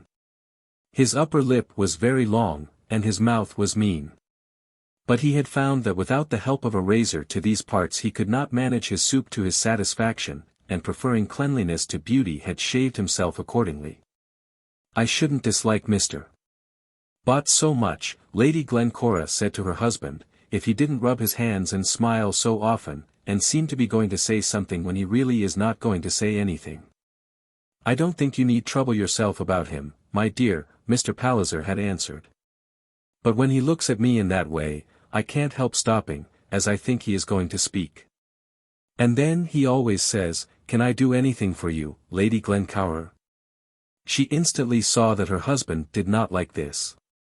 "Don't be angry with me, dear," she said. "You must admit that he is rather a bore." "I am not at all angry, Glencora," said the husband, "and if you insist upon it, I will see that he leaves. And in such case will of course never ask him again. But that might be prejudicial to me, as he is a man whom I trust in politics, and who may perhaps be serviceable to me." Of course Lady Glencora declared that Mr. Bott might remain as long as he and her husband desired, and of course she mentioned his name no more to Mr. Palliser. But from that time forth she regarded Mr. Bott as an enemy, and felt also that Mr. Bott regarded her in the same light. When it was known among outside politicians that the Duke of St. Bungay was staying at Matching Priory, outside politicians became more sure than ever that Mr. Palliser would be the new Chancellor of the Exchequer. The old minister and the young minister were of course arranging matters together. But I doubt whether Mr. Palliser and the Duke ever spoke on any such topic during the entire visit. Though Mr. Bott was occasionally closeted with Mr. Palliser. The Duke never troubled himself with such closetings. He went out shooting, on his pony, read his newspaper, wrote his notes, and looked with the eye of a connoisseur over all Mr. Palliser's farming apparatus. "You seem to have a good man, I should say," said the Duke. "What? Hubbings?" "Yes, he was a legacy from my uncle when he gave me up the priory." "A very good man, I should say. Of course he won't make it pay, but he'll make it look as though it did, which is the next best thing. I could never get rent out of land that I farmed myself, never." "I suppose not," said Mr. Palliser, who did not care much about it. The Duke would have talked to him by the hour together about farming had Mr. Palliser been so minded, but he talked to him very little about politics. Nor during the whole time of his stay at Matching did the Duke make any other allusion to Mr. Palliser's hopes as regarded the ministry, than that in which he had told Lady Glencora at the dinner table that her husband's ambition was the highest by which any man could be moved. But Mr. Bott was sometimes honoured by a few words with the Duke. "We shall muster pretty strong, your Grace," Mr. Bott had said to him one day before dinner. "That depends on how the changes go," said the Duke. "I suppose there will be a change." "Oh yes, there'll be a change, certainly, I should say. And it will be in your direction." "And in Palliser's?" "Yes, I should think so, that is, if it suits him." By the by, Mr. Bott, then there was a little whispered communication, in which perhaps Mr. Bott was undertaking some commission of that nature which Lady Glencora had called telling. Chapter 25. In which much of the history of the Pallisers is told. At the end of 10 days Alice found herself quite comfortable at Matching Priory. She had now promised to remain there till the 2nd week of December, at which time she was to go to Vavasor Hall, there to meet her father and Kate. The Pallisers were to pass their Christmas with the Duke of Omnium in Barsetshire. "We always are to do that," said Glencora. "It is the state occasion at Gatherum Castle, but it only lasts for 1 week. Then we go somewhere else." "Oh dear." "Why do you say, oh dear?" "Because, I don't think I mean to tell you." "Then I'm sure I won't ask." "That's so like you, Alice. But I can be as firm as you, and I'm sure I won't tell you unless you do ask." But Alice did not ask, and it was not long before Lady Glencora's firmness gave way. But, as I have said, Alice had become quite comfortable at Matching Priory. Perhaps she was already growing upwards towards the light. At any rate she could listen with pleasure to the few words the Duke would say to her. She could even chat a little to the Duchess, so that her Grace had observed to Lady Glencora that her cousin was a very nice person indeed. What a pity it was that she had been so ill-treated by that gentleman in Oxfordshire. Lady Glencora had to explain that the gentleman lived in Cambridgeshire, and that he, at any rate, had not treated anybody ill. "Do you mean that she jilted him?" said the Duchess, almost whistling, and opening her eyes very wide. "Dear me, I'm sorry for that. I shouldn't have thought it." And when she next spoke to Alice she assumed rather a severe tone of emphasis, but this was soon abandoned when Alice listened to her with complacency. Alice also had learned to ride, or rather had resumed her riding, which for years had been abandoned. Geoffrey Palliser had been her squire. And she had become intimate with him so as to learn to quarrel with him and to like him, to such an extent that Lady Glencora had laughingly told her that she was going to do more. "I rather think not," said Alice. "But what has thinking to do with it? Who ever thinks about it?" "I don't just at present, at any rate. Upon my word it would be very nice. And then perhaps some day you'd be the Duchess." "Glencora, don't talk such nonsense. Those are the speculations which people make. Only I should spite you by killing myself, so that he might marry again. How can you say such horrid things?" "I think I shall, some day. What right have I to stand in his way? He spoke to me the other day about Geoffrey's altered position, and I knew what he meant, or rather what he didn't mean to say, but what he thought. But I shan't kill myself. I should think not. I only know one other way, said Lady Glencora. You are thinking of things which should never be in your thoughts, said Alice vehemently. Have you no trust in God's providence? Cannot you accept what has been done for you? Mr. Bott had gone away, much to Lady Glencora's delight, but had unfortunately come back again. On his return Alice heard more of the feud between the Duchess and Mrs. Conway Sparkes. I did not tell you, said Lady Glencora to her friend.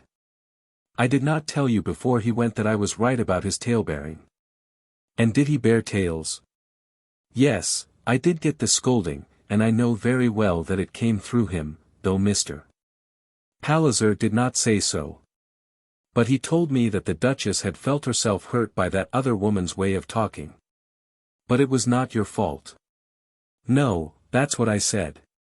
It was he who desired me to ask Mrs. Conway Sparkes to come here. I didn't want her. She goes everywhere, and it is thought a catch to get her. But if she had been drowned in the Red Sea I shouldn't have minded.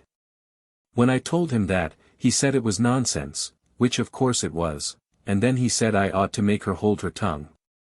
Of course I said I couldn't. Mrs. Conway Sparkes wouldn't care for me. If she quizzed me, myself, I told him that I could take care of myself, though she were 10 times Mrs. Conway Sparkes, and had written finer poetry than Tennyson. It is fine, some of it, said Alice. Oh, I dare say. I know a great deal of it by heart, only I wouldn't give her the pleasure of supposing that I had ever thought so much about her poetry. And then I told him that I couldn't take care of the Duchess, and he told me that I was a child. He only meant that in love. I am a child, I know that. Why didn't he marry some strong-minded, ferocious woman that could keep his house in order, and frown Mrs. Sparkes out of her impudence? It wasn't my fault. You didn't tell him that. But I did. Then he kissed me, and said it was all right, and told me that I should grow older. And Mrs. Sparkes will grow more impudent, I said, and the Duchess more silly. And after that I went away. Now this horrid Mr. Bott has come back again, and only that it would be mean in me to condescend so far, I would punish him. He grins and smiles at me, and rubs his big hands more than ever, because he feels that he has behaved badly. Is it not horrid to have to live in the house with such people? I don't think you need mind him much. Yes, but I am the mistress here, and am told that I am to entertain the people. Fancy entertaining the Duchess of St. Bungay and Mr. Bott. Alice had now become so intimate with Lady Glencora that she did not scruple to read her wise lectures, telling her that she allowed herself to think too much of little things, and too much also of some big things. As regards Mr. Bott, said Alice, I think you should bear it as though there were no such person. But that would be pretence, especially to you. No, it would not be pretence. It would be the reticence which all women should practice, and you, in your position, more almost than any other woman. Then Lady Glencora pouted, told Alice that it was a pity she had not married Mr. Palliser, and left her. That evening, the evening of Mr.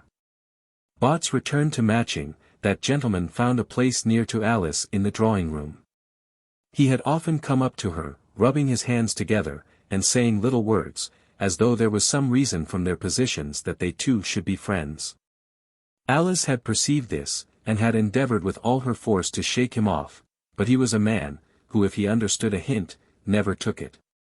A cold shoulder was nothing to him, if he wanted to gain the person who showed it him. His code of perseverance taught him that it was a virtue to overcome cold shoulders. The man or woman who received his first overtures with grace would probably be one on whom it would be better that he should look down and waste no further time. Whereas he or she who could afford to treat him with disdain would no doubt be worth gaining. Such men as Mr. Bott are ever gracious to cold shoulders.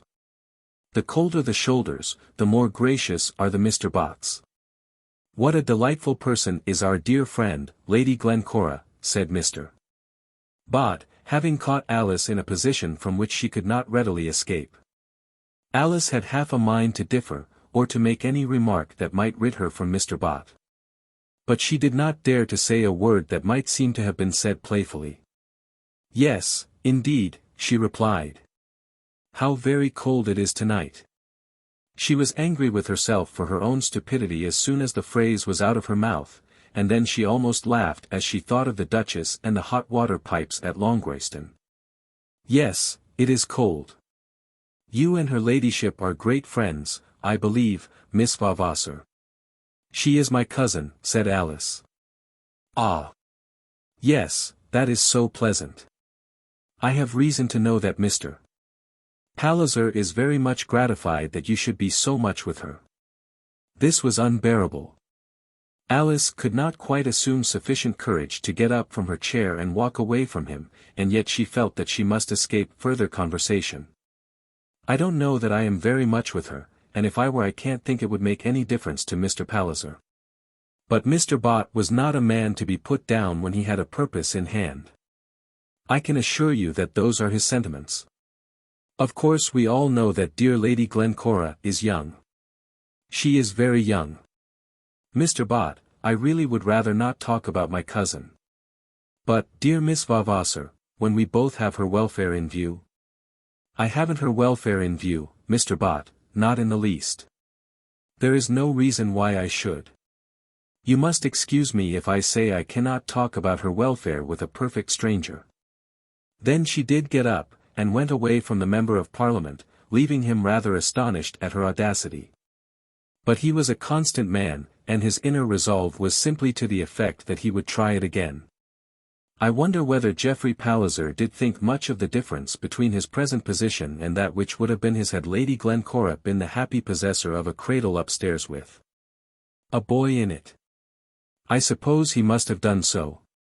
It is hardly possible that any man should not be alive to the importance of such a chance. His own present position was one of the most unfortunate which can fall to the lot of a man. His father, the Duke's youngest brother, had left him about 600 a year, and had left him also a taste for living with people of 6,000. The propriety of earning his bread had never been put before him. His father had been in Parliament, and had been the most favoured son of the old Duke, who for some years before his death had never spoken to him who now reigned over the house of the Pallisers. Geoffrey's father had been brought up at Matching Priory as scions of ducal houses are brought up, and on the old man's death had been possessed of means sufficient to go on in the same path, though with difficulty. His brother had done something for him, and at various times he had held some place near the throne. But on his death, when the property left behind him was divided between his son and 3 daughters, Geoffrey Palliser became possessed of the income above stated. Of course he could live on it, and as during the winter months of the year a home was found for him free of cost, he could keep hunters, and live as rich men live. But he was a poor, embarrassed man, without prospects, until this fine ducal prospect became opened to him by the want of that cradle at Matching Priory. But the prospect was no doubt very distant. Lady Glencora might yet have as many sons as Hecuba. Or she might die, and some other more fortunate lady might become the mother of his cousin's heir. Or the Duke might marry and have a son. And, moreover, his cousin was only 1 year older than himself, and the great prize, if it came his way, might not come for 40 years as yet. Nevertheless his hand might now be acceptable in quarters where it would certainly be rejected had Lady Glencora possessed that cradle upstairs. We cannot but suppose that he must have made some calculations of this nature. It is a pity you should do nothing all your life, his cousin Plantagenet said to him one morning just at this time. Geoffrey had sought the interview in his cousin's room, and I fear had done so with some slight request for ready money. What am I to do? Said Geoffrey. At any rate you might marry. Oh, yes. I could marry. There's no man so poor but what he can do that. The question would be how I might like the subsequent starvation. I don't see that you need starve. Though your own fortune is small, it is something, and many girls have fortunes of their own. Geoffrey thought of Lady Glencora, but he made no allusion to her in speech. I don't think I'm very good at that kind of thing, he said. When the father and mother came to ask of my house and my home I should break down. I don't say it as praising myself. Indeed, quite the reverse, but I fear I have not a mercenary tendency. That's nonsense. Oh, yes, quite so. I admit that. Men must have mercenary tendencies or they would not have bread. The man who ploughs that he may live does so because he, luckily, has a mercenary tendency. Just so. But you see I am less lucky than the ploughman. There is no vulgar error so vulgar, that is to say, common or erroneous, as that by which men have been taught to say that mercenary tendencies are bad. A desire for wealth is the source of all progress. Civilization comes from what men call greed. Let your mercenary tendencies be combined with honesty and they cannot take you astray. This the future Chancellor of the Exchequer said with much of that air and tone of wisdom which a Chancellor of the Exchequer ought to possess. But I haven't got any such tendencies, said Geoffrey. Would you like to occupy a farm in Scotland, said Plantagenet Palliser. And pay rent? You would have to pay rent of course. Thank you, no. It would be dishonest, as I know I should never pay it. You are too old, I fear, for the public service. You mean a desk in the Treasury, with 100 a year? Yes, I think I am too old. But have you no plan of your own? Not much of one. Sometimes I have thought I would go to New Zealand. You would have to be a farmer there. No, I shouldn't do that. I should get up in opposition to the government and that sort of thing, and then they would buy me off and give me a place. That does very well here, Geoffrey, if a man can get into Parliament and has capital enough to wait, but I don't think it would do out there. Would you like to go into Parliament? What, here? Of course I should. Only I should be sure to get terribly into debt. I don't owe very much, now, not to speak of, except what I owe you. You owe nothing to me, said Plantagenet, with some little touch of magniloquence in his tone. No, don't speak of it. I have no brother, and between you and me it means nothing. You see, Geoffrey, it may be that I shall have to look to you as my heir, in short. Hereupon Geoffrey muttered something as to the small probability of such necessity, and as to the great remoteness of any result even if it were so. That's all true, said the elder heir of the Pallisers, but still. In short, I wish you would do something. Do you think about it, and then some day speak to me again. Geoffrey, as he left his cousin with a cheque for £500 in his waistcoat pocket, thought that the interview which had at one time taken important dimensions had not been concluded altogether satisfactorily. A seat in Parliament. Yes, indeed. If his cousin would so far use his political, monetary, or ducal interest as to do that for him. As to give him something of the status properly belonging to the younger son of the house, then indeed life would have some charms for him. But as for the farm in Scotland, or a desk at an office in London, his own New Zealand plan would be better than those. And then as he went along of course he bethought himself that it might be his lot yet to die, and at least to be buried, in the purple, as a Duke of Omnium. If so, certainly it would be his duty to prepare another heir, and leave a duke behind him, if it were possible. Are you going to ride with us after lunch? Said Lady Glencora to him as he strolled into the drawing-room. No, said Geoffrey, I'm going to study. To do what? Said Lady Glencora. To study. Or rather I shall spend today in sitting down and considering what I will study. My cousin has just been telling me that I ought to do something. So you ought, said Iphigenia energetically from her writing desk. But he didn't seem to have any clear opinion what it ought to be. You see there can't be two Chancellors of the Exchequer at the same time. Mrs. Sparks, what ought a young man like me to set about doing? Go into Parliament, I should say, said Mrs. Sparks. Ah, yes, exactly. He had some notion of that kind, too, but he didn't name any particular place. I think I'll try the City of London. They've four there, and of course the chance of getting in would thereby be doubled. I thought that commercial men were generally preferred in the city, said the Duchess, taking a strong and good-natured interest in the matter. Mr. Palliser means to make a fortune in trade as a preliminary, said Mrs. Sparks. "I don't think he meant anything of the kind," said the Duchess. "At any rate I have got to do something, so I can't go and ride," said Geoffrey. "And you ought to do something," said Iphigenia from her desk. Twice during this little conversation Lady Glencora had looked up, catching Alice's eye, and Alice had well known what she had meant. "You see," the glance had said, "Plantagenet is beginning to take an interest in his cousin, and you know why. The man who is to be the father of the future dukes must not be allowed to fritter away his time in obscurity. Had I that cradle upstairs Geoffrey might be as idle as he pleased." Alice understood it well. Of course Geoffrey did join the riding party. "What is a man like me to do who wants to do something?" he said to Alice. Alice was quite aware that Lady Glencora had contrived some little scheme that Mr. Palliser should be riding next to her.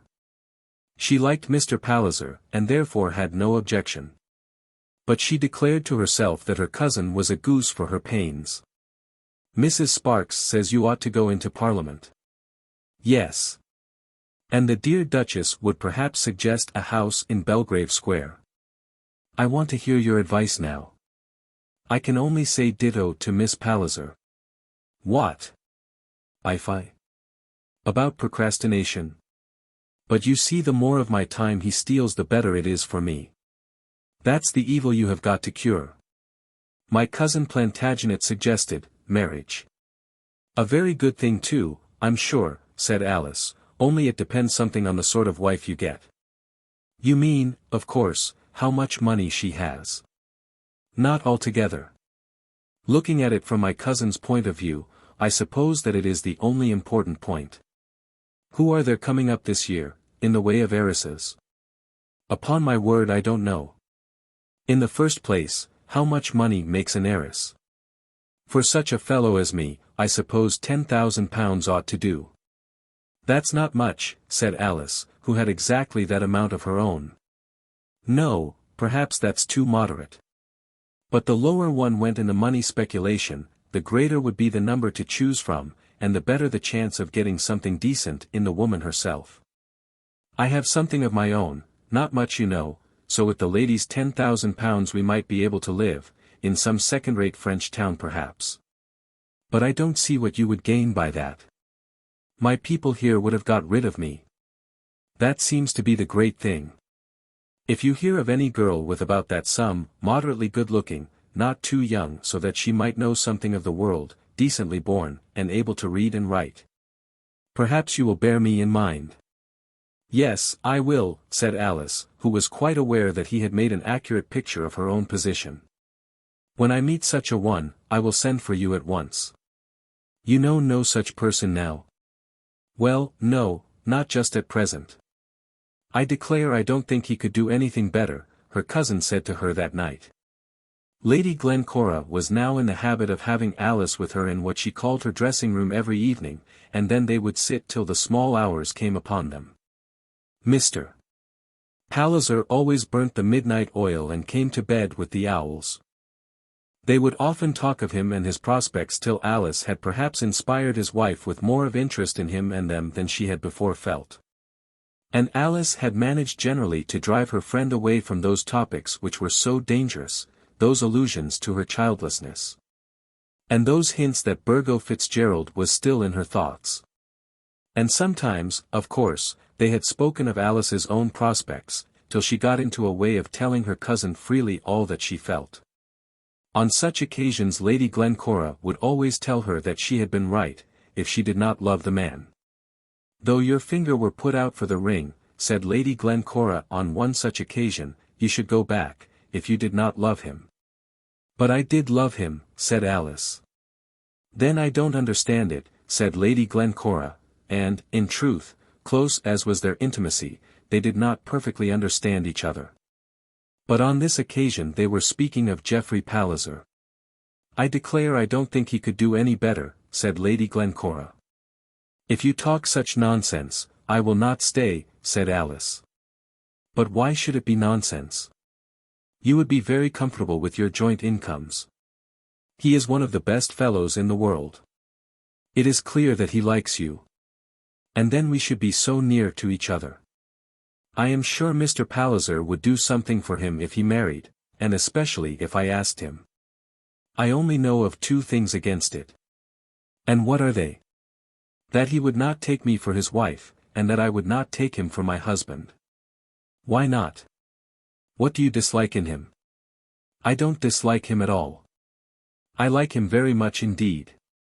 But one can't marry all the people one likes. But what reason is there why you shouldn't marry him? This chiefly, said Alice, after a pause. That I have just separated myself from a man whom I certainly did love truly, and that I cannot transfer my affections quite so quickly as that. As soon as the words were out of her mouth she knew that they should not have been spoken. It was exactly what Glencora had done. She had loved a man and had separated herself from him and had married another all within a month or two.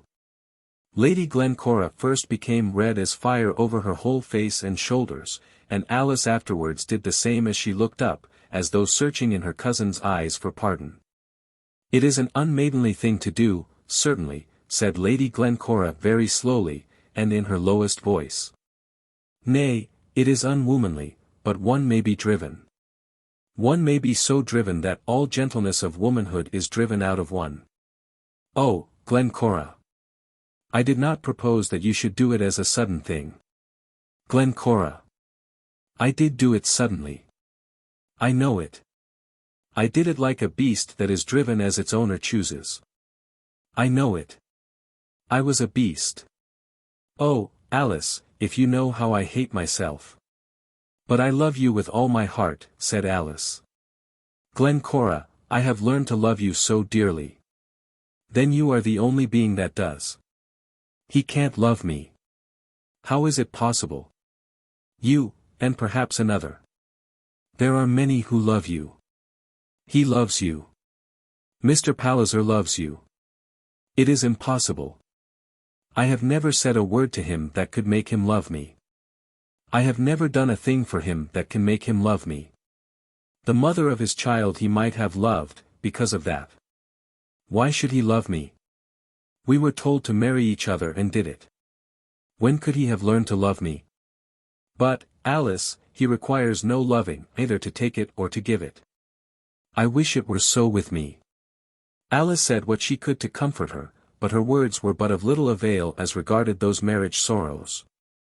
Forgive you, at last Glencora said. What have I to forgive? You don't suppose I do not know it all, and think of it all without the chance of some stray word like that. Forgive you.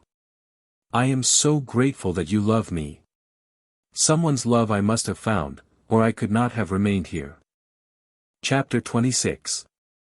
Lady Midlothian. A week or 10 days after this, Alice, when she came down to the breakfast parlour one morning, found herself alone with Mr. Bott. It was the fashion at Matching Priory for people to assemble rather late in the day. The nominal hour for breakfast was 10, and none of the ladies of the party were ever seen before that. Some of the gentlemen would breakfast earlier, especially on hunting mornings. And on some occasions the ladies, when they came together, would find themselves altogether deserted by their husbands and brothers. On this day it was fated that Mr. Bott alone should represent the sterner sex, and when Alice entered the room he was standing on the rug with his back to the fire, waiting till the appearance of some other guest should give him the sanction necessary for the commencement of his morning meal. Alice, when she saw him, would have retreated had it been possible, for she had learned to dislike him greatly, and was, indeed, almost afraid of him. But she could not do so without making her flight too conspicuous. "Do you intend to prolong your stay here, Miss Vavasor?" said Mr. Bott, taking advantage of the first moment at which she looked up from a letter which she was reading. "For a few more days, I think," said Alice. "Ah, I'm glad of that. Mr. Palliser has pressed me so much to remain till he goes to the Duke's, that I cannot get away sooner. As I am an unmarried man myself, I can employ my time as well in one place as in another. At this time of the year at least." "You must find that very convenient," said Alice. "Yes, it is convenient. You see in my position, parliamentary position, I mean, I am obliged, as a public man, to act in concert with others. A public man can be of no service unless he is prepared to do that. We must give and take, you know, Miss Vavasor. As Miss Vavasor made no remark in answer to this, Mr. Bott continued, I always say to the men of my party, of course I regard myself as belonging to the extreme radicals. Oh, indeed, said Alice. Yes. I came into Parliament on that understanding. And I have never seen any occasion as yet to change any political opinion that I have expressed. But I always say to the gentlemen with whom I act, that nothing can be done if we don't give and take. I don't mind saying to you, Miss Vavasor, that I look upon our friend, Mr. Palliser, as the most rising public man in the country. I do, indeed. I am happy to hear you say so, said his victim, who found herself driven to make some remark. And I, as an extreme radical, do not think I can serve my party better than by keeping in the same boat with him, as long as it will hold the two. He'll make a government hack of you, a friend of mine said to me the other day. And I'll make a Manchester school prime minister of him, I replied. I rather think I know what I'm about, Miss Vavasor. No doubt, said Alice. And so does he, and so does he. Mr. Palliser is not the man to be led by the nose by anyone. But it's a fair system of give and take. You can't get on in politics without it. What a charming woman is your relative, Lady Glencora. I remember well what you said to me the other evening. Do you? Said Alice. And I quite agree with you that confidential intercourse regarding dear friends should not be lightly made. Certainly not, said Alice. But there are occasions, Miss Vavasor, there are occasions when the ordinary laws by which we govern our social conduct must be made somewhat elastic.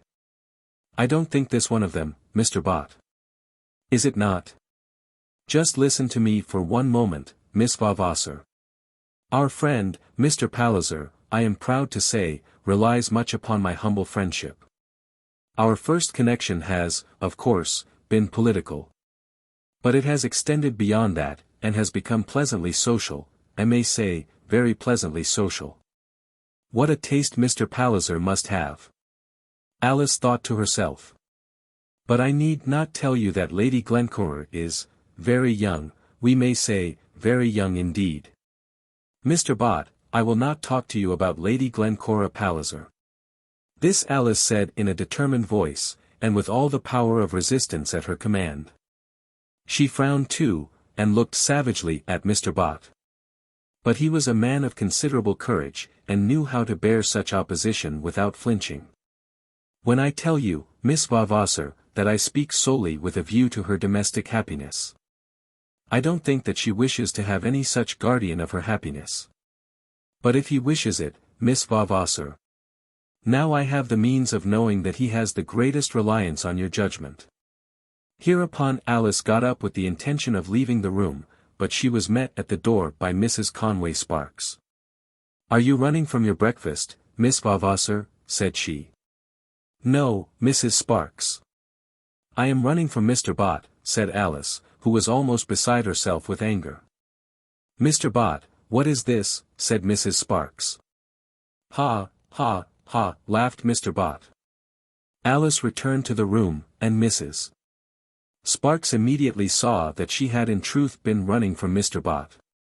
I hope I shall be able to keep the peace, said she. I trust his offence was not one that requires special punishment. Ha, ha, ha, again laughed Mr. Bott, who rather liked his position. Alice was very angry with herself, feeling that she had told more of the truth to Mrs. Sparkes than she should have done, unless she was prepared to tell the whole. As it was, she wanted to say something, and did not know what to say. But her confusion was at once stopped by the entrance of Lady Glencora. Mrs. Sparkes, good morning, said Lady Glencora. I hope nobody has waited breakfast. Good morning, Mr. Bott. Oh, Alice. What is the matter? Said Alice, going up to her. Oh, Alice, such a blow. But Alice could see that her cousin was not quite in earnest. That the new trouble, though it might be vexatious, was no great calamity. "Come here," said Lady Glencora, and they both went into an embrasure of the window.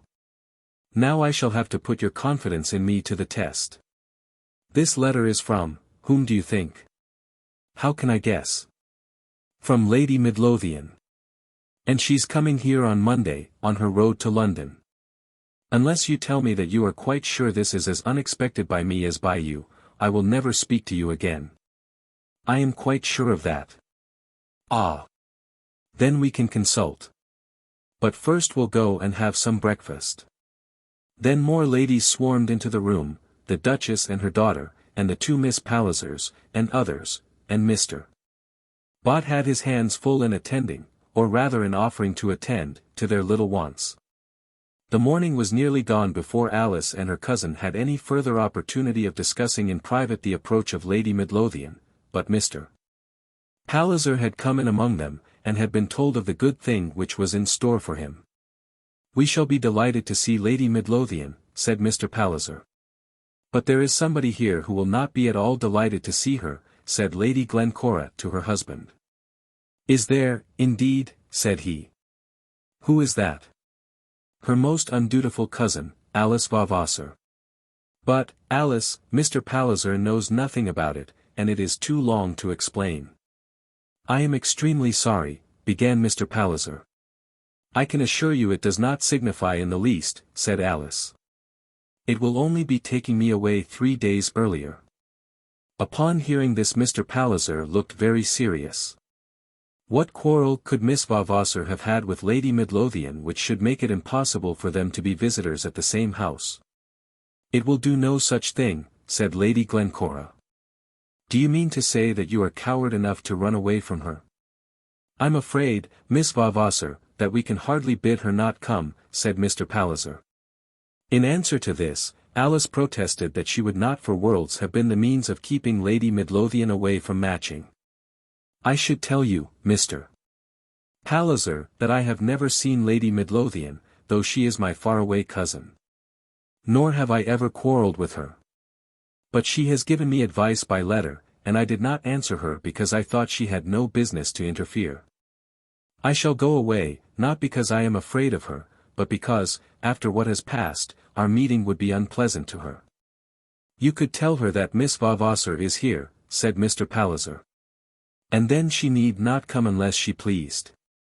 The matter was so managed at last that Alice found herself unable to leave Matching without making more of Lady Midlothian's coming than it was worth. It would undoubtedly be very disagreeable, this unexpected meeting with her relative, but, as Lady Glencora said, Lady Midlothian would not eat her. In truth, she felt ashamed of herself in that she was afraid of her relative. No doubt she was afraid of her. So much she was forced to admit to herself. But she resolved at last that she would not let her drive her out of the house. "Is Mr. Bott an admirer of your cousin?" Mrs. Sparkes said that evening to Lady Glencora. "A very distant one I should think," said Lady Glencora. "Goodness gracious," exclaimed an old lady who had been rather awed by Alice's intimacy and cousinship with Lady Glencora. "It's the very last thing I should have dreamt of." "But I didn't dream it, first or last," said Mrs. Sparkes. "Why do you ask?" said Lady Glencora. "Don't suppose that I am asking whether Miss Vavasor is an admirer of his," said Mrs. Sparkes. "I have no suspicion of that nature. I rather think that when he plays Bacchus she plays Ariadne, with full intention of flying from him in earnest." "Is Mr. Bott inclined to play Bacchus?" asked Lady Glencora. "I rather thought he was this morning. If you observe, he has something of a godlike and triumphant air about him." "I don't think his godship will triumph there," said Lady Glencora. "I really think she would be throwing herself very much away," said the old lady. "Miss Vavasor is not at all disposed to do that," said Mrs. Sparkes. Then that conversation was allowed to drop. On the following Monday, Lady Midlothian arrived. The carriage was sent to meet her at the station about 3 o'clock in the afternoon, and Alice had to choose whether she would undergo her first introduction immediately on her relative's arrival, or whether she would keep herself out of the way till she should meet her in the drawing-room before dinner. "I shall receive her when she comes," said Lady Glencora, and of course will tell her that you are here. Yes, that will be best, and, dear me, I declare I don't know how to manage it. I'll bring her to you in my room if you like it. No, that would be too solemn, said Alice. That would make her understand that I thought a great deal about her. Then we'll let things take their chance, and you shall come across her just as you would any other stranger. It was settled at last that this would be the better course, but that Lady Midlothian was to be informed of Alice's presence at the Priory as soon as she should arrive. Alice was in her own room when the carriage in which sat the unwelcome old lady was driven up to the hall door. She heard the wheels plainly, and knew well that her enemy was within the house. She had striven hard all the morning to make herself feel indifferent to this arrival, but had not succeeded. And was angry with herself at finding that she sat upstairs with an anxious heart, because she knew that her cousin was in the room downstairs. What was Lady Midlothian to her that she should be afraid of her? And yet she was very much afraid of Lady Midlothian. She questioned herself on the subject over and over again, and found herself bound to admit that such was the fact.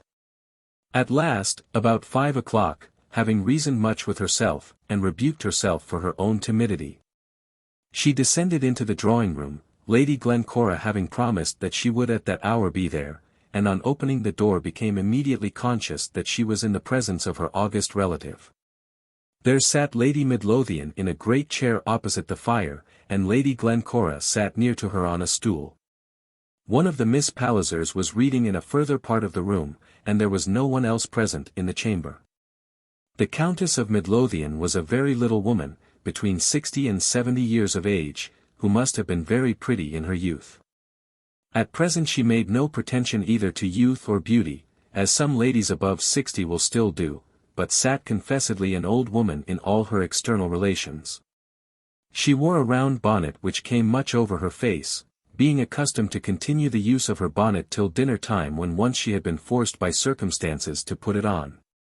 She wore a short cloak which fitted close to her person, and, though she occupied a great armchair, sat perfectly upright, looking at the fire. Very small she was, but she carried in her grey eyes and sharp-cut features a certain look of importance which saved her from being considered as small in importance. Alice, as soon as she saw her, knew that she was a lady over whom no easy victory could be obtained. "Here is Alice," said Lady Glencora, rising as her cousin entered the room. "Alice, let me introduce you to Lady Midlothian." Alice, as she came forward, was able to assume an easy demeanour, even though her heart within was failing her. She put out her hand, leaving it to the elder lady to speak the first words of greeting. "I am glad at last to be able to make your acquaintance, my dear," said Lady Midlothian, "very glad." But still Alice did not speak. "Your aunt, Lady Macleod, is one of my oldest friends, and I have heard her speak of you very often." "And Lady Macleod has often spoken to me of your ladyship," said Alice. "Then we know each other's names," said the Countess. "And it will be well that we should be acquainted with each other's persons. I am becoming an old woman, and if I did not learn to know you now, or very shortly, I might never do so." Alice could not help thinking that even under those circumstances neither might have had, so far as that was concerned, much cause of sorrow, but she did not say so. She was thinking altogether of Lady Midlothian's letter to her, and trying to calculate whether or no it would be well for her to rush away at once to the subject. That Lady Midlothian would mention the letter, Alice felt well assured, and when could it be better mentioned than now, in Glencora's presence, when no other person was near them to listen to her. "You are very kind," said Alice. "I would wish to be so," said Lady Midlothian. "Blood is thicker than water, my dear. And I know no earthly ties that can bind people together if those of family connection will not do so. Your mother, when she and I were young, was my dearest friend." "I never knew my mother," said Alice, feeling, however, as she spoke, that the strength of her resistance to the old woman was beginning to give way. "No, my dear, you never did. And that is to my thinking another reason why they who loved her should love you. But Lady Macleod is your nearest relative, on your mother's side, I mean, and she has done her duty by you well. Indeed she has, Lady Midlothian. She has, and others, therefore, have been the less called upon to interfere. I only say this, my dear, in my own vindication, feeling, perhaps, that my conduct needs some excuse. I'm sure Alice does not think that, said Lady Glencora. It is what I think rather than what Alice thinks that concerns my own shortcomings, said Lady Midlothian, with a smile which was intended to be pleasant. But I have wished to make up for former lost opportunities. Alice knew that she was about to refer to her letter, and trembled. I am very anxious now to be reckoned one of Alice Vavasor's friends, if she will allow me to become so. I can only be too proud, if. If what, my dear, said the old lady. I believe that she meant to be gracious, but there was something in her manner, or, perhaps, rather in her voice, so repellent, that Alice felt that they could hardly become true friends. If what, my dear? Alice means, began Lady Glencora. Let Alice say what she means herself, said Lady Midlothian. I hardly know how to say what I do mean, said Alice, whose spirit within her was rising higher as the occasion for using it came upon her. I am assured that you and I, Lady Midlothian, differ very much as to a certain matter. And as it is one in which I must be guided by my own opinion, and not that of any other person, perhaps. You mean about Mr. Grey? Yes, said Alice, I mean about Mr. Grey. I think so much about that matter, and your happiness as therein concerned, that when I heard that you were here I was determined to take Matching in my way to London. So that I might have an opportunity of speaking to you. Then you knew that Alice was here, said Lady Glencora. Of course I did.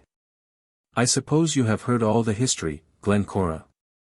Lady Glencora was forced to acknowledge that she had heard the history being poor Alice's treatment of Mr. Grey. And what do you think of it? Both Alice and her hostess looked round to the further end of the room in which Miss Palliser was reading, intending thus to indicate that the lady knew as yet none of the circumstances. And that there could be no good reason why she should be instructed in them at this moment.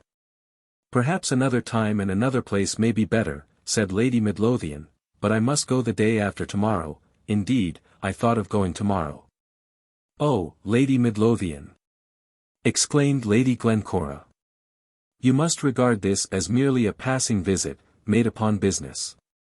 But, as I was saying, when shall I get an opportunity of speaking to Alice where we need not be interrupted? Lady Glencora suggested her room upstairs, and offered the use of it then, or on that night when the world should be about to go to bed. But the idea of this premeditated lecture was terrible to Alice, and she determined that she would not endure it. Lady Midlothian, it would really be of no use. Of no use, my dear. No, indeed. I did get your letter, you know. And as you have not answered it, I have come all this way to see you. I shall be so sorry if I give offence, but it is a subject which I cannot bring myself to discuss, she was going to say with a stranger. But she was able to check herself before the offensive word was uttered, which I cannot bring myself to discuss with anyone. But you don't mean to say that you won't see me? I will not talk upon that matter, said Alice. I will not do it even with Lady Macleod. No, said Lady Midlothian, and her sharp grey eyes now began to kindle with anger, and therefore it is so very necessary that other friends should interfere. But I will endure no interference, said Alice, either from persons who are friends or who are not friends. And as she spoke she rose from her chair. You must forgive me, Lady Midlothian, if I say that I can have no conversation with you on this matter. Then she walked out of the room, leaving the Countess and Lady Glencora together. As she went Miss Palliser lifted her eyes from her book, and knew that there had been a quarrel, but I doubt if she had heard any of the words which had been spoken. The most self-willed young woman I ever met in my life, said Lady Midlothian, as soon as Alice was gone. I knew very well how it would be, said Lady Glencora. But it is quite frightful, my dear. She has been engaged, with the consent of all her friends, to this young man. I know all about it. But you must think she is very wrong. I don't quite understand her, but I suppose she fears they would not be happy together. Understand her? I should think not, nobody can understand her. A young woman to become engaged to a gentleman in that way, before all the world, as one may say. To go to his house, as I am told, and talk to the servants, and give orders about the furniture and then turn round and simply say that she has changed her mind. She hasn't given the slightest reason to my knowledge. And Lady Midlothian, as she insisted on the absolute iniquity of Alice's proceedings, almost startled Lady Glencora by the eagerness of her countenance. Lady Midlothian had been one of those who, even now not quite 2 years ago, had assisted in obtaining the submission of Lady Glencora herself. Lady Midlothian seemed on the present occasion to remember nothing of this, but Lady Glencora remembered it very exactly. I shall not give it up, continued Lady Midlothian. I have the greatest possible objection to her father, who contrived to connect himself with our family in a most shameful manner, without the slightest encouragement. I don't think I have spoken to him since, but I shall see him now and tell him my opinion. Alice held her ground, and avoided all further conversation with Lady Midlothian. A message came to her through Lady Glencora imploring her to give way, but she was quite firm. "Goodbye to you," Lady Midlothian said to her as she went. "Even yet I hope that things may go right, and if so you will find that I can forget and forgive." "If perseverance merits success," said Lady Glencora to Alice, "she ought to succeed." "But she won't succeed," said Alice. Chapter 27. The Priory Ruins. Lady Midlothian went away on her road to London on the Wednesday morning, and Alice was to follow her on the next day. It was now December, and the weather was very clear and frosty, but at night there was bright moonlight. On this special night the moon would be full, and Lady Glencora had declared that she and Alice would go out amidst the ruins. It was no secret engagement, having been canvassed in public, and having been met with considerable discouragement by some of the party. Mr. Palliser had remarked that the night air would be very cold, and Mr. Bott had suggested all manner of evil consequences. Had Mr. Palliser alone objected, Lady Glencora might have given way, but Mr. Bott's word riveted her purpose. "We are not going to be frightened," Lady Glencora said. "People do not generally walk out at night in December," Mr. Palliser observed. "That's just the reason why we want to do it," said Lady Glencora. "But we shall wrap ourselves up, and nobody need be afraid. Geoffrey, we shall expect you to stand sentinel at the old gate, and guard us from the ghosts." Geoffrey Palliser, bargaining that he might be allowed a cigar, promised that he would do as he was bidden. The party at Matching Priory had by this time become very small. There were indeed no guests left, not counting those of the Palliser family, excepting Miss Vavasor, Mr. Bott, and an old lady who had been a great friend of Mr. Palliser's mother. It was past 10 in the evening when Lady Glencora declared that the time had arrived for them to carry out their purpose. She invited the two Miss Pallisers to join her, but they declined, urging their fear of the night air, and showing by their manner that they thought the proposition a very imprudent one. Mr. Bott offered to accompany them, but Lady Glencora declined his attendance very stoutly. "No, indeed, Mr. Bott.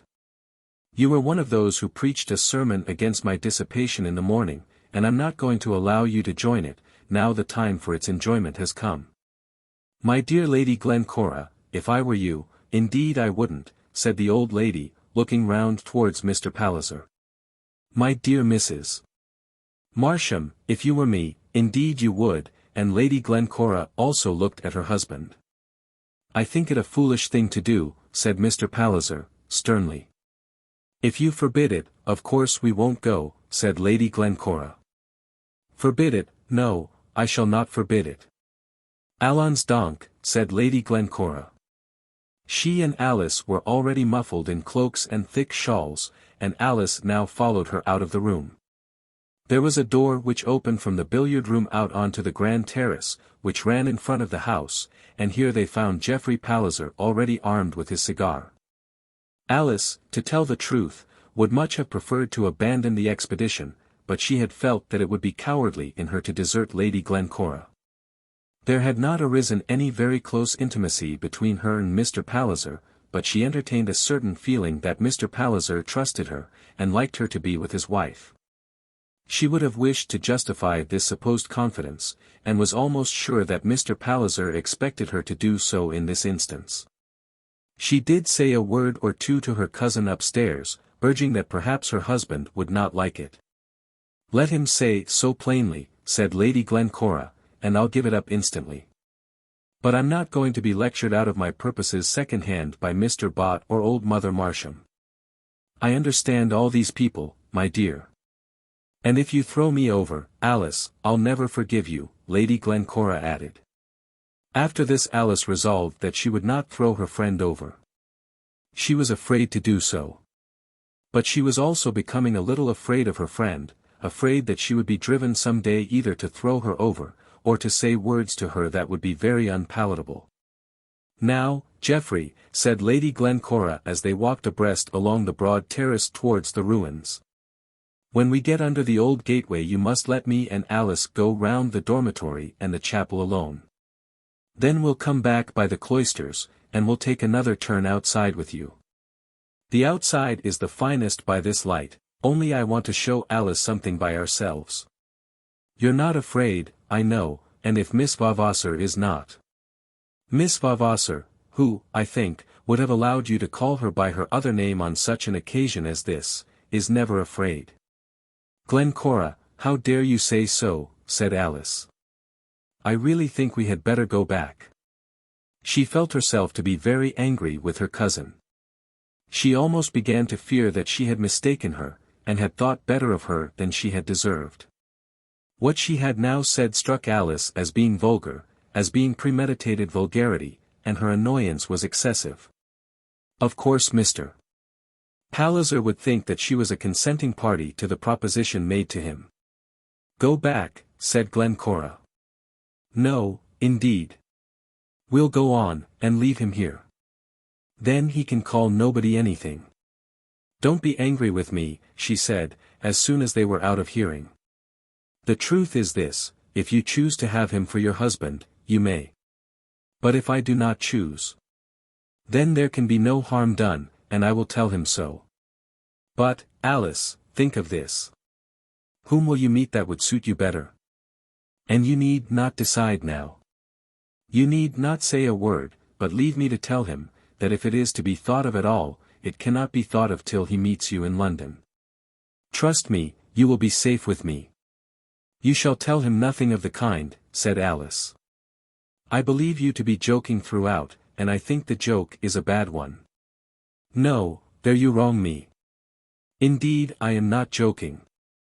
I know that in what I am saying I am telling you the simple truth. He has said enough to me to justify me in saying so. Alice, think of it all.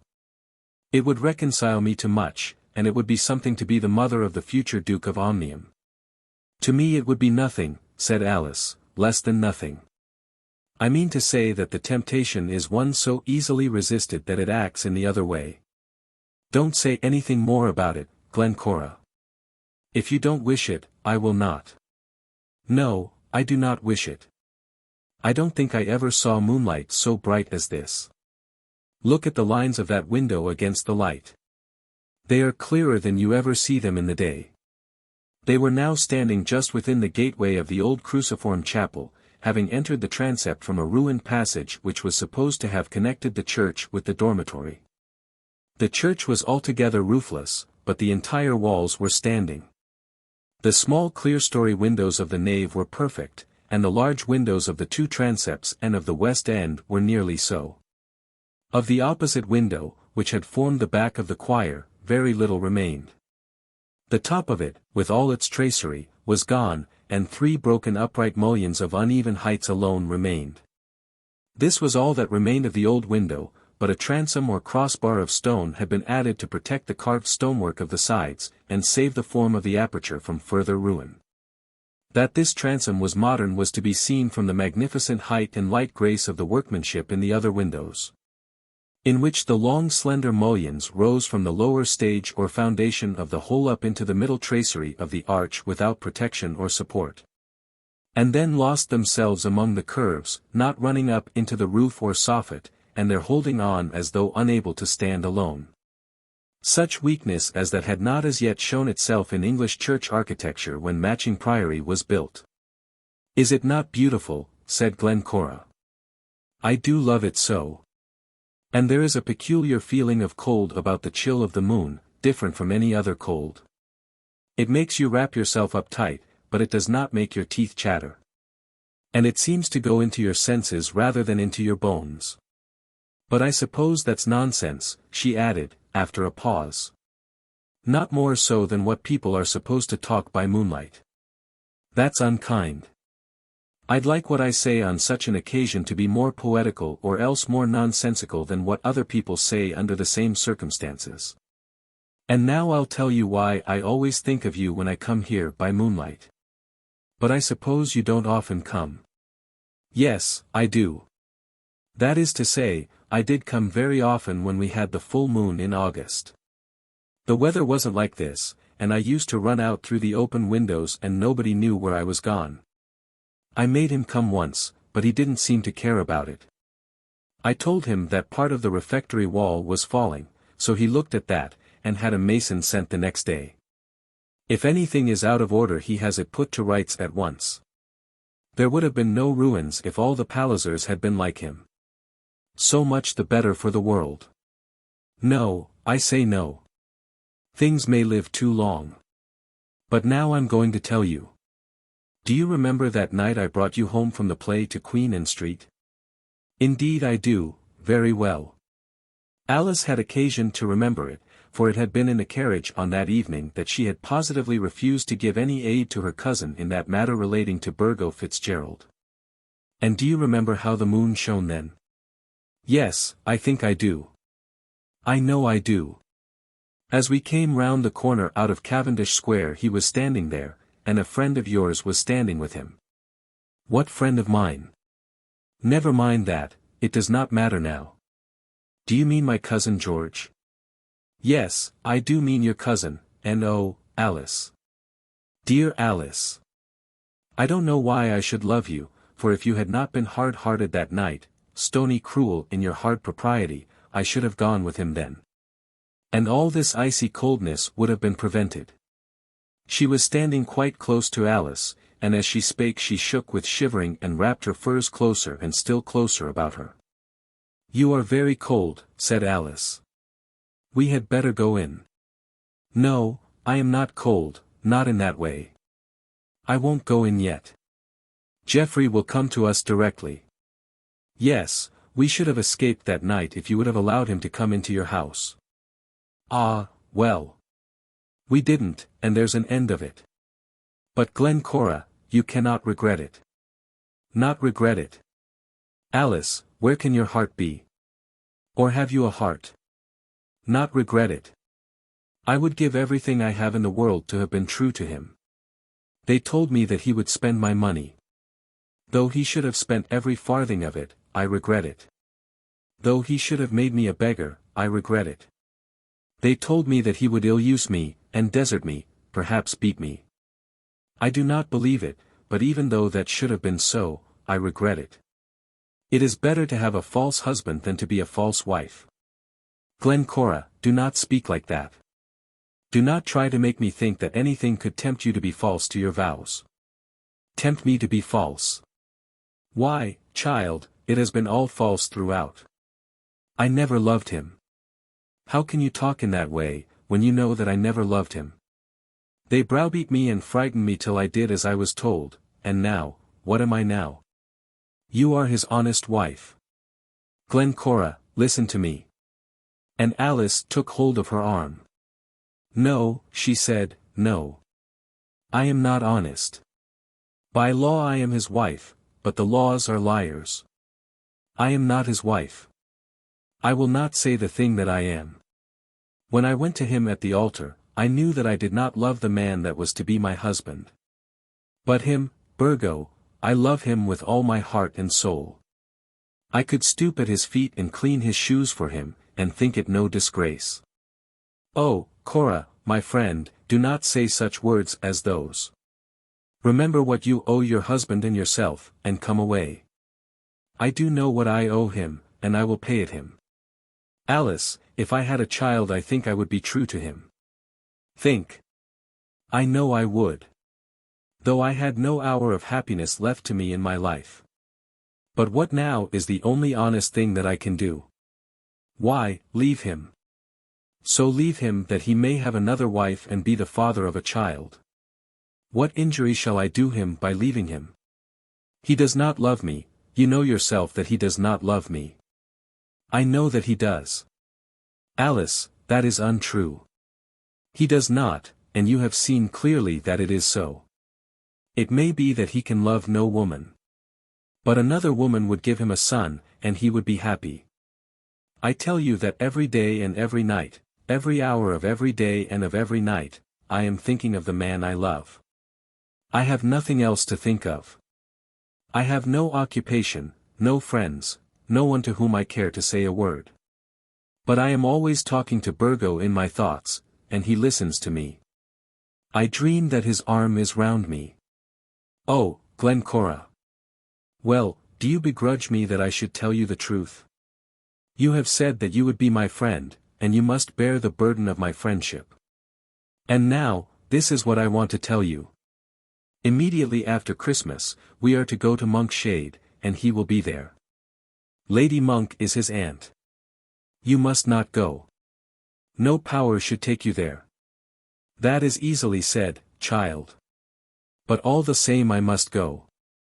I told Mr. Palliser that he would be there, and he said it did not signify. He actually said that it did not signify. I wonder whether he understands what it is for people to love each other, whether he has ever thought about it. You must tell him plainly that you will not go. I did. I told him plainly as words could tell him. Glencora, he said, and you know the way he looks when he means to be lord and master, and put on the very husband indeed. This is an annoyance which you must bear and overcome. It suits me that we should go to Monkshade, and it does not suit me that there should be anyone whom you are afraid to meet. Could I tell him that he would lose his wife if I did go? Could I threaten him that I would throw myself into Burgo's arms if that opportunity were given to me? You are very wise, and very prudent. What would you have had me say? I would have you now tell him everything, rather than go to that house. Alice, look here. I know what I am, and what I am like to become. I loathe myself, and I loathe the thing that I am thinking of. I could have clung to the outside of a man's body, to his very trappings, and loved him 10 times better than myself. Even though he had ill-treated me, if I had been allowed to choose a husband for myself. Burgo would have spent my money, all that it would have been possible for me to give him. But there would have been something left, and I think that by that time I could have won even him to care for me. But with that man. Alice, you are very wise. What am I to do? Alice had no doubt as to what her cousin should do. She should be true to her marriage vow, whether that vow when made were true or false. She should be true to it as far as truth would now carry her. And in order that she might be true, she should tell her husband as much as might be necessary to induce him to spare her the threatened visit to Monkshade. All that she said to Lady Glencora, as they walked slowly across the chapel. But Lady Glencora was more occupied with her own thoughts than with her friend's advice. Here's Geoffrey, she said.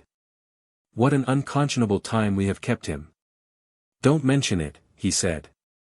And I shouldn't have come to you now, only that I thought I should find you both freezing into marble. We are not such cold-blooded creatures as that, are we, Alice, said Lady Glencora. And now we'll go round the outside. Only we must not stay long, or we shall frighten those 2 delicious old duennas, Mrs. Marsham and Mr. Bott. These last words were said as it were in a whisper to Alice. But they were so whispered that there was no real attempt to keep them from the ears of Mr. Geoffrey Palliser. Glencora, Alice thought, should not have allowed the word duenna to have passed her lips in speaking to anyone, but, above all, she should not have done so in the hearing of Mr. Palliser's cousin. They walked all round the ruin, on a raised gravel path which had been made there.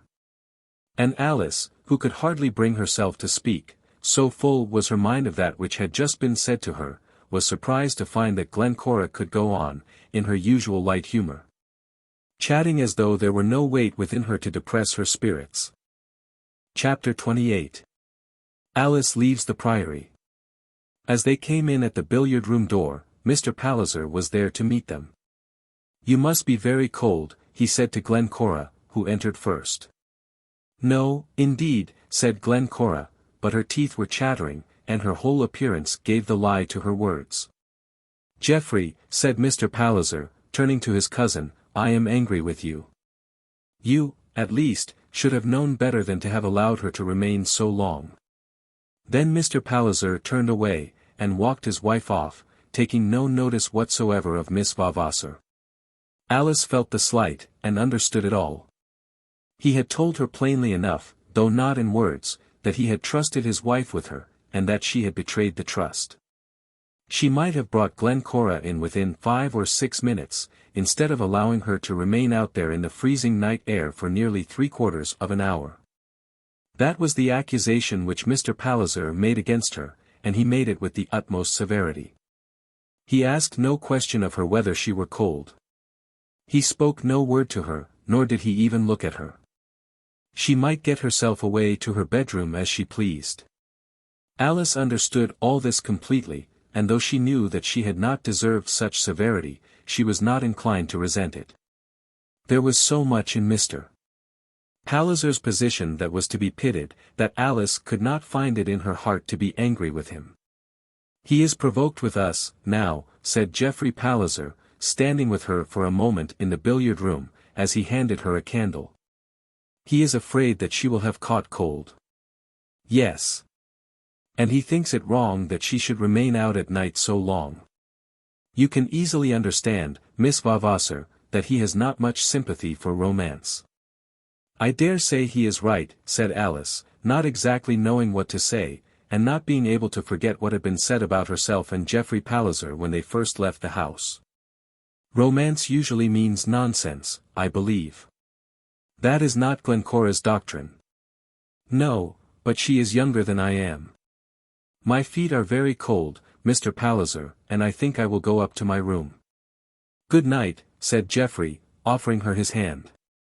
"I think it's so hard that you should have incurred his displeasure." "It will not hurt me," said Alice, smiling. "No, but he does not forget. Even that will not hurt me. Good night, Mr. Palliser." "As it is the last night, may I say good night, Alice? I shall be away tomorrow before you are up." He still held her hand. But it had not been in his for half a minute, and she had thought nothing of that, nor did she draw it away even now suddenly. "No," said she, "Glencora was very wrong there, doing an injury without meaning it to both of us. There can be no possible reason why you should call me otherwise than is customary. Can there never be a reason?" "No, Mr. Palliser. Good night, and if I am not to see you tomorrow morning, good-bye." "You will certainly not see me tomorrow morning. Good-bye." Had it not been for this folly of Glencora's, our acquaintance would have been very pleasant. To me it has been very pleasant. Good night. Then she left him, and went up alone to her own room. Whether or no other guests were still left in the drawing-room she did not know, but she had seen that Mr. Palliser took his wife upstairs, and therefore she considered herself right in presuming that the party was broken up for the night. Mr. Palliser, Plantagenet Palliser, according to all rules of courtesy should have said a word to her as he went. But, as I have said before, Alice was disposed to overlook his want of civility on this occasion. So she went up alone to her room, and was very glad to find herself able to get close to a good fire. She was, in truth, very cold, cold to her bones, in spite of what Lady Glencora had said on behalf of the moonlight. They two had been standing all but still during the greater part of the time that they had been talking, and Alice, as she sat herself down, found that her feet were numbed with the damp that had penetrated through her boots. Certainly Mr. Palliser had reason to be angry that his wife should have remained out in the night air so long, though perhaps not with Alice. And then she began to think of what had been told her. and to try to think of what, under such circumstances, it behoved her to do. She could not doubt that Lady Glencora had intended to declare that, if opportunity offered itself, she would leave her husband, and put herself under the protection of Mr. Fitzgerald. And Alice, moreover, had become painfully conscious that the poor deluded unreasoning creature had taught herself to think that she might excuse herself for this sin to her own conscience by the fact that she was childless. And that she might thus give to the man who had married her an opportunity of seeking another wife who might give him an heir. Alice well knew how insufficient such an excuse would be even to the wretched woman who had framed it for herself. But still it would operate, manifestly had already operated, on her mind, teaching her to hope that good might come out of evil. Alice, who was perfectly clear-sighted as regarded her cousin, however much impaired her vision might have been with reference to herself, saw nothing but absolute ruin. Ruin of the worst and most intolerable description, in the plan which Lady Glencora seemed to have formed. To her it was black in the depths of hell, and she knew that to Glencora also it was black. "I loathe myself," Glencora had said, "and the thing that I am thinking of." What was Alice to do under these circumstances? Mr. Palliser, she was aware, had quarrelled with her, for in his silent way he had first shown that he had trusted her as his wife's friend. And then, on this evening, he had shown that he had ceased to trust her. But she cared little for this. If she told him that she wished to speak to him, he would listen, let his opinion of her be what it might, and having listened he would surely act in some way that would serve to save his wife. What Mr. Palliser might think of herself, Alice cared but little. But then there came to her an idea that was in every respect feminine, that in such a matter she had no right to betray her friend. When one woman tells the story of her love to another woman, the confidante always feels that she will be a traitor if she reveals the secret. Had Lady Glencora made Alice believe that she meditated murder, or robbery, Alice would have had no difficulty in telling the tale, and thus preventing the crime. But now she hesitated, feeling that she would disgrace herself by betraying her friend. And, after all, was it not more than probable that Glencora had no intention of carrying out a threat the very thought of which must be terrible to herself? As she was thinking of all this, sitting in her dressing-gown close over the fire, there came a loud knock at the door, which, as she had turned the key, she was forced to answer in person. She opened the door, and there was Iphigenia Palliser, Geoffrey's cousin, and Mr. Palliser's cousin. "Miss Vavasor," she said, "I know that I am taking a great liberty, but may I come into your room for a few minutes? I so much wish to speak to you." Alice of course bade her enter, and placed a chair for her by the fire. Alice Vavasor had made very little intimacy with either of the two Miss Pallisers. It had seemed to herself as though there had been two parties in the house, and that she had belonged to the one which was headed by the wife. Whereas the Miss Pallisers had been naturally attached to that of the husband. These ladies, as she had already seen, almost idolized their cousin. And though Plantagenet Palliser had till lately treated Alice with the greatest personal courtesy, there had been no intimacy of friendship between them. And consequently none between her and his special adherents. Nor was either of these ladies prone to sudden friendship with such a one as Alice Vavasor. A sudden friendship with a snuffy president of a foreign learned society, with some personally unknown lady employed on female emigration, was very much in their way. But Alice had not shown herself to be useful or learned, and her special intimacy with Lady Glencora had marked her out as in some sort separated from them and their ways. "I know that I am intruding," said Miss Palliser, as though she were almost afraid of Alice. "Oh dear, no," said Alice. "If I can do anything for you I shall be very happy. You are going tomorrow, and if I did not speak to you now I should have no other opportunity. Glencora seems to be very much attached to you, and we all thought it so good a thing that she should have such a friend. I hope you have not all changed your minds," said Alice, with a faint smile, thinking as she spoke that the "all" must have been specially intended to include the master of the house. "Oh, no. By no means. I did not mean that. My cousin, Mr. Palliser, I mean, liked you so much when you came. And he does not like me quite so much now, because I went out in the moonlight with his wife. Isn't that it? Well, no, Miss Vavasor. I had not intended to mention that at all. I had not indeed. I have seen him certainly since you came in, just for a minute, and he is vexed. But it is not about that I would speak to you. I saw plainly enough that he was angry with me. He thought you would have brought her in earlier. And why should he think that I can manage his wife? She was the mistress out there as she is in here. Mr. Palliser has been unreasonable. Not that it signifies. I don't think he has been unreasonable, I don't, indeed, Miss Vavasor. He has certainly been vexed. Sometimes he has much to vex him. You see, Glencora is very young. Mr. Bott also had declared that Lady Glencora was very young. It was probable, therefore, that special phrase had been used in some discussion among Mr. Palliser's party as to Glencora's foibles. So thought Alice as the remembrance of the word came upon her. She is not younger than when Mr. Palliser married her, Alice said. You mean that if a man marries a young wife he must put up with the trouble. That is a matter of course. But their ages, in truth, are very suitable. My cousin himself is not yet 30. When I say that Glencora is young, you mean that she is younger in spirit, and perhaps in conduct, than he had expected to find her. But you are not to suppose that he complains, Miss Vavasor. He is much too proud for that. I should hope so, said Alice, thinking of Mr. Bott.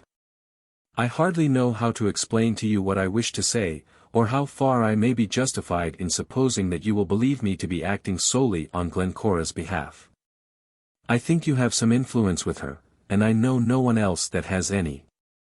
My friendship with her is not a very long date, Miss Palliser. I know it, but still there is the fact. Am I not right in supposing? In supposing what? In supposing that you had heard the name of Mr. Fitzgerald as connected with Glencora's before her marriage with my cousin? Alice paused a moment before she answered. Yes, I had, she then said. And I think you were agreed, with her other relations, that such a marriage would have been very dreadful. I never spoke of the matter in the presence of any relatives of Glencora's. You must understand, Miss Palliser, that though I am her far-away cousin, I do not even know her nearest connections.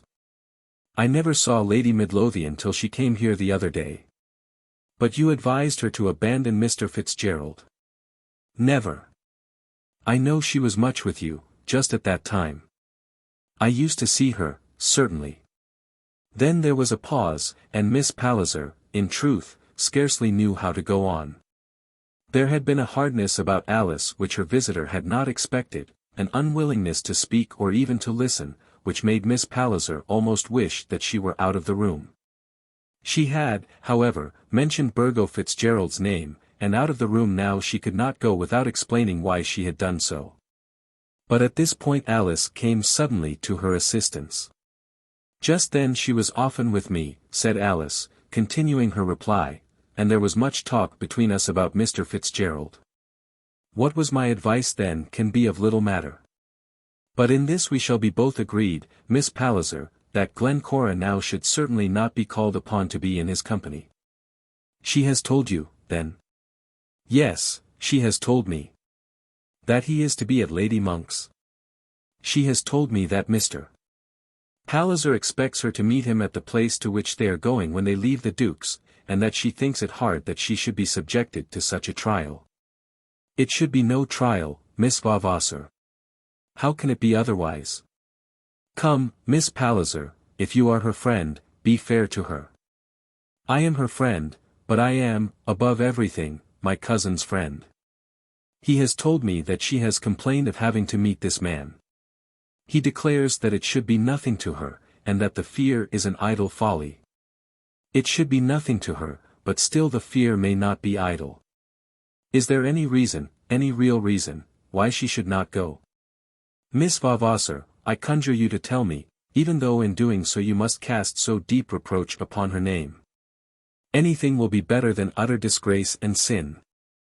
I conceive that I cast no reproach upon her in saying that there is great reason why she should not go to Monkshade. You think there is absolute grounds for interference? I must tell him, you know, openly what he would have to fear. I think, nay, Miss Palliser, I know, that there is ample reason why you should save her from being taken to Monkshade, if you have the power to do so. I can only do it, or attempt to do it, by telling him just what you tell me. Then tell him. You must have thought of that, I suppose, before you came to me. Yes, yes, Miss Vavasor. I had thought of it. No doubt I had thought of it. But I had believed all through that you would assure me that there was no danger. I believed that you would have said that she was innocent.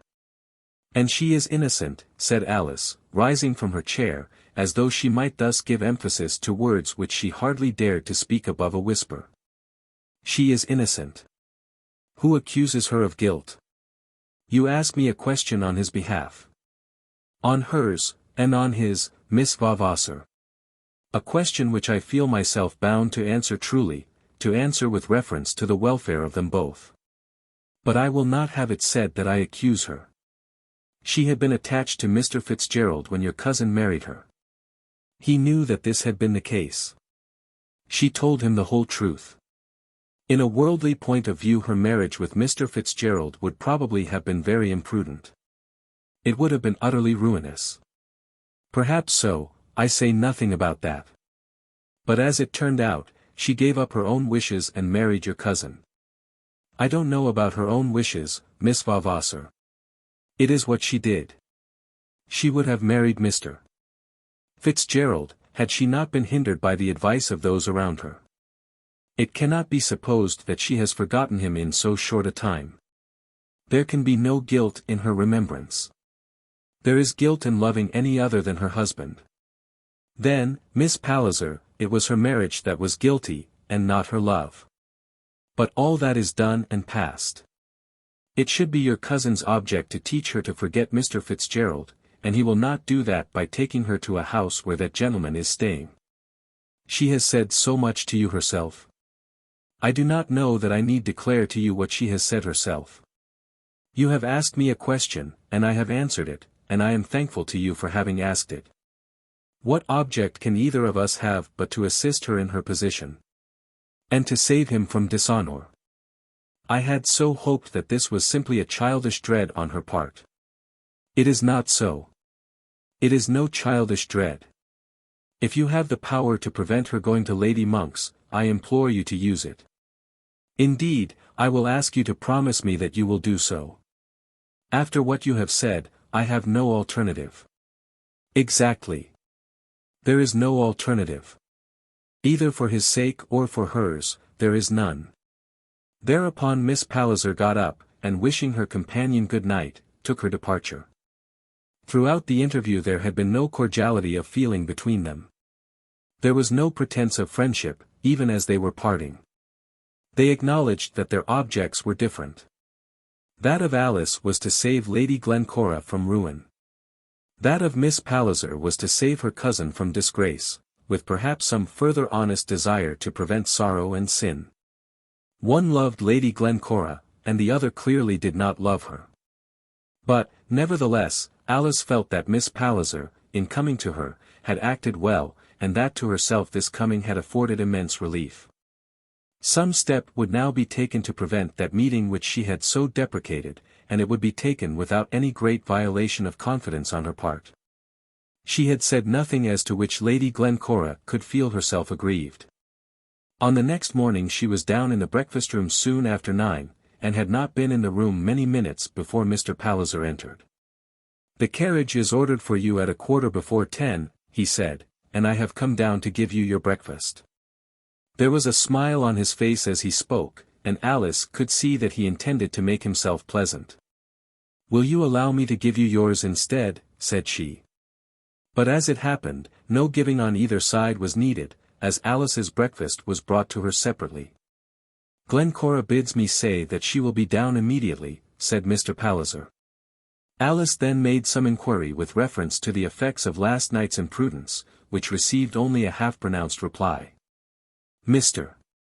Palliser was willing to be gracious, but did not intend to be understood as having forgiven the offence. The Miss Pallisers then came in together, and after them Mr. Bott, closely followed by Mrs. Marsham, and all of them made inquiries after Lady Glencora, as though it was to be supposed that she might probably be in a perilous state after what she had undergone on the previous evening. Mr. Bott was particularly anxious. The frost was so uncommonly severe, said he, that any delicate person like Lady Glencora must have suffered in remaining out so long. The insinuation that Alice was not a delicate person and that, as regarded her, the severity of the frost was of no moment, was very open, and was duly appreciated. Mr. Bott was aware that his great patron had in some sort changed his opinion about Miss Vavasor, and he was of course disposed to change his own. A fortnight since Alice might have been as delicate as she pleased in Mr. Bott's estimation. "I hope you do not consider Lady Glencora delicate," said Alice to Mr. Palliser. "She is not robust," said the husband. "By no means," said Mrs. Marsham. "Indeed, no," said Mr. Bott.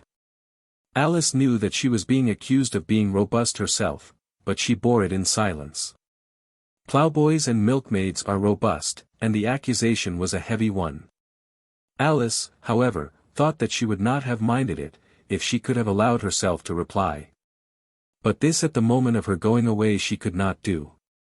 "I think she is as strong as the rest of us," said Iphigenia Palliser, who felt that after last night she owed something to Miss Vavasor. "As some of us," said Mr. Bott, determined to persevere in his accusation.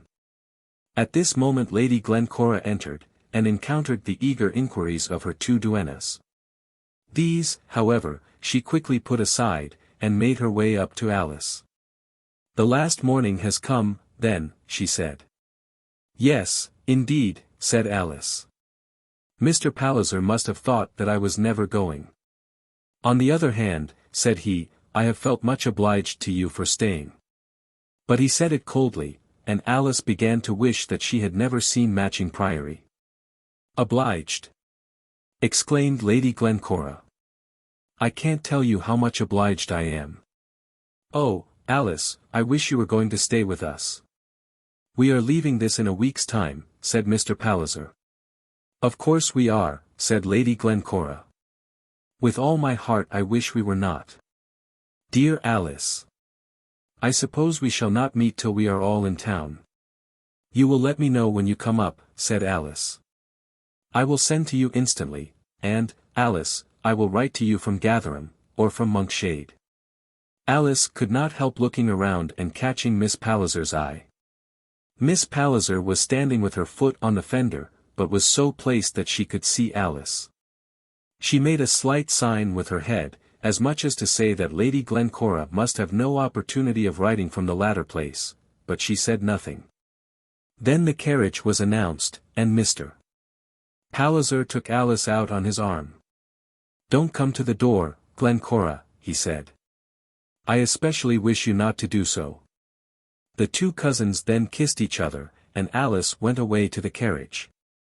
"Goodbye, Miss Vavasor," said Mr. Palliser, but he expressed no wish that he might see her again as his guest at Matching Priory.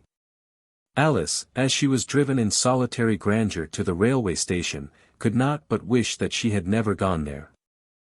Chapter 29. Burgo Fitzgerald. On the night before Christmas Eve two men were sitting together in George Vavasor's rooms in Cecil Street. It was past 12 o'clock, and they were both smoking.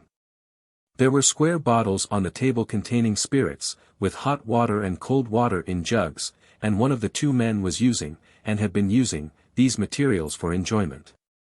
Vavasor had not been drinking, nor did it appear as though he intended to begin. There was a little weak brandy and water in a glass by his side, but there it had remained untouched for the last 20 minutes. His companion, however, had twice in that time replenished his beaker, and was now puffing out the smoke of his pipe with the fury of a steamer's funnel when she has not yet burned the black off her last installment of fresh coals. This man was Burgo Fitzgerald. He was as handsome as ever, a man whom neither man nor woman could help regarding as a thing beautiful to behold. But not the less was there in his eyes and cheeks a look of haggard dissipation, of riotous living, which had become wearisome, by its continuance. Even to himself, that told to all who saw him much of the history of his life. Most men who drink at nights, and are out till cockcrow doing deeds of darkness, become red in their faces, have pimpled cheeks and watery eyes, and are bloated and not comfortable to be seen. It is a kind dispensation of Providence who thus affords to such sinners a visible sign, to be seen day by day, of the injury which is being done. The first approach of a carbuncle on the nose, about the age of 30, has stopped many a man from drinking. No one likes to have carbuncles on his nose, or to appear before his female friends with eyes which look as though they were swimming in grog. But to Burgo Fitzgerald Providence in her anger had not afforded this protection. He became at times pale, sallow, worn, and haggard. He grew thin, and still thinner. At times he had been ill to death's door. Among his intimate friends there were those who heard him declare frequently that his liver had become useless to him. And that, as for gastric juices, he had none left to him. But still his beauty remained. The perfect form of his almost godlike face was the same as ever, and the brightness of his bright blue eye was never quenched. On the present occasion he had come to Vavasor's room with the object of asking from him certain assistance, and perhaps also some amount of advice. But as regarded the latter article he was, I think, in the state of most men when they seek for counselors who shall counsel them to do evil. Advice administered in accordance with his own views would give him comfortable encouragement, but advice on the other side he was prepared to disregard altogether. These two men had known each other long, and a close intimacy had existed between them in the days past, previous to Lady Glencora's engagement with Mr. Palliser. When Lady Glencora endeavoured, vainly as we know, to obtain aid from Alice Vavasor, Burgo had been instigated to believe that Alice's cousin might assist him. Any such assistance George Vavasor would have been quite ready to give. Some pecuniary assistance he had given, he at that time having been in good funds. Perhaps he had for a moment induced Burgo to think that he could obtain for the pair the use of the house in Queen Anne Street as a point at which they might meet, and from whence they might start on their journey of love. All that was over. Those hopes had been frustrated, and Lady Glencora McCluskey had become Lady Glencora Palliser and not Lady Glencora Fitzgerald. But now other hopes had sprung up, and Burgo was again looking to his friend for assistance. "I believe she would," Burgo said, as he lifted the glass to his mouth. "It's a thing of that sort that a man can only believe, perhaps only hope, till he has tried. I know that she is not happy with him, and I have made up my mind that I will at least ask her. But he would have her fortune all the same. I don't know how that would be. I haven't inquired, and I don't mean to inquire. Of course I don't expect you or anyone else to believe me, but her money has no bearing on the question now. Heaven knows I want money bad enough, but I wouldn't take away another man's wife for money. You don't mean to say you think it would be wicked? I supposed you to be above those prejudices. It's all very well for you to chaff. It's no chaff at all. I tell you fairly I wouldn't run away with any man's wife. I have an old-fashioned idea that when a man has got a wife he ought to be allowed to keep her. Public opinion, I know, is against me. I think he ran away with my wife," said Burgo, with emphasis. "That's the way I look at it. She was engaged to me first, and she really loved me, while she never cared for him. Nevertheless, marriage is marriage, and the law is against you. But if I did go in for such a troublesome job at all, I certainly should keep an eye upon the money. It can make no difference. It did make a difference, I suppose, when you first thought of marrying her." "Of course it did. My people brought us together because she had a large fortune and I had none. There's no doubt in the world about that. And I'll tell you what, I believe that old harridan of an aunt of mine is willing to do the same thing now again. Of course she doesn't say as much. She wouldn't dare do that, but I do believe she means it. I wonder where she expects to go to. That's grateful on your part. Upon my soul I hate her. I do indeed. It isn't love for me now so much as downright malice against Palliser, because he balked her project before. She is a wicked old woman. Some of us fellows are wicked enough, you and I for instance. Thank you. I don't know, however, that I am qualified to run in a coeval with you. But we are angels to such an old she-devil as that. You may believe me or not, as you like, I dare say you won't believe me. I'll say I do, at any rate. The truth is, I want to get her, partly because I love her, but chiefly because I do believe in my heart that she loves me. It's for her sake then. You are ready to sacrifice yourself to do her a good turn. As for sacrificing myself, that's done. I'm a man utterly ruined and would cut my throat tomorrow for the sake of my relations, if I cared enough about them. I know my own condition pretty well. I have made a shipwreck of everything, and have now only got to go down among the breakers. Only you would like to take Lady Glencora with you. No, by heavens. But sometimes, when I do think about it at all, which I do as seldom as I can, it seems to me that I might still become a different fellow if it were possible for me to marry her. Had you married her when she was free to marry anyone and when her money was her own, it might have been so. I think it would be quite as much so now.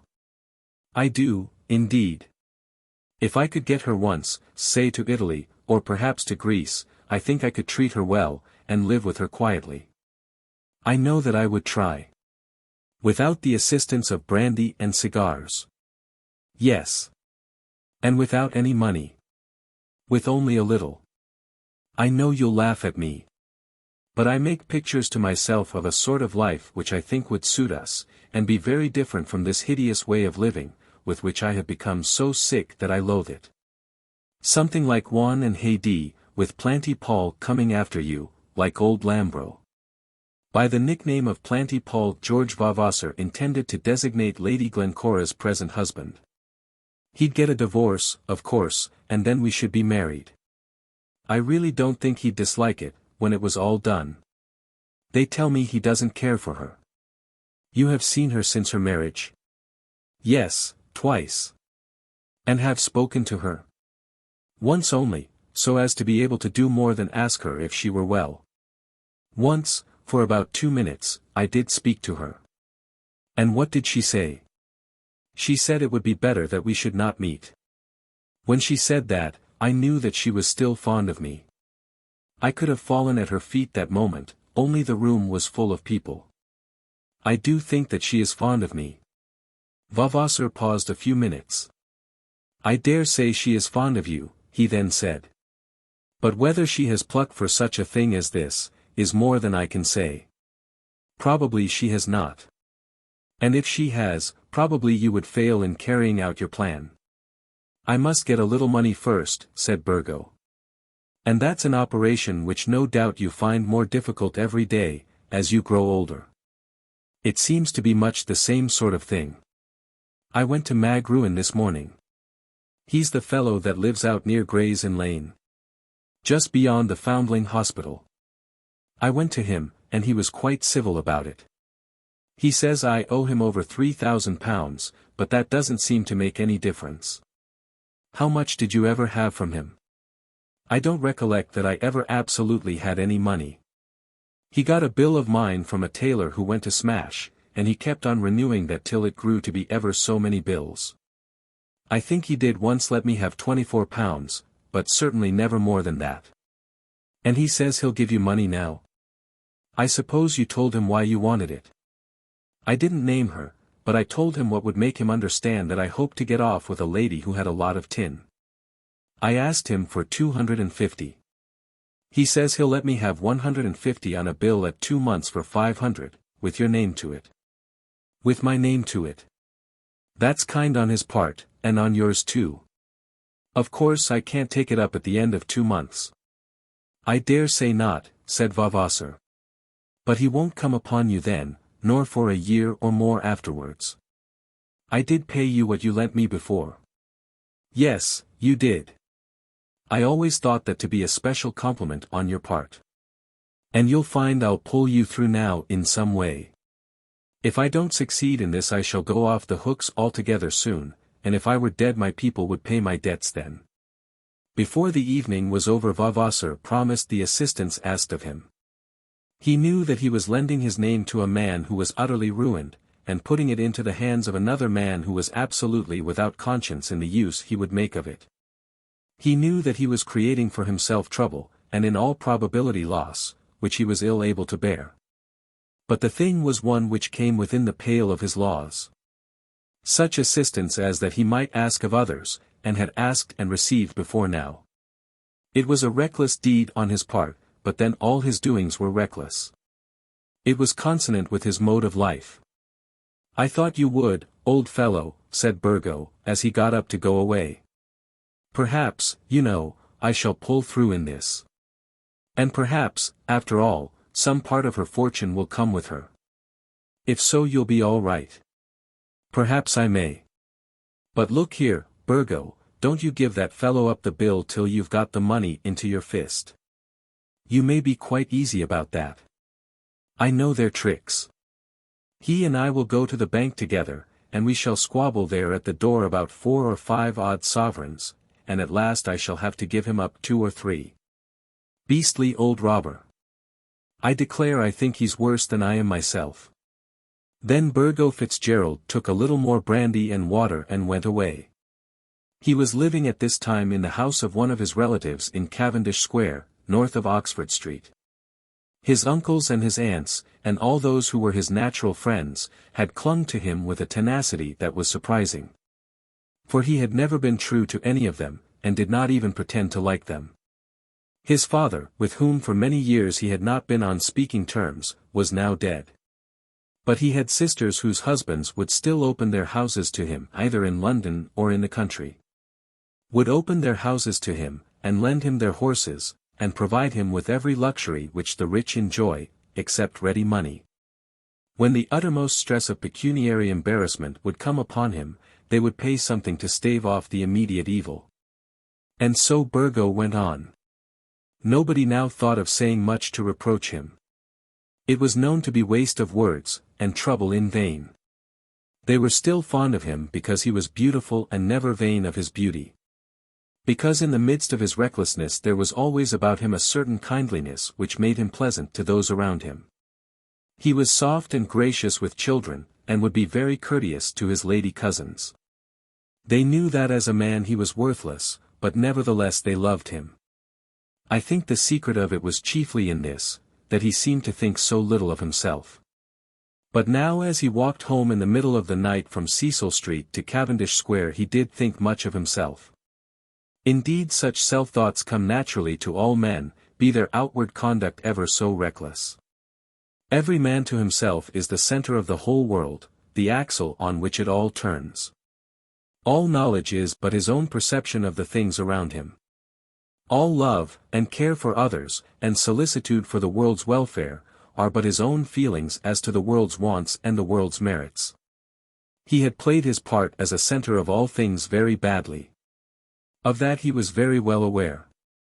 He had sense enough to know that it should be a man's lot to earn his bread after some fashion, and he often told himself that never as yet had he earned so much as a penny roll. He had learned to comprehend that the world's progress depends on the way in which men do their duty by each other, that the progress of one generation depends on the discharge of such duties by that which preceded it. And he knew that he, in his generation, had done nothing to promote such progress. He thoroughly despised himself, if there might be any good in that. But on such occasions as these, when the wine he had drunk was sufficient only to drive away from him the numbness of despair, when he was all alone with the cold night air upon his face, when the stars were bright above him and the world around him was almost quiet, he would still ask himself whether there might not yet be, even for him, some hope of a redemption, some chance of a better life in store for him. He was still young, wanting some years of 30. Could there be, even for him, some mode of extrication from his misery? We know what was the mode which now, at this moment, was suggesting itself to him. He was proposing to himself, as the best thing that he could do, to take away another man's wife and make himself happy with her. What he had said to Vavasor as to disregarding Lady Glencora's money had been perfectly true. That in the event of her going off with him, some portion of her enormous wealth would still cling to her, he did believe. Seeing that she had no children, he could not understand where else it should all go. But he thought of this as it regarded her, not as it regarded him. When he had before made his suit to her, a suit which was then honourable, however disadvantageous it might have seemed to be to her, he had made in his mind certain calculations as to the good things which would result to him if he were successful. He would keep hounds, and have 3 or 4 horses every day for his own riding, and he would have no more interviews with Mag Ruin, waiting in that rogue's dingy back parlour for many a weary wretched half-hour, till the rogue should be pleased to show himself. So far he had been mercenary. But he had learned to love the girl, and to care more for her than for her money. And when the day of disappointment came upon him, the day on which she had told him that all between them was to be over forever, he had, for a few hours, felt the loss of his love more than the loss of his money. Then he had had no further hope. No such idea as that which now filled his mind had then come upon him. The girl had gone from him and married another man, and there was an end of it. But by degrees tidings had reached him that she was not happy, reaching him through the mouths of people who were glad to exaggerate all that they had heard. A whole tribe of his female relatives had been anxious to promote his marriage with Lady Glencora McCluskey, declaring that, after all that was come and gone, Burgo would come forth from his troubles as a man of great wealth. So great was the wealth of the heiress that it might withstand even his propensities for spending. That whole tribe had been bitterly disappointed, and when they heard that Mr. Palliser's marriage had given him no child, and that Lady Glencora was unhappy, they made their remarks in triumph rather than in sorrow. I will not say that they looked forward approvingly to such a step as that which Burgo now wished to take, though as regarded his aunt, Lady Monk, he himself had accused her.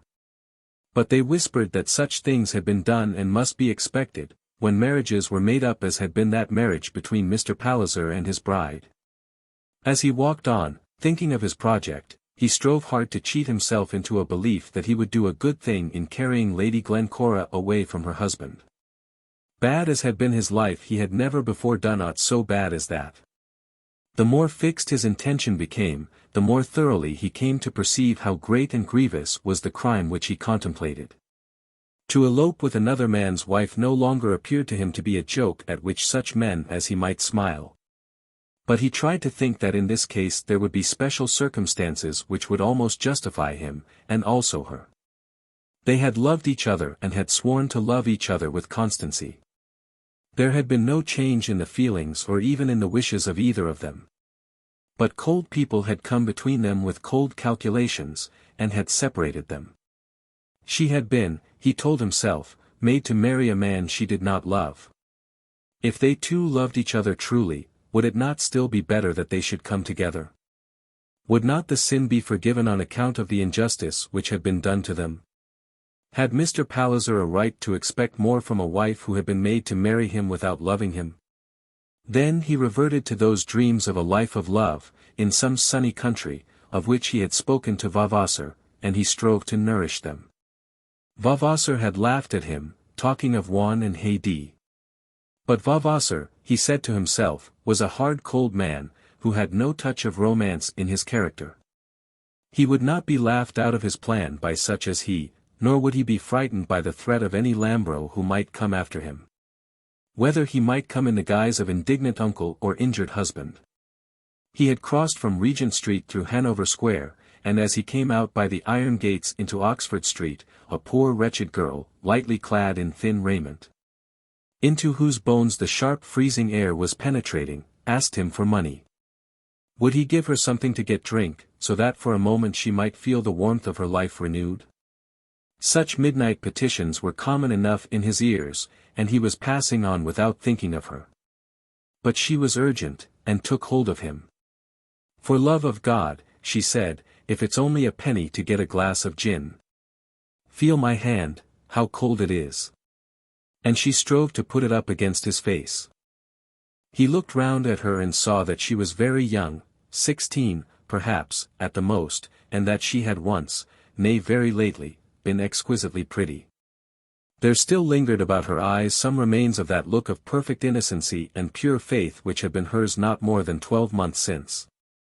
And now, at midnight, in the middle of the streets, she was praying for a pennyworth of gin, as the only comfort she knew, or could expect.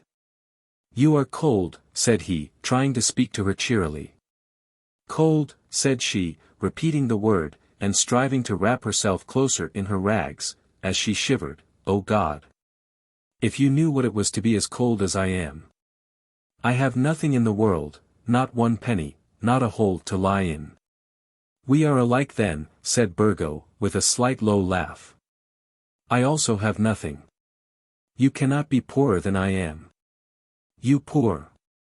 she said. And then she looked up into his face. "Gracious, how beautiful you are! Such as you are never poor." He laughed again, in a different tone. He always laughed when anyone told him of his beauty. "I am a deal poorer than you, my girl," he said. "You have nothing. I have £30,000 worse than nothing. But come along, and I will get you something to eat." "Will you?" said she, eagerly. Then looking up at him again, she exclaimed, "Oh, you are so handsome." He took her to a public house and gave her bread and meat and beer, and stood by her while she ate it. She was shy with him then, and would fain have taken it to a corner by herself, had he allowed her. He perceived this, and turned his back to her, but still spoke to her a word or two as she ate. The woman at the bar who served him looked at him wonderingly, staring into his face, and the potboy woke himself thoroughly that he might look at Burgo. And the waterman from the cab stand stared at him, and women who came in for gin looked almost lovingly up into his eyes. He regarded them all not at all, showing no feeling of disgrace at his position, and no desire to carry himself as a ruffler. He quietly paid what was due when the girl had finished her meal, and then walked with her out of the shop. "And now," said he, "what must I do with you? If I give you a shilling, can you get a bed?" She told him that she could get a bed for 6 pence. "Then keep the other 6 pence for your breakfast," said he. "But you must promise me that you will buy no gin tonight."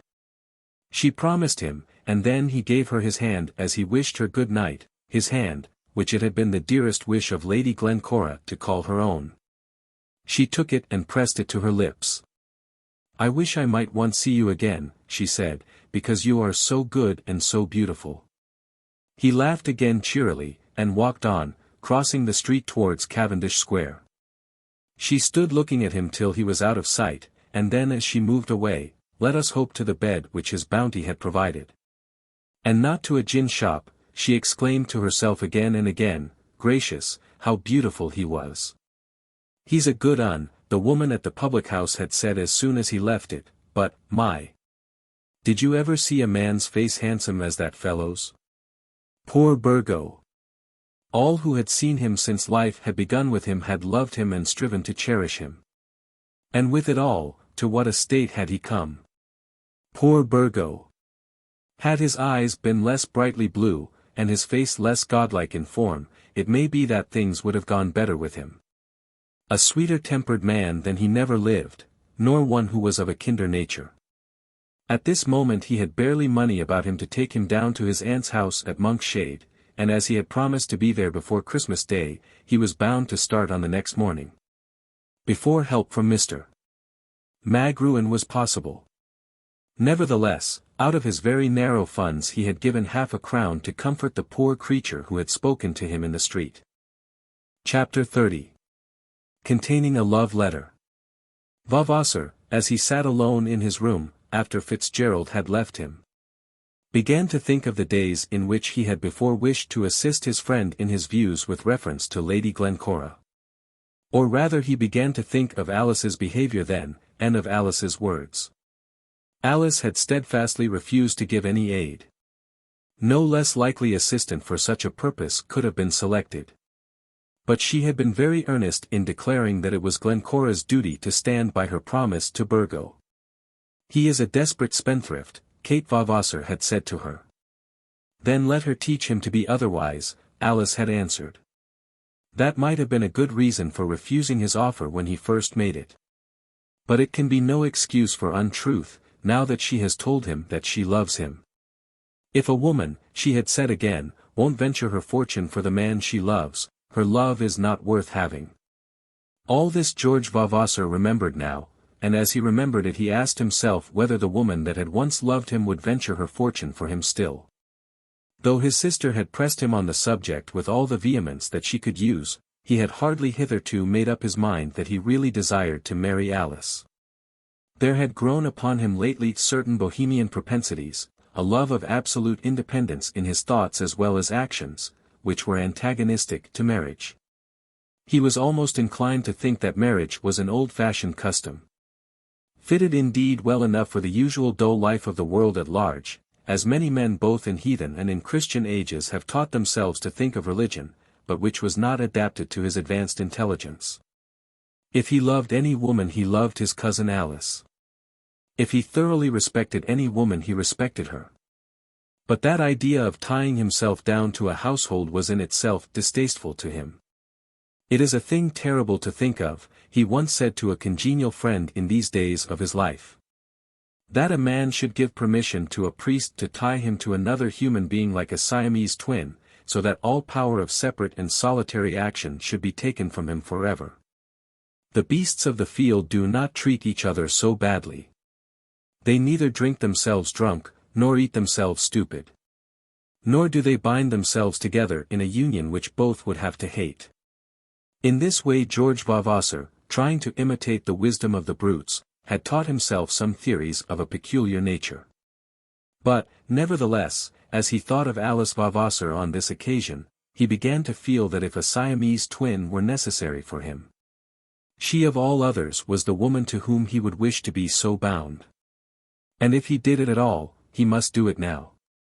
Under the joint instigation of himself and his sister, as he thought, and perhaps not altogether without reason, she had broken her engagement with Mr. Grey.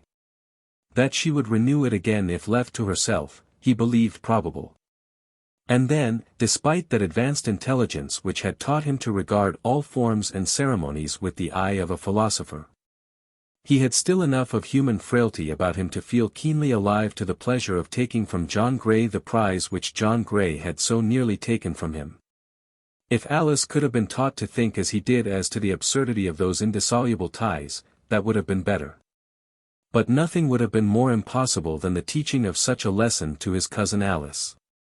George Vavasor was a man of courage, and dared do most things. But he would not have dared to commence the teaching of such a lesson to her. And now, at this moment, what was his outlook into life generally? He had very high ambition, and a fair hope of gratifying it if he could only provide that things should go well with him for a year or so. He was still a poor man, having been once nearly a rich man. But still so much of the result of his nearly acquired riches remained to him, that on the strength of them he might probably find his way into Parliament. He had paid the cost of the last attempt, and might, in a great degree, carry on this present attempt on credit. If he succeeded there would be open to him a mode of life, agreeable in itself, and honourable among men. But how was he to bear the cost of this for the next year, or the next 2 years? His grandfather was still alive, and would probably live over that period. If he married Alice he would do so with no idea of cheating her out of her money. She should learn, nay, she had already learned from his own lips, how perilous was his enterprise. But he knew her to be a woman who would boldly risk all in money, though no consideration would induce her to stir a hair's breadth towards danger in reputation. Towards teaching her that doctrine at which I have hinted, he would not have dared to make an attempt. But he felt that he should have no repugnance to telling her that he wanted to spend all her money in the first year or 2 of their married life. He was still in his armchair, thinking of all this, with that small untasted modicum of brandy and water beside him, when he heard some distant Lambeth clock strike 3 from over the river. Then he rose from his seat and taking the candles in his hand, sat himself down at a writing desk on the other side of the room. "I needn't send it when it's written," he said to himself, "and the chances are that I won't." Then he took his paper, and wrote as follows.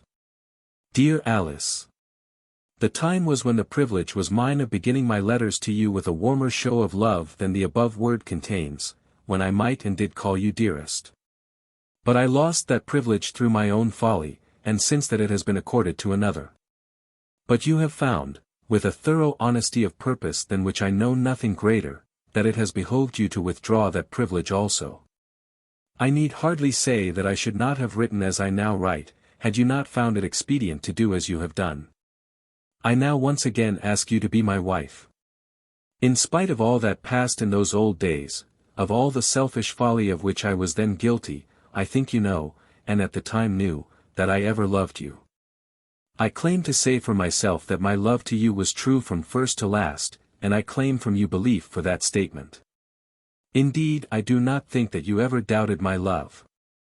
Nevertheless, when you told me that I might no longer hope to make you my wife, I had no word of remonstrance that I could utter. You acted as any woman would act whom love had not made a fool.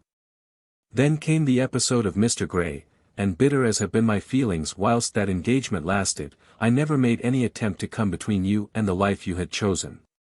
In saying this I do not forget the words which I spoke last summer at Basle, when, as far as I knew, you still intended that he should be your husband. But what I said then was nothing to that which, with much violence, I refrained from saying. Whether you remember those few words I cannot tell.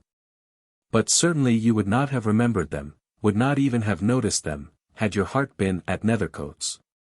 But all this is nothing. You are now again a free woman. And once again I ask you to be my wife. We are both older than we were when we loved before, and will both be prone to think of marriage in a somewhat different light. Then personal love for each other was most in our thoughts.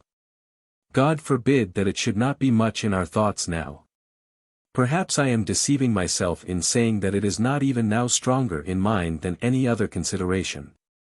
But we have both reached that time of life, when it is probable that in any proposition of marriage we should think more of our adaptability to each other than we did before. For myself I know that there is much in my character and disposition to make me unfit to marry a woman of the common stamp.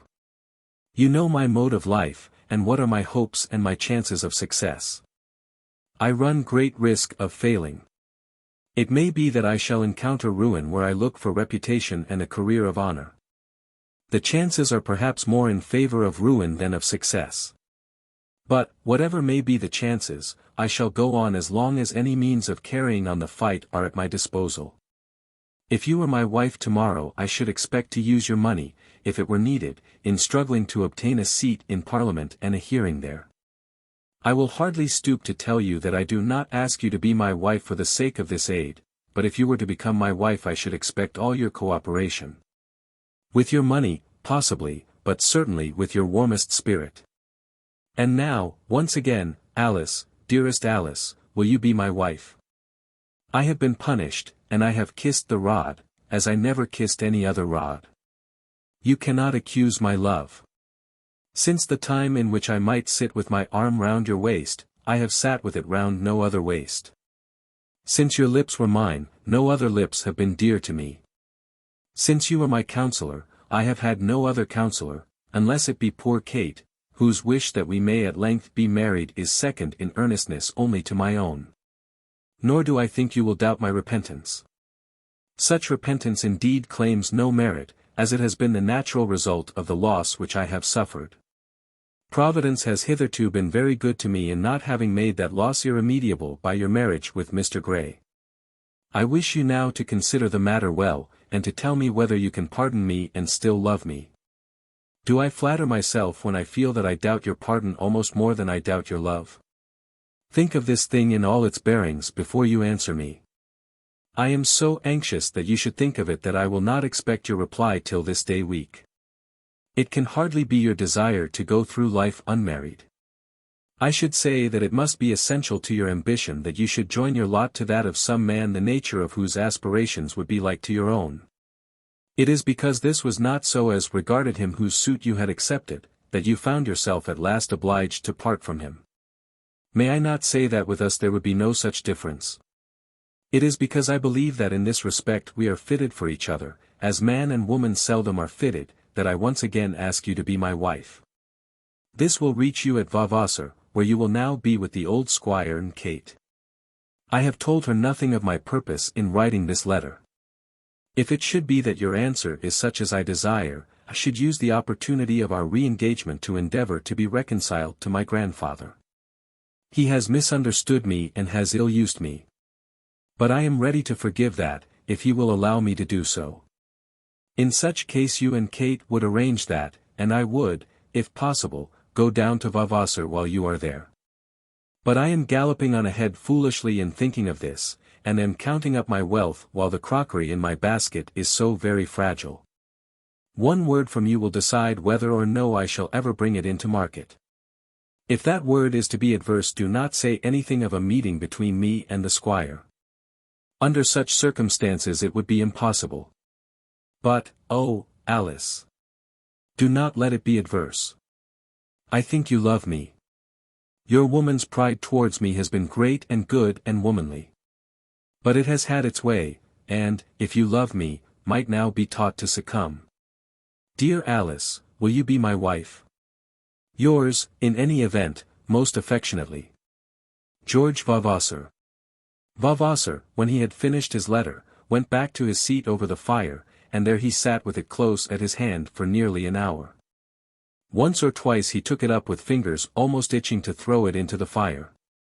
He took it up and held the corners between his forefinger and thumb, throwing forward his hand towards the flame, as though willing that the letter should escape from him and perish if chance should so decide. But chance did not so decide, and the letter was put back upon the table at his elbow. Then when the hour was nearly over he read it again. "I'll bet 2 to 1 that she gives way," he said to himself, as he put the sheet of paper back into the envelope. Women are such out-and-out fools. Then he took his candle, and carrying his letter with him, went into his bedroom. The next morning was the morning of Christmas Eve. At about 9 o'clock a boy came into his room who was accustomed to call for orders for the day. "Jem," he said to the boy, "there's half a crown lying there on the looking-glass." Jem looked and acknowledged the presence of the half-crown. "Is it a head or a tail, Jem?" asked the boy's master. Jem scrutinized the coin, and declared that the uppermost surface showed a tail. "Then take that letter and post it," said George Vavasor. Whereupon Jem, asking no question and thinking but little of the circumstances under which the command was given, did take the letter and did post it. In due accordance with postal regulations it reached Vavasor Hall and was delivered to Alice on the Christmas morning. A Merry Christmas did not fall to the lot of George Vavasor on the present occasion. An early Christmas box he did receive in the shape of a very hurried note from his friend Burgo. "This will be brought to you by Stickling," the note said, but who Stickling was Vavasor did not know. "I send the bill. Couldn't you get the money and send it me, as I don't want to go up to town again before the thing comes off? You're a trump, and will do the best you can. Don't let that rogue off for less than 120, yours, B.F." Vavasor, therefore, having nothing better to do, spent his Christmas morning in calling on Mr. Magruin. "Oh, Mr. Vavasor," said Magruin, "really this is no morning for business. Time and tide wait for no man, Mr. Magruin, and my friend wants his money tomorrow." "Oh, Mr. Vavasor, tomorrow." "Yes, tomorrow. If time and tide won't wait, neither will love. Come, Mr. Magruin, out with your checkbook, and don't let's have any nonsense." "But is the lady sure, Mr. Vavasor?" asked Mr. Magruin, anxiously. "Ladies never are sure," said Vavasor, "hardly more sure than bills made over to moneylenders. I'm not going to wait here all day. Are you going to give him the money?" "Christmas Day, Mr. Vavasor. There's no getting money in the city today." But Vavasor before he left did get the money from Mr. Magruin, £122.10. For which an acceptance at 2 months for £500 was given in exchange, and carried it off in triumph. "Do tell him to be punctual," said Mr. Magruin, when Vavasor took his leave. "I do so like young men to be punctual. But I really think Mr. Fitzgerald is the most unpunctual young man I ever did know yet." "I think he is," said George Vavasor, as he went away. He ate his Christmas dinner in absolute solitude at an eating-house near his lodgings. It may be supposed that no man dares to dine at his club on a Christmas day. He at any rate did not so dare. And after dinner he wandered about through the streets, wondering within his mind how he would endure the restraints of married life. And the same dull monotony of his days was continued for a week, during which he waited, not impatiently, for an answer to his letter. And before the end of the week the answer came. Chapter 31. Among the Fells. Alice came down to breakfast on that Christmas morning at Vavasor Hall without making any sign as to the letter she had received. The party there consisted of her grandfather, her father, her cousin Kate, and herself. They all made their Christmas salutations as is usual, and Alice received and made hers as did the others, without showing that anything had occurred to disturb her tranquillity. Kate remarked that she had heard that morning from Aunt Greenow, and promised to show Alice the letter after breakfast. But Alice said no word of her own letter. "Why didn't your aunt come here to eat her Christmas dinner?" said the squire. "Perhaps, sir, because you didn't ask her," said Kate, standing close to her grandfather, for the old man was somewhat deaf. "And why didn't you ask her? That is, if she stands upon asking to come to her old home?" "Nay, sir, but I couldn't do that without your bidding. We Vavasors are not always fond of meeting each other." "Hold your tongue, Kate. I know what you mean, and you should be the last to speak of it. Alice, my dear, come and sit next to me. I am much obliged to you for coming down all this way to see your old grandfather at Christmas. I am indeed. I only wish you had brought better news about your sweetheart." "She'll think better of it before long, sir," said her father. "Papa, you shouldn't say that. You would not wish me to marry against my own judgment."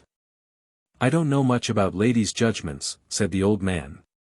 "It does seem to me that when a lady makes a promise she ought to keep it." "According to that," said Kate, "if I were engaged to a man, and found that he was a murderer, I still ought to marry him." "But Mr. Grey is not a murderer," said the squire. Pray, don't talk about it," said Alice. "If you do I really cannot sit and hear it." "I have given over saying anything on the subject," said John Vavasor, speaking as though he had already expended upon it a vast amount of paternal eloquence. He had, however, never said more than has been recorded in these pages. Alice during this conversation, sat with her cousin's letter in her pocket, and as yet had not even begun to think what should be the nature of her reply. The squire of Vavasor Hall was a stout old man, with a red face and grey eyes, which looked fiercely at you, and with long grey hair, and a rough grey beard, which gave him something of the appearance of an old lion. He was passionate, unreasoning, and specially impatient of all opposition, but he was affectionate, prone to forgive when asked to do so, unselfish, and hospitable. He was, moreover, guided strictly by rules, which he believed to be rules of right. His grandson George had offended him very deeply, had offended him and never asked his pardon. He was determined that such pardon should never be given, unless it were asked for with almost bended knees, but, nevertheless, this grandson should be his heir. That was his present intention. The right of primogeniture could not, in accordance with his theory, be abrogated by the fact that it was, in George Vavasor's case, protected by no law. The squire could leave Vavasor Hall to whom he pleased. But he could not have hoped to rest quietly in his grave should it be found that he had left it to anyone but the eldest son of his own eldest son. Though violent, and even stern, he was more prone to love than to anger. And though none of those around him dared to speak to him of his grandson, yet he longed in his heart for some opportunity of being reconciled to him. The whole party went to church on this Christmas morning. The small parish church of Vavasor, an unpretending wooden structure, with a single bell which might be heard tinkling for a mile or two over the fells, stood all alone about half a mile from the squire's gate. Vavasor was a parish situated on the intermediate ground between the mountains of the lake country and the plains. Its land was unproductive, ill-drained, and poor, and yet it possessed little or none of the beauty which tourists go to see. It was all amidst the fells, and very dreary. There were long skirtings of dark pines around a portion of the squire's property. And at the back of the house there was a thick wood of firs running up to the top of what was there called the Beacon Hill. Through this there was a wild steep walk which came out upon the moorland, and from thence there was a track across the mountain to Hawes Water and Naddle. And on over many miles to the further beauties of Bowness and Windermere. They who knew the country, and whose legs were of use to them, could find some of the grandest scenery in England within reach of a walk from Vavasor Hall, but to others the place was very desolate. For myself, I can find I know not what of charm in wandering over open, unadorned moorland. It must be more in the softness of the grass to the feet, and the freshness of the air to the lungs, than in anything that meets the eye. You might walk for miles and miles to the northeast, or east, or southeast of Vavasor without meeting any object to arrest the view. The great road from Lancaster to Carlisle crossed the outskirts of the small parish about a mile from the church, and beyond that the fell seemed to be interminable.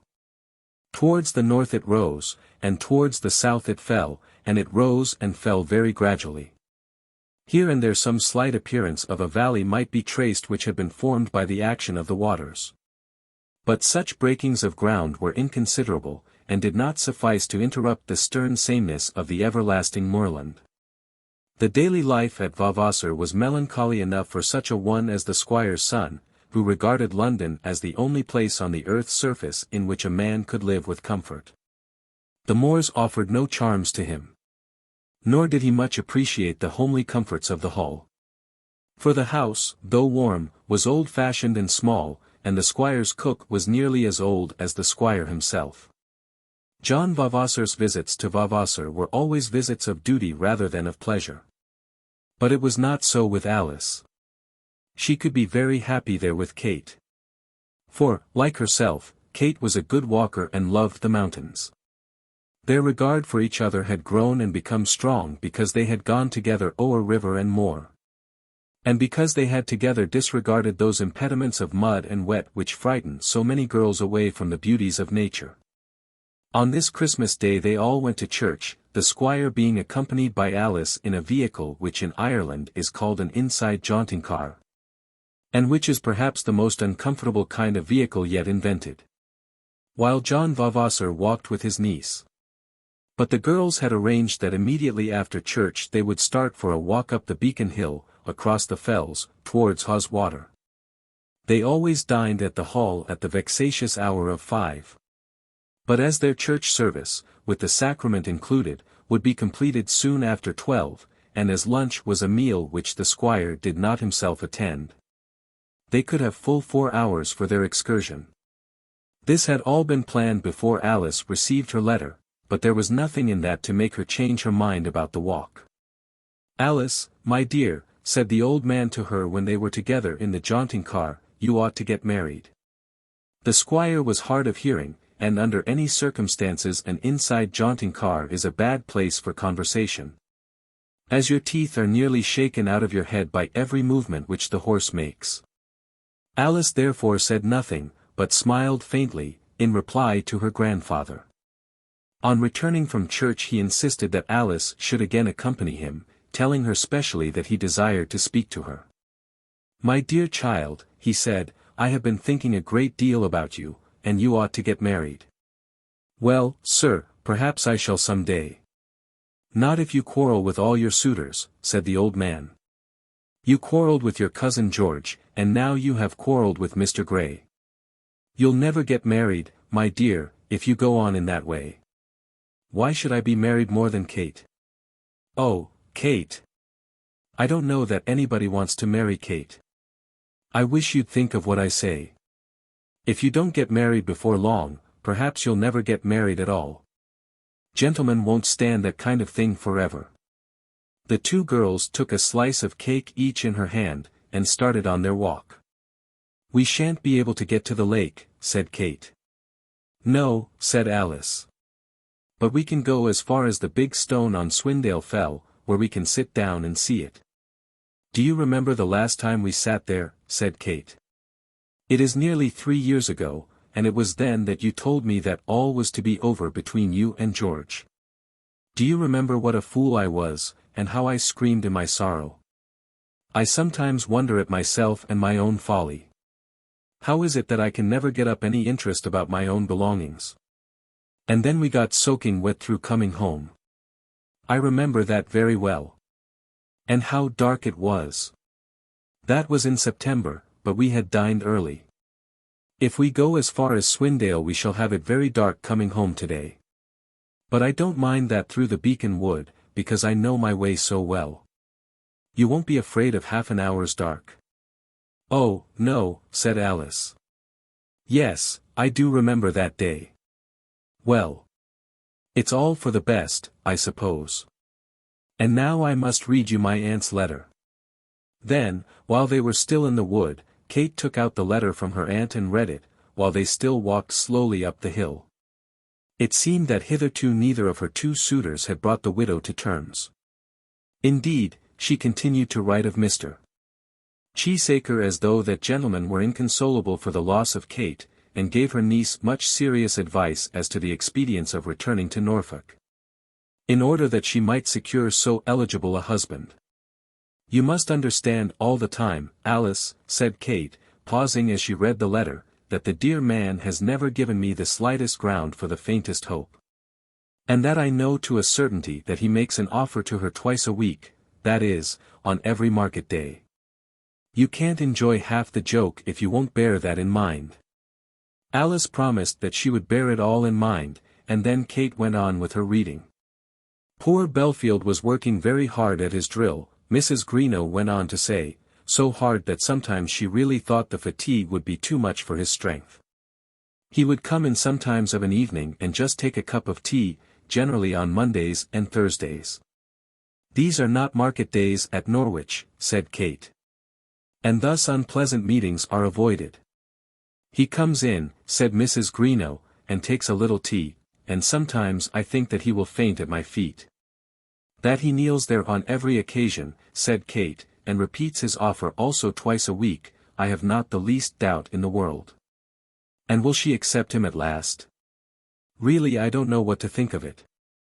Sometimes I fancy that she likes the fun of the thing, but that she is too wide awake to put herself in any man's power. I have no doubt she lends him money, because he wants it sadly and she is very generous. She gives him money, I feel sure, but takes his receipt on stamped paper for every shilling. That's her character all over. The letter then went on to say that the writer had made up her mind to remain at Norwich certainly through the winter and spring. And that she was anxiously desirous that her dear Kate should go back to her. Come and have one other look at Oileymead, said the letter, and then, if you make up your mind that you don't like it or him, I won't ask you to think of them ever again. I believe him to be a very honest fellow. Did you ever know such a woman? Said Kate. With all her faults I believe she would go through fire and water to serve me. I think she'd lend me money without any stamped paper. Then Aunt Greenow's letter was put up, and the two girls had come out upon the open fell. It was a delicious afternoon for a winter's walk. The air was clear and cold, but not actually frosty.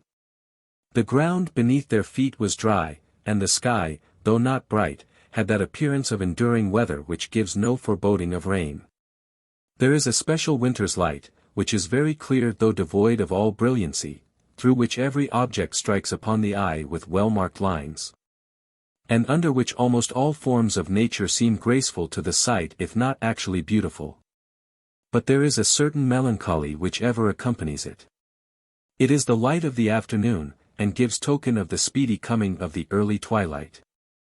It tells of the shortness of the day, and contains even in its clearness a promise of the gloom of night. It is absolute light, but it seems to contain the darkness which is to follow it. I do not know that it is ever to be seen and felt so plainly as on the wide moorland, where the eye stretches away over miles, and sees at the world's end the faint low lines of distant clouds settling themselves upon the horizon.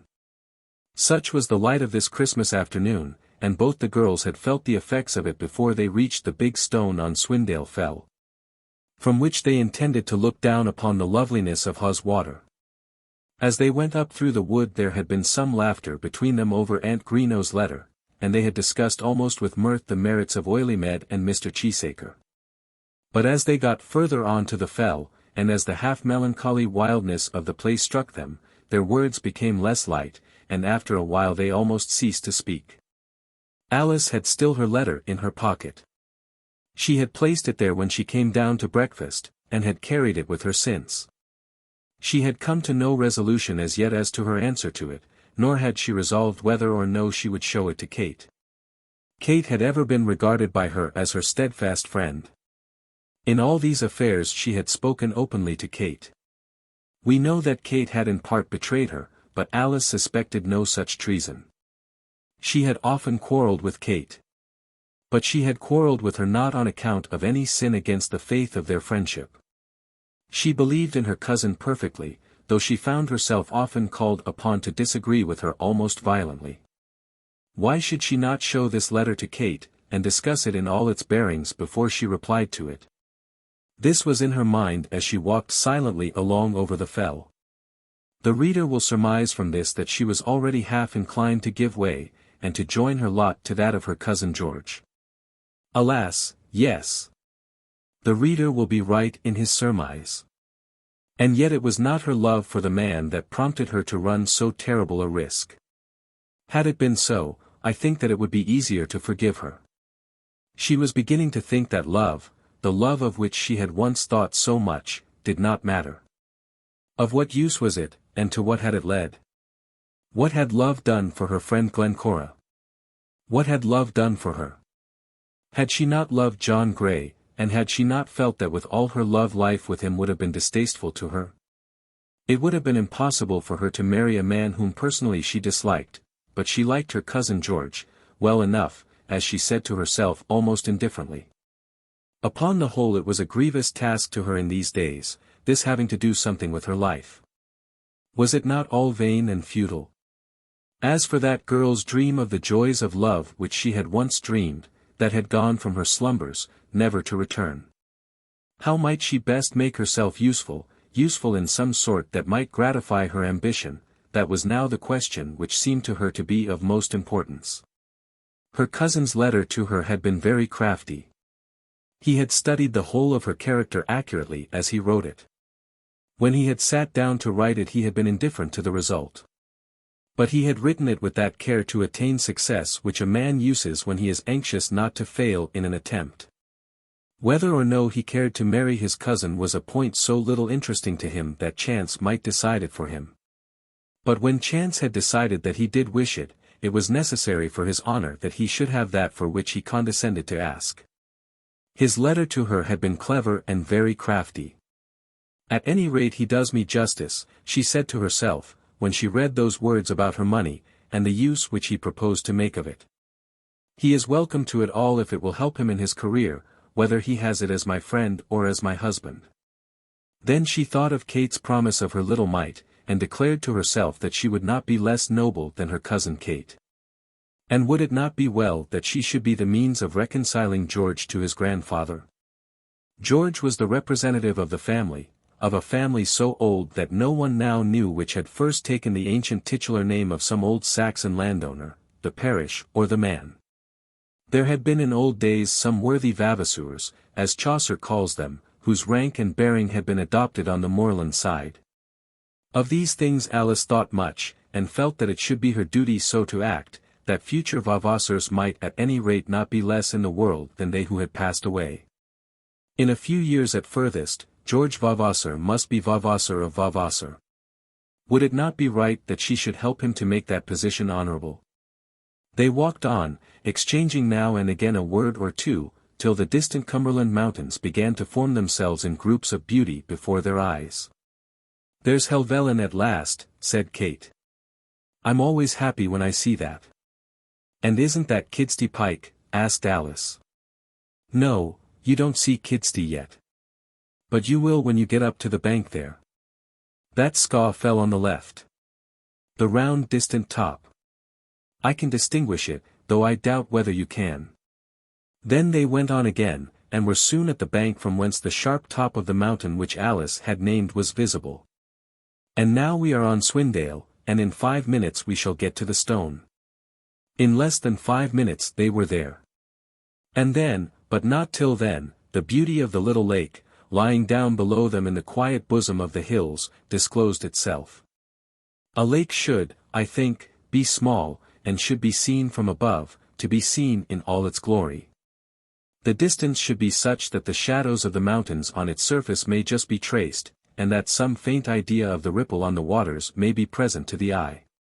And the form of the lakes should be irregular, curving round from its base among the lower hills, deeper and still deeper into some close nook up among the mountains from which its head waters spring. It is thus that a lake should be seen, and it was thus that Hawes Water was seen by them from the flat stone on the side of Swindale Fell. The basin of the lake has formed itself into the shape of the figure of 3, and the top section of the figure lies embosomed among the very wildest of the Westmoreland mountains. Altogether it is not above 3 miles long, and every point of it was to be seen from the spot on which the girls sat themselves down. The water beneath was still as death, and as dark, and looked almost as cold. But the slow clouds were passing over it, and the shades of darkness on its surface changed themselves with gradual changes. And though no movement was visible, there was ever and again in places a slight sheen upon the lake, which indicated the ripple made by the breeze. "I'm so glad I've come here," said Alice, seating herself. "I cannot bear the idea of coming to Vavasor without seeing one of the lakes at least." "We'll get over to Windermere one day," said Kate. "I don't think we shall. I don't think it possible that I should stay long. Kate, I've got a letter to show you." And there was that in the tone of her voice which instantly put Kate upon her mettle. Kate seated herself also, and put up her hand for the letter. "Is it from Mr. Gray?" she asked. "No," said Alice, "it is not from Mr. Gray." And she gave her companion the paper. Kate before she had touched it had seen that it was from her brother George. And as she opened it looked anxiously into Alice's face. "Has he offended you?" Kate asked. "Read it," said Alice, "and then we'll talk of it afterwards, as we go home." Then she got up from the stone and walked a step or two towards the brow of the fell, and stood there looking down upon the lake, while Kate read the letter. "Well," she said, when she returned to her place. "Well," said Kate. "Alice, Alice, it will, indeed, be well if you listen to him." "Oh, Alice, may I hope?" "Alice, my own Alice, my darling, my friend. Say that it shall be so." And Kate knelt at her friend's feet upon the heather, and looked up into her face with eyes full of tears. What shall we say of a woman who could be as false as she had been, and yet could be so true? Alice made no immediate answer, but still continued to gaze down over her friend upon the lake. "Alice," continued Kate, "I did not think I should be made so happy this Christmas Day. You could not have the heart to bring me here and show me this letter in this way, and bid me read it so calmly, and then tell me that it is all for nothing. No, you could not do that. Alice, I am so happy. I will so love this place. I hated it before." And then she put her face down upon the boulder stone and kissed it. Still Alice said nothing, but she began to feel that she had gone further than she had intended. It was almost impossible for her now to say that her answer to George must be a refusal. Then Kate again went on speaking. "But is it not a beautiful letter? Say, Alice, is it not a letter of which if you were his brother you would feel proud if another girl had shown it to you? I do feel proud of him. I know that he is a man with a manly heart and manly courage, who will yet do manly things. Here out on the mountain, with nobody near us, with nature all round us, I ask you on your solemn word as a woman, do you love him?" "Love him," said Alice. "Yes. Love him, as a woman should love her husband. Is not your heart his?" "Alice, there need be no lies now. If it be so, it should be your glory to say so, here, to me, as you hold that letter in your hand. I can have no such glory, Kate. I have ever loved my cousin. But not so passionately as you seem to think. Then there can be no passion in you." "Perhaps not, Kate. I would sometimes hope that it is so. But come, we shall be late. And you will be cold sitting there. I would sit here all night to be sure that your answer would be as I would have it. But, Alice, at any rate you shall tell me before I move what your answer is to be. I know you will not refuse him, but make me happy by saying so with your own lips. I cannot tell you before you move, Kate. And why not? Because I have not as yet resolved. Ah, that is impossible. That is quite impossible. On such a subject and under such circumstances a woman must resolve at the first moment. You had resolved, I know, before you had half read the letter. Though, perhaps, it may not suit you to say so. You are quite mistaken. Come along and let us walk, and I will tell you all. Then Kate arose, and they turned their back to the lake, and began to make their way homewards. I have not made up my mind as to what answer I will give him. But I have shown you his letter in order that I might have someone with whom I might speak openly. I knew well how it would be, and that you would strive to hurry me into an immediate promise. No. No, I want nothing of the kind. But yet I could not deny myself the comfort of your friendship. No, Alice, I will not hurry you. I will do nothing that you do not wish. But you cannot be surprised that I should be very eager. Has it not been the longing of all my life? Have I not passed my time plotting and planning and thinking of it till I have had time to think of nothing else? Do you know what I suffered when, through George's fault, the engagement was broken off? Was it not martyrdom to me, that horrid time in which your Crichton from Cambridgeshire was in the ascendant? Did I not suffer the tortures of purgatory while that went on, and yet, on the whole, did I not bear them with patience? And, now, can you be surprised that I am wild with joy when I begin to see that everything will be as I wish, for it will be as I wish, Alice. It may be that you have not resolved to accept him. But you would have resolved to refuse him instantly had that been your destined answer to his letter. There was but little more said between them on the subject as they were passing over the fell, but when they were going down the path through the Beacon Wood. Kate again spoke. You will not answer him without speaking to me first, said Kate. I will, at any rate, not send my answer without telling you, said Alice. And you will let me see it? Nay, said Alice, I will not promise that. But if it is unfavourable I will show it you. Then I shall never see it, said Kate, laughing. But that is quite enough for me. I by no means wish to criticize the love-sweet words in which you tell him that his offences are all forgiven. I know how sweet they will be. Oh, heavens! How I envy him! Then they were at home. And the old man met them at the front door, glowering at them angrily from out his old leonine eyes, because the roast beef was already roasted. He had his great uncouth silver watch in his hand, which was always a quarter of an hour too fast, and he pointed at it fiercely, showing them the minute hand at 10 minutes past the hour. But, grandpapa, you are always too fast, said Kate. And you are always too slow, miss, said the hungry old squire.